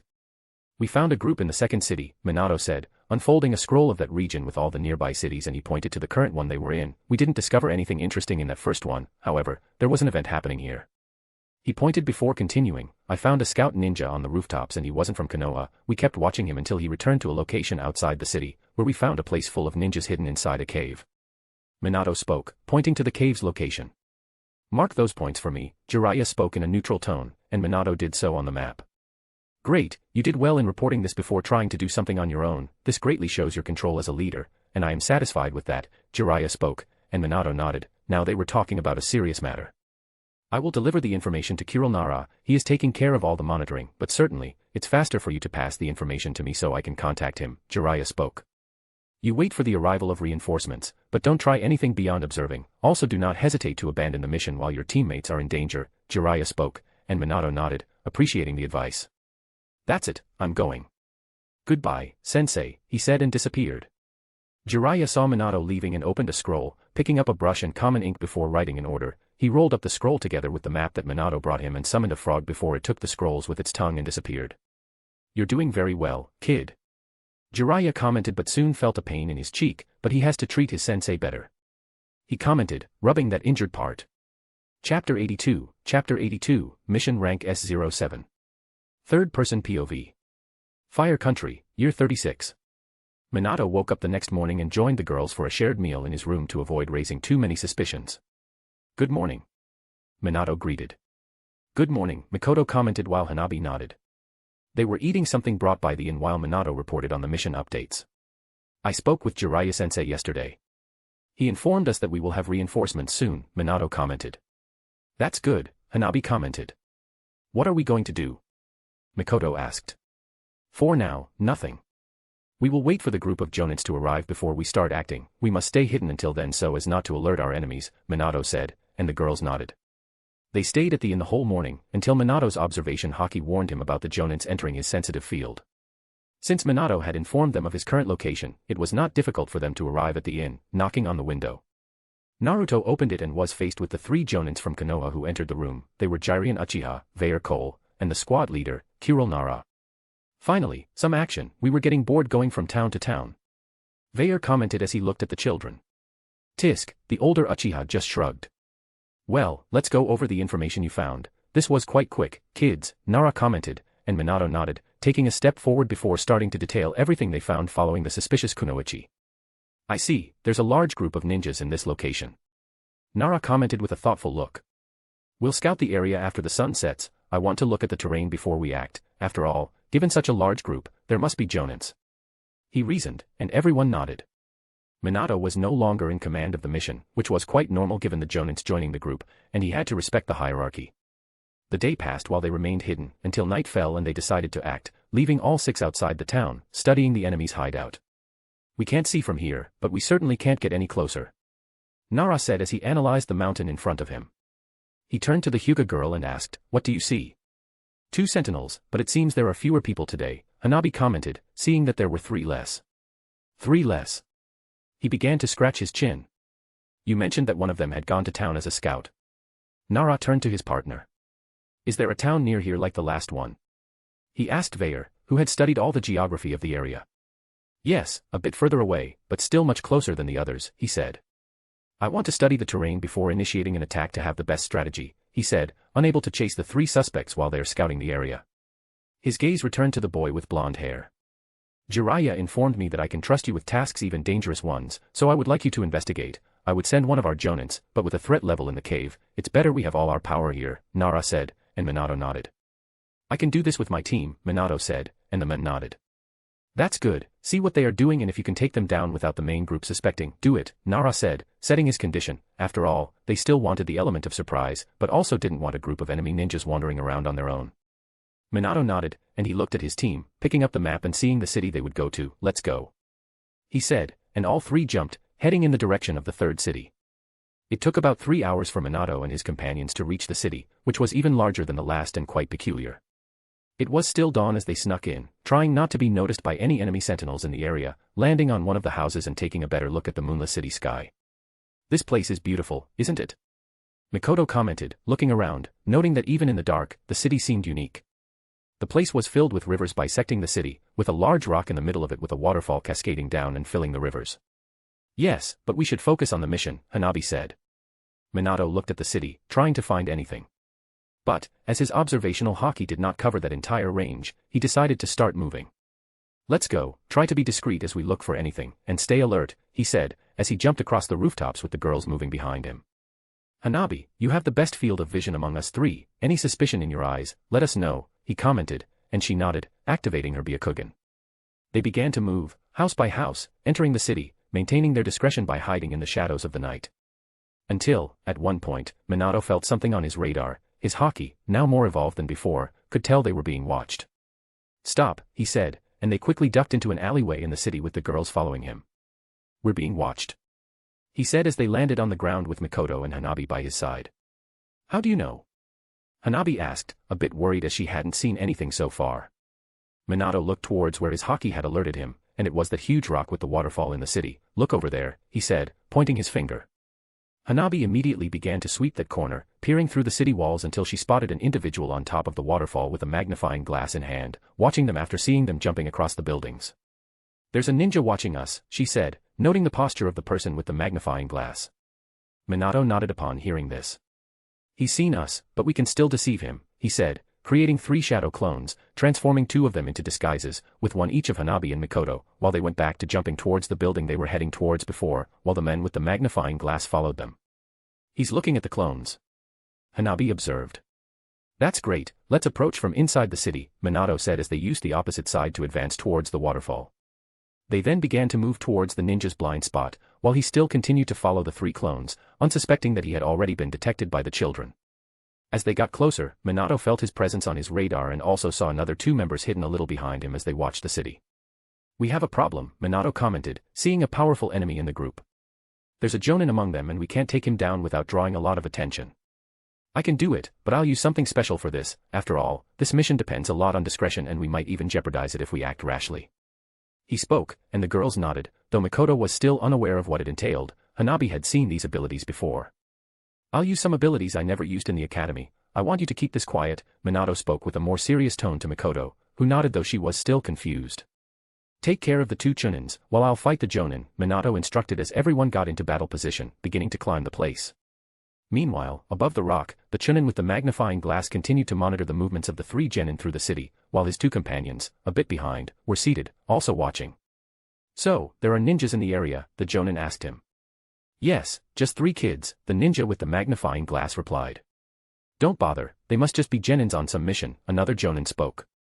Maybe we should care, after all, we could capture them and get some information, said the interested jonin. There are 2 girls among them, we could have some fun, said the men with the magnifying glass. See, it looks like this is our lucky day, the jonin said with a sadistic smile. They were laughing when a shadow emerged from one of the sides, throwing a kunai between the 2 behind, who quickly jumped away. This kunai had 2 small spheres on it, and before they could react, a smoke bomb exploded, filling the entire area with smoke. Have we been discovered? Said the surprised chunin. What is this? Enemy attack, the jonin shouted, readying for battle. The men with the magnifying glass quickly left his position and looked bewildered as the smoke also filled his vision. Mikoto used the waterfall itself and leaped up while targeting him with a kunai and her Sharingan activated, which made him quickly drop the magnifying glass and swap it for a kunai. In the midst of the smoke, Hanabi managed to surprise the ninja Chunin on the other side, hitting his shoulder with a chakra palm, making him lose movement but not falling as he screamed in surprise, moving back a bit to prepare for a fight. The Jonin, however, was alert amidst the chaos, seeing his companions being attacked by children, waiting for the last one to appear. It didn't take long, as a kunai flew towards him, which he quickly defended against by reflex, making a metallic sound and the kunai spinning slowly in the air. But this kunai had a seal attached to a paper, allowing Minato to appear at that moment using Raijin, leaving the Jonin a bit stunned by it and almost without reaction. Minato wasted no time and kicked him at that moment with the only blow he could manage, as he was a bit away and only had reached to the ninja with his lower limb, but his kick was so powerful that it sent the ninja flying backward, feeling the blow while trying to defend. The ninja Jonin felt immense pain but quickly returned to his fighting stance with his arm dislocated after trying to stop the child's kick. What's happening? How did he appear out of nowhere and how can he be so strong? He internally asked with clenched teeth. After all, he was caught by a child. Unfortunately for him, Minato was northwest longer in the place, and before he realized, a glow appeared behind him. Minato using his Pika Pika No Mi was calmly looking at him from that position while lifting his foot, and this part began to glow. Have you ever taken a kick at the speed of light? Minato asked calmly, always wanting to say this phrase since he came to this world. The ninja couldn't even react as he turned in slow motion towards Minato. Before he could react, he felt an impact of light power with that kick. Minato kicked him, and the man flew like a rocket, breaking the ground with such force that he fell unconscious. Minato nodded with a small smile seeing this with his observation haki. The girls were still in their fights with a bit of difficulty, as they were fighting against two Chunins. Hanabi was trying to hit the enemy who quickly engaged in a taijutsu fight with a numb arm. She was gaining advantage against the ninja. Even so, Minato appeared at that moment, since she maintained a Raijin seal and he wanting to end the fight, hit him in the face with a punch without the ninja being able to react. And before Hanabi could react, Minato had disappeared, appearing next to Mikoto, who was having more trouble. After all, the ninja was using a katana against her kunai. She exchanged blows with the ninja who, despite her using her Sharingan, the enemy ninja had more strength and experience. That was until Minato appeared next to her and kicked him in the face, making him fall to the ground. And he didn't stop there. Feeling that the ninja hadn't fallen yet, he appeared above the ninja with his light travel and punched his head, making him fall. What was that? Mikoto was surprised by that, seeing Minato travel while shining, but she looked up and thanked him.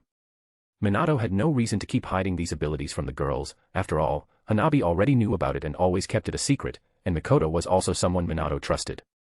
You intervened in my fight, but I understand. Hanabi approached with a small smile.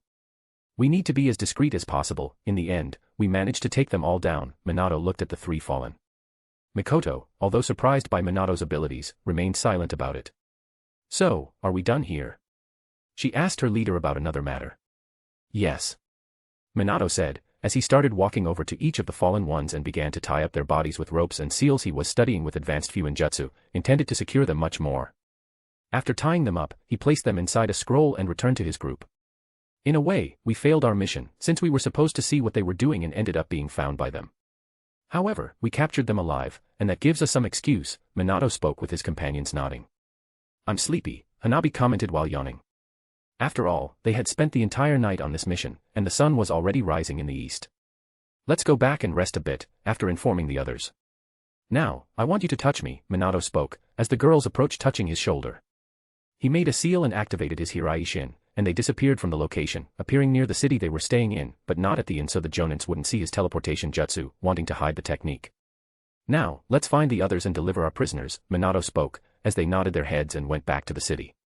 Chapter 83, Mission Rank S08. Third-person POV. Fire Country, Year 36. The trio began to head back to the town before dawn, arriving at the inn, where the Jonin picked up extra rooms. Minato quickly went to his window to see the squad leader, Nara, standing next to the balcony door, while he appeared to be thinking. He saw them arriving without showing any reaction. You finally arrived, Johnny said. Yes. Minato landed in front of him with his companions right behind. That's good. How was the mission? He asked. Minato went to his clothes and pulled out a scroll. We were discovered. He said, but we acted against the enemy and took down all three. They are trapped inside the scroll, he declared, handing over the paper to the men who caught it as Minato threw it. Nara looked thoughtful about what he had just heard. Well. That's unexpected, but good that you managed it. Let's take a look and review how the main group will react to the absence of these members. He spoke. Now you can rest a bit. After all, we'll need to recover all our strengths before planning an attack against the invading ninjas, he said. Let's go. Minato nodded as he asked the girls to follow him inside. Entering the room, each of them went to their own as Minato went to bed yawning, but putting up a clone who grumbled about staying on guard. What time is it? A few hours later, as the sun was already in the middle of the sky, Minato woke up yawning as he asked the clone. Midday. Goodbye. Poof, he simply disappeared. What a bad mood. Minato murmured and got out of bed dressing before meeting with the others. He had already felt Nara appear behind his door as soon as he got up and went to talk to him. Wake your team, we're having an important meeting, he said and left with Minato nodding. Mikoto and Hanabi didn't take long to go to the Jonin's room, who were waiting for them. Finally, you're here. Veyer smiled at the group. Let's start. Kuril Nara began. We've checked the prisoners, and I'm personally impressed that you took down a Jonin and 2 Chunins. It seems that the village's program in trying to raise the biggest group of village children, the elite class, has borne good fruits.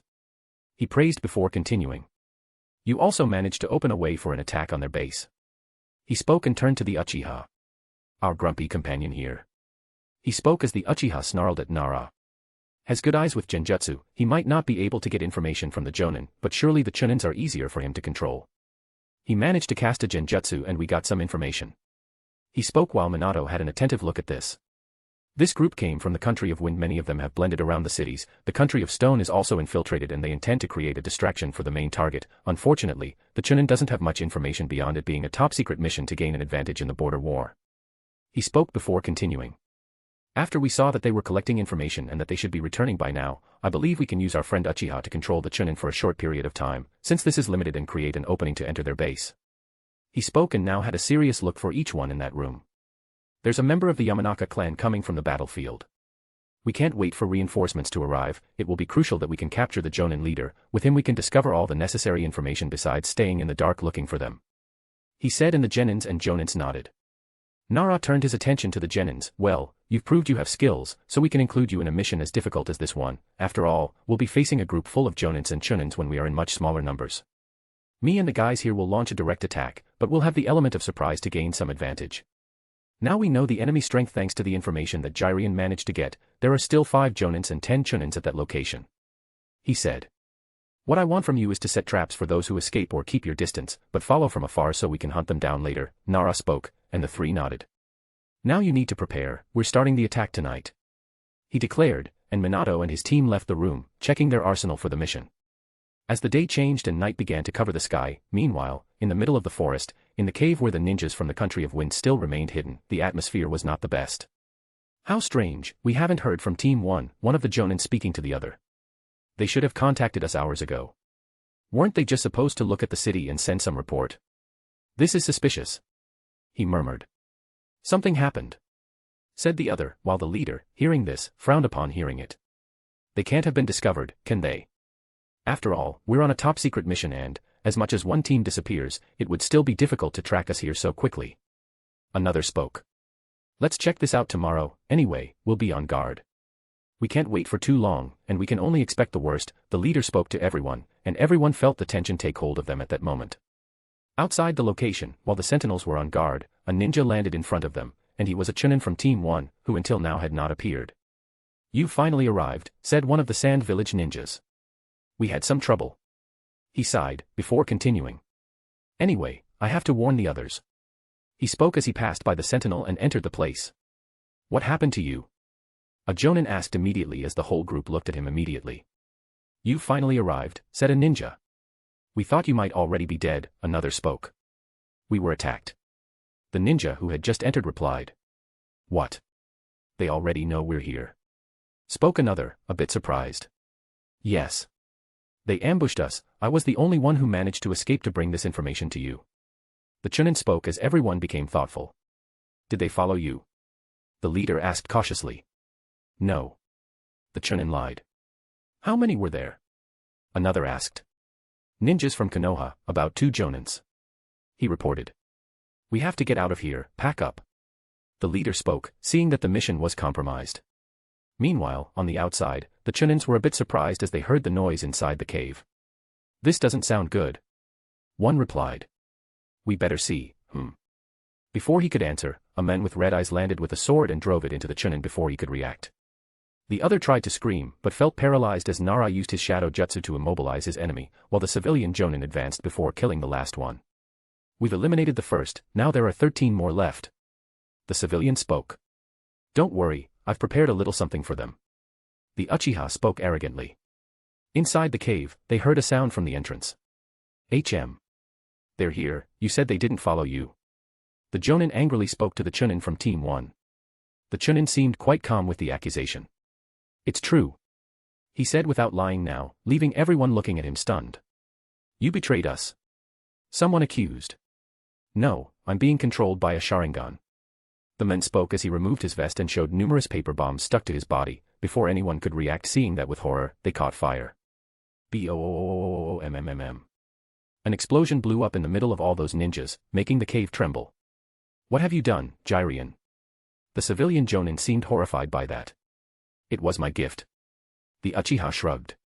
It doesn't matter now, we've reduced their force with that, now let's go in and finish this operation. Nara ordered, and they advanced into the site. Many of the ninjas were injured, unable to react to the explosion, while some were quick enough to create a barrier with an earth jutsu. Are you all right? The Jonin asked some he managed to place behind his barrier. We are, they caught us. Another spoke disheartened. Help me.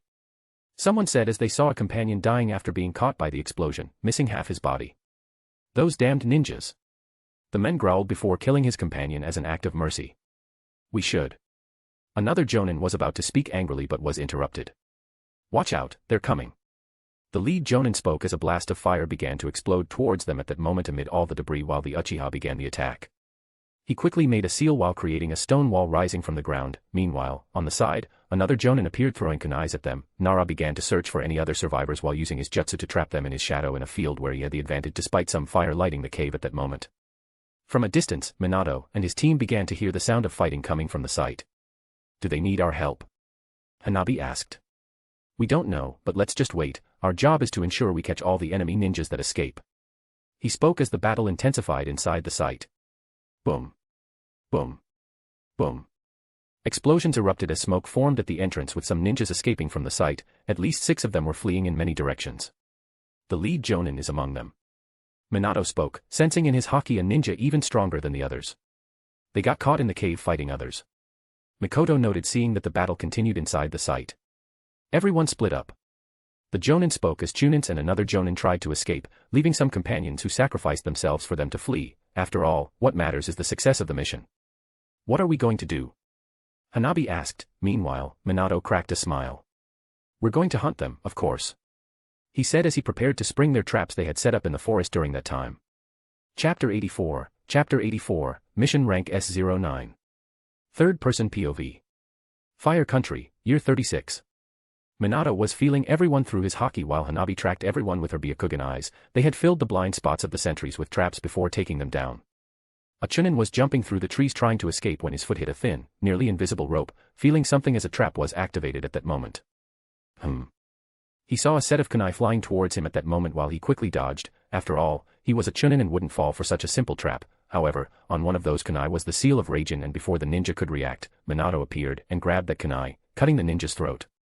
Mikoto saw a Chunin heading towards the area where she had set traps and he passed through one, with some smoke bombs tied to the tree, exploding above him. What is this? He said in despair with his vision obscured while Mikoto approached, summoning a shuriken from a scroll and throwing it into the smoke with the aid of her Sharingan. The Chunin soon noticed an attack coming and prepared as he saw from the smoke a giant ninja star coming his way while he prepared. He ducked from the shuriken, but soon noticed another one coming with Mikoto using the shadow shuriken jutsu, which made him jump in between the two, and as he passed, he felt new wires coming from the shuriken, and when he noticed, it was too late. After all, there was no way he could escape what Mikoto was about to do.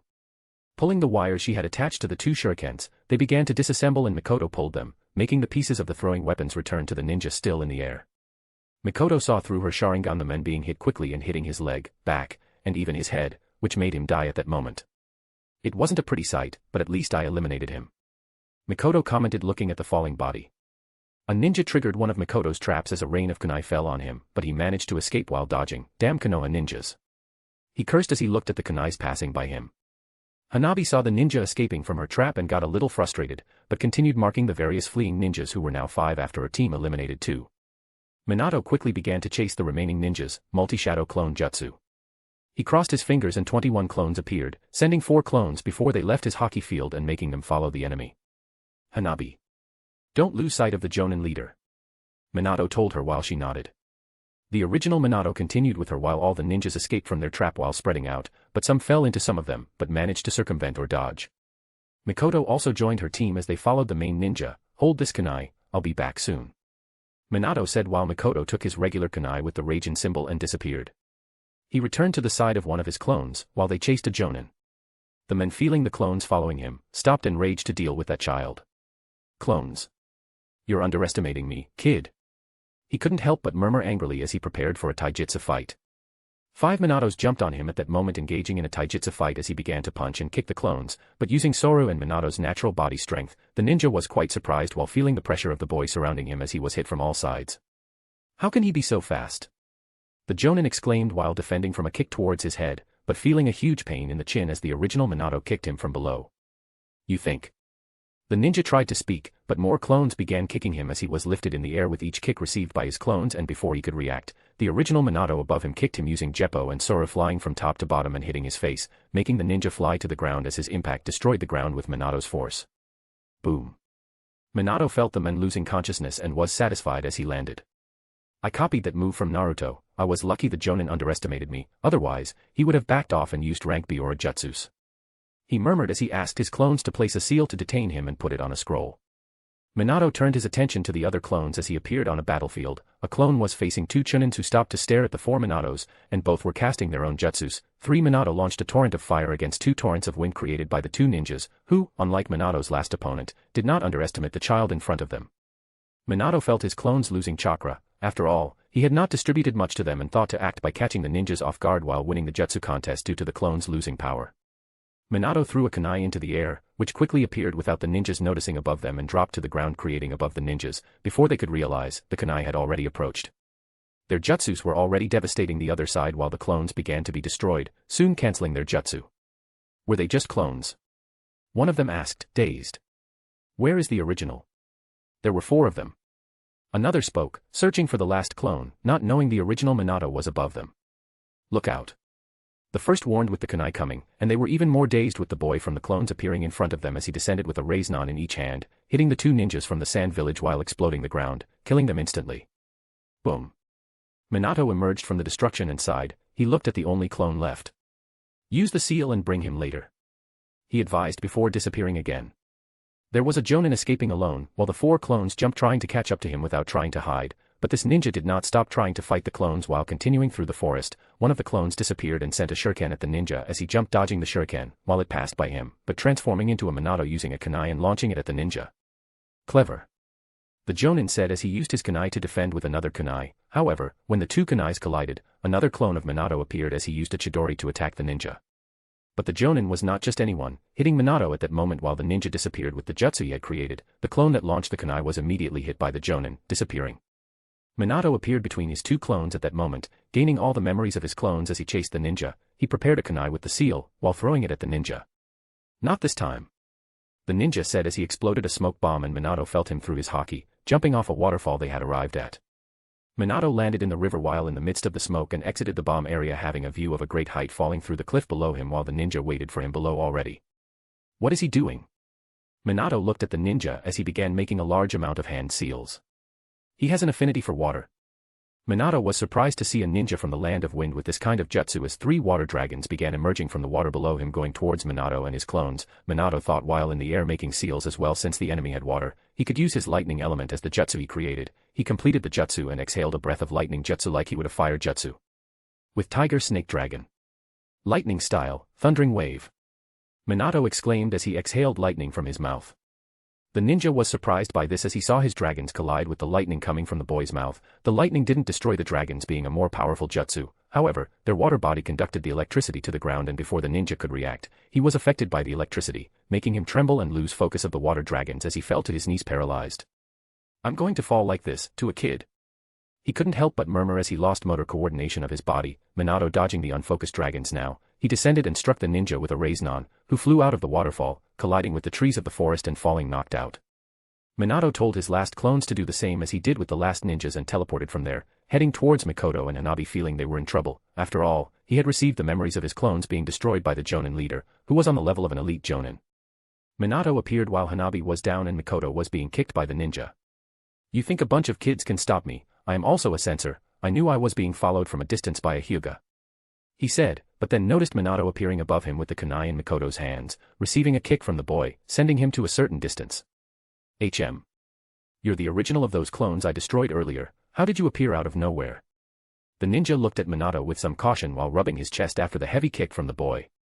Minato did not respond, just staring at him while assessing the situation. Then he crossed his arms and 10 clones appeared at that moment, while the ninja quickly got into a fighting stance. 2 clones took care of picking up Mikoto and Hanabi on the ground while the other 9 Minatos advanced, including with their original to the ninja in a taijutsu fight.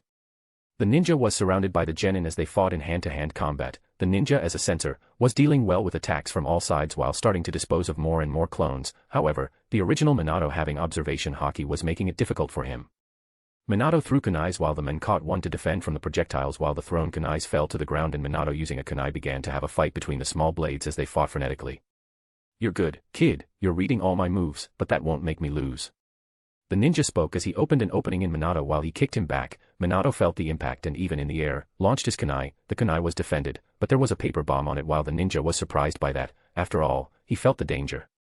The paper bomb exploded, while the area was destroyed, but only a log came out of there, with the ninja appearing on the other side after performing the substitution jutsu. He escaped, but it doesn't matter anymore, Minato murmured, and in front of him, 3 Konoha ninjas wearing Jonin vests appeared. After all, Minato left a clone in the cave to guide them in the direction where the Jonin had gone while Hanabi had eyes on him. It looks like we arrived in time, said the Nara. Let's have some fun. After all, your friends didn't last long. The Uchiha spoke with an arrogant smile. Very good job, kid. The civilian ninja spoke with some pride. After all, even being children and genins, they were more than useful in this mission. Tisk, the enemy ninja, was frustrated by that. After all, now he had to face 3 Konoha ninjas, and it wouldn't be a simple fight, even for an elite Jonin against the 3, and even without knowing that he was the last standing of his group, he had to escape before being captured. Raccoon here. Poor Hanabi, but I don't see her being very useful beyond her Byakugan. I'll have to have Minato work with her in the future so she can develop abilities that at least make her a powerful medium and long-range ninja. What do you guys think of this mission? Is it getting boring? I would like to know, because it still has a few chapters to go. After all, there will be a small war in the capital by the end of it. Chapter 85, Mission Rank S10. Third-person POV. Fire Country, Year 36. Jiren Uchiha, Vair Cole, and Kiril Nara were preparing to face the elite Jonin from the Land of Wind, while Minato and the girls moved away to a safe position from the fight as the older ninjas got ready for combat. The enemy Jonin wasted no time and began forming multiple hand signs, launching his jutsu. Wind style, Great Destruction. The Konoha Jonins watched the winds destroying everything in their path, while Vair Cole, the civilian Jonin, quickly started forming his own hand signs, finishing and placing his palm on the ground. Earth style, Mud wall, raising a wall from the earth as he defended against the wind pressure coming his way. The collision between the 2 jutsus created an explosive sound as the wall managed to withstand the launched jutsu well. As soon as the force of the wind calmed down, Jiren Uchiha took the initiative with his Sharingan activated and jumped on top of the wall. Using his kunai, he advanced to face the Jonin at a distance, who didn't flee and decided to stay and fight. It's just 3 Jonins and a bunch of brats. If I knew these were their reinforcements, I wouldn't have even left the cave while asking everyone to spread out. After all, I could easily take care of them. The ninja complained internally for having anticipated wrongly. After all, he was expecting a large group of ninjas, but he was mistaken. Now what do we have here? Uchiha, that damn one who controlled our Chunin that started this mess, he murmured, waiting for the Uchiha to approach while preparing his kunai. The Nara Jonin climbed on top of a tree to analyze the situation before starting to launch his jutsu, Shadow Paralysis. The sound of kunais clashing was heard with the collision of the kunais against each other, as they started the fight. Despite the men appearing stronger than the Uchiha, he still had the advantage of the Sharingan, which anticipated the enemy's moves, but the men from the Land of Wind continued to stand firm. Vair ran without wasting more time and also joined the battle, leaving the Wind Ninja at a numerical disadvantage while a taijutsu and kunai fight occurred. Seeing the pressure, the enemy ninja quickly made 2 clones to anticipate the Konoha ninjas, while giving back space and making a new set of hand signs again. Making Nara quickly try to act while launching his shadows through the ground, the men saw the shadows passing through the clones and trying to reach him, making him jump and look at him a bit surprised. Nara, as expected, sneaky, he commented, already having some experience with men of this clan. He quickly completed the signs and launched another wind blast, catching both the Konoha Jonins while they were holding their clones, making the clones explode and retreat. Nara saw his companions having some trouble and caught them in the air. Be careful, Nara commented after landing on the ground. This enemy is much stronger than the others, he said, and quickly looked forward sensing danger, seeing that there were ninja stars with wind chakra circling them, making them as big and more deadly than a shuriken, flying towards them. Seeing this, they quickly jumped, avoiding the attack, but it wasn't just one, as there were at least 4 heading their direction, while the enemy ninja continued creating more as he blew on the small stars, forming a cutting wind around them, until being launched at their enemies from Konoha. The stars surrounded by wind chakra cut everything in their path, while the ninjas could only avoid them, dodging, as using their kunais wouldn't be very wise to stop this attack. One of the wind stars flew towards the genins at a distance, who were just watching the battle, making Minato act quickly, grabbing the clothes of Mikoto and Hanabi and jumping in the air as the star passed by him. We have to be careful, Minato commented to his companions landing on another tree, as he saw the star destroying all the trees behind them. His colleagues couldn't even act in time, being quite stunned by the type of fight that was happening. Then, explosions began to occur with the exchange of jutsus, making Minato look back at the fight again. The Uchiha ninja launched a large amount of fire blast, knowing that the element could have an advantage against wind, since fire burns air. Meanwhile, the ninja from the land of wind had no choice but to make his wind jutsu for the 3rd time while colliding with the fire and starting to lose.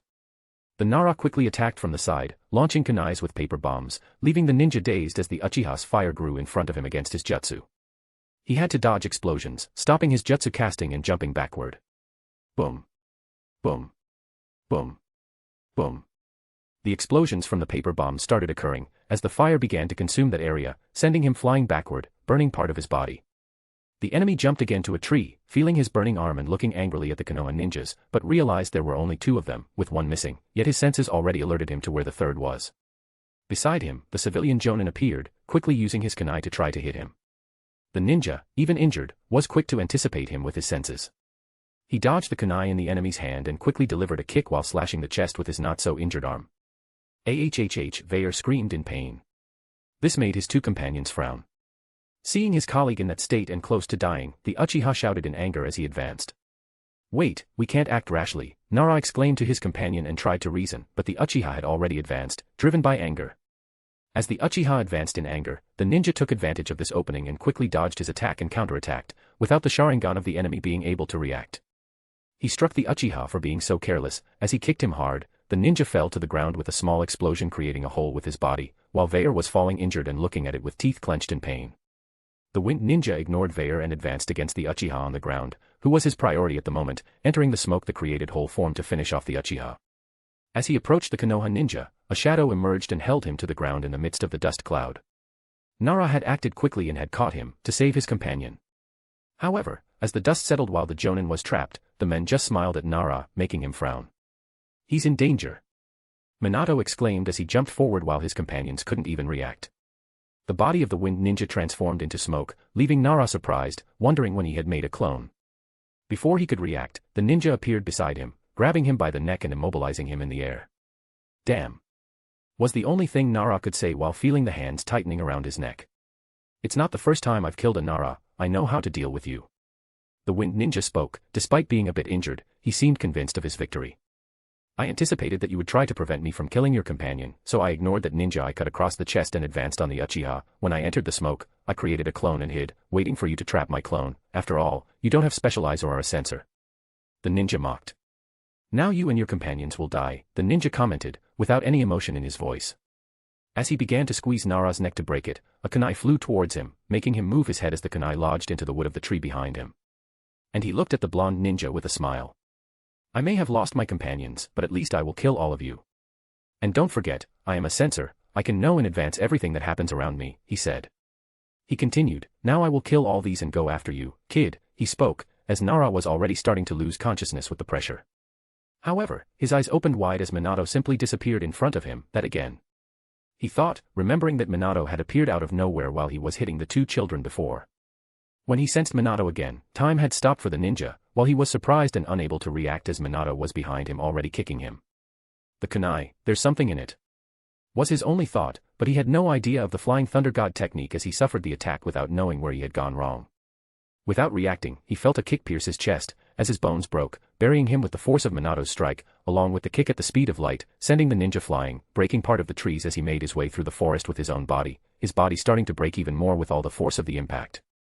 Minato, not wanting to act this way, had no choice. After all, the ninjas had failed to defeat that elite Jonin, which made Minato wonder why he didn't stay in the cave, since there he had his companions and could have easily won against everyone. However, in the end, Minato just struck him using a bit of his powers, saving the Konoha ninjas. Mikoto approached with Hanabi, looking at the sight.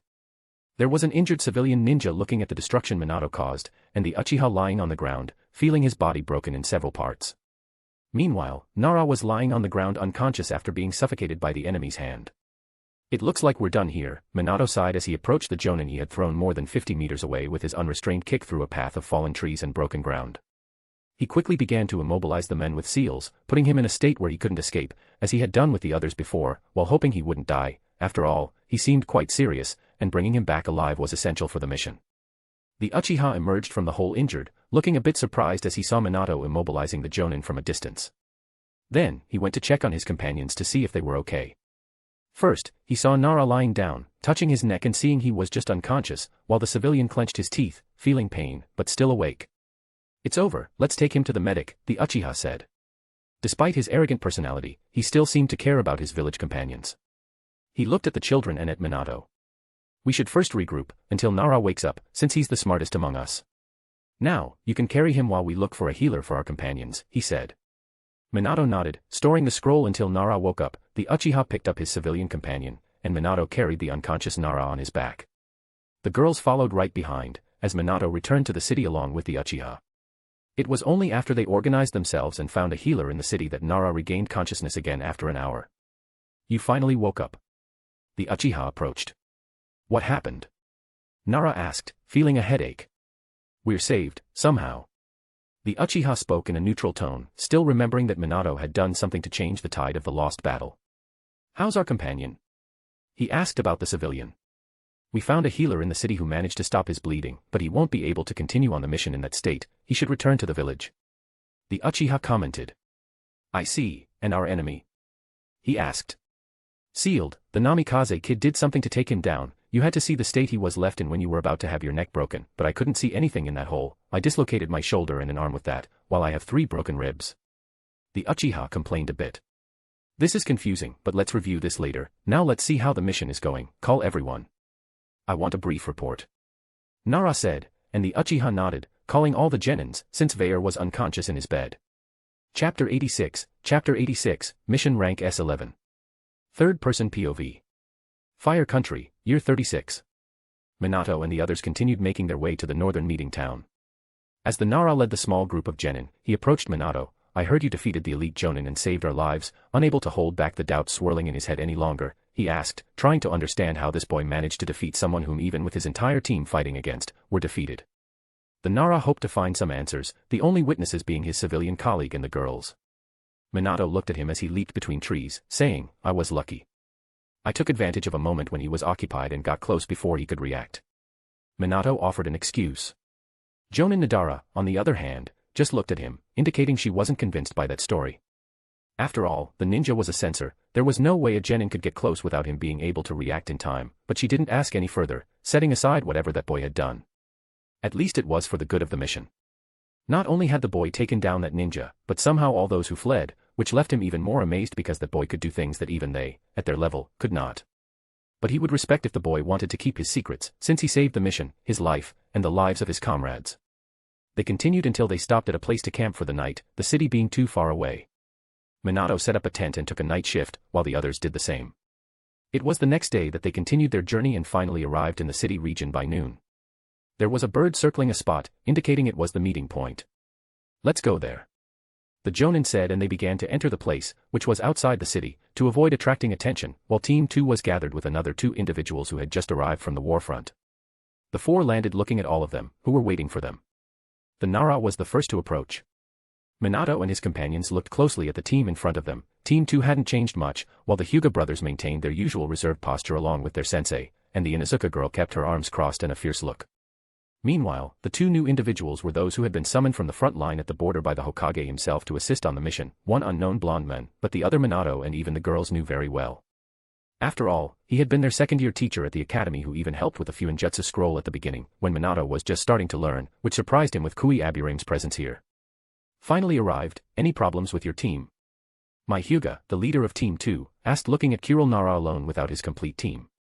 "We had a problem and one of mine was hospitalized," the Nara replied as the 6 curious eyes were looking.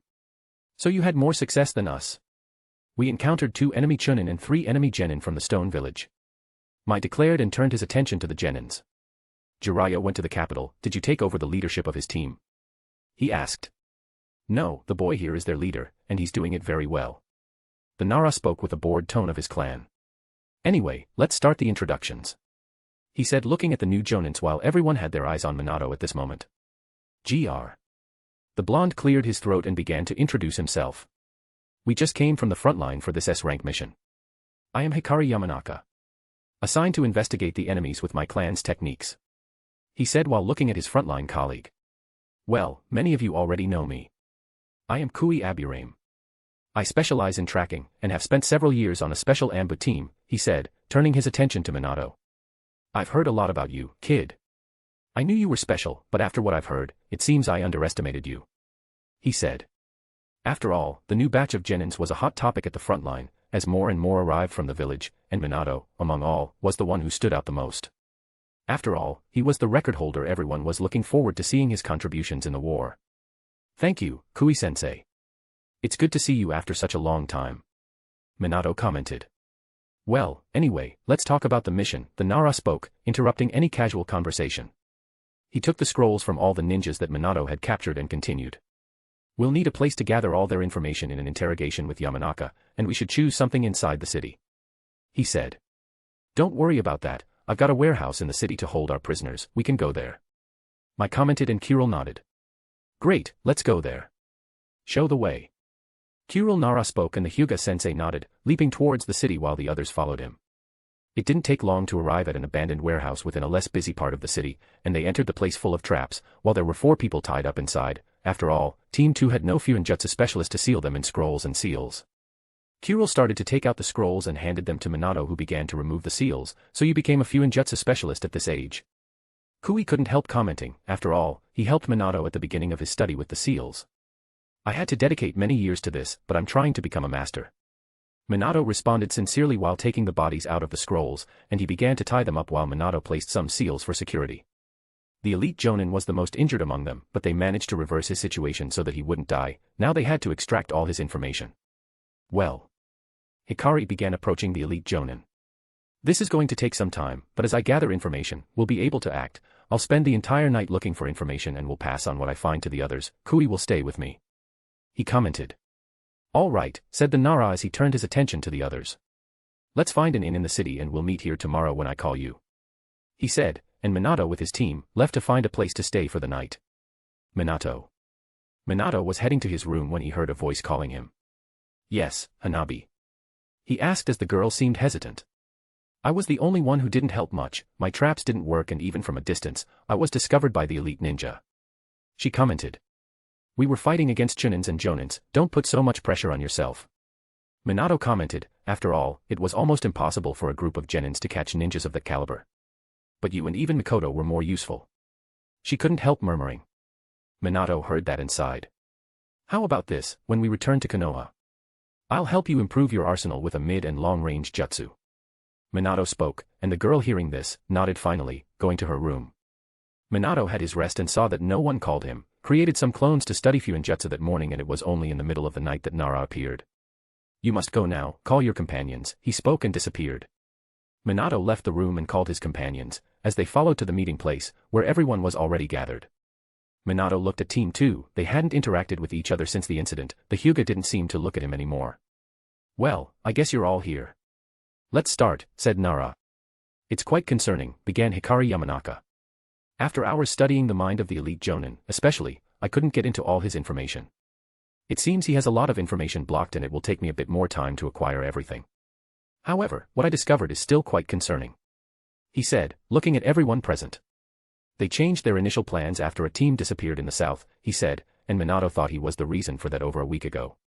Their current plan is to create chaos in several cities to advance towards the capital while the military force is at the border.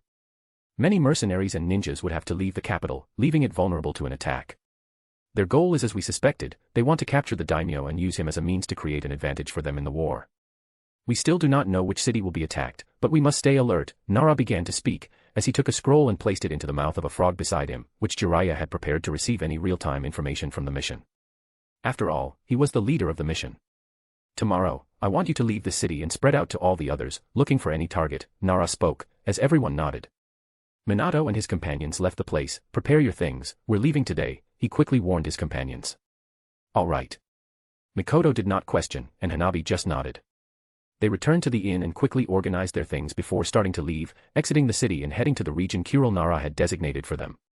They went out to the west looking for signs of enemies on that side of the capital and followed through the rest of the afternoon as it began to get dark, choosing a place to camp and the next day continuing the journey. It was only by noon that they finally began to arrive at the location, but there was something happening there, given the huge smoke rising into the skies in the distance. Minato quickly turned his attention to Hanabi. What is that? He asked as the girl looked at the location with her Byakugan activated. Hanabi looked closely, her eyes widening in surprise. The city, it's being attacked, she said. Minato narrowed his eyes. Let's go, he said, and the three immediately headed to the location. Chapter 87, Mission Rank S12. Third-person POV. Fire Country, Year 36. The trees swayed gently as Team 7 used them to propel their speed, heading at high velocity towards the city. Explosions were occurring at the location as they drew ever closer. Minato turned to Hanabi by his side. Can you see what's happening? Who and how many enemies are there? Minato asked. Hanabi, who had her eyes on the city the entire time since it came into range, had seen two groups of ninjas, one in the city center creating even greater chaos, and a group on the southern side of the city with fewer ninjas but still killing citizens while also destroying the place. Hanabi began relaying this information to Minato. There are at least 20 enemy ninjas in the city. They don't wear headbands but use Earth-style jutsus. There are many jonins among them from what I can see, she said. This is very bad. Minato frowned. After all, he could not handle them all alone, not without using all his power, something he did not intend to do and could not risk his team's life. He then thought of another solution. Reaching into his pocket, he pulled out a plain kunai with the Raijin seal. Catch this, he said, throwing the knife to Mikoto who caught it, and Minato disappeared a moment later, reappearing again with a man surprised by this. Jiraiya was in the middle of a meal with his ramen in the room when Minato appeared without caring if he would be seen using this jutsu by others. After all, this was an emergency, but there was no one else but Jiraiya in the room. Minato threw another kunai in the room to return later and grabbed him, activating his jutsu, using a large amount of chakra with it. He also knew that from what Yamanaka had said, they would first create a distraction to weaken the capital's forces before starting the main attack, so there wouldn't be an attack so soon and Jiraiya could be taken for a moment. But what the? Jiraiya, caught and brought here, was surprised by his student's appearance and couldn't even react when he grabbed him and disappeared. He barely stepped on the tree without stumbling and looked at Minato asking for an explanation. Sorry, I thought, but we need you here, he said as Jiraiya finally looked towards the city. As you can see, just the three of us can't handle this, he continued, and Jiraiya understood the situation. Well, this is certainly an emergency, he said in a more serious tone and began to stabilize. He had received news from his frog yesterday, so he was somewhat aware of the situation. Hanabi-san, tell me what you see, he immediately asked while she relayed what she had mentioned to Minato. This is certainly bad, let's do this. Jiraiya didn't hesitate and quickly began to coordinate his team. You go to the weaker group, I trust Minato can pull you out if you're in danger. Leave everyone in the middle area of the city to me. Remember, if it gets too dangerous, don't hesitate to run, Minato warned. After all, this was not a task for genins. Everyone nodded as they finally arrived at the city walls and took different paths. The city was in complete chaos, people running scared, while sounds of explosions occurred with tremors at the locations of the attacks. The stone ninjas were using earth jutsus to modify and destroy places, devastating everything, while using kunais with explosive tags to blow up houses and create even more chaos in the city, igniting large fires. Minato, Mikoto, and Hanabi arrived at a building somewhat distant from that group. There were many chunins and one jonin there. Ha ha ha ha. Take this. A stone ninja, despite not wearing a headband, it was obvious his origin, as he made hand seals and the terrain in front of him began to devastate, catching citizens running while they were buried and crushed without hesitation as the ninja behaved like a psychopath killing people who could not defend themselves. Those bastards, Mikoto murmured angrily. We should stop them. Let's go. Minato said, running towards the location as his companions followed him. He quickly looked at Hanabi. I used a part of my chakra picking up Jiraiya from the capital, so I want to combine a fire jutsu with Mikoto. Hanabi, open up a closed terrain so we can launch a jutsu together, Minato exclaimed. Hanabi, hearing this, nodded, stepping forward with more force and taking the lead as she leaped ahead. The enemies quickly noticed the girl with white eyes moving on the destroyed terrain as they jumped together in the air, and as soon as she landed, her palm also touched the ground, completing the jutsu. Hanabi didn't skimp on chakra here and started the jutsu that began to open up the area, creating a kind of trench while the stone ninjas went on alert with ninja reinforcements arriving without them noticing. "Stay alert," the Jonin quickly shouted, and when he saw the other two stopping on a building above the girl, he saw them begin to make a set of seals together. "It's 2 kids, not 3. He noted, a bit surprised by the audacity of it. As soon as Minato and Mikoto finished the seals, he began to initiate the attack, fire style, great annihilation by fire, both fired together, spewing a line of fire that exploded as it passed over Hanabi on the ground. Minato might have more chakra than Mikoto, but she had more mastery in fire techniques to a small degree, and Minato needed to conserve chakra after picking up Jiraiya in the capital. Both were exerting themselves in these jutsus, trying to maintain the same amount of fire, trying to balance the two flames so neither would overpower the other as they continued spewing. The focus went into the trench created by Hanabi after raising 2 walls on each side. The flames began to crawl through the trench, destroying and digging the ground, moving towards the ninjas caught off guard by it. "This has a great range. We must protect ourselves," the Jonin exclaimed immediately. Everyone made hand seals, creating a barrier that rose from the ground like a cocoon between them. The fire exploded, hitting the walls of Hanabi's jutsu, while increasing even more in force. After all, it was more concentrated this way instead of spreading as it would normally. Soon the area glowed with flames, blocking the view to the naked eye of Minato, the only one there without a Dojutsu, but hearing some stone explosions as the fire tried to penetrate their defenses. There were some dead citizens on the ground while the flames caught them as well, but there was nothing to do but just try to kill those who were devastating the city. The fire began to concentrate, spreading in the place while everything was burning. It was only after a while with the flames calming down that the stone cocoon appeared. Some of the smaller cocoons, created by ninjas alone, did not have a good end. After all, everything saw the destroyed cocoons and the ninjas inside were charred and dead. Minato nodded and began to scan the area with his haki and quickly looked as a stone ninja emerged from the ground. Hanabi looked down, not very surprised. Her eyes had already seen the enemy approaching. She prepared by raising her hands and let chakra flow from them. Using the Hyuga technique, she generated a chakra sphere, with the Hyuga technique and catching the ninja before he could get any closer, making him fall to the opposite side screaming. Minato sighed, seeing that Hanabi took care of the men, and looked ahead while in one of the cocoons that managed to stay firm, the ninjas were performing jutsus. The ground began to crack trying to kill these children after seeing that their surprise attack had not worked. The ground exploded at this moment, causing the house where Minato and Mikoto were to collapse. "Help Hanabi," he said while Mikoto descended and helped her companion. Minato began to jump among the stones raised with the jutsu, stepping between them in the air, advancing against the stone ninjas. The Jonin saw the blonde-haired boy approaching. "What a fool, he thinks he can advance so easily," he commented as he began to make a jutsu. "Earth style, Earth Dragon Bomb," he said, creating a moist Earth Dragon and launching it against Minato. Minato made a set of seals with his hands as well. Wind style, Great Destruction, a wind stood in front of him without him needing to blow. The two forces clashed against each other while the wind and the dragon contested each other. The stone ninjas took advantage of this moment and advanced against Minato from beneath the earth. He had to cancel his wind jutsu while dodging a man emerging from the ground with a kunai. After all, he didn't want to show his body of light to the enemy. As his jutsu lost strength and the lava dragon advanced against him, Minato took the opportunity to kick a chunin, breaking his neck instantly, leaving the others a bit surprised by their companion dying from a kick by a child. Minato landed on the ground, seeing the dragon approaching rapidly. He grabbed a kunai and threw it at the enemies, which ended up hitting the wall that Hanabi had created. As the dragon approached, all the stone ninjas saw exactly as the dragon collided with it on the ground and exploded. They believed Minato had not used any substitution jutsu, confident that he had been hit. "Did we finish him?" asked a chunin angrily. "I hope so. What does Konoha give these kids?" Another spoke. "We still have 2 to deal with," said the Jonin. However, before they could react, Minato was already behind one of them, plunging his kunai into his neck, and the others only saw their friend die surprised. Minato had used his Raijin on the kunai with a seal on the wall to escape from the dragon at the last millisecond.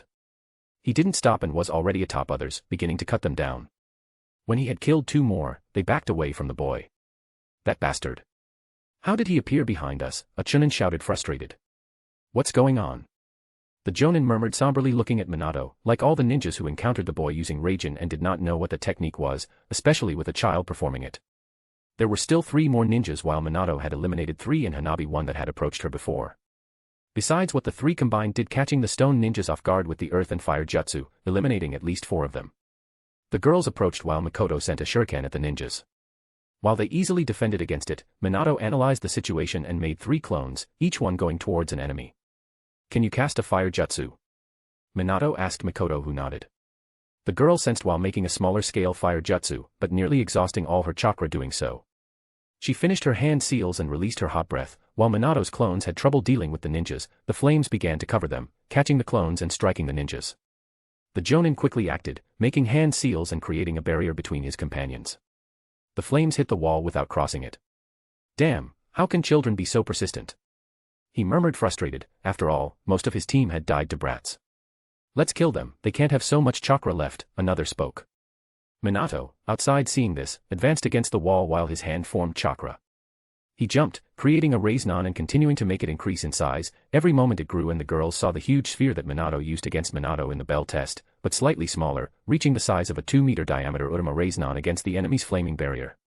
The stone ninjas, having no sensor among them, could not react when the huge raise-non exploded the barrier with pure chakra, penetrating easily as the ninjas saw that enormous sphere coming towards them with Minato guiding it. Boom. A huge explosion occurred, starting there and expanding in all directions while even the barrier created by Hanabi at the beginning broke, sending pieces of rocks in all directions, colliding with the nearest houses in the city. Minato emerged as the dust settled, standing in the middle of all that chaos, with bodies of stone ninjas on the ground. He was quite exhausted. After all, he had used a lot of chakra in that fight, as had his companion. We're done here. Now let's go to Sensei and see how he's doing, Minato said as the two nodded and advanced towards the city center where an explosion had just occurred, while Jiraiya fought with the largest group of enemies.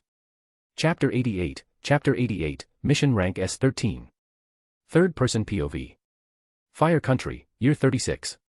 As Minato and the others approached, Jiraiya was facing several ninjas at once, creating clones to protect the citizens. Jiraiya rushed to protect a mother and son as the ground exploded with a jutsu from the enemies targeting the original body. You must leave. The clone spoke as the citizens began running out of the area, and the clone went to search for more victims.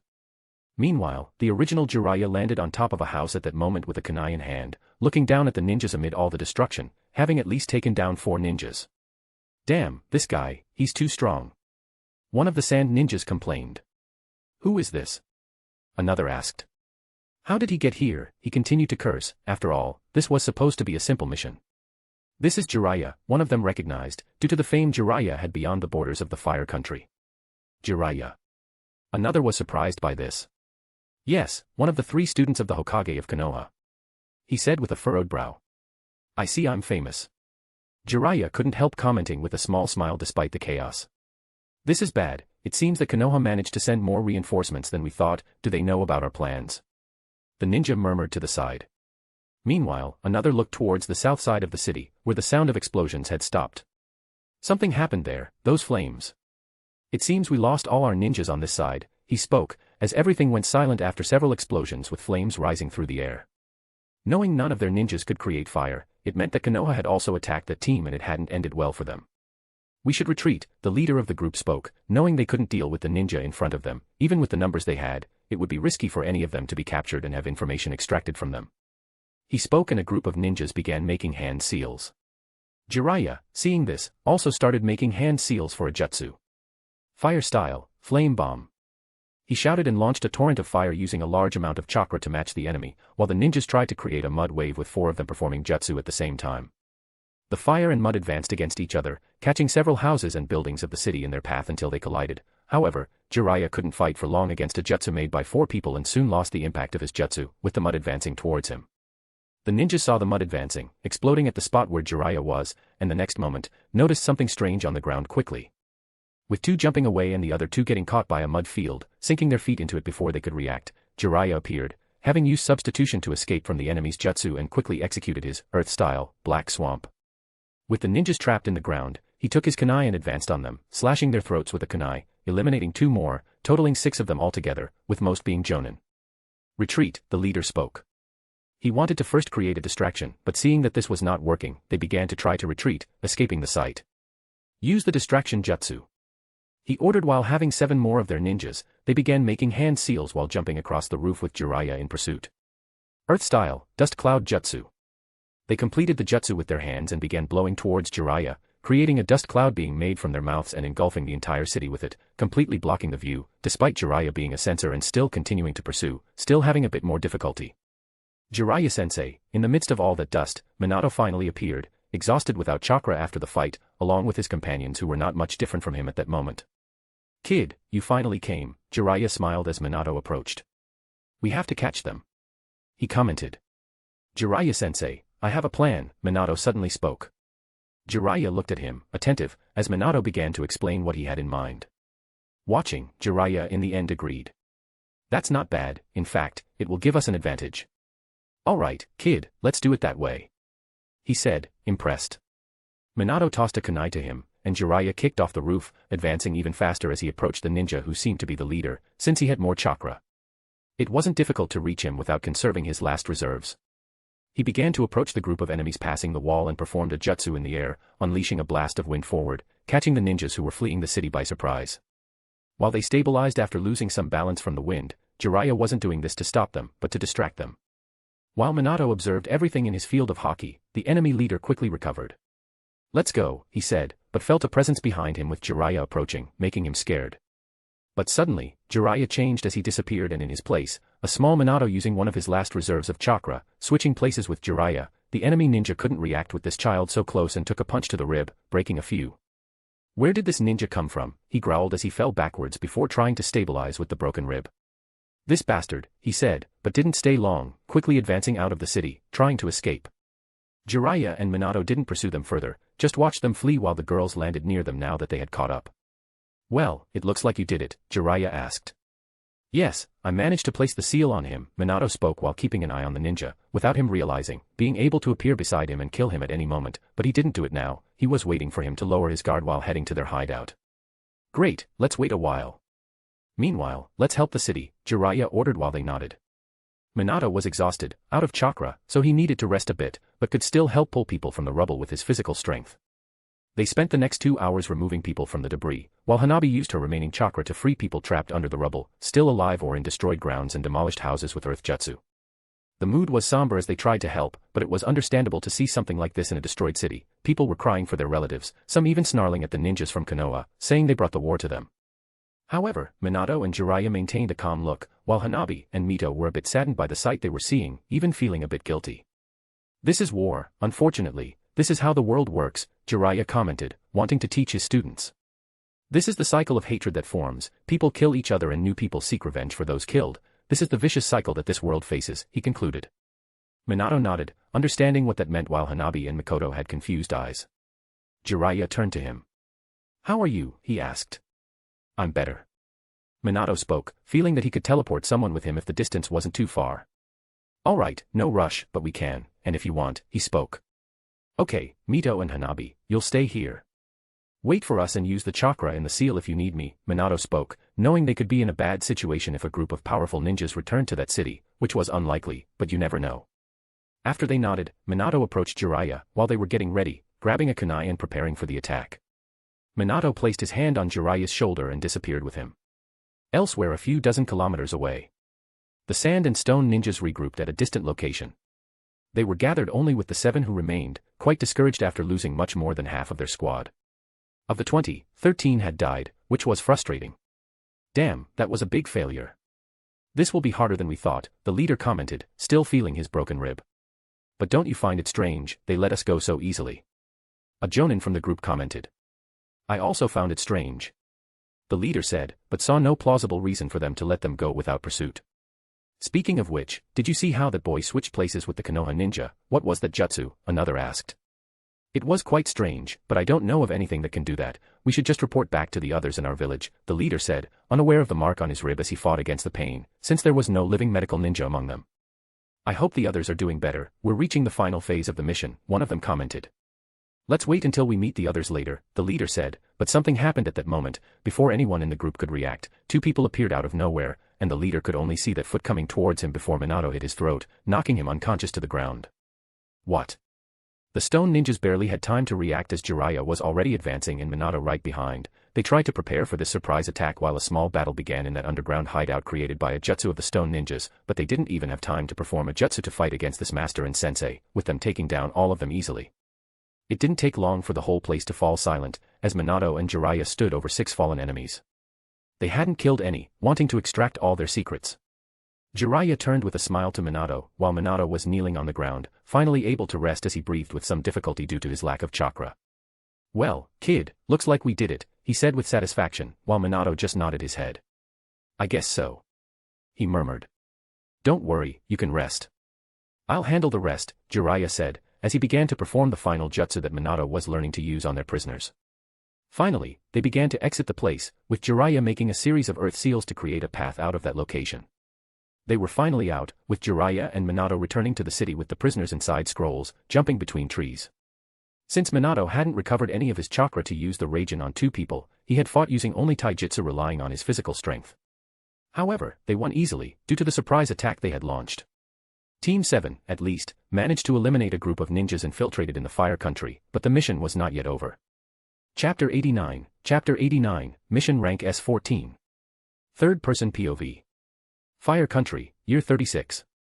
Minato and Jiraiya finally returned to the city, having been at least 100 kilometers away, and found Hanabi and Mikoto still helping civilians who needed assistance. Great, let's organize things before we meet up with the others, Jiraiya said as he summoned a small frog and passed information to the jonins in the capital about their situation while keeping a frog there to alert them if the city were attacked.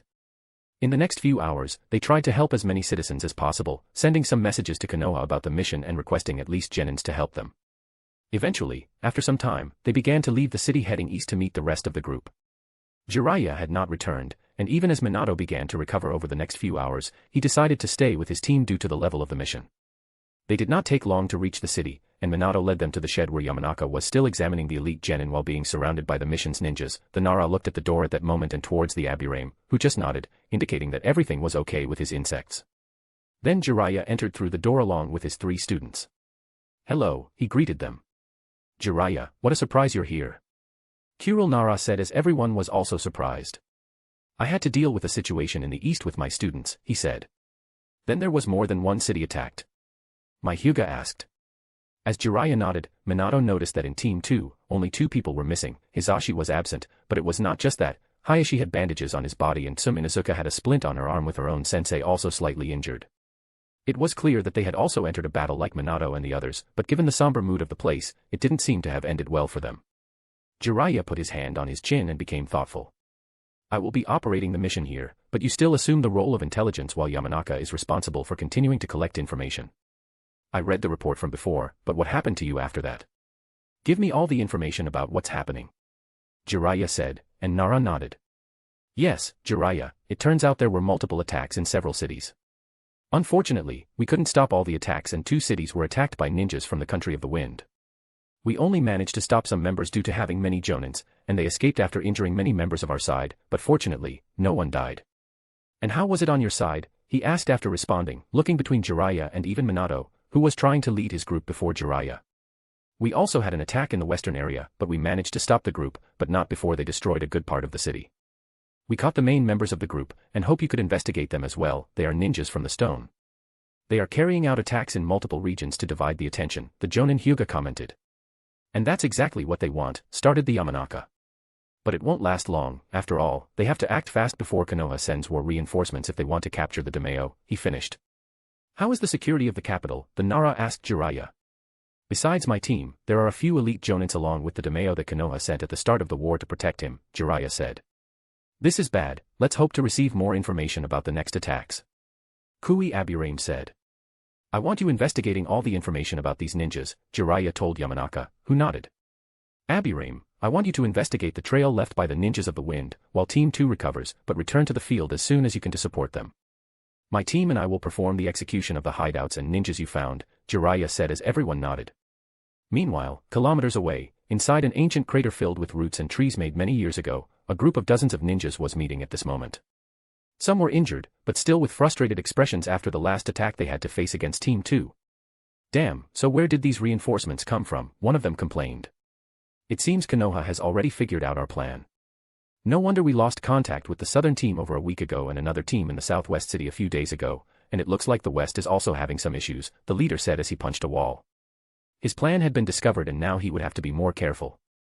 Does that matter so much? Another asked the leader. Maybe, but we have to act. If Konoha sends reinforcements, it will make our mission much harder. He said thoughtfully. What should we do? A chunin in the group spoke. We need to expedite the plan. Let's contact all the other units to prepare for a full-scale attack. We can't wait any longer, the men said as another person quickly left to send a letter on a bird prepared for this, informing all the teams while waiting for the command from the main members, which would take a few days. Meanwhile, Kui Abirame continued to investigate all possible hideouts in the area, following since Team 2 lost the trail and chasing the ninjas. Team 2 also joined the investigation going west after recovering the next day. While there were 2 investigation teams, there were also 2 execution teams. Minato and his team operated in the east, while Nara and Uchiha returned as soon as their companion was better in the south, joining to form an execution team in the west in partnership with Team 2. They continued to investigate all the possible hideouts in the region. In the eastern region, as soon as they were discovered, a report was sent to Jiraiya. "Well, it looks like we found our first target," he said as his team prepared to advance against the enemy. Jiraiya, as a master of infiltration and effective stealth ninja, quickly devised a good plan. Meanwhile, in the middle of the forest, some wind ninjas remained inside a large tree, waiting for orders from their superiors for the mission, but suddenly, they were surprised by a frog entering the site. "Ha ha. You should have seen your face. A frog scared you," one of them teased, pointing at his companion. "Tisk, who's afraid of a frog?" the ninja said, frustrated, then pulled a kunai from his pocket and tried to angrily kill the frog, which surprisingly dodged the weapon, leaving the ninja surprised as his friends looked at that and began to laugh. "Ha ha ha ha. It jumped so agilely," his companion laughed. "You can't even kill a frog," another taunted. "What a pain," the ninja who had missed complained as he walked up to the frog to not embarrass himself again. However, as he approached the frog, its mouth opened and Jiraiya came out of it, killing a ninja the next moment. As the others saw their companion die there stunned, Jiraiya did not stand still, taking advantage of this moment and making hand signs as the place turned into something like the inside of a frog with the walls becoming flesh. The ninjas quickly tried to escape, one managed to get out with the door closing, while the others were trapped. When the ninja went out to escape, he had triggered a trap set by Mikoto, who was a specialist in ninja tool traps, quickly making the enemy ninja trip over a wire that he didn't even have time to react as kunais hit him. Minato looked from a distance and remained silent, not making any movement this time, while Jiraiya returned with new scrolls and prisoners inside them. This continued in the following days, while Team 2 and Abruma-sensei investigated, the execution ninjas began to hunt down small infiltrated groups in the country. Meanwhile, in the northern city, Yamanaka finally began to unlock information about the ninjas, especially the leaders, which made him widen his eyes the moment he received crucial information. After all, the enemy had been close to the target the entire time. This is bad, and also this number of ninjas. He was a bit surprised and quickly left the place, leaving information for whoever might come while he approached Jiraiya. After all, the information was vital. In the capital, everything seemed peaceful as the Konoha ninjas maintained their daily vigil after receiving a message from Jiraiya. Almost no one knew of their stay in the city, only Daimyo himself and his circle of trust, with Jiraiya having been introduced on the first day. Today in particular, they were invited by Daimyo himself to the castle, which they saw no reason to disagree with, and ended up going to a room that night. "Welcome. Come with me, but I can't help but notice. That ninja called Jiraiya isn't with you," the men commented. "Unfortunately, he had to leave. He is on a mission now outside the city," the white-haired ninja from the Hataki clan commented. "I understand, I can understand," the men said and led them to a room. "Daimyo will join you shortly, you can drink if you want," he said with the drinks on the floor. The ninjas nodded and watched Daimyo's secretary leave. They didn't touch the drink, however. Then 20 minutes passed and there was no sign of the men. "Man, this is strange." The senju spoke. "Why strange? We are in Daimyo's castle, since he is going to take a while, let's drink a bit," he said. "I don't think that's a good idea." The men did not fail to comment. "Why? You know our Daimyo, he made us drink so much with Jiraiya, so we should enjoy it. This is the best sake in the land of fire," the men said and convinced the others to grab their bottles. The ninjas cautiously accepted the alcohol into their systems, drinking and chatting among themselves, hoping to have a meeting with Daimyo. However, an effect began to take place as they finally realized that the alcohol they were consuming had been tampered with. It's poisoned," the senju immediately exclaimed. Before they could act, a group of ninjas burst into the room, exploding the windows and door. "Sorry, Konoha ninjas, but you will be eliminated here," one of the ninjas said with a bloodthirsty smile, and a fight began in the castle. While the ninjas tried to fight under the effect of the poison, they quickly began to lose the combat they were facing. After all, it was 20 ninjas appearing in the middle of the capital. The senju fared better with his natural resistance, however, he ended up being pressured by a large group of ninjas from the country of stone. He saw his companions dying while he was injured and did not even notice when he had been cut on the neck the next moment, falling to his knees and dying on the spot. As soon as all the ninjas died, the secretary returned, looking at all the mess and blood, but keeping a smile. "Well, you're done, now we can continue with the plan," he said with a smile. The ninjas went to a room, leaving the mess aside, in this room where Daimyo was tied up along with his family. "Now we have to leave the country, which will be easier," the ninja said with a slight smile. Chapter 90, Mission Rank S15. Third-person POV. Fire Country, Year 36. After the death of the Leaf Jonins, a large group of ninjas from 2 nations gathered at this time in Daimyo's castle. "Well, let's start to withdraw," the Sand Ninja said. "But we should follow the plan." We couldn't catch Jiraiya and a bunch of the group was missing. You know they must already be interrogating one of ours, right? Another ninja commented. Do we have any other choice, do we? Another ninja said. We have another alternative. One of the lead ninjas suddenly spoke. What would that be? Another commented. Let's make a bait, our plan can start. They continued talking among themselves about their next steps and began organizing everything to leave the town soon and pass by the supposed Konoha ninjas patrolling the area. Let's start the plan, it's time to stir up the city. One of them said. They had finished exterminating all the enemy ninjas, even the Dameo's bodyguards were killed before taking the last 3 ninjas. Jiraiya's frog remained calm that night, stopping on the roof to look at the city and its nighttime beauty, as Mount Myoboku did not have this kind of luxury. Life is so good. He thought as he sat and ate some larvae he had brought with him. However, at this moment, something happened, as a huge explosion occurred at Dameo's castle, but not just that, many other places in the city began to explode at this moment, creating chaos among everyone, looking at the great light with fire rising up while the places crumbled. What is this? The frog murmured frightened, looking at the chaos. I must warn Jiraiya. He spoke and quickly joined his hands, turning into a ball of smoke and disappearing. Meanwhile, on the other side, in the east area where Jiraiya and Team 7 were at the camp, surrounded by a campfire eating churros. Ha ha ha. Do you like this kind of life? It's good, right, just you and nature. Jiraiya commented cheerfully putting a piece of meat on the fire. It's good. Minato replied, since Mikoto and Hanabi were silent to the question. Sensei. Mikoto began. Yes. Are we going to war after the mission? She asked. We are already at war, girl. We are fighting against enemy ninjas, but on a different field. This is your first war mission, he spoke and the girl understood. But Jiraiya began. But soon we will go to the battlefield, we just have to eliminate all the invaders that can harm our country, he said. Sensei. Minato decided to speak, but at that moment he felt something with his haki. Jiraiya also felt it a bit later than Minato and looked towards the direction of the slight movement coming from the darkness, but everyone stayed calm, after all, it was a ninja from the mission. But Jiraiya couldn't help but look with a furrowed brow seeing the blonde-haired man here, at this moment. Something happened, he asked immediately. Jiraiya. I finally found you, he said and approached. Something important has happened, he started, while Minato and the others looked waiting for something important. I found out there's a traitor along with Dameo in the castle. He's been sold to the country of Earth and must be acting right now. A traitor? Jiraiya frowned. Yes, the capital must be in danger, he said urgently. His move is to take Dameo after placing ninjas in the capital and flee north, taking the border of the stone country, he said cautiously. How many are there? Jiraiya asked. At least about 40 ninjas, he said. That's worrying. Jiraiya couldn't help but murmur. I still have my frog in the capital, so he didn't warn me of anything, which means the attack hasn't happened yet. Reflected Jiraiya. But it was at that moment that the frog reappeared out of nowhere with a cloud of smoke. Jiraiya, he shouted. The capital is being burned, he alerted him to the severity, leaving Jiraiya even more stunned. Damn, so quickly, what happened?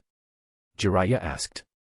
It was quiet, eating my larvae, he began, although such a thing was unnecessary. Then suddenly at least 3 or 4 parts of the city exploded, everyone started screaming, it was crazy and one of those places was Dameo's castle, where the team stationed there was partying with the invitation of Dameo, he said. They're probably dead. Yamanaka said, after all, he discovered there were 40 enemy ninjas there. This is bad, Jiraiya frowned and felt a bit sad for losing his team, but he quickly recovered, as he had to maintain composure on this mission and save the grieving for later with the rocks.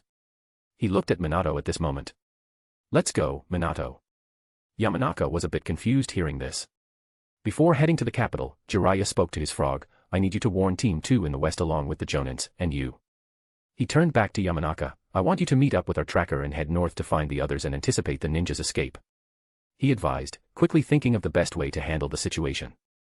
Yamanaka nodded and the girls remained silent. Jiraiya looked at Minato, nodding for him to come closer, while his frog disappeared to head west. We're going to the capital to see what's happening, he said, and at that moment, Minato touched his shoulder, disappearing on the spot to his seal in the city miles away. Yamanaka was surprised by this while the girls just watched. In the capital, flames were spreading in several places.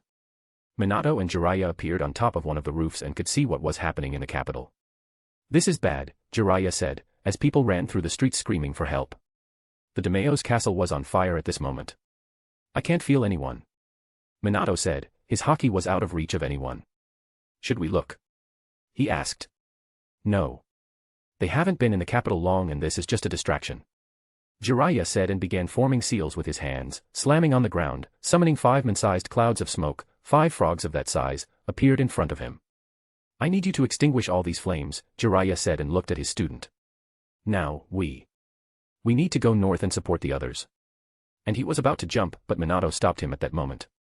The 5 frogs Jiraiya summoned quickly began jumping throughout the city, performing jutsus with their hands and spitting water to extinguish the fire and control it. Meanwhile, Minato spoke about why he stopped his sensei. Wait, sensei. Something's wrong. I know it's hard to explain, but my intuition says we need to go east, Minato said. After all, his haki was alerting him.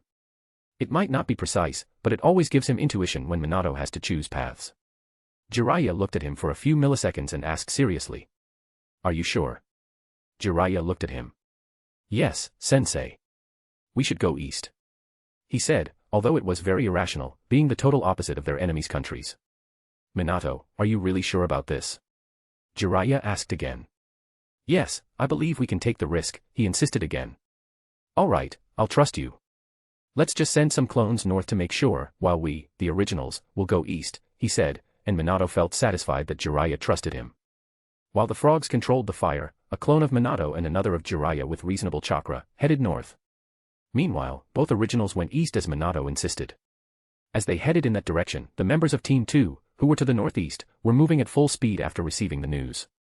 Team 7 along with Yamanaka and Aburame-sensei met up with them, forming a group of 5 jonins and 5 genins. They waited a few hours until finally a group of ninjas appeared with 10 of them, coming in their direction as the Hyugas could pass on the information. Just 10. Yamanaka commented after receiving the information, as there should have been at least 30 of them. They're carrying a cage, but it's sealed and I can't see what's inside, everything indicates that it's Daimyo. Hyuga-sensei said. We should act, if there were 40 of them, we must fight and stay alert for an ambush until Jiraiya shows up. Our mission is to capture Daimyo and take him to safety. The 10 ninjas were surprised by the movement of the ninjas appearing to intercept them, quickly engaging them in combat, and a fight began in the middle of the forest as jutsus were cast against each other. Konoha was at a disadvantage, despite having the same number of enemies, or even more jonin than them, they still had 5 genins and this weighed heavily on their side. The fight continued as they tried to hold firm and finally the clones of Jiraiya and Minato appeared, with Minato throwing his Rasengan at a ninja and knocking them down while Jiraiya took down 2 by surprise. With this, the fight did not take long for them to win and all the enemy ninjas fell, leaving the cage free and being attentive to not see any other ninja, although the source said there were more than that. Now let's open this, Nara said, looking at the seal and Jiraiya began to remove it to release the cage. However, one of the 10 ninjas still alive, but not for long, coughed and started to laugh. You really think we didn't know that you knew our plan in the north as an escape? I may die here, but at least I fought for my village. He spoke before continuing to spit blood and dying. You lost, Konoha. He exclaimed. This. The Konoha ninjas were surprised when they opened the cage and saw a straw dummy, infested with paper bombs, which was activated at that moment. We must run, one of them said. Then, there was an explosion, destroying everything at the site, catching the clones of Minato and Jiraiya and killing the dying enemy ninja. Meanwhile, the real Daimyo and his family were being taken to the east. We did it. One of them celebrated. Great, we just need to get to the east and start traveling by sea. With this, we will enter the country of wind, another said. We have to be careful now too, we are near the Uzumaki clan, they are good sensors. Another said. Another clan that we must eliminate in the future. Someone commented. Anyway, we did it, HM. He didn't finish the sentence, as a kunai quickly began to race along the path, making him have to dodge it. Damn, they managed to find us, a stone jonin complained. Well, it seems that our plan went wrong. Now we have to fight, the sand jonin said. Minato and Jiraiya appeared at this moment in front of their enemies. There were 30 ninjas for them to face. They were all the invaders, or those who remained. They prepared to eliminate this group and seize their cages. Chapter 91, Mission Rank S16. Third-person POV. Fire Country, Year 36. On the eastern side of the Land of Fire, 30 ninjas paused for a moment looking at the approaching ninjas from Konoha, Jiraiya, and Minato advancing against several ninjas without hesitation as they looked at the ninjas from the Land of Wind and Stone.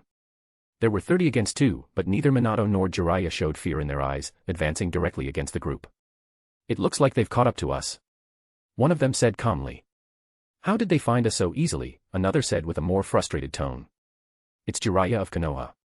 This is going to be tricky, one of the ninjas spoke with some concern. It's just him with a kid, we can handle them, we are 30, the leader affirmed. Prepare a jutsu, a ninja from the sand gave the order, and 10 ninjas from the Land of Wind moved forward, creating hand seals quickly. They launched a wind jutsu that destroyed the entire forest as it approached the duo. Seeing this, Jiraiya frowned. "Minato, stay behind me," he exclaimed and quickly created a set of seals. Just as he bit a finger, he jumped from the tree while Minato stayed behind and hit the ground, creating lines of fuin jutsu on the ground with the summoning jutsu. This created a large explosion of smoke in the middle of the night as trees were lifted, while a large toad appeared holding a shield to protect from the attack coming from the other side, which was exploding that side of the forest. Gamaken received the impact of the attack, keeping his legs grounded, while keeping Jiraiya and Minato protected behind him. The trees beside began to be destroyed, clearing a large part of the forest. It didn't take long for things to finally start to calm down. "I am so clumsy, but I managed." Gamaken comments with a calm voice, but a bit hurt after all. His shield could not protect his entire body from the attack. Even amidst all that smoke, Jiraiya decided to act, jumping on top of his summon's head. "Let's go, Gamaken. I will try, but I am a bit clumsy," he murmured and quickly started to act. With his giant staff as a type of pitchfork, his enemies couldn't react as they were crushed the next moment with the huge weapon smashing against them, destroying the tree and crushing them in the process. Boom! Even at a distance, where the ninjas were in the trees in front of the devastated area, they couldn't escape the reach of the giant toad. "Damn, he summoned one of the famous giant toads. Let's face it, take the hostage east. While we delay them," a ninja spoke, and a group of 10 quickly moved away, while another 20 stayed to fight against Jiraiya, not caring much about the boy. However, the ninja who gave the order was next to a kunai with a raging seal thrown earlier by Minato, and before they could react, Minato appeared next to the leader, passing his kunai across his neck. The ninja felt pain as he fell, losing his strength, still wondering what had happened, while other ninjas quickly looked on bewildered and stunned. "What did he do?" one of the ninjas commented with great surprise, stepping back a bit. "How did he appear there?" "None there knew Minato's technique," another commented, even seeing that Minato had appeared out of nowhere and not even some sensors could see this. "He used teleportation," one of the sensors exclaimed. The enemy quickly analyzed, seeing the seal on the kunai that Minato had thrown earlier, and its strange kanji symbol of Fuinjutsu and the boy's appearance at the location. "Be careful, this kid uses a teleportation technique with that symbol," the smartest among them commented as everyone stayed alert, while there was a giant toad starting to fight a few meters away in the devastated area, pounding the ground against other ninjas. When they tried to attack, they threw bomb papers on kunais at Gamaken, who used his shield and agility to dodge the attacks, and Jiraiya was fighting some ninjas above the toad. Minato assessed the situation being surrounded. He didn't waste more time. He had done something before coming here, while at the camp with Jiraiya. It wasn't as sophisticated and cool as Minato's original kunais, but it was what he could do at the moment, however simpler it might be, in the grip of normal kunais, the rage and symbols. He launched 10 kunais like that all over the area in the forest, and created hand seals, using the technique of multi-shadow clones, turning 10 kunais into more than 80. The forest filled with Minato's kunais. He had already spent some chakra using Raijin to grab Jiraiya and take him to the capital, but the chakra consumption was much lower when he used his own body only. "He's throwing those kunais with the symbol all over the place," a ninja spoke alarmed, imagining that this strange boy could teleport as he wished now. Then, before the ninjas could realize, one was looking at the kunai next to him, but suddenly Minato was appearing in front of him, slicing him. Minato saw the body fall inert to the ground as he quickly left the spot again, since several kunais flew towards him at that moment. "Damn, he got away," one of them shouted. "Ah. What's that?" Hearing the scream, the ninja looked back, seeing his partner dying as he was cut down by that child. "What is this? How can a boy do something like this?" It was a technique both ninjas from the countries did not know, only those who had fought against Tobirama might know, which was not the case at this location. "He's already eliminated 2 jonin, our leader being one of them," the ninja said. 3, Minato spoke, appearing next to this last one and killing him as he tried to hold the bleeding on his neck. "Be careful with the child," they said. Then, another ninja died right behind, making the situation even more complicated. "Stay away from the kunais." That ninja spoke for the last time, before dying. Minato continued killing the ninjas and disappearing, with no one able to react or hit him in time. Even Jiraiya had to watch this, alarmed, as he was facing several powerful enemies and even fighting against Jonin and Chunin. Minato was massacring them with his jutsu. He has become an even bigger monster than he was with this technique. Not even the second Hokage used it this way. Jiraiya swallowed hard seeing more trained ninjas and even veterans falling dead by the hands of a boy of 10 or 11 years old. This was something that would shake the ninja world if they were seeing what Jiraiya was witnessing. "Destroy the kunais quickly. This boy can teleport anywhere using that strange technique. He is dangerous." The ninjas also understood the threat that Minato represented. As more and more fell to the ground, they quickly began making hand seals, trying to destroy the entire area of dense forest. Minato had the advantage of being in a dense forest where he could place many of his kunais everywhere, unlike the fight he had in the City of the West, when he needed a direct attack. Realizing this, the ninjas launched their earth-style jutsus, and an explosion on the ground like an earthquake began to occur, causing the trees with the kunais to collapse. After eliminating at least 7 ninjas, killing even more than Gamaken and Jiraiya, Minato had to leave the area, which left the enemies even more worried about the child who had eliminated almost half of them alone than about Jiraiya's own summoning. As the area was devastated, Minato stood on the destroyed ground having no more ground to step on, as his kunais were scattered around the site in the debris.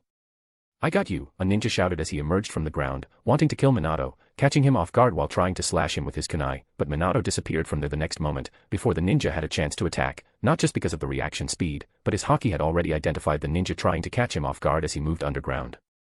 "Damn, he's fast," the ninja exclaimed frustrated, while he was already on the surface, but Minato quickly returned to the spot with the kunai there. Before the men could react, his head was impaled with the kunai. "What is this? How are we supposed to face a child like this?" They were becoming increasingly frustrated. "Let's finish this," Minato spoke, preparing himself, as he crossed his fingers to make a shadow clone and fight against the rest and help Jiraiya-sensei. However, Jiraiya himself called his attention. "Minato, leave the rest to me.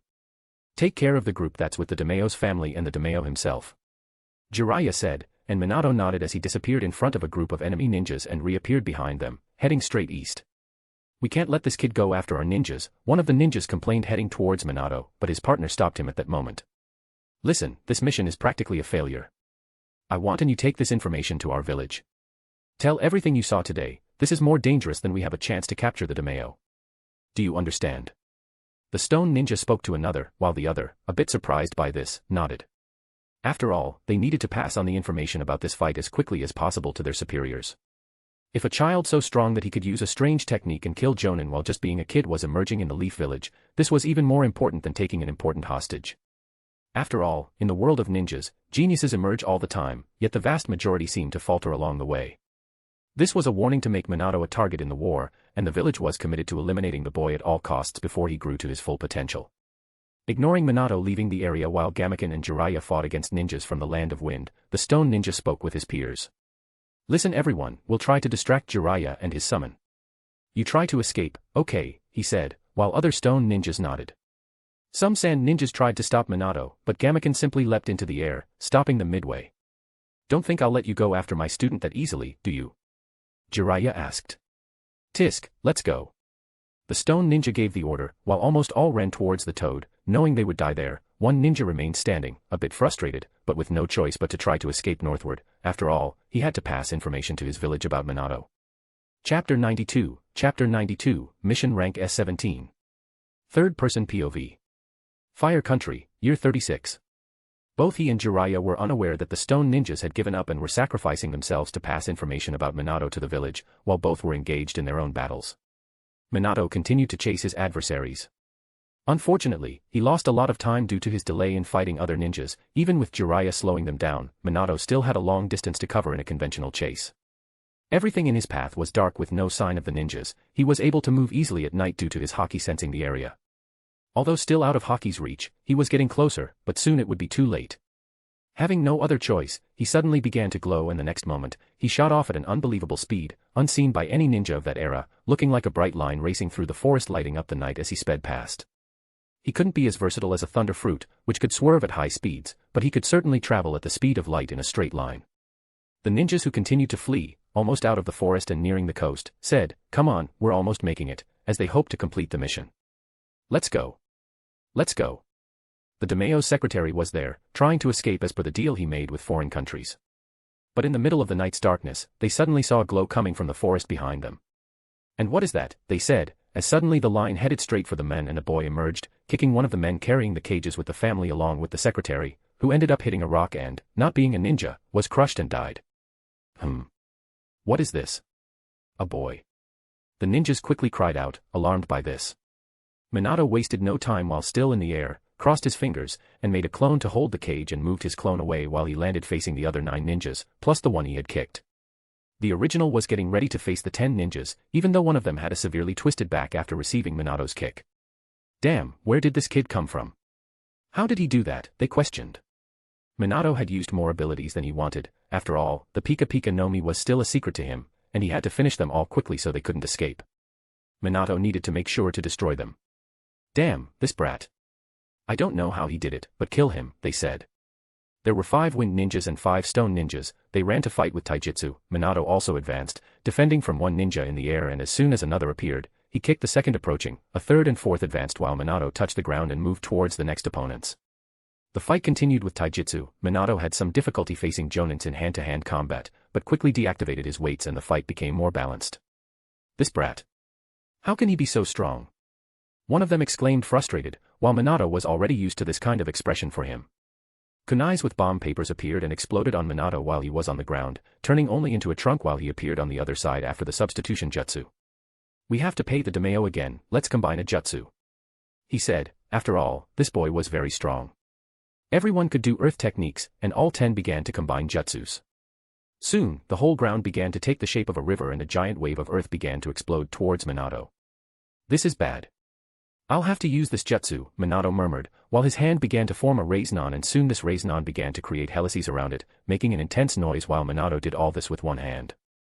The ninjas on the other side also heard this. What is he doing, they wondered, and saw a boy raising a chakra in the shape of a shuriken, making a constant sharp sound that even irritated their ears. What kind of jutsu is that?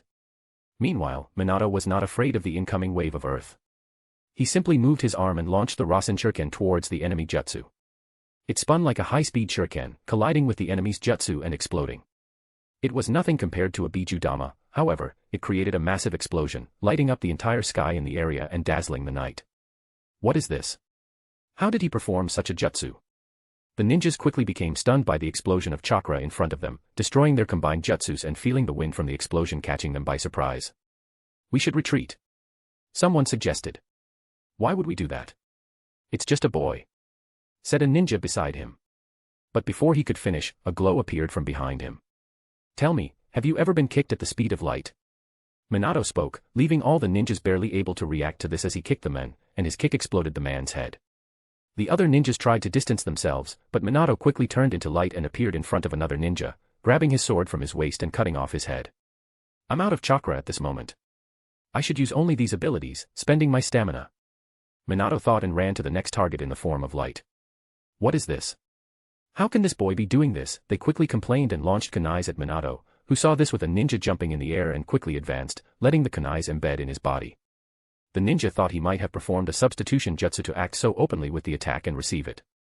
However, Minato kept advancing, leaving him stunned as he did not transform into wood. The ninja couldn't react while his neck was cut by the same blade that had ended his last comrade. The other 7 ninjas stayed back and looked at Minato with frightened faces, as the boy still had kunais embedded in his body. Minato noticed this and looked down while removing a kunai. Where there should have been a wound, there was only bright light, which quickly began to close, appearing as if he had not been attacked in that region. Sorry, but physical attacks don't work against me, Minato spoke calmly. After all, none of them would survive anyway. So, he didn't miss the chance to taunt his enemies. This. You must be joking with me. What is this boy? They quickly wondered. Minato continued the attack. He shone with light and disappeared from the spot, reappearing behind a ninja as his head separated the next moment.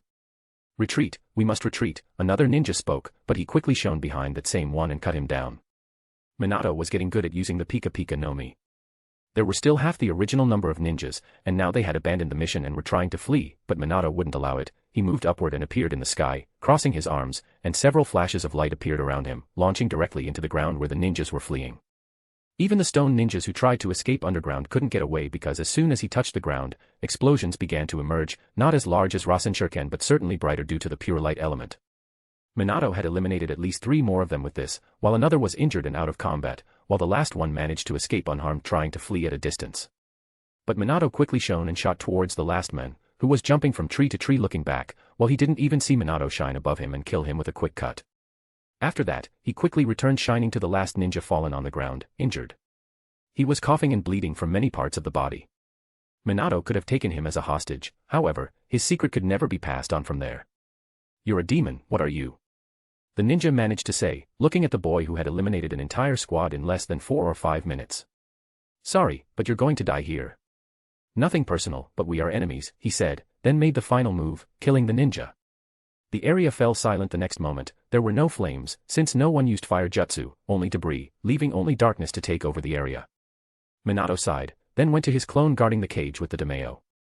You went overboard, the clone said to Minato, who just shrugged. He approached and began to remove all the seals protecting the cage with his knowledge of Fuinjutsu. After removing them, he opened it. There was a fat man, a young boy about 13 or 14 years old, a middle-aged woman who was certainly the daimyo's wife, and a little girl about 6 or 7 years old.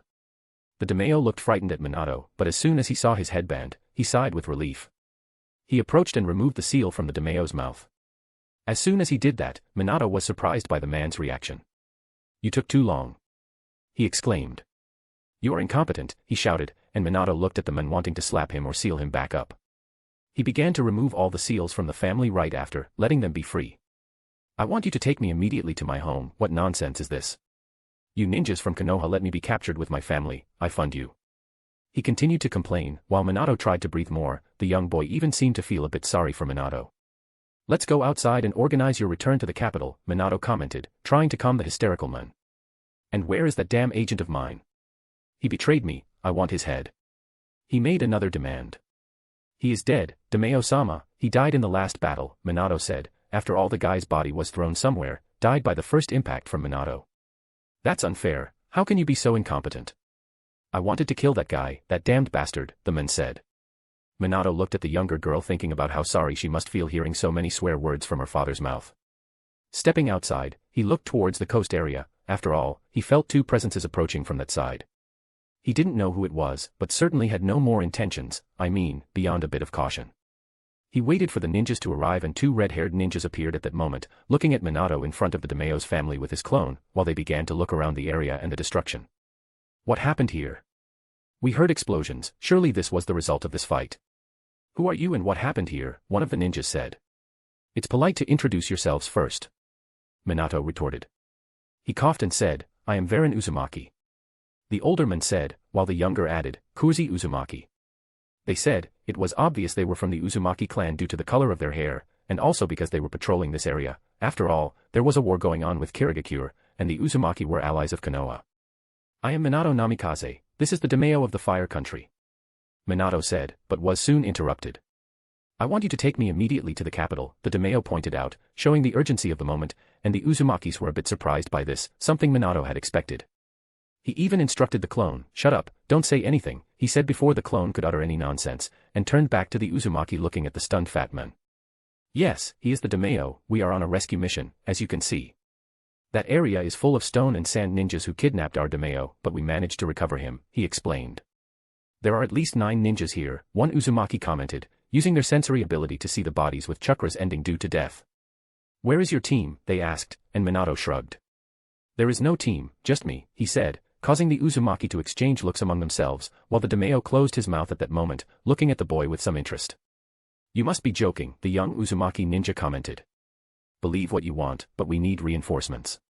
Some group of ninjas to safely escort the daimyo back to the capital." "Can you get a squad?" he asked. After all, it was a security procedure. Even though he was strong, he needed a team. They nodded. "Well, we have a camp nearby. We can take them there first, then form a team," the Uzumaki said, and Minato saw nothing wrong with that, just nodded for them to continue with the procedure. Chapter 93, Mission Rank S18. Third-person POV. Fire Country, Year 36. Near the coast of the Land of Fire, there were several Konoha camps used for the war happening in the east of the Land of Fire against the Mist Village. United against any attack from the Water Country's ninjas, they had recovered all the territories taken by the Kiri ninjas, and now they were counterattacking with the help of their allies. In one of these camps with Konoha and Uzumaki clan ninjas, everyone was on high alert for any dispute with the invasion against the Land of Fire. In a specific tent, a ninja dressed in a cloak and mask, looking like an umbu, approached his lord, Danzo-sama. He greeted the man in front of him, who was looking both attentively and calmly at the same time. This ninja took a small scroll out of his pocket and handed a paper to the man, who opened it and read. His calm expression turned slightly surprised, as he was unaware of such a mission happening within the Land of Fire.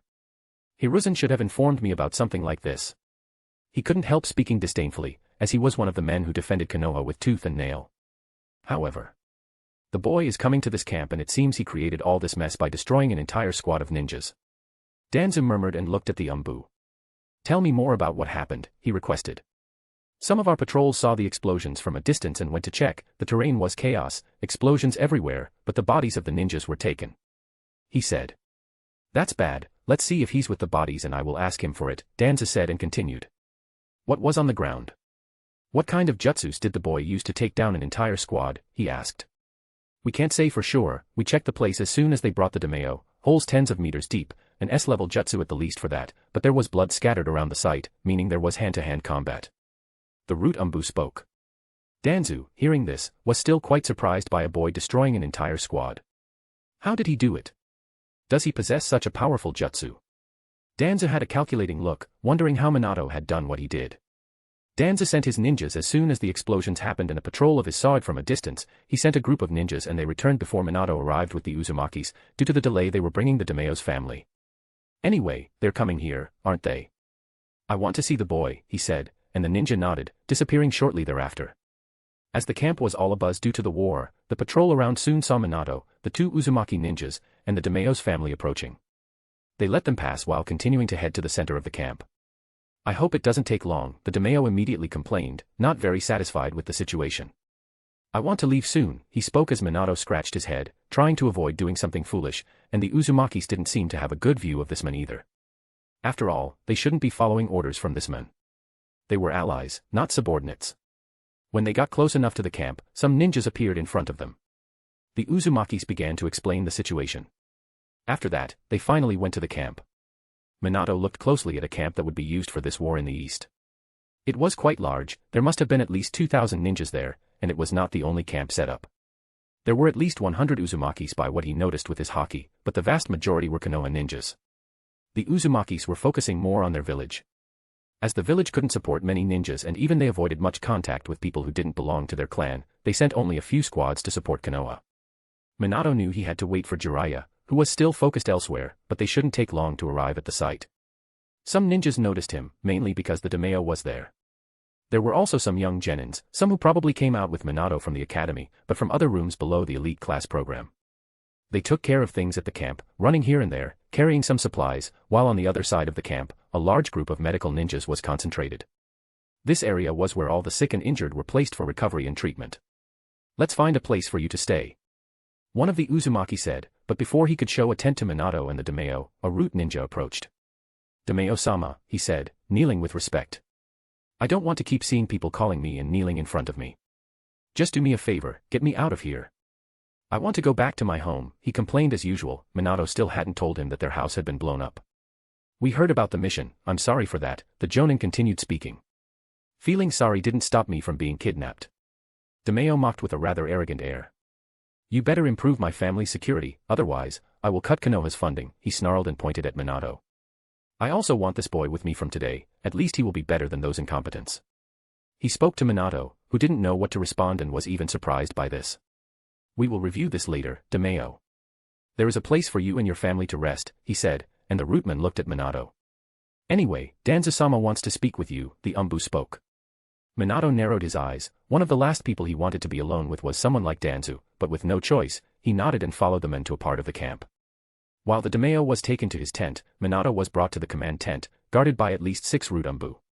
He entered and there was a man whose both eyes were visible, and he didn't use a cane, as Danzu hadn't lost his eye and arm yet, but certainly had a rather greedy look. He was just as Minato had imagined from the original work, minus his injuries. It was the first time he had met this man. If he was like in the original work, he would have to get rid of him as soon as he could. As soon as he entered, he stood face to face with him, alone. The man assessed him carefully, from top to bottom. I've heard great things about you, boy, he started. I heard that you defeated the Kiri squad in the Leaf Village trying to create chaos in the village. I heard about your performance in the bell test that Jiraiya did, and about the explosions a few hours ago, and that you defeated an entire group of ninjas from the stone and sand. He spoke, waiting for Minato's responses along with his secrets. After all, this boy was nothing common with his history and Danzu was quite interested in him. Can you tell me how you did it? He asked attentively. Thank you, Minato sighed, thinking about what kind of response he could give, but ended up revealing something that only he could do, which was the Rasen Shuriken. I developed an S-rank jutsu, but it's still not complete, he said. An S-rank jutsu? Danzu seemed quite interested in that, thinking about what his men reported to him. I would very much like to see this jutsu later, he spoke with some tone of greed. But Minato knew he would never learn this jutsu, even though he was an expert in wind element, he had never learned the Rasengan and Minato didn't believe he hadn't tried at some point. Danzu looked at him again. Do you have the bodies of the jonin you defeated in the forest? I would like to have them, he asked. I ended up putting them in one of Jiraiya's toads. He lied, after all, he didn't want to hand over the bodies to Danzu. I see. Anyway, Danzu spoke, not liking that, but continued. Tell me, boy, you have shown to have astronomical potential. Would you, by any chance, like to join something that benefits you both now and your future? I'm setting up an organization called Root. Let's say the Hokage didn't let you join when I called. But I believe this place would be the best for you to develop and become someone great under my wings, he spoke, and Minato frowned at that. After all, this organization in the future would commit all kinds of atrocities. Thank you, Danzu-sama, Minato spoke respectfully, for he could not afford to be disrespectful to a village elder, even if he disliked the man. But I am currently under the tutelage of Jiraiya-sensei, and I do not plan on having another mentor, Minato stated sincerely. Danzu looked on for a while, clearly displeased with the boy's response. I'll let you think about it. After all, there are many benefits to Root that could help you. I would like you to think it over, he insisted, and Minato just felt, well, you may go now, he said, and Minato began to leave the tent. Minato finally stepped out of the tent and sighed, thinking about how he had finally escaped from that man. My Haki was screaming to get away from that man. He wore a cloak of negativity. He couldn't help but think about Danzu's negative aura. He looked back at the camp where people were bustling about, doing their usual tasks. A group of genin approached him. Are you Minato Namikaze? They asked, and Minato looked at them a bit surprised and nodded. Yes, he answered. We heard that you're the best of your generation and everyone's talking about how you went on a mission to save the Daimyo from the land of fire. Is that really true? They asked, and Minato just nodded his head. Incredible, they exclaimed. It seemed that Minato had already gained a sort of fan club among the young genins. Minato wasn't sure what to respond, so he just nodded while scratching his head. Tell me, Minato-san, how can I be like you? Another student asked, a desire to achieve great things shining in their eyes. Tell me, do you have a girlfriend? A girl spoke, and Minato didn't know how to respond with a child asking him that. Minato was about to respond, but then a jonin appeared. Hey, you kids, get back to work, there's a lot to carry, the jonin complained, and the genin went back to their tasks just glancing at Minato without their questions answered. The jonin watched the group of genin walk away and turned back to Minato. You can rest, kid. I've heard about your mission. You reported that your sensei is nearby and might arrive at any moment, so you can wait at the tent we've provided for you, he said, and Minato nodded. Since Minato was not a regular part of the camp, the jonin spoke again. You can do as you please here, as long as you don't disturb the camp while waiting for your sensei, he said, and Minato, feeling relieved, headed to a tent that had been assigned to him. He simply entered. It was a rather simple place. He went to the bed and finally threw himself on it, resting a bit. He could have used the jutsu to disappear from there, but he couldn't do that after everything that had happened. He would have to take the Daimyo back home, and he wanted to rest a bit after all the fighting that happened that night. He had used a lot of chakra and had to opt to use his stamina for the Pika Pika No Mi. Then he simply closed his eyes and let the darkness take over him while his haki remained as his main sense to ward off anything that might happen there while he slept. Chapter 94, Mission Rank S Final. Third-person POV. Fire Country, Year 36. It was early afternoon when Minato woke up, prompted by a man opening his tent and entering. Sensei.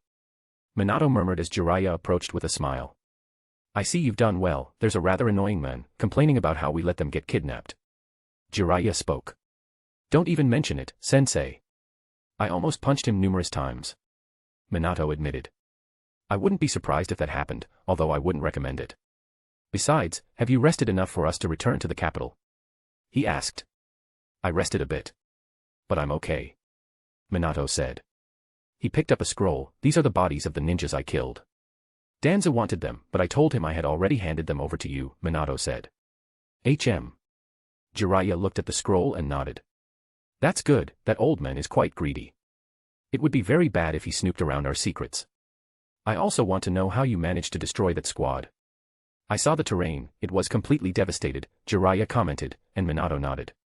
Can we talk about this later? Minato said. After all, he wanted to leave that topic for when they reached Konoha. Well, let's head back then. I've alerted all the mission teams to meet us at the capital, Jiraiya said, and Minato nodded. He got out of his bed and began to dress with some clothes he brought in a storage scroll and started to leave with his sensei. While many looked at them, mainly at Jiraiya because of his status, some camp leaders approached and started to chat briefly. Let's get going. Jiraiya approached Minato again and said as a small squad was formed to escort the daimyo back home.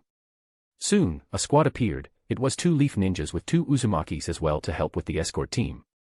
Well, let's go, Jiraiya said, and they began to leap toward the capital. Minato followed, but couldn't help feeling a gaze on him, as Danzu kept him in his sight in front of his tent, looking at Minato as if he were a diamond he wanted to carve. They continued leaping between trees. As Minato caught up with Jiraiya in the front, the daimyo was on a large platform being carried by ninjas. Like his servants, it was a quite unique situation because no ninja would normally do this type of work, but here it was an emergency. "Let's go faster," he demanded, and all the ninjas wanted to hit him without exception. "I heard at the camp that Danza called you to a meeting," Jiraiya mentioned. Even though Minato had already told him he had asked for the bodies of the ninja, he still wanted to warn his student. "Yes." Minato spoke calmly. "Be careful with that man," Jiraiya couldn't help but warn. "I can understand why," Minato said, knowing very well what that meant. "He asked if I wanted to join his route, but I refused," he said. Jiraiya seemed relieved. "Good, as long as I haven't lost my student," Jiraiya couldn't help but smile. "It's going to be hard to get rid of me, sensei," Minato retorted. "Well, anyway, let's go. It seems that men took a liking to you as well," Jiraiya pointed to the daimyo. After all, they were to anticipate the return trip to meet the other teams, while an independent team was being assembled, but the men insisted that the boy be along, after he had saved him alone, and Jiraiya had no choice but to comply with the whims of the Lord of the Land of Fire. Anyway, Minato and Jiraiya continued their journey peacefully, while talking. "Jiraiya-sensei." Minato suddenly spoke. "Yes." Jiraiya looked at him. "Did you manage to stop all those ninjas?" he asked, which made Jiraiya grow a bit somber. "No. One escaped." He still remembered trying to chase the men but failed in the end. "I put Abirame on it, hoping he can catch him. After all, I believe it was their strategy to pass on information about your ability, Minato," he said with an even darker tone. "My abilities?" "My Raijin." Minato couldn't help but comment. "Yes, you slaughtered a bunch of ninjas. Being just a child of 10 or 11 years, you know what this means." He looked very serious at Minato. "That I'm a threat, even more important than the daimyo?" Minato couldn't help but ask. "Yes. You're already mastering the second Hokage's technique and using it in a way I never imagined. You're just a child, you represent a significant danger to all nations in the ninja world," he said while they were away from everyone else, having this type of conversation. "I'm guilty of this, after all, it was my duty to prevent this from happening." Jiraiya spoke with an apologetic tone, as he had put Minato in danger by letting that ninja escape, hoping that Abirame would catch him. "It's okay, sensei," Minato said. He still had the Pika Pika No Mi, which was his biggest secret. He could endure some assassination attempts. "Even so, I want you to keep an eye on every detail around you, especially when we go to the border," he said in a still serious tone. Minato nodded and they continued their journey, reaching the capital a few hours later, or what remained of the daimyo's castle in the distance. The daimyo was the first to speak as soon as he saw it. The place still had smoke from the flames created by ninjas with explosive tags. "How could this have happened? My castle." He began to cry. "You are all incompetent. You let this happen. I will withdraw funding to build an even bigger castle," he complained, while Jiraiya sighed, thinking the same thing as Minato, trying not to make a mistake there and slap that man. They entered the place while the teams from the north were waiting for them in front of the daimyo's property. Mikoto, Hanabi, the entire team too, the Uchiha Jonin, Nara, and Yamanaka were there. "Hello." Minato greeted the girls, who smiled at him, while Jiraiya spoke with the Jonins about the status of the mission. "My castle." The daimyo got off the platform and started to rant in front of the gate. "Is this the daimyo?" Hanabi asked a bit oddly. You must pay for this immediately." He pointed at the ninjas who were on the mission. "That." Mikoto was at a loss for words. "He's always like this. You'll get used to it, I guess." Minato scratched his head at that. While the daimyo's family returned to a temporary residence with the ninjas from the camp staying as his bodyguards until Konoha sent new ninjas for the service, Minato and the others stayed in the capital waiting for Abirame that Jiraiya wanted to catch the ninja for Minato's sake. "It looks like we finally finished a mission," Hanabi commented. "Are we going to war after this?" Mikoto asked. "No, not yet," Jiraiya appeared saying with a small smile. "We should first go to the village to report what happened. Then we'll see where we go on the battlefield," he said, and the three nodded. "So we'll finally go to the border," Minato commented. Jiraiya didn't continue talking, as the Uchiha brought some scrolls along with Nara. "They're here," Nara said with a tone not very happy. "I see." Jiraiya also looked melancholic. "What's that?" Some asked beside them. "These are the bodies of the dead," Minato said, making both his team and Team 2 surprised. "So?" Mikoto murmured. "Yes." Minato answered her unspoken question. In those scrolls, there were the three ninjas who came with them, a civilian, a senju, and another Hataki. All dead in the mission, and there were also the other bodyguards, who were Jonins working as bodyguards. Jiraiya then decided to speak. We should take their bodies and have a burial in Konoha, he commented. Minato nodded, seeing how easily people died in this world and he would have to get used to it. They stayed a while longer until Aburame finally appeared. Sorry, he crossed the border, he said, for not having caught the stone ninja. That's bad. Jiraiya couldn't help but comment, looking at Minato. Minato, although he would have liked to keep the Raijin as a secret, could deal with the possible assassination attempts with his powers. Alright then, let's return. Jiraiya gave the order, and they would begin to return to the village with all the groups and the bodies of the ninjas who died in the battle. I want the boy as my bodyguard, the daimyo spoke again, hoping to have Minato by his side, who looked lostly at his sensei. Listen, Lord Daimyo. Jiraiya tried to flatter him so that Minato could return to the village, and it was only after 15 minutes of trying to convince him that he agreed. I want you to bring people as competent as this boy, otherwise, forget all the funding from Konoha, he exclaimed while Minato rolled his eyes. They then finally left the capital and headed southeast, where there was a civilian jonin who had been injured in the battle against a group that Minato, his team, and the jonin had faced. The man was awake and better, and they finally started heading back to Konoha. Hey, he said, approaching Minato. Despite wearing many bandages, he seemed well enough to move through the trees. Minato looked at him. I saw what you did. I don't understand, yet. I'm grateful for you saving our lives, otherwise, we'd be like our other comrades. He spoke. Minato had used the Raijin to catch the elite jonin who was almost killing them. This was the only visual witness, but he was quite grateful, and that was a positive point for Minato. They continued their journey and stopped one night to camp, as Konoha was far enough away to take 2 days to reach. What will you do when you get to the village? Mikoto asked Minato. Jiraiya had already said they would have at least a day off after the mission, and he could use the money he earned to have fun. I'm thinking of going out with a godson of mine, visit my orphanage and go out to eat something, what do you think? Minato said, wanting to spend time with his team. That. Hanabi was a bit surprised by this, and the same could be said for Mikoto. Let's do it. We're a team and should spend some time together.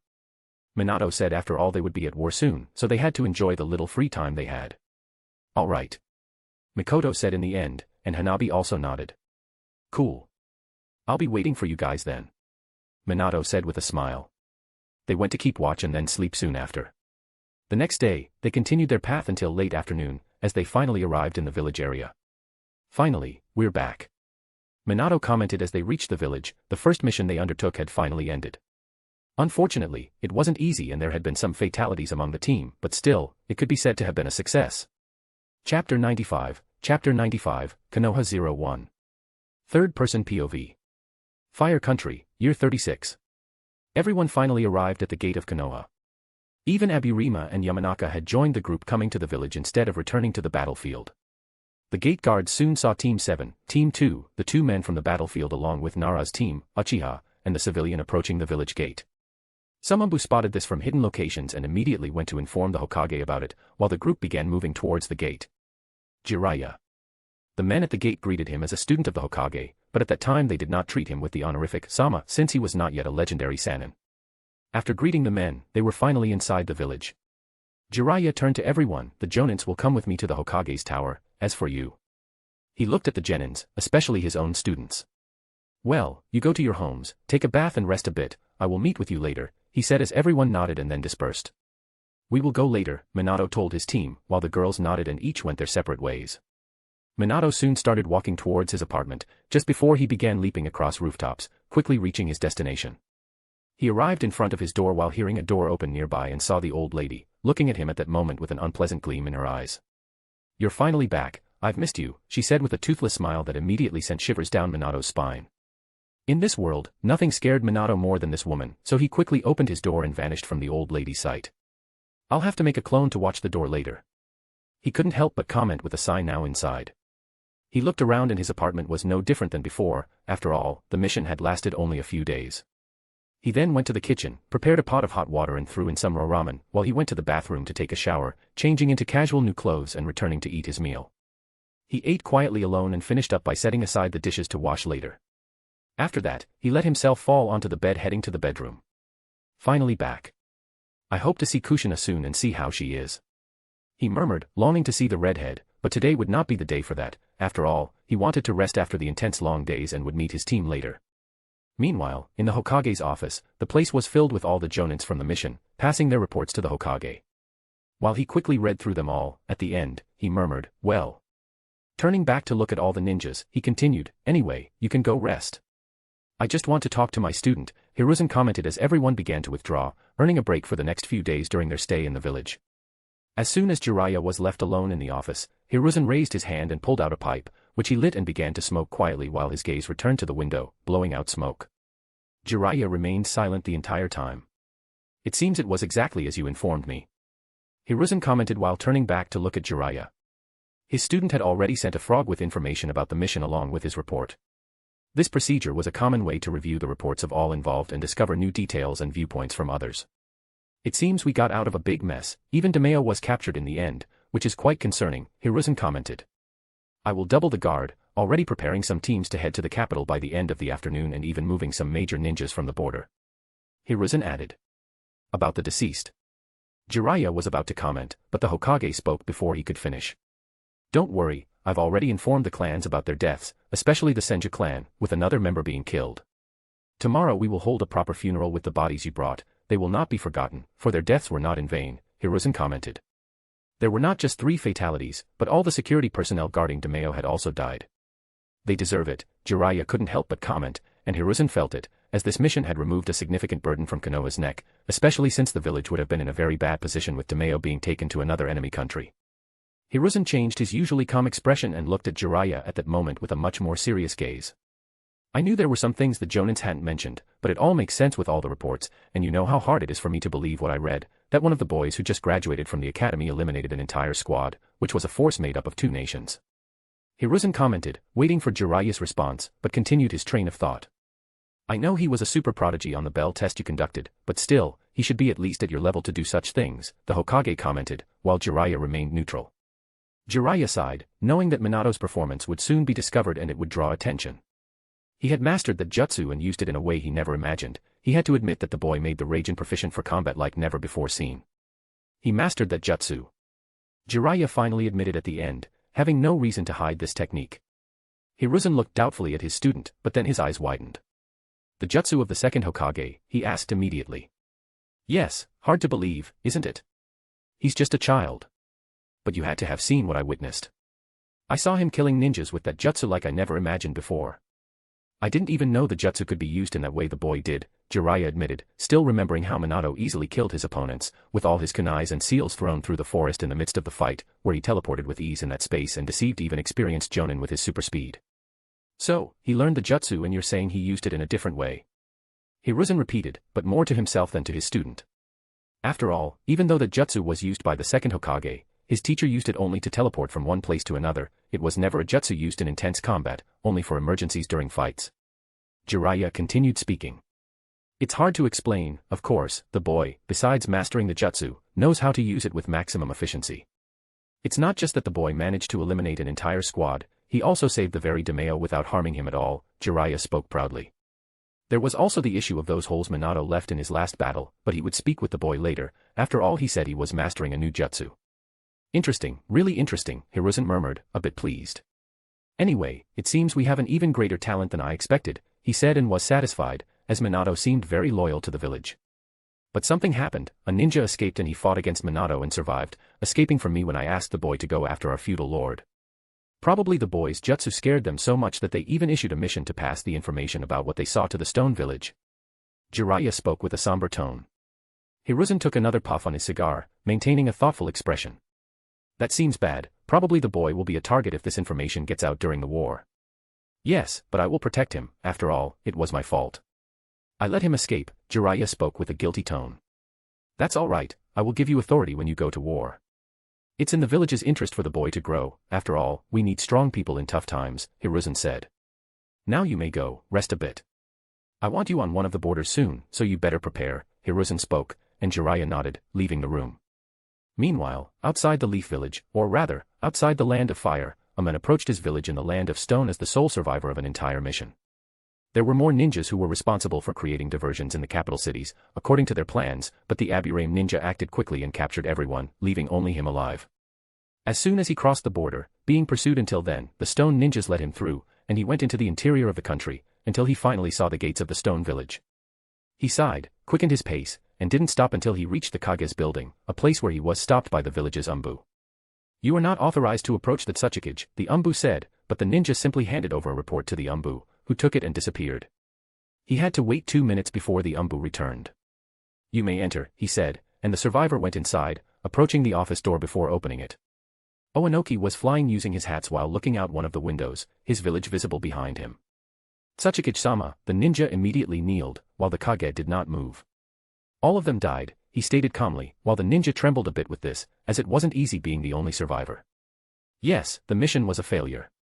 The Leaf Village anticipated our moves even though we changed the strategy, still, they caught us in the end, and I was the only survivor," the man said.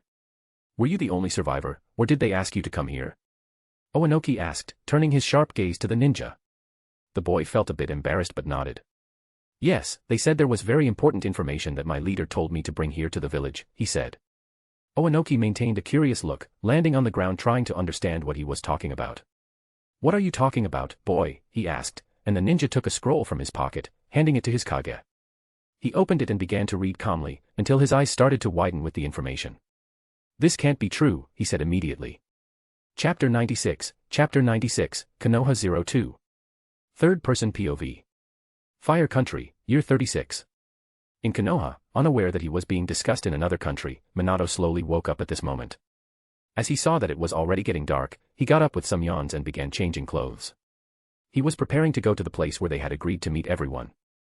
Initially, it was just Minato, Mikoto, and Hanabi, but Jiraiya also offered to come along, saying he would pay since it was a celebration tonight for completing their first mission together.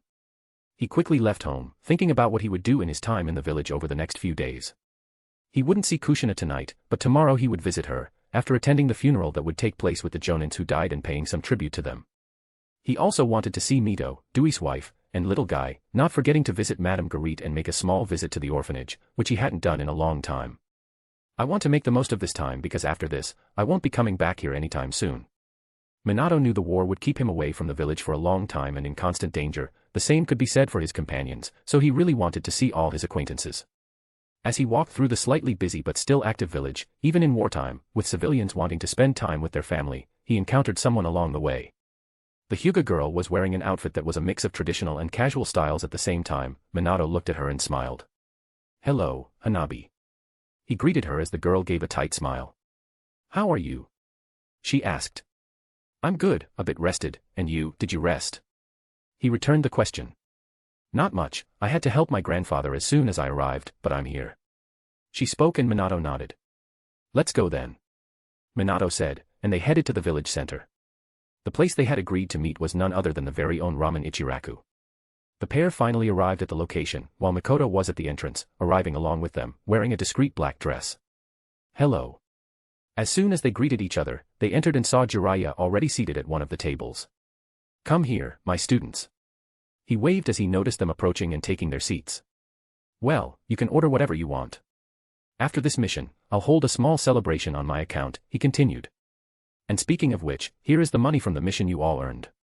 He spoke while handing out an envelope to each of them. They took the envelope that seemed to have a lot of money, but Minato and the others set it aside.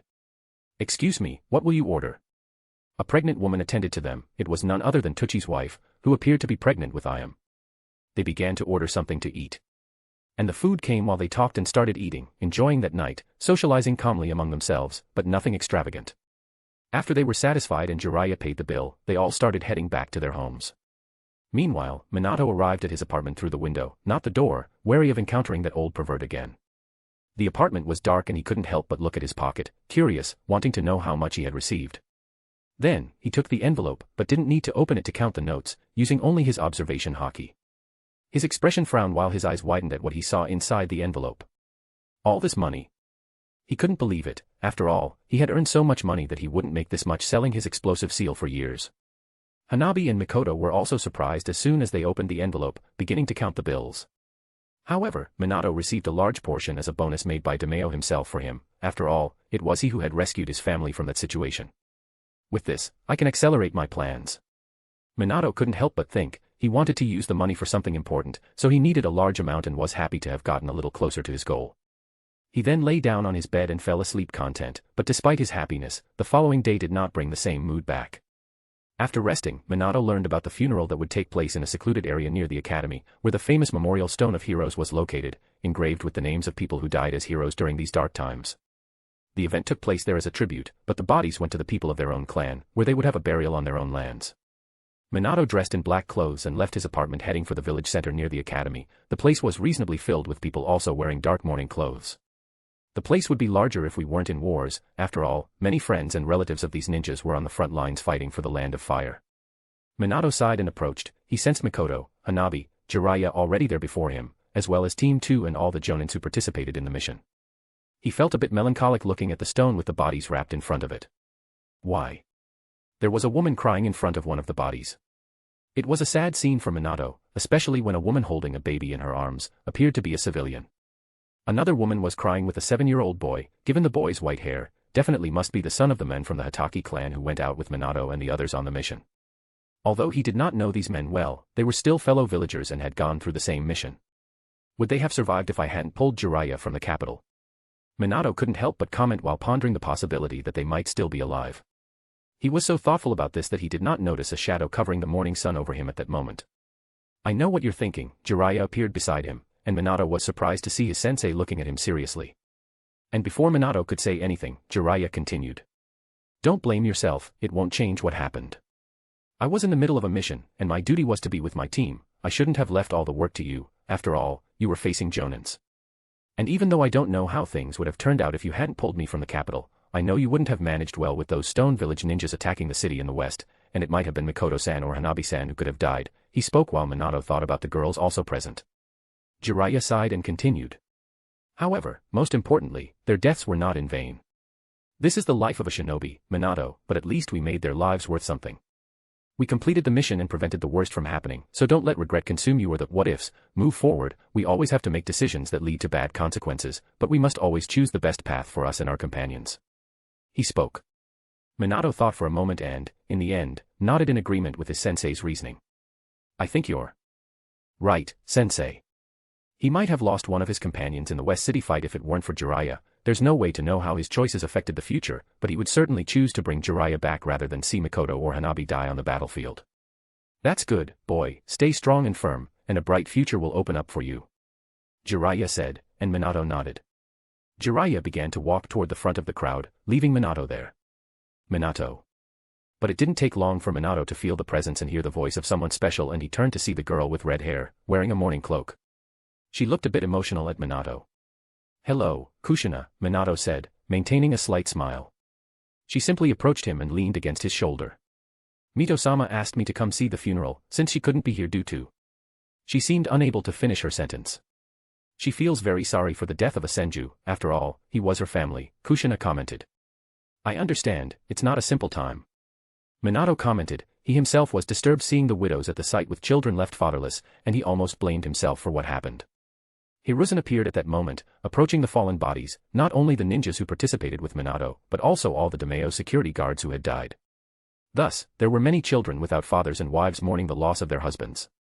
The Hokage looked out over the crowd, seeing the pain of mourning. He sighed and began to speak in his grandfatherly yet firm tone.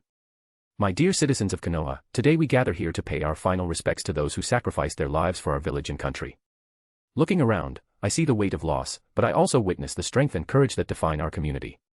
Each name engraved on this sacred stone is an eternal reminder of the bravery and unwavering spirit of our shinobi in dark times, who gave their lives for the good of the village and in an effort to secure a better future for their children and the new generation.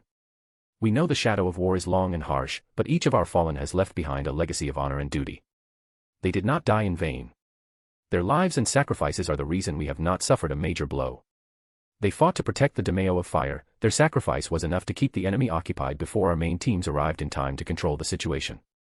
Hiruzen spoke. It wasn't exactly how it happened, but who would contest that? Minato and Jiraiya stayed silent. It was better they be remembered as heroes than a death from an ambush. At least their families would be proud of these merits. Hiruzen continued his discourse. Therefore, while we mourn the heroes we've lost, we also celebrate their strength and resilience. They have set an example of loyalty to the village, and it is up to us to ensure that each of us continues to shape a better future for the coming generations.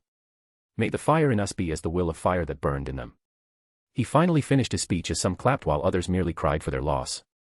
People began to leave after this. Mikoto and Hanabi just looked at Minato, seeing Kushina so close to him there, they didn't approach and went to their homes.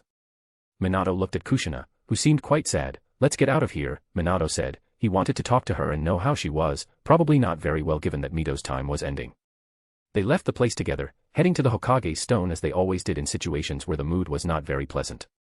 Chapter 97, Konoha 03. Third-person POV. Fire Country, Year 36. Minato followed Kushina out of the place, while the clan members carried the bodies to their respective properties. Even someone from the Senju clan, one of the few who still remained in the village, came and took their deceased member to be buried. You shouldn't go bury that member, Minato commented. I don't need to go, Mito asked me to just attend the funeral. The burial was something they could handle, Kushina commented as they walked side by side towards the forest. They continued walking in silence for a while until they stopped at a place well known to them. We've arrived here, Kushina murmured. Maybe we walk so much that we don't even notice the distance covered. Minato spoke while analyzing the area, noting some felled trees and even many holes in the ground due to explosive seals and the Rasen Shuriken, from when he was learning both, in addition to other jutsus and training with thousands of weights on his body. It seems like it was just yesterday that I found you here trying to make those seals, Kushina murmured with some blush on her face. It's true, to think that it's been a few years, Minato murmured. His life looked at from an angle behind seemed to have a strange feeling when he thought about these things. Come with me, Minato requested, and Kushina followed him to one side of the terrain and down a bit to the stream where they even trained together. You always seem to like this place, Kushina murmured looking at the river flowing. You could say that. I brought some things for us to eat, Minato said. After all, he had woken up earlier preparing something to eat and put it in his scroll, lucky for him to have made some more than usual, which would be enough to share with Kushina. Really? Kushina seemed quite cheerful about it as she smiled at Minato. Let's get settled first, Minato suggested as he took out a large towel and spread it on the riverbank. He took the scroll and began to summon all the food he had stored and placed it over the towel while Kushina settled next to Minato, keeping her legs to the side adjusting her black dress. Minato smiled seeing the girl next to him grab the food and start eating. He had saved it for lunch, but since it was already mid-morning, there was no reason not to eat. Kushina quickly devoured the food while having an expression of pleasure closing her eyes to it. He ate calmly until the food was finally mostly consumed by Kushina, who seemed satisfied as she patted her stomach.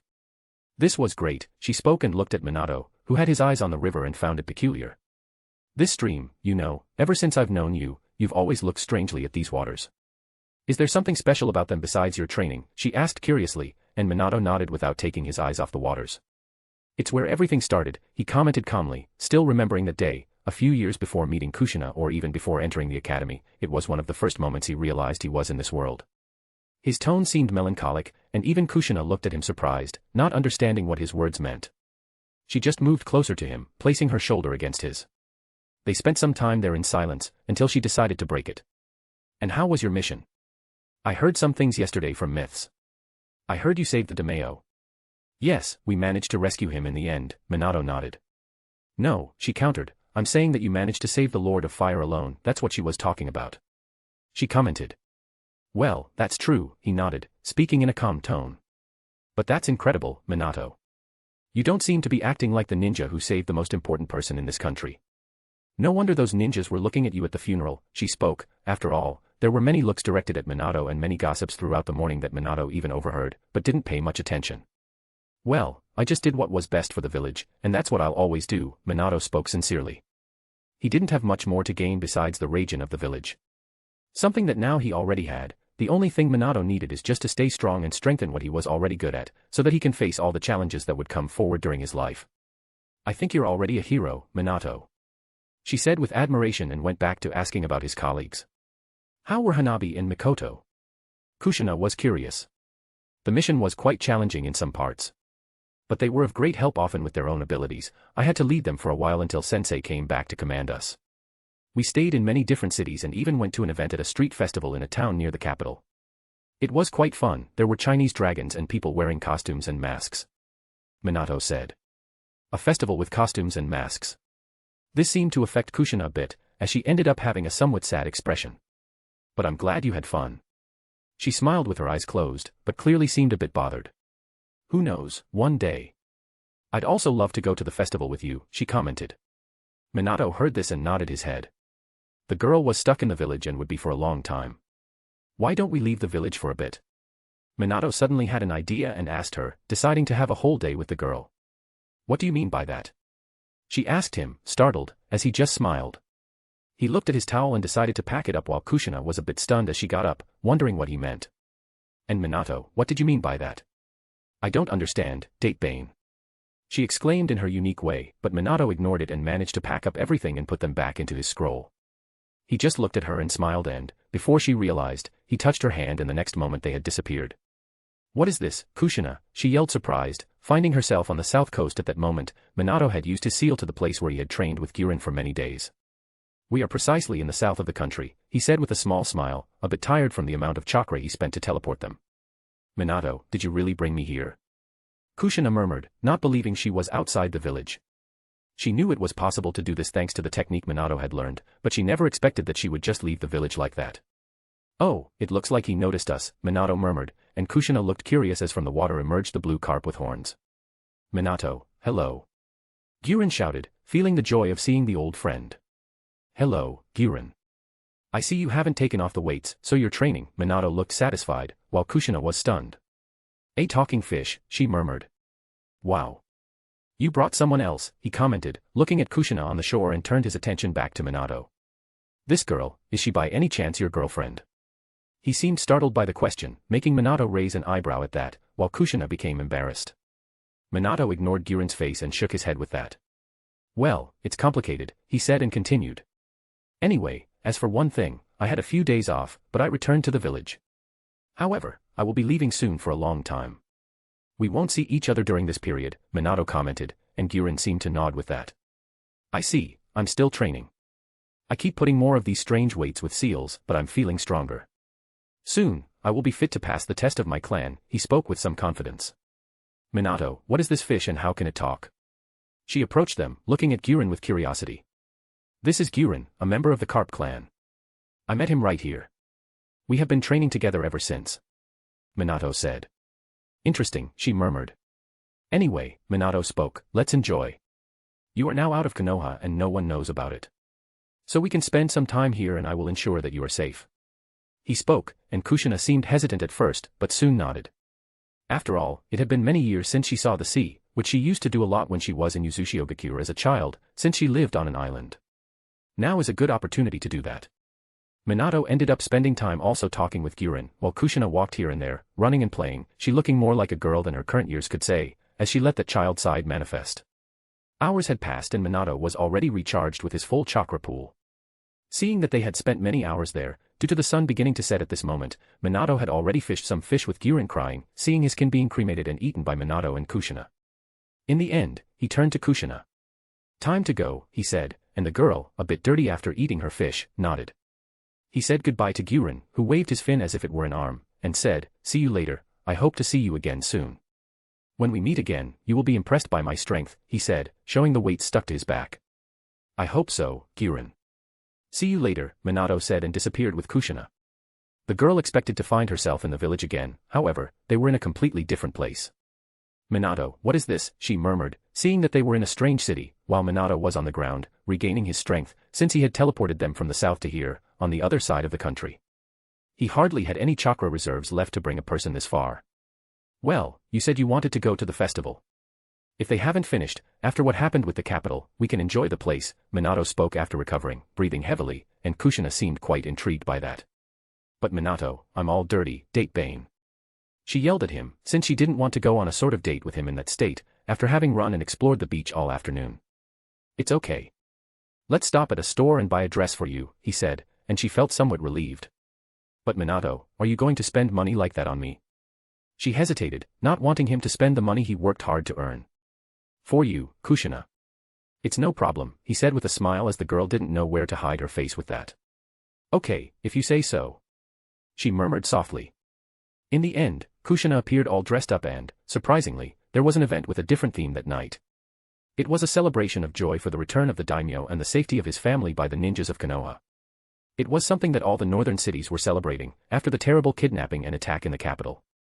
Then, they went to a store where she bought a dress she really liked and got ready in a women's restroom.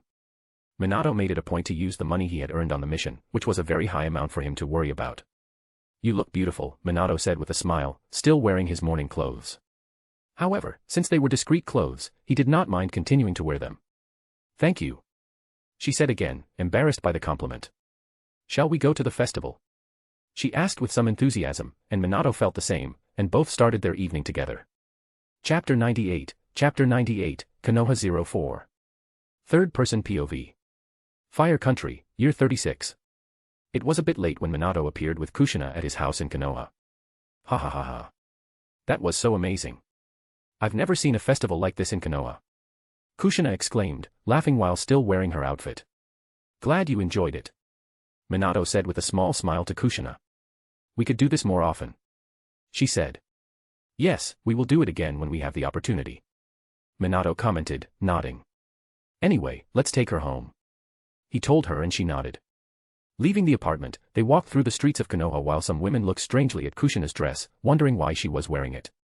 Minato was fine, still having some chakra reserve. After all, he had used his Raijin much closer to home than when he left the coast. They continued through the streets until they reached the Senju residence in the middle of the village. Entering calmly and escorting Kushina to the main house, where Mito was already waiting, leaning on a cane and looking at them with a raised eyebrow. I was wondering where you were. After all, I didn't feel your presence in the village anymore. She said, being a powerful sensor ninja, finding Kushina was easy. Besides, what are those clothes? It looks like you went to another town outside the village. She said with a smile while Kushina became embarrassed. Hello Mito-sama. Minato greeted her and internally wondered how she came to that conclusion. Ha. Don't look at me like that. Can you go in and make some tea for us, Kushina? I'll talk with our guest. She said, and Kushina nodded while Mito asked Minato to follow her. He followed her to that room where she usually received him, sitting in front of her. It's only been a few days since I last saw you and you are already in the village spotlight. She said. I just completed my mission. Minato spoke calmly, already aware that everyone knew he had saved the daimyo. My young man, you might just be the finest youth born in this village. I hope you continue to protect this place that I and my husband built. She said. After all, my time is running out. What do you mean? Mito always spoke that phrase, but this time it seemed different from before. Didn't Kushina tell you? Mito asked. I couldn't. Kushina appeared at that moment with the tea, saying it in an apologetic and embarrassed tone. In fact, she planned to tell Minato, but he had grabbed her and used Raijin to the southern coast. It's all right, can you leave us alone, my dear? Mito asked, knowing this subject was delicate for the girl. Kushina nodded and began to leave the room, leaving them alone, while Minato frowned. You know that while you were away, a meeting with the elders happened. I only have a few more months, before transferring the kyubi to Kushina. She said, leaving Minato unsure how to respond. You'll keep this a secret from the rest of the village, won't you? Minato practically demanded. After all, the life of a Jinchuriki was not easy, like Naruto and all his counterparts in other villages. Calm down, my boy. Mito was not angry, instead, she laughed cheerfully. Kushina will be safe. I made it very clear to those three elders and was fortunate the worst of them wasn't there. She said, after all, Danzo was on the battlefield. Sorry about this.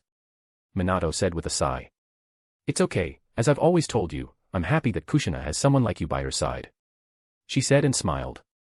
I hope you keep growing. I'm sure there are already many people watching your achievements and it won't be long before you receive the admiration of the entire village, to become someone very important. She said. I hope so. He said. That's good, I want to give you something, maybe this is the last time we'll see each other with you going to war. She said, leaving him speechless. This elderly woman had helped him so much over the last few years, it was a complicated feeling when she asserted that it would be their last meeting. I'm very sorry about this. He said at the end, a bit emotional. Don't be. She said. I'm old, my time was another, and I must leave this world to meet my husband, so I'm happy with that. My role has finally ended here and now you will take the reins of this world. She spoke with a smile, not caring whether she would die or not. What I want is for you to keep all the copies of my Fuinjutsu knowledge, so you can help Kushina contain the kyubi that will pass to her. Don't worry if she will be without these scrolls, because these are just copies. She will still study the original texts on her own, but I trust you. You have a talent with Fuinjutsu and can become a master like me or Kushina, I hope for her. She pulled a scroll from her clothing, which contained all the others. I don't know what to say, Mito-sama. Minato murmured. It's all right. She said, and Minato ended up accepting. Thank you. He said, not knowing how to continue. You can come visit me while you are in Konoha. It doesn't have to be the last of our meetings, we can have dinner. After all, you could make some food for this old lady. The girls always said your food was the best. She spoke cheerfully, and Minato nodded. He stored the scroll and began to stand up to leave. After saying goodbye to Mito, Minato left the house and found Kushina outside. She still had the same dress on, but now with tears in her eyes. Kushina. Minato murmured, seeing her sad. She didn't just respond, she hugged him tightly. She is going to leave us soon. I wished you could at least have been here. She said in a tearful tone, knowing that Minato would be going to war. I'm so sorry about this, but I have my role in the war now. I will leave, but you have my seal. As soon as you need me, I'll be here in a second. Minato assured her. It's okay. She said, but didn't let go of the hug. They stayed like that for a while until Minato had to pull away. I'm leaving, but if you want, I'm going to visit my old orphanage. If you want to come along, you can. He said, and she nodded. Minato left after that, returning to his apartment. He was going to sleep, but he was curious about Mito's scrolls. Using his hands, he made his room fill with over 200 Fuinjutsu scrolls. This is so much. He couldn't help but exclaim as he looked over each of the titles. There were seals he had never studied, although they were at levels he already mastered, and there were seals above his level that he could study to increase his skill and knowledge. I never expected something like this. He couldn't help but murmur. It seemed that his stay on the battlefield would be a good place for him to study all these scrolls, although he didn't think he would master all of this in the coming years. Minato decided to sleep after this, but not before keeping a clone on watch against his neighbor. He woke up the next day. While having coffee, Kushina was there, wanting to accompany him for the day. After all, Minato would be leaving soon and she wanted to be with him as much as she could. Let's go, he said, getting ready and leaving with her. They walked calmly through the streets while Konoha was waking up, until they approached the poorest part of the village, soon finding the old orphanage of Minato, with some children playing in front of the place. Minato had visited the place a few times, but not in the way he would have liked due to his intense training regime before becoming a genin. He didn't even recognize all the children there playing, being new orphans. Minato approached the place. Minato. One of the children recognized him immediately while others also ran to him. Some were confused, not knowing who he was. We heard you became a genin. The others became one too, but no one was more incredible than you. The children exclaimed, hugging his legs. Hello everyone, is Madame Garit here? He asked while being pushed by the little ones. Are they your fans or something? Kushina couldn't help but ask, laughing next to him. Not that I know of. Minato murmured in quite a predicament there. He noticed the children looking confused at him while there was a boy in a corner crying, not caring what was happening. Minato also didn't recognize him. Children. Let him be. Madame Garit's voice was heard as the children finally let him go. Minato looked at the woman with a thankful glimmer. Hello Madame Garit. Minato spoke with a tone of nostalgia. After all, he owed a lot to this woman. Hello little one. You became a genin in just a few days and it seems you've grown so much. She said. After all, the last time she saw him was at the academy graduation while she was congratulating him, just over a week ago. How are things? He asked. Very well, the money you gave me is still providing a good stock of food for everyone. She spoke, but her tone seemed quite tired. What's the problem? Minato asked worriedly. The number of children coming here is increasing, Minato. You see that boy? She pointed to the child Minato had noticed earlier, sitting while crying. His father died at the start of the war. His mother went to the northern border and died a week ago. He was sent here and I don't know what to do to make him eat or stop crying. It's hard. She murmured with some sadness, which surprised Minato, as that woman, who was used to dealing with this, was having trouble. It must be a very delicate situation. She continued, it's not just him, but the numbers are growing every week. Anyway, it's good to see you well. Some of my former charges told me you returned 2 days ago and did very well in a high-level situation. She spoke with a tone of pride, and Minato nodded, but without wanting to boast about it. I'm proud, continue growing and becoming strong, I believe in you more than I've ever believed in anyone. She said and then turned to Kushina. I see this young lady is always with you, have you made anything official? She asked, making Kushina embarrassed and even Minato scratching his head. We are too young for that, Madame Garit. Minato murmured. Ha. Don't be like that. Let's go inside and have some tea, I'm sure the older children would like to see you again. She asked him to follow, and Minato nodded, entering the orphanage with Kushina shortly after. Minato would have another long day today, wanting to spend time with all his acquaintances. The orphanage would just be the first stop he made. Chapter 99, Konoha 05. Third-person POV. Fire Country, Year 36. Minato spent some time at the orphanage while the children were questioning all sorts of things. Regarding his latest mission, only Madame Garit was aware of the details, but that didn't stop the children from using their imagination to ask Minato about the possible encounters he might have had on a mission outside the village. Kushina simply smiled and laughed as Minato was bombarded with questions, with only Madame Garit appearing to save him. Later, Minato took the boys outside, where some demonstrated what they were learning at the academy since they had enrolled. There were students from all years there. Minato gave some tips on what they could be learning to do better, with everyone nodding and taking his words to heart. After all, Minato was a role model and a great reference for them. You really know how to keep them busy. Madame Guerite said, relieved as she watched everyone trying to do something. Minato said. They never change. Minato laughed. There were many children who had graduated with him but were now on the battlefield. He hoped they were doing well. I'll talk to that boy. Kushina spoke next to Minato as she walked over to the boy who was still crying in a corner. She sat next to him and started talking to him. He must have been about 7 years old and was surprised by the girl with red hair approaching. Minato saw Kushina beginning to talk to him and returned his focus to the children. Even those who had not yet entered the academy due to their age were doing some kind of exercise. They spent some time on this until it was lunchtime. Minato noticed that Kushina had even managed to make the boy laugh from a distance, while he was surprised by this, as the boy had finally ended his sadness. Kushina approached soon after with the child and it was time for them to leave. Then let's go. Minato spoke to Madame Guerite, who nodded. Are you sure you don't want to stay for lunch? She asked, and Minato shook his head. Thank you, but we have to visit someone else. Minato spoke and started looking towards Kushina and nodded for them to leave. Goodbye, big sister. The boy that Kushina had talked to and managed to change his mood shouted to her as he waved his hand. Goodbye, Kei. Kushina greeted him back. Big sister. Minato raised an eyebrow. I think I got a little brother.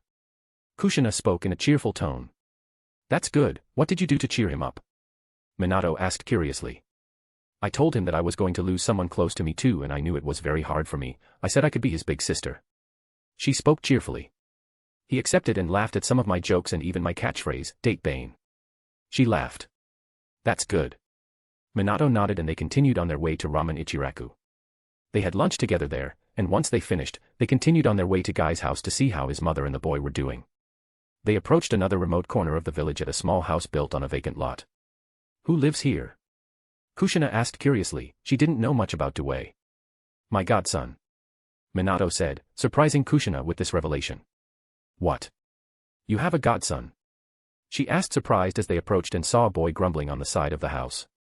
49, 50, 51. He was doing push-ups while his arms trembled. Guy. Minato was surprised to see Guy there doing push-ups. Minato. He exclaimed and almost fell, while he remained focused on doing the push-ups.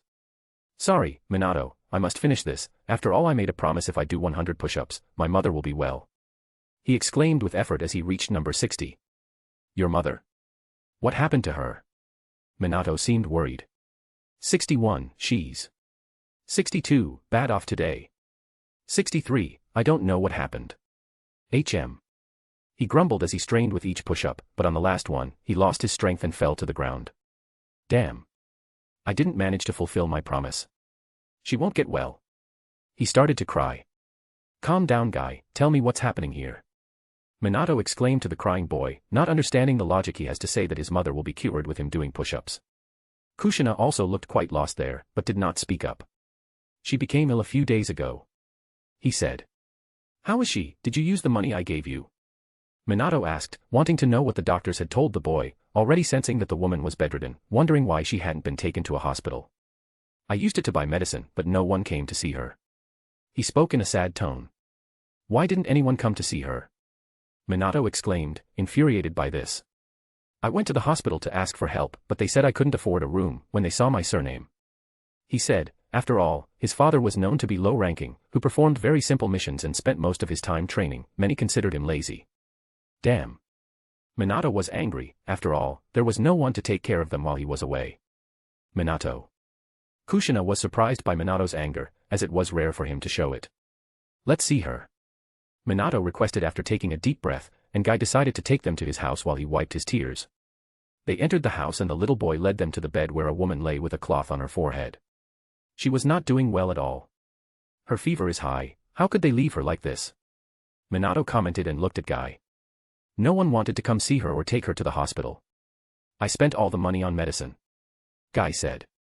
Minato stopped looking at the woman struggling to breathe while asleep. He looked at the medicine and was slightly surprised.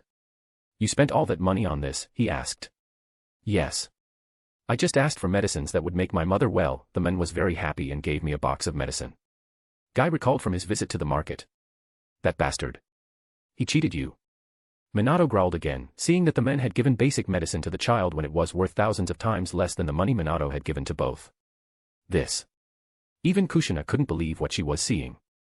I need her to have a doctor, Kushina, I need your help or the Senju clans. Minato said seriously to the girl who nodded. I can talk to Mito. She said. Great, stay here and take care of your mother.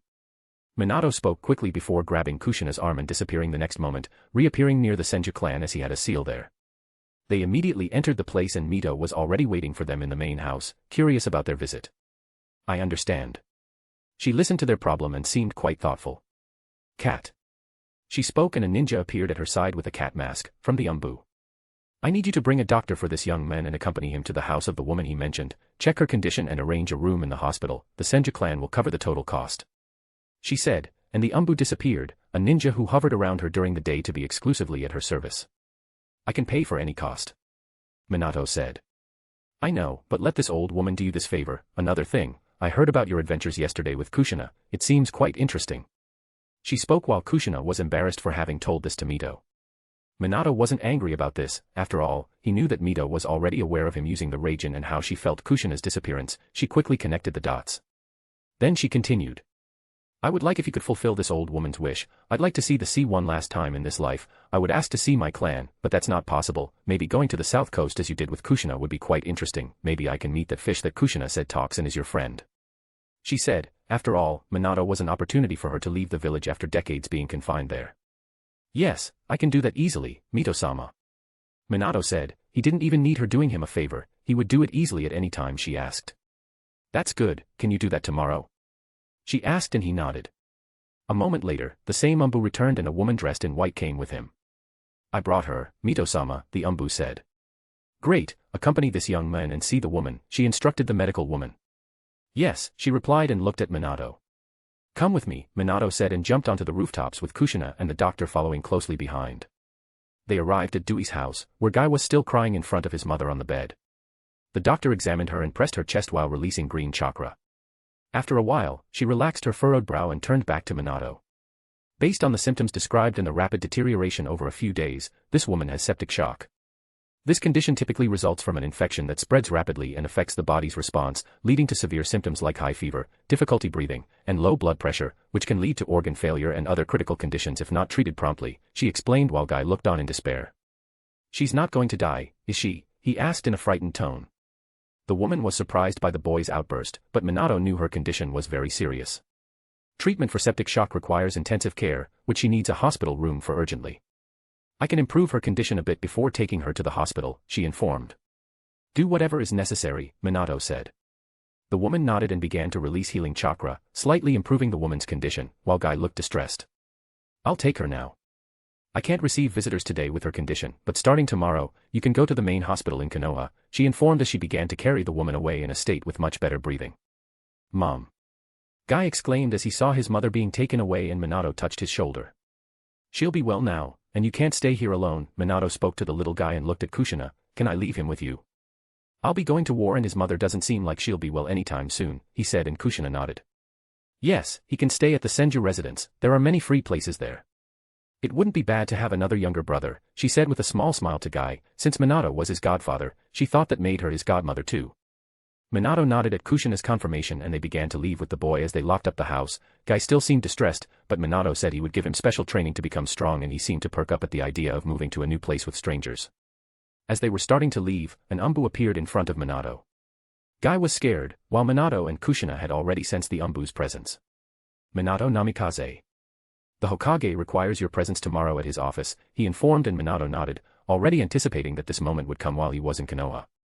After that, the Umbu left and they went to the Senju residence to accommodate little Guy. Chapter 100, Konoha 06. Third-person POV. Fire Country, Year 36. Minato woke up the next day and headed to the Hokage's building, knowing that sooner or later the Hokage would summon him for a talk. He walked through the village that morning and even passed by the academy, full of children entering the place, talking to each other. Some weeks back, that was me. Minato couldn't help but comment and continued on his way. He arrived at the red building with the symbol of fire and entered, passing the usual secretary, when suddenly, an Umbu landed in front of him. Minato Namikaze, the Hokage is waiting for you in his office, he announced, surprising the secretary. Minato nodded and passed the reception heading to the second floor where the Hokage was waiting, seated and smoking his usual pipe. Minato. It's good to see you, my boy. He said calmly. Hokage-sama, Minato greeted him. Well, you had a difficult mission, starting your first mission with an S rank on your first departure from the village. It's really commendable. I hope you are well rested, he asked with a grandmotherly tone. Yes, I am, spending my time with my acquaintances from the village, Minato responded. That's good, it's always good to have people at our home whom we like. He reflected and then turned back to Minato. I heard about the situation you got involved in yesterday. I didn't know you were godfather to a child of a genin named Due, the Hokage said curiously. Now any movement Minato made, any person he involved himself with was being observed by the village's high council. It might seem like they are keeping surveillance on him, but it was a normal procedure for anyone who stands out like this. It happened with Kakashi's father, Jiraiya, and his companions. Yes, the little guy, Minato said. I'm surprised by this. But I can understand, it was commendable of you to ask for help from Mito, he said, although thinking Minato's connection with Due was random. Mito has always helped me, he stated. That's true, which shows she has always had a good eye, seeing your talent before anyone else. The Hokage commented, as Minato was trying to understand what he meant with all these questions, although Hiruzen had an aura that showed no hostility towards him. I also heard that you are very close to Kushina Uzumaki. Actually, I've always known, but yesterday I could see it better. He mentioned. Yes. Minato nodded. It was obvious that this man wanted to find something that would make him cling to the village and be loyal to it. That's good, you know your situation is not easy. He said concerning Kushina. Yes. I know, I hope you don't let this information leak.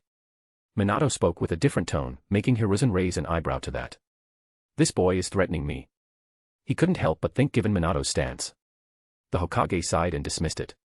Yes, no information will be passed on, everything will be ultra-secret. He stated. That's good. Minato murmured. Anyway, let's stop talking about the village, and talk about your mission. You did a great service for the village on this mission, he began. Minato just nodded. He was already tired of saying that he just did his job, which was true. Hiruzen continued, you not only did a good job, but it also came to my knowledge that you mastered the technique you took from the second Hokage. I honestly did not have faith that you would manage it, but look at you, rescuing one of the most important people in this country and avoiding a tragedy using it masterfully in just months after you picked it up. You are a great prodigy, Minato, he said. I was lucky, Mito helped me with the seals, Minato commented, a bit tired with all these questions the Hokage was posing. Interesting, Hiruzen commented and looked keenly at Minato. Can you give me a hint on how you managed to master it, he asked with some desire. After all, who wouldn't want to learn that technique? And with the way Minato used it according to the reports, wouldn't it put him on a level above what he was? Minato sighed seeing the Hokage's aura shift, agreed, something he had expected. I believed I had a natural talent for it, as I have two ideal affinities for it, which are a combination of lightning and wind, making the execution of the technique easier. Minato said. A combination of lightning and wind. Hiruzen reflected. Well, that makes sense. With that, you can use space-time techniques, almost like a Kekkei Genkai. You were born with 3 affinities, that's certainly special. Hiruzen continued, causing Minato to roll his eyes, wondering if this interrogation would ever end. Well, I would also like to talk about something that happened in your final battle to save the daimyo of the country. The reports speak of huge explosions at the site, Hiruzen inquired, curious, but Minato did not respond immediately. He just looked to the side where his sensei was standing by the window. Jiraiya looked at Hiruzen. Sensei, you can't keep questioning my student like this. Are you interrogating me by any chance? Jiraiya spoke, not wanting Hiruzen to meddle too much in Minato's life as he was doing. Jiraiya had to intervene, after all the boy was now under his protection. Hiruzen seemed a bit embarrassed while fidgeting with his hands. No, Jiraiya. I was just curious, he said, wanting to change the subject. Well, anyway, you've earned a good sum of money from the mission reward with the bonus sent from the capital, but the village also owes you something, so I am giving you these rank B and a jutsu, he said, placing 6 elemental scrolls on the table. Minato looked satisfied with that, at least he was receiving something significant. Jiraiya just watched as Minato picked up the scrolls. Come on, let's go out and take a walk, he said as they said goodbye to the Hokage. You took your time, Minato said as they were leaving the tower. I know, my bad, Jiraiya scratched his head. I knew that sometimes he wants to know too much, but he overdid it with you. Jiraiya admitted. It's over now. But I won't go in there without you again, Minato said, and Jiraiya nodded. What do you plan to do today? Jiraiya asked. I was going to meet Kushina and Mitasama. I planned something with them. Minato said. I see. Jiraiya nodded. Tomorrow, I want you to meet me at Training Ground 7. We'll be here a few more days, but I would like to train our Team 7. It's time for me to teach you all something, Jiraiya said, and Minato nodded. They continued walking together until Jiraiya stopped at a store and bought an ice cream that broke into two parts, handing one to Minato as in the original work. Minato didn't refuse as they walked some more until they reached a thermal bath. "Sorry Minato, I can't join you, after all, I have to do some research," Jiraiya said with a mischievous face, and Minato shook his head, thinking his teacher would never change. Thus, he continued on his way alone while heading back to the village center and soon spotted the Senju clan, entering through the gate without any problems. Kushina was waiting at the entrance with a bath towel and a sun hat, which surprised Minato. Mito finally arrived at his side as she walked with her cane. "We've been waiting for you," she said cheerfully as Hiruzen approached with a cane. "You finally arrived, boy. Come on, I'm eager for us to get going," she said cheerfully. "I managed to dismiss my umbu, so we have the whole day. Are you ready then?" "Where's Due?" Minato asked. "Yes. So, I sent my umbu after him while the boy was visiting his mother in the hospital," Mito said playfully. "Understand, shall we go then?" Minato said, eager to not waste any more time as they nodded. He touched them and disappeared the next moment, heading to the coast. "This is really incredible," Mito commented, unable to help but admire as she touched the sand with her bare feet, leaning on her cane and feeling the sea breeze. Minato was tired from the teleportation of two people as he tried to catch his breath. Meanwhile, Kushina quickly began to play, and like the last time, running through the sand and feeling the water on her feet. Guren seemed to sense when Minato was arriving. "Minato. I thought you would never come back." He immediately came out of the water yelling at Minato. "Hello Guren, well, yes. I ended up coming back here one last time," Minato said. After all, Mito's request was not in his plans. Mito approached Minato, "So this is the talking carp. I've never seen anything like it in my life," she commented. Guren looked at Mito for a while, then at Minato. "Minato, is she your girlfriend too?" Guren exclaimed, startled, as Minato fell to the ground dazed and Mito began to laugh. "No, Mr. Fish, I am a married woman who will soon meet her husband. But tell me more about yourself." Mito was not offended and just joked, asking for more information about the fish while Guren began to talk about his clan's waterfall trial, and how he met Minato with the training they started to do together. They ended up spending the entire afternoon while Mito sat on a rock feeling the breeze and appearing at peace. Minato ended up walking with Kushina along the beach. Sometimes she would go into the water to swim. They only finished at the end of the afternoon. "Well, it's time for us to go. My umbu must be looking for me by now," Mito commented. Minato nodded. "Goodbye Guren." Minato said farewell. "Goodbye Minato, goodbye Miss Mita, goodbye Mrs. Kushina." Guren shouted from the water, and Minato touched the women before they disappeared. They reappeared in the Senju clan again. 41-42. It was late afternoon at that moment, as they listened to the child doing push-ups in the middle of the clan. It was Guy training after seeing his mother in the hospital. Minato approached him and started talking to him. "Minato," he exclaimed, excited, since his mother seemed to be showing improvement in her condition. Minato talked with him for a while and said that he would visit his mother with him as soon as he could in the coming days. "Minato, now you must make a meal for this lady." Mita called him after a while, since she had requested it, and he nodded, going to the main house's kitchen while making a special good meal for the most important woman in the village. "This is delicious," Mita said with a small smile. "Yes," Kushina said with a blush. "With this, I can do 1,000 push-ups." Little Guy shouted and ran out of the house to train.